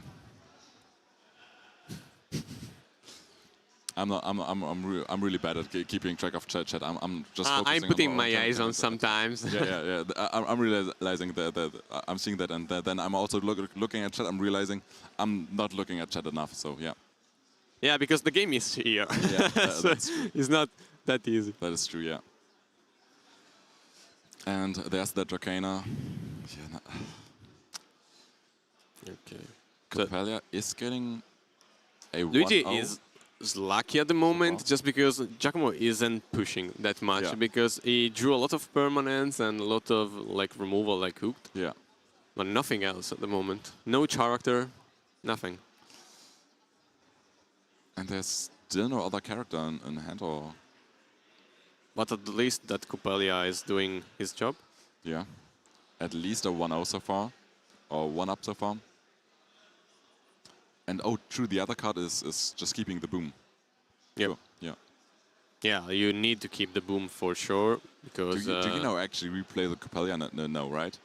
Yeah, just keeps the Copelia here in reserve. Doesn't replay it with sleeping. No, it doesn't make sense. Yeah. So it's not really synergetic to replay the Copelia here because you're not getting the traced counter. You probably don't want to show your opponent the boom, but I think showing the boom doesn't matter too much. But yeah, you just want to keep resources. I'd strongly assume here. But still, that hand is not looking the greatest here. So now we are in Hydra kind of range. And 6 mana turn. Yeah, but there is the beautiful. Yeah. So Giacomo need to decide if you want to. That's 5 mana. Yeah. Try to boom or not. Yeah. Like he can't play boom right now because it is tough too. Yeah. So couldn't have even played it if they just played. Actually, nothing, and also it has 5/5, so not even advancing. Yeah. This is tough. They can still hook their own Copelia. No, oh yeah, that's true. Can hook their own Copelia and then play the Foundry mechanic, I believe, to still 1-for-1. But yeah, they're even on the Tumult, right? How are they even? Yeah, I think it's basically the only move. Also because you unlock Trace. So right now it needs to see some cards. Yeah, definitely. Still can just replay or still can remove Fleeting from that Copelia. This Restocking Station is such a great card. Just remove Fleeting from everything that's important to you. Oh, actually hooks over the... Ah, okay, it's the same thing. Oh yeah, true. Yeah. No, yeah. It's not. Yeah, it's not the same thing. You just play Foundry Mechanics, so it's still 1-for. Yeah, no, it's 1/1. Yeah. Yeah. Same thing. And gets the traced. Gets the trace. So gets to put another card into reserve and also likely keep the Copelia around. But yes, you're still. It's still rough to get rid of this Hydra. You have. I mean, now he has the boom, so it all depends on, especially what Luigi drew. Yeah. At the moment. Because like the Loki is good for Luigi to have some more cards to play, but at the same time, Giacomo is not having that many resources. Yeah. So and it's pretty much a gamble if your opponent has that boom or not. If you play the Loki, and it's also a gamble if your opponent redraws into or draws a boom off your own Loki. A Loki now it's hurting a lot, I think. Yeah. I would. Because you lose the Copelia and yeah. Yeah, true, and you also, yeah, but for Luigi, for Giacomo, you still want to boom that Hydra here. Your restocking station has no counters, so that is a prime target to sacrifice, or to... Is it sacrifice? Yeah, sacrifice. I believe it is, yeah. So prime target to sacrifice with the boom and then get rid of, hopefully just a tough one. Not a first play planned here for Luigi, but we do see that... Yeah, we do see 2 plants here available. So that's probably a 5-cost boom. And yeah, then you still... Giacomo is thinking to play the Coppelia this turn, just to avoid some low-key scenario. And yeah, that's fair. And that's... also putting Frozen Delivery into reserve, I think. Yep. You're pretty happy about that. You can only play that card once a turn anyway, and you might not need... Well, having slow plays 2 turns in a row is nice, but sometimes you're just discarding the Frozen Delivery from your reserve anyway, so might just put it into reserve before that, and yeah. Spindle Harvester, Dracaena. So at the moment he can play all the characters. Yeah. That he has in hand. So 4 more plants. Yeah. And 2 of them are also anchored. No, 3. Oh, all 3 anchored. So basically, double boom in hand. Keeps both booms here, yeah. Maybe playing boom right away is the move here. Yeah, because I think it is, yeah. That Hydra has a lot of boosts. 6 mana, 5. Yeah, because if you let Luigi get another turn, maybe using the Frozen Delivery for an after you basically let him play. You need to. You have not enough mana to play boom. Yeah. Okay. No, for 5 mana, yes, boom is coming. Yeah, boom hits the Hydra, but that's still a 2-0 here for Luigi. I feel like, and you're getting rid of the threat, but it's also still. It still feels like losing the game, but maybe there's a world where there's now not enough characters that with enough stats to consistently outstat the Traced, and Traced can still find a way back, but those Hydras do buy a lot of time. Coleman comes out, is anchored as well. Yep. Gets the 2-0, and yeah, now it's difficult for Traced. At least for next turn they have the Coppelia that can already... Is it beating the Coleman? I believe it is, right? It's, I think, a 5-3-3. True, yeah. So I believe. It is beating the 3-3-3 Coleman. But yeah, the Coleman is still just played for the 2-0. And now we have Salvager Reef in reserve here for Giacomo. We know for a fact that Traced can put up a lot of stats. So, like, basically, this stage, is advancing 2-0, but it's really depending on the draws now. Yeah, that is very true. And if that... Traced now is live to play almost. He has the Bastion, he has the Salvager, so Traced is in a good spot for Traced. Like, he has the mana, he has the cards to play. And but at the same time, we saw luck. Now it comes down to the condition. Luigi didn't play the Lokis in the game before, and it comes down to the conditions. Do you need to put a card into reserve? Do you need to discard a card from reserve? Does it just always do it? Do you not have a condition? It's there. I've seen a bunch of conditions on these Lokis, and yeah, it's. But having a Loki here, we're probably feeling pretty happy about it. I mean, yeah, because he also drew the Anansi. That the Anansi unique.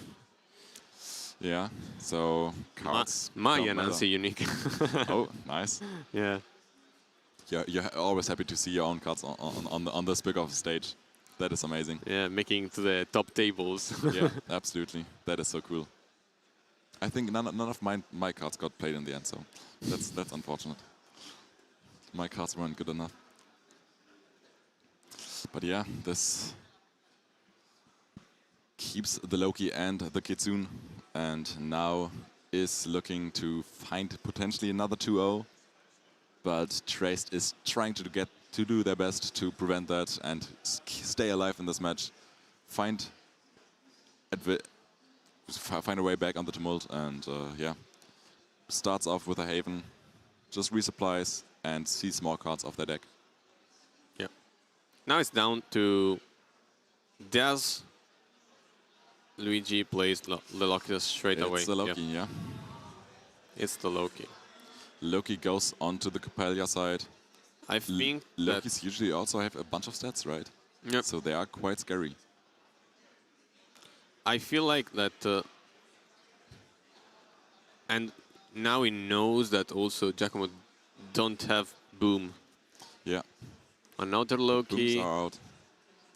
The hooked helps for now, and next turn is probably the turn for Giacomo to make a comeback. No anchored, no character sticking around on the board for the stager.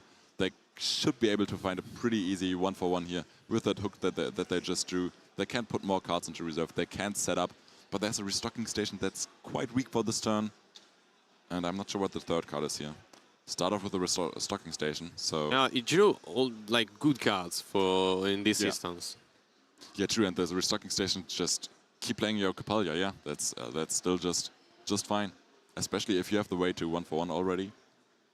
But at the same time, if you played like you did it before, so with the effect is asleep. So you need still to survive another turn to have it in this benefit. As if not, like we see the Loki coming out once again, and it probably will be clean up from reserve. True, yeah, true. The Lokis can oftentimes just be replayed again and get their effect again. And also now Luigi is setting up quite well with that Kuko here in their hero expedition. That is usually pretty strong. So yeah. Advancing into a Kuko, you're never happy trying to get over that. But at least you can kind of... Hooked is a pretty good card into the Kuko. You can just play a bunch of stats on one side, then hook the Kuko into it so it doesn't get all the boost of playing the characters in the first place. But of course that is still a workaround that is a lot of trouble. But it can be done. So I'd say there's a way back for Giacomo, but it's not looking easy.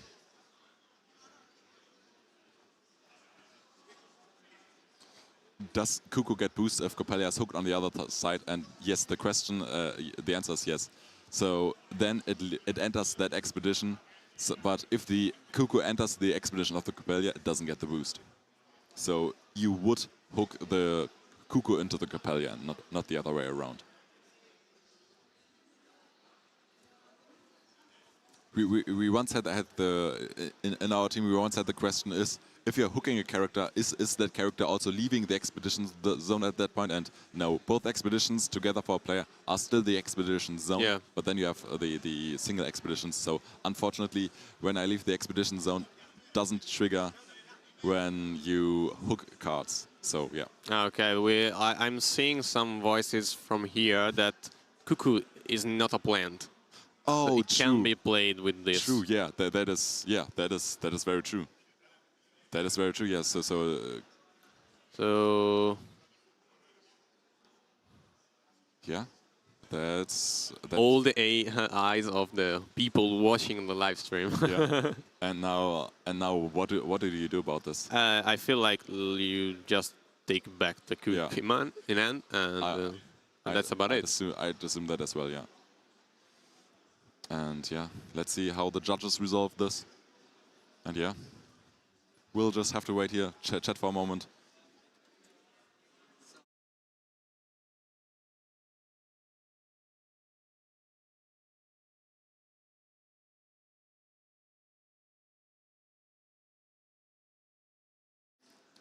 So we just were told by Cole that if you're looking for updates for the other matches, I think all of the results will be posted at the same time, so you have to wait until all the rounds are finished, and then you will see an update.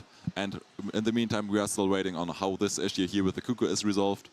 I would imagine that it's just put back to hand, but I'm not too sure on this. And yeah, that's one of the downsides of this Kuko. This card is amazing, but unfortunately, it's not a plant.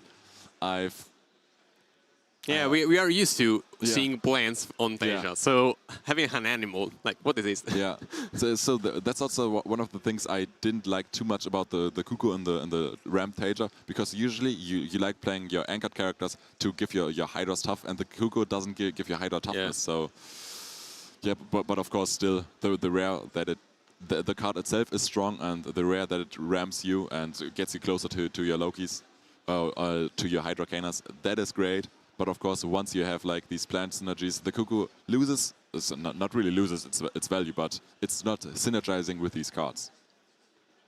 Yeah. Yeah. We're cutting over to the judges discussing, and will it just be picked up again? It's currently not. Okay, so they replay, so pick up in hand, and he play with the 2 mana left, the beautiful Miado that he has in hand. Yeah, so no character set up here for the next turn. So who's the first player next turn? Okay, Tasia. So Tasia still first player, can still play that Cuckoo next turn. So that is still a bunch of trouble for Giacomo probably, but at least Tasia has to spend 3 mana for next turn. Yeah, but I don't know. We will see. It's a tough position for sure. Definitely. But making the Tasia spend 3 mana next turn for that Cuckoo is definitely a better position than that Cuckoo already being in play. Yeah. And yeah. Gets a Haven boost here as well. Plays Salvager. And I think there's still the hooked left in hand, right? There is the hooked, and also the resupply that for Salvager. Okay. That is a Grams. Interesting. And it seems Luigi just tapped the meadows for fun. Yeah, you have actions left. On BJ, they are green cards. You can click them. Just click them, right? And there's the hooked. And that gets the 1-for-1 here. Yes. And probably you now also get that Coppelia back into play. And do you now keep the Coppelia over the hooked or the Grams? I'm not too sure, but we'll see which card will lose fleeting and which card then will hit the discard pile. I feel like that the Lokinox will be played out if these Coppelias stick on reserve. Yeah. That could be very true. Makes the Coppelia lose fleeting. And yeah. Yeah, the 1-0 on the turn of the Hydrakina was really tough. Yeah. The hooked is now discarded. Says, well, I need the stats next turn. 2 turns, I think I'm not alive anymore. So just keeps the Coppelia on the reserve. And now it comes down. What will the Loki do? Is the Loki enough? And yeah. But also, Tasia has so much mana now. They rammed one of the Tiny Djinn and they have 2 meadows in play. And there are some Daughter of Yggdrasil, so a lot of stats here are available to this Tasia. Yeah, especially because like it's literally a 1-cast drop in this case. Yeah. This is a plant. Yeah, that is a plant indeed. Yeah, for just 5-5-5 for 5-5-3 for 5 stats. And you need Mount on both of your expeditions. You don't care about blocking at this point. You just care about advancing. Oh, and there's no water region at all where you or your opponent is on. So they're even great at blocking. Yeah, maybe Luigi preferred to draw them off the top of the Loki effect, but yeah. Probably. And here now, still waiting it out. And Kuko's played first. So we can read these results for now. So there's great news for all the AQZ fans. Rinku did beat Nadir 2-0. Then Vittorio beat Banish to the Italian players. And Popeye beat Pompote 2-0. Okay, so all 2-0s. Yeah, so that early into a round, usually we just get to see 2-0s. And then later in the round, we'll get the results for the 2-1s. And yeah, very glad to see that Rinku is still undefeated here. Yeah. Oh well, defeated, but still in the game. In the upper bracket. And yeah, was defeated in group stage, but now for the upper bracket run, that dream is still alive. And I am very happy to see that. And now Giacomo is still fighting for that upper bracket. Has that first win, of course, on that Basira, but is now battling that Tasia, that ramp low-key Tasia with the Hydrocanas. And yeah, it's not a great position. The Daughter of South. It's not a great position, but just maybe there's a way you can load up your reserve. I mean, get a bunch of boosts on the Coppelia, and then Coppelia can be really boosted. The problem is there's also another Anansi. Yeah, there is Anansi. The problem is that the older daughter of Yggdrasil that Luigi has. But there is stats on the board for Trist because he has 6 or 7 mana. 6, I believe. And that one is the 2-cost Anansi, because there is 1-cost Anansi from reserve. Yeah, there's the same effect in the list. 1-cost Anansis from reserve are crazy, yeah. There's 1 Haven in play, and do you know what the third? I think it's a Sabotage. Okay, Jammer. Yeah, it's the Jammer. He's played it right now because he sabotaged the Coniferal. Yeah, I see.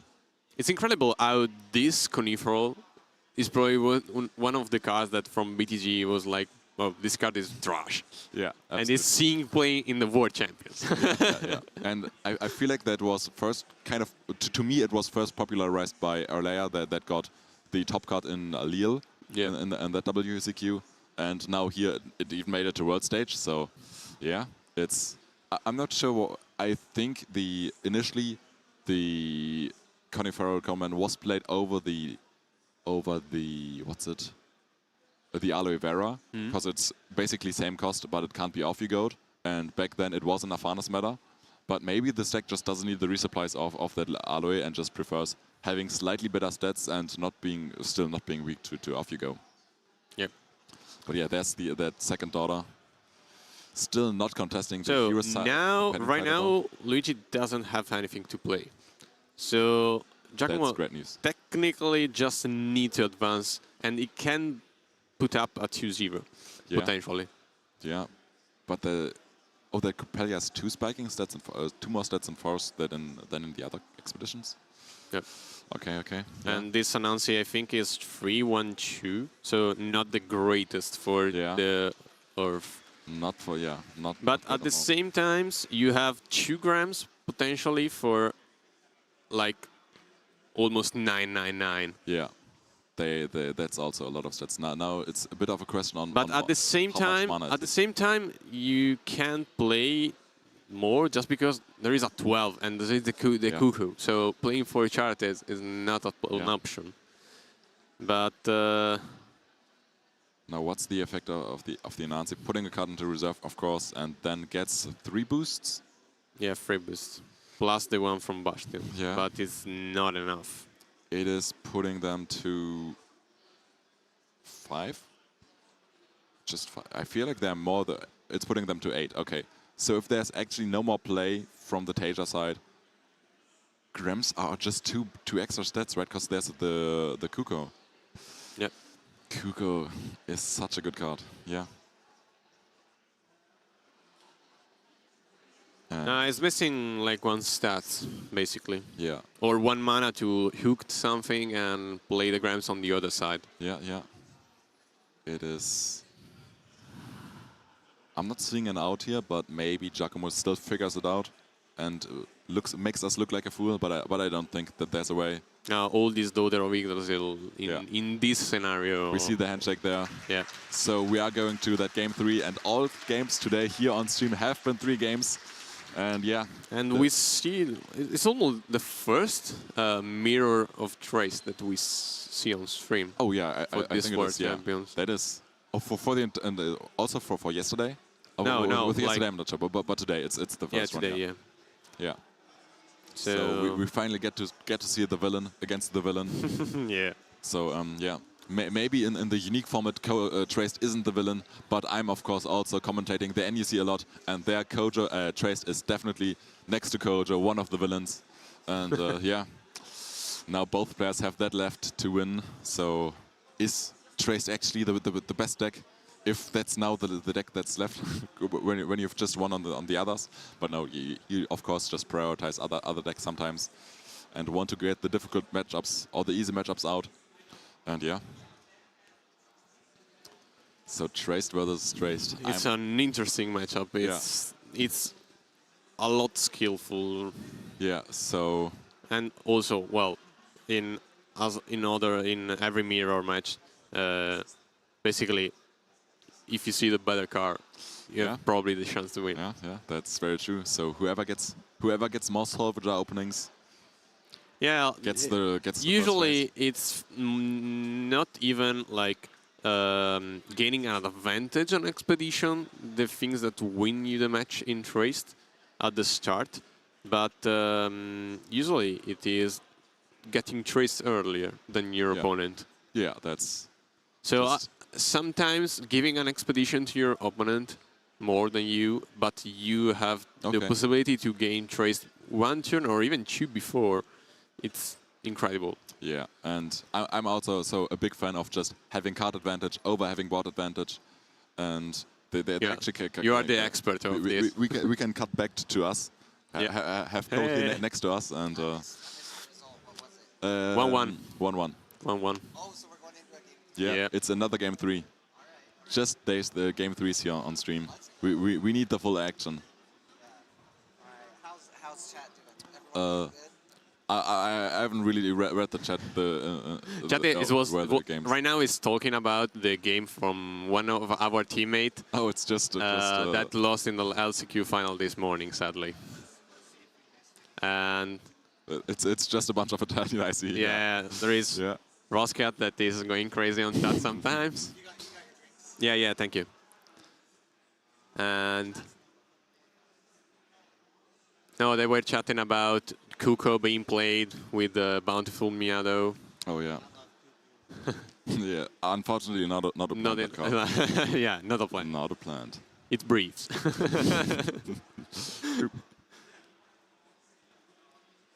And yeah, now we are waiting for that game 3 to start. Oh yeah, it's my birthday today. Oh. Yeah. Thank you very much. Happy birthday. Thank you very much. Oats. Oats. Yeah, it's today. Yeah. Happy birthday. And yeah, the other day was one of my teammates, so yeah, we all hold together to celebrate and have a good time. And I'm having a good time. Like that's important. Yeah. Yeah, and we see the list now. Oh, nice. Oh yeah, we see the list. So we are cutting back over. So we are missing one unique. I think that unique spot has always been missing, so maybe that's not an issue with the uniques, but just with that slot in general. The interface in general, okay. Yeah. So a pretty different list, because like I know the list from Giacomo. Yeah. We do see the return of the, what's it, Yismi Stargazer, that has been played in set 1 with the Absurd Havens. It's a really different list. Like we are facing 2 completely different trades, so it will be interesting for sure. I'm not sure who checked that list better for the mirror matchup. There's probably one that has maybe thought about the mirror matchup. I have no clue. I'm not a trace player. Yeah, but it's cool. This Salvager is incredibly strong with the station. For 1 cost, you put 1 down and resupply. Yeah. It's insane. That's very nice. And it also a 2/0/2. Like it has also stats. Yeah. It's unfortunately once again not doing that on an arrow, but of course the reserve oftentimes is the important part. The usual salvager also just has that from reserve ability. So maybe the uniques from reserve are also just fine. I really would have loved to know what the 3rd unique is, so I could flame that one as well. But yeah, we're just here to enjoy the games. These players are performing amazing with these cards, so it's great to see these, and we're having a little fun, just making jokes about the slight things that, of course, can be better, right? Yeah, but sometimes, of course, you still have the best card that's available to you, or that you found in general. Yeah, exactly. It's just still these cards are all so amazing, and these deck lists. Sometimes I really want to know what thought process was behind some of the deck building, but we'll never know this unless we get some in-depth interview on deck building and why specific players played specific cards, and that's the most interesting part to me. But yeah, we'll probably never know. Yeah, we saw like basically everyone playing Traced this tournament. Yeah. So Traced is like probably the best deck right now, or at least the most maybe consistent or versatile, because with the addition of Boom you lose a little bit of consistency, because in the previous set you go all characters, all good stuff, all resupply, full aggro. Now they are checking a little bit the pedal of the gas to have a more control version of Traced. And I believe like Luigi is playing a really aggro. I mean, I don't know. There is a lot of strange stuff. It for sure goes for a lot of resupply rather than Giacomo probably in his deck. Also, probably, especially for the mirror at the early stages, you really want to see that Gizmi Stargazer, because that one is, if your opponent is playing a 1-cost on one side, you're playing the Stargazer on the same side. Your opponent is playing a 2-cost. Your 2-cost probably matches the 2-cost, and your 1-cost is just better than the opponent's 1-cost. So I think that might be a slight edge in the early game with Stargazers. I'm not sure how many copies there were on that list, but I've definitely also seen some players that, or especially Insane's no unique list, that played some rare foundry mechanics that are like 1-1-2, so same stat line and same cost as the Stargazers, but just shifted where the spiking stat is. Yep. We see Luigi opening 2 uniques in this game. The Merlin and the Salvager that we are talking about. I'm not sure how happy you are over the... I'm not sure what the ability of that Merlin is. If it is an avalanche effect, you're probably pretty happy about it, especially in the early game. There's not a lot of boosts. But if it's like single target removal, I'm not sure if you're keeping the Merlin. No, he put it in mana straight away, I think. And yeah, it's not what you look for, definitely. And the weird part of his hands is that it doesn't have, I believe, a 1-cost card. Yeah. Because the Salvager that we are talking about, at least one character with the 1-cost. So let's see. There's also no 1-cost character here for Giacomo's side, but there are 1-cost cards, so you can see what your opponent is doing, and also just restocking station. That card is great. Just play it. Yeah, why not? Is that a Paju on this left here? Yeah, it's Paju. He's really playing 3 Paju, I believe. Okay. So we internally also had the discussion on what do we think of Paju, and I was like, yeah, I like that card just because it's 2/2 and it gets you active faster than usually, because you get that 1-cost leave a card, and it's basically a 0-cost resupply. No, it's a 1-cost resupply, right? But but it's a common slot, so yeah. So yeah, the Salvager, it coming up for Luigi just because of the 2 on the grass, basically, in this scenario. But at the same time, maybe Giacomo can play before the restocking station and eventually play Paju. Yeah, it's a possibility. So you have the 1 expedition advantage if it doesn't have another character. Yeah, and let's see if he's so this line. Yeah, nice. So you are probably happy to see that there's no 1-cost character in hand here, but there's still that Paju that just still gets the 1-0 lead. I'm not sure if it's better to 2-1 or 1-0 here.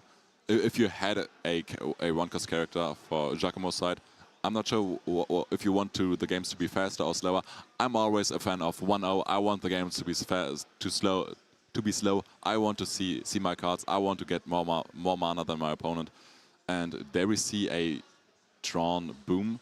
I think in this matchup, it's probably not helping you too much. No. And yeah, it's immediately mana. Yeah. I was thinking maybe you can target some of the permanents of your opponent with that, but no, just immediately manas it. In fact, like yesterday night that we were talking about the decks and stuff like that, we thought about, at least for the deck list, that our friends could have brought to this World Champion if he was able to qualify this morning. And we were talking about, like, probably there is plenty of Traced, and having multiple boom, multiple reef, maybe is not that great in this type of tournament. Because, like, you need those in a Swiss round or something like that, because you can face basically whatever. Yeah. So you need out to basically everything. But in especially in Conquest with Conquest with known list, so you know what you are going against, and also you basically have 2 other heroes that can take care of something else. So you can probably try to be more consistent and bring less brick. Yeah. Let's call it like this. And we see Page being played here. So just a 2-cost 2/2, but we also see Kill and Elemental in hand with that Reef. So I would just imagine we see the second play of Reef. Both players actually on that Reef, but Luigi is on the rare Reef, so can be sacrificed at some point to just resupply again. I'm not sure if that's actually worth a rare slot, but I've seen it. It's been annoying to me at least. It's it's an interesting card, and the Reef itself is of course pretty strong. It's a tough spot for Luigi because he's getting a 2-1 right now, but he's going to have some more counter.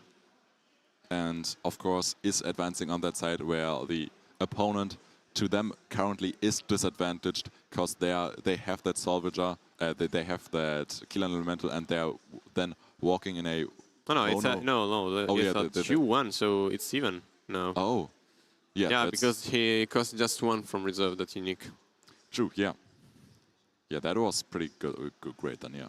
Yeah, so still it was a strong turn. But he lost his uniques right now, but so... Yeah, it depends. The draw from Giacomozu were not that great at the moment. He saw a lot of common stuff, basically. Yeah, but still makes it work so But far. at the same time, you need an end game before it. So it's better probably to stay alive in the first instance with a common and then see all the bangers in the end. That is very true, yeah. That's also how I felt in these trace matches. Usually, you are very happy to, in all the decks, you're probably very happy to see all your good cards at the beginning, but in the trace run, you know you're eventually going to see all of the cards in your deck, so you're also just very happy to see them later on, so you can just end out with a bang. And yeah, that might be what's happening here to Giacomo, and they already found a Frankenstein. Frankenstein this early without the traceability, that card doesn't feel the greatest. But at the same time, not a great resupply for Pollock. Yeah, 3 Havens. But he is proving what I said, that he was resupplying hard with this deck. Yeah. His deck list is so much relying on resupply and stuff like that. There's the the Kill and Elemental play, and that can technically be answered by a Reef, and that's exactly what we see here. And we will see another resupply because the Reef in rare slot when sacrificed resupply.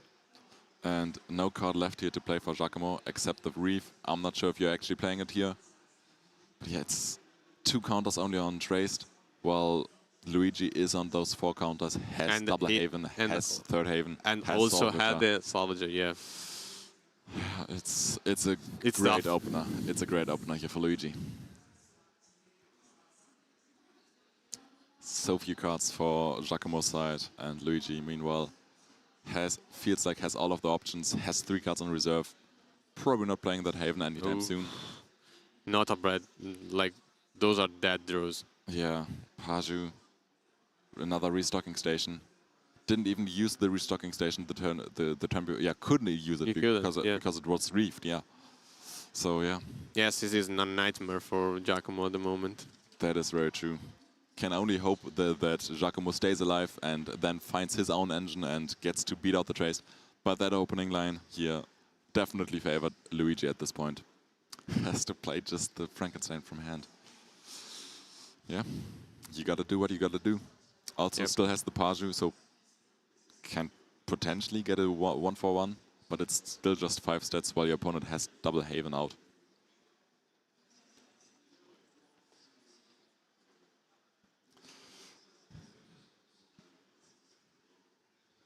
Yeah, it seems like Luigi consumed all his bad luck in the first game. Yeah.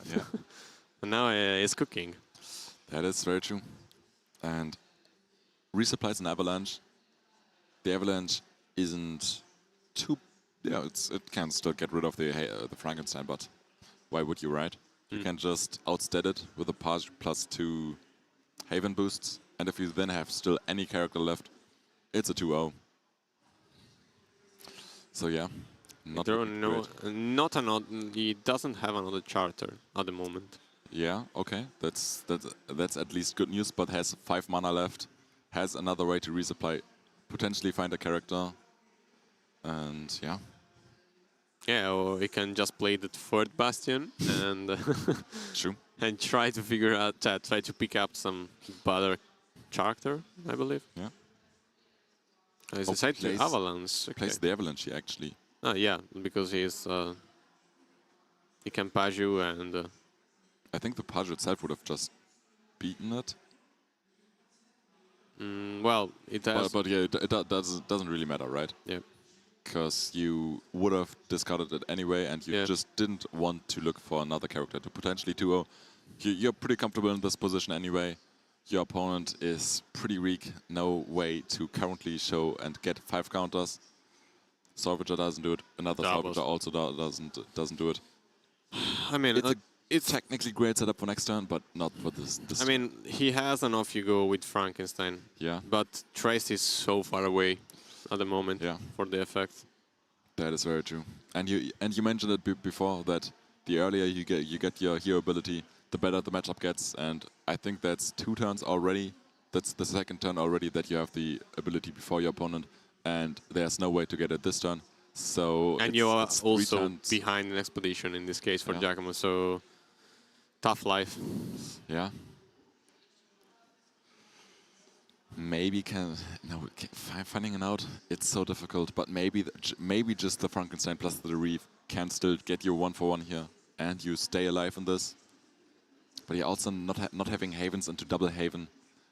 We played these matchups back in set 1, and whoever had the Havens first, well, that player pretty much just won the Trace Mirror matches. And I feel like this looks like it's still the same. 2nd Salvager coming out. You still have enough mana to play Paju plus Frankenstein, then have to discard a card from reserve. And I mean, you take it right now. You don't need to still alive, to still be alive. But at the same time, those grams, it's like basically winning on the spot. Yeah, that's kind of true. And they're also the faction champion grams, so flexing with everything they have. Yeah, I think it's over, sadly. Plays Paju. Just the grams is enough to outstart like everything, and also the Amelia, and he has the mana to play also Amelia. That's a 5. That's 5 boosts potentially coming out. That's 3 boosts potentially coming out onto the grams. So 5/5/5 plus a sacrifice for another 2/2. These grams, if they are boosted with everything the Havens got, are a 7/7/2 cost. 7/7/7. Yeah, that is some stats.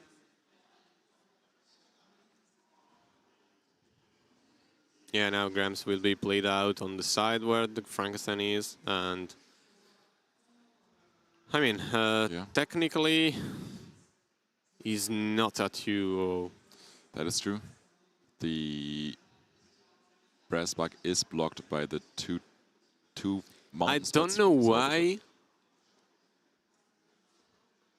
he played the grams before. And especially, I don't know why it didn't. I know Amelia. It can be targeted by the Reef. True. So just puts more boosts onto the counters onto the restocking station, and grams are played. Sacrifices one of their havens and puts a brass bug into the hero side. That's another 1-0, and yeah. It is so hard to find a way back into this game. I kind of doubt it's possible, but we do see still keeping around that Frankenstein, potentially. It's difficult. Yeah, I feel like it's almost impossible at the moment. I have a similar feeling. And it's also... It's always possible, right? Yeah, it's always. If you get the right card from Salvager and stuff like that. Yeah. It's always cool.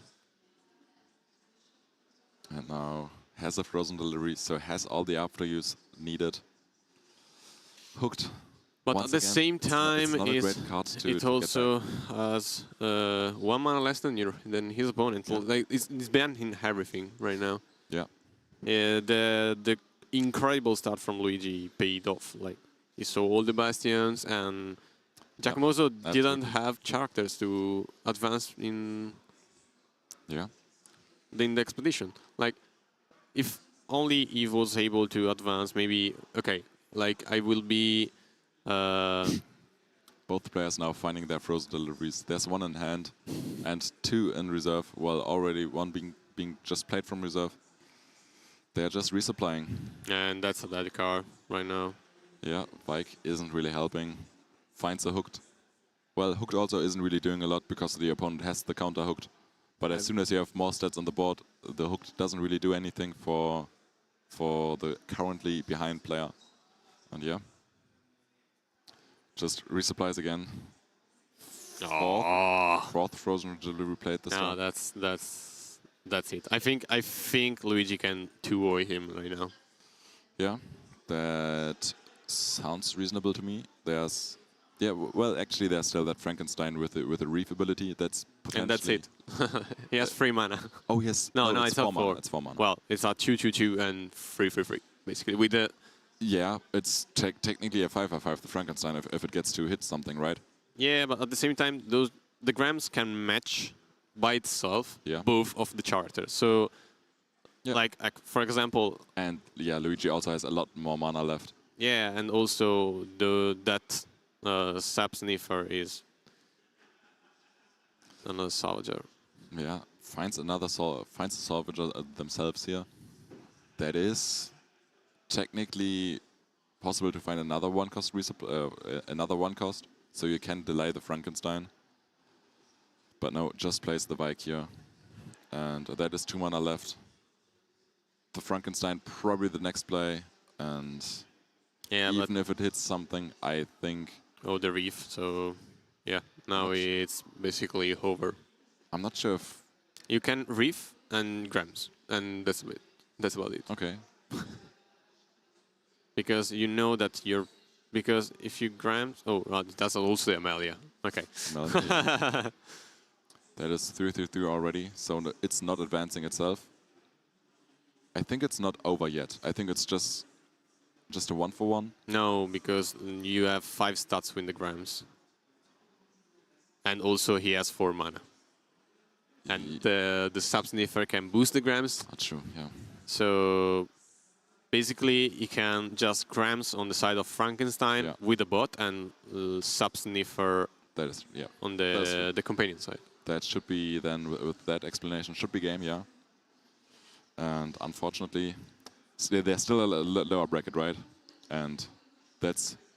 Of course you played it out, but... Yeah.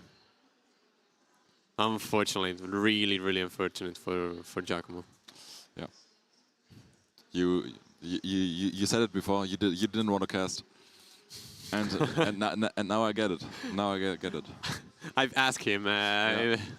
So yeah, it is what it is.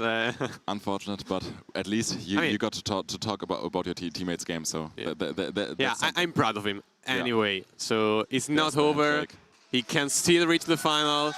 Yeah, and I hope for him. He will. But that's that's unfortunate. But GG to Luigi. Like very well played. He brings to the table strange decks rather than we see normally. We saw this trade list. Also very appreciable. So yeah. Both great players. Clearly, I was rooting for for Giacomo. This cast hasn't been biased the entire day. No. I'm still hoping for Rinku games. Rinku's still in that upper bracket, and I see my teammates back there. They're standing all together, maybe discussing strategies, looking at their phone, and they are all 4 of them back there. So as soon as we go over to a break here, I will join them, and we can go back over to a full cam here for a second. And I think the sad part as an Italian is that we have both Italian players right now in the loser bracket. Oh, so yeah. I will probably get Cole on here for a second because I think all the players are packing up. I think that was the last game for the stream, so unfortunate to see a loss for one of your teammates here, but at least the day is over. We can go home now and focus on the next day. And I can be happy. My teammate is still in the upper bracket, and you on the Italian side are now discussing how you face up the next step. You should know your opponents, right? So you can prepare I think over the night. That's at least a positive. At the same time, now they are showing up. I think we can switch up true. To see the bracket. So we see Rinku and Tempetedelaneige, the only player in top 8 right now. Yeah. And I think there are still some. Yeah, results. we're still waiting for the loser bracket, basically. I think we're waiting. We're for waiting the update. For the bracket, and we're also waiting for Trickster against Javi Navarro. Yeah. So no, because like we are facing this, I think. No, or not. I think. No, Giacomo Luigi was here, so Giacomo is there, so he needs to play another match.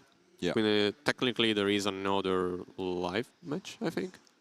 I think not today. I think for today it should be over. But Cole can maybe Cole.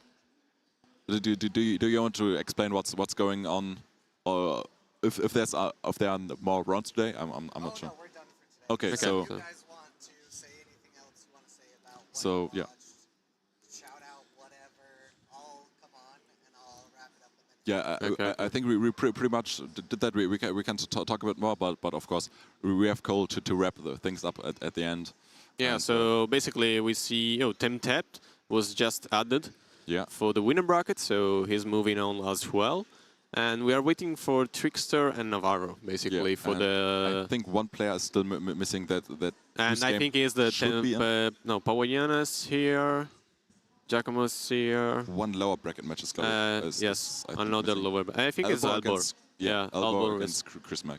Krzysmak is still playing, so one will be, well, at least the Italians are on opposite side of the bracket. So technically, they can go to the semi-final. Lower bracket final. Lower bracket final. Yeah. Let's see. Let's hope. The hope is still alive. Yeah, at least today we are finishing a little bit earlier. Yeah, that is true. Get some rest. That's people can get some rest. Well deserved. And also yesterday it was pretty hard to get some food afterwards because it was so late. And this time you can finally get some rest, get some food, get some tactics in because you know your next opponent. And that's... Yeah, these tournaments are tough sometimes for the delay or stuff, the problems, or basically... For example, the afternoon match, the afternoon LCQ lasted until over past midnight. So, like, my teammate, for example, slept 3 hours this night. Yeah. So, it's not easy to try to play a final with 3 hours sleep and maybe also a few hours sleep. And then in the past couple of days. Yeah. And in fact, like, he went straight to the home and sleep. Basically all the morning and afternoon. I was on a similar sleep schedule. I luckily today just arrived here at 11, so I was here long after the players, and I got some rest at least. But these players still had to show up early, and especially the ones that got on with the last chance qualifier. They were also the deck preparation on one day or a few hours of notice. If you didn't have 3 decks prepared, that is stressful. Yeah, really stressful. Can cut back to us. Yeah. And I don't know if there is I don't remember which player are in the winner bracket. Not all of them. Just to make a little, basically, nation. How do you say recap? Now in chat. Hello. Rinku unstoppable. But so far, yes, it seems so.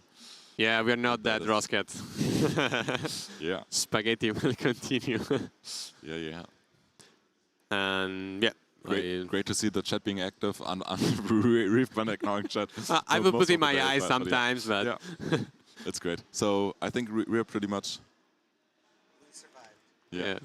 We're pretty much done. So maybe Cole can wrap up. And then. It was a pleasure to cast with you. It was nice. Yeah. And everyone, enjoy your evening, and yeah. Thank you, and stay tuned for more mine, I think. Yeah, don't forget that. Yeah.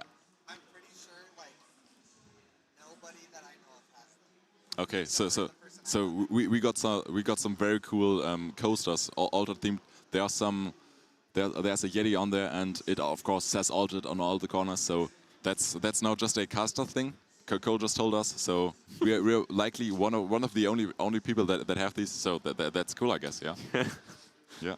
And yeah, well, was great being here. Yeah. Was nice talking about all the games. And now let's head over to Cole to wrap this up, and we're getting back home. Yep.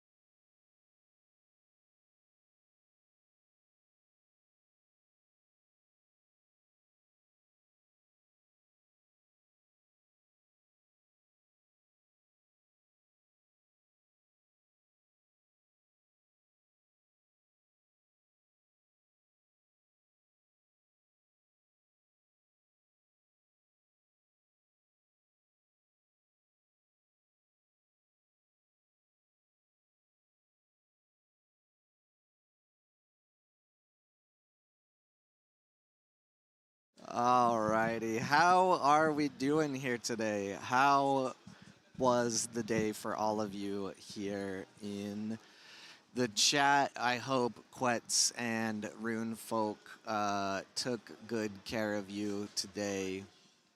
There should be another bracket posted as well on the socials after those results from this round are finalized. I believe there's one more match technically still going. It is Trickster versus Javi Navarro. It looks like it just ended. I believe Javi Navarro won 2-1 against Trickster. I am not sure. Let's see. I don't think we saved the bracket as they came up. Let's see. We might have a way that I can look at it here and recap it for you based off of the main spreadsheet here, as long as it's updated. So let's see. So, oh, maybe we're still waiting for Elbor versus Krzysmak. I think I said it okay-ish that time. So Trickster did lose to Javi Navarro, but drops down to the losers bracket. So tomorrow, your matches, I believe this is specifically the losers bracket matches for tomorrow. Match 1 will be Trickster versus Vittorio. Match 2 will be NadirM versus 21CH. Match 3 will be Pavayna versus Popeye. And match 4 will be Giacomozu versus either Elbor or Krzysmak. So I think, I mean, the French stream has already yeeted off. So I think they're going to try to get us out of here really quickly. So I'll just wrap up real quick. Broadcasters have all been awesome. That is great to hear. Definitely always feel free to DM me, at me in whatever Discord or anything if you need anything related to the stream. If I'm not here casting, I'm usually sitting right next to it, or I'm running back and forth trying to find out information, trying to see what we can do. I still need to ask about the flag thing. I will see, I think Cedric's right over there. So after I get off, I'll ask about the flags, see if we can have that for tomorrow. We'll see what they say. I think the hardest part of that is they would have to go to each player to confirm, because I am not sure if that's information that's technically been registered, you know, anywhere. Of course, when they were through the WCQ, it was probably registered. But if it's not like registered into this event, you know, they have to reconfirm, they have to double check, they have to write it down. And then the LCQ players, I'm not really sure if they provided that information. Anyways, all of that to say, I will ask, and we will see. So I've been keeping track of, you know, what the stream wants to see, and there we go. It looks like Krzysmak won against Elbor. So I believe, wait, that does not look like what I thought. Okay, no, because of that, Krzysmak is still in the losers bracket tomorrow. Will go against Giacomo. The eliminated players from today were Banish, Moondust, Pompote, and Elbor. So yeah, they're kicking people out. So thanks for all the questions. I will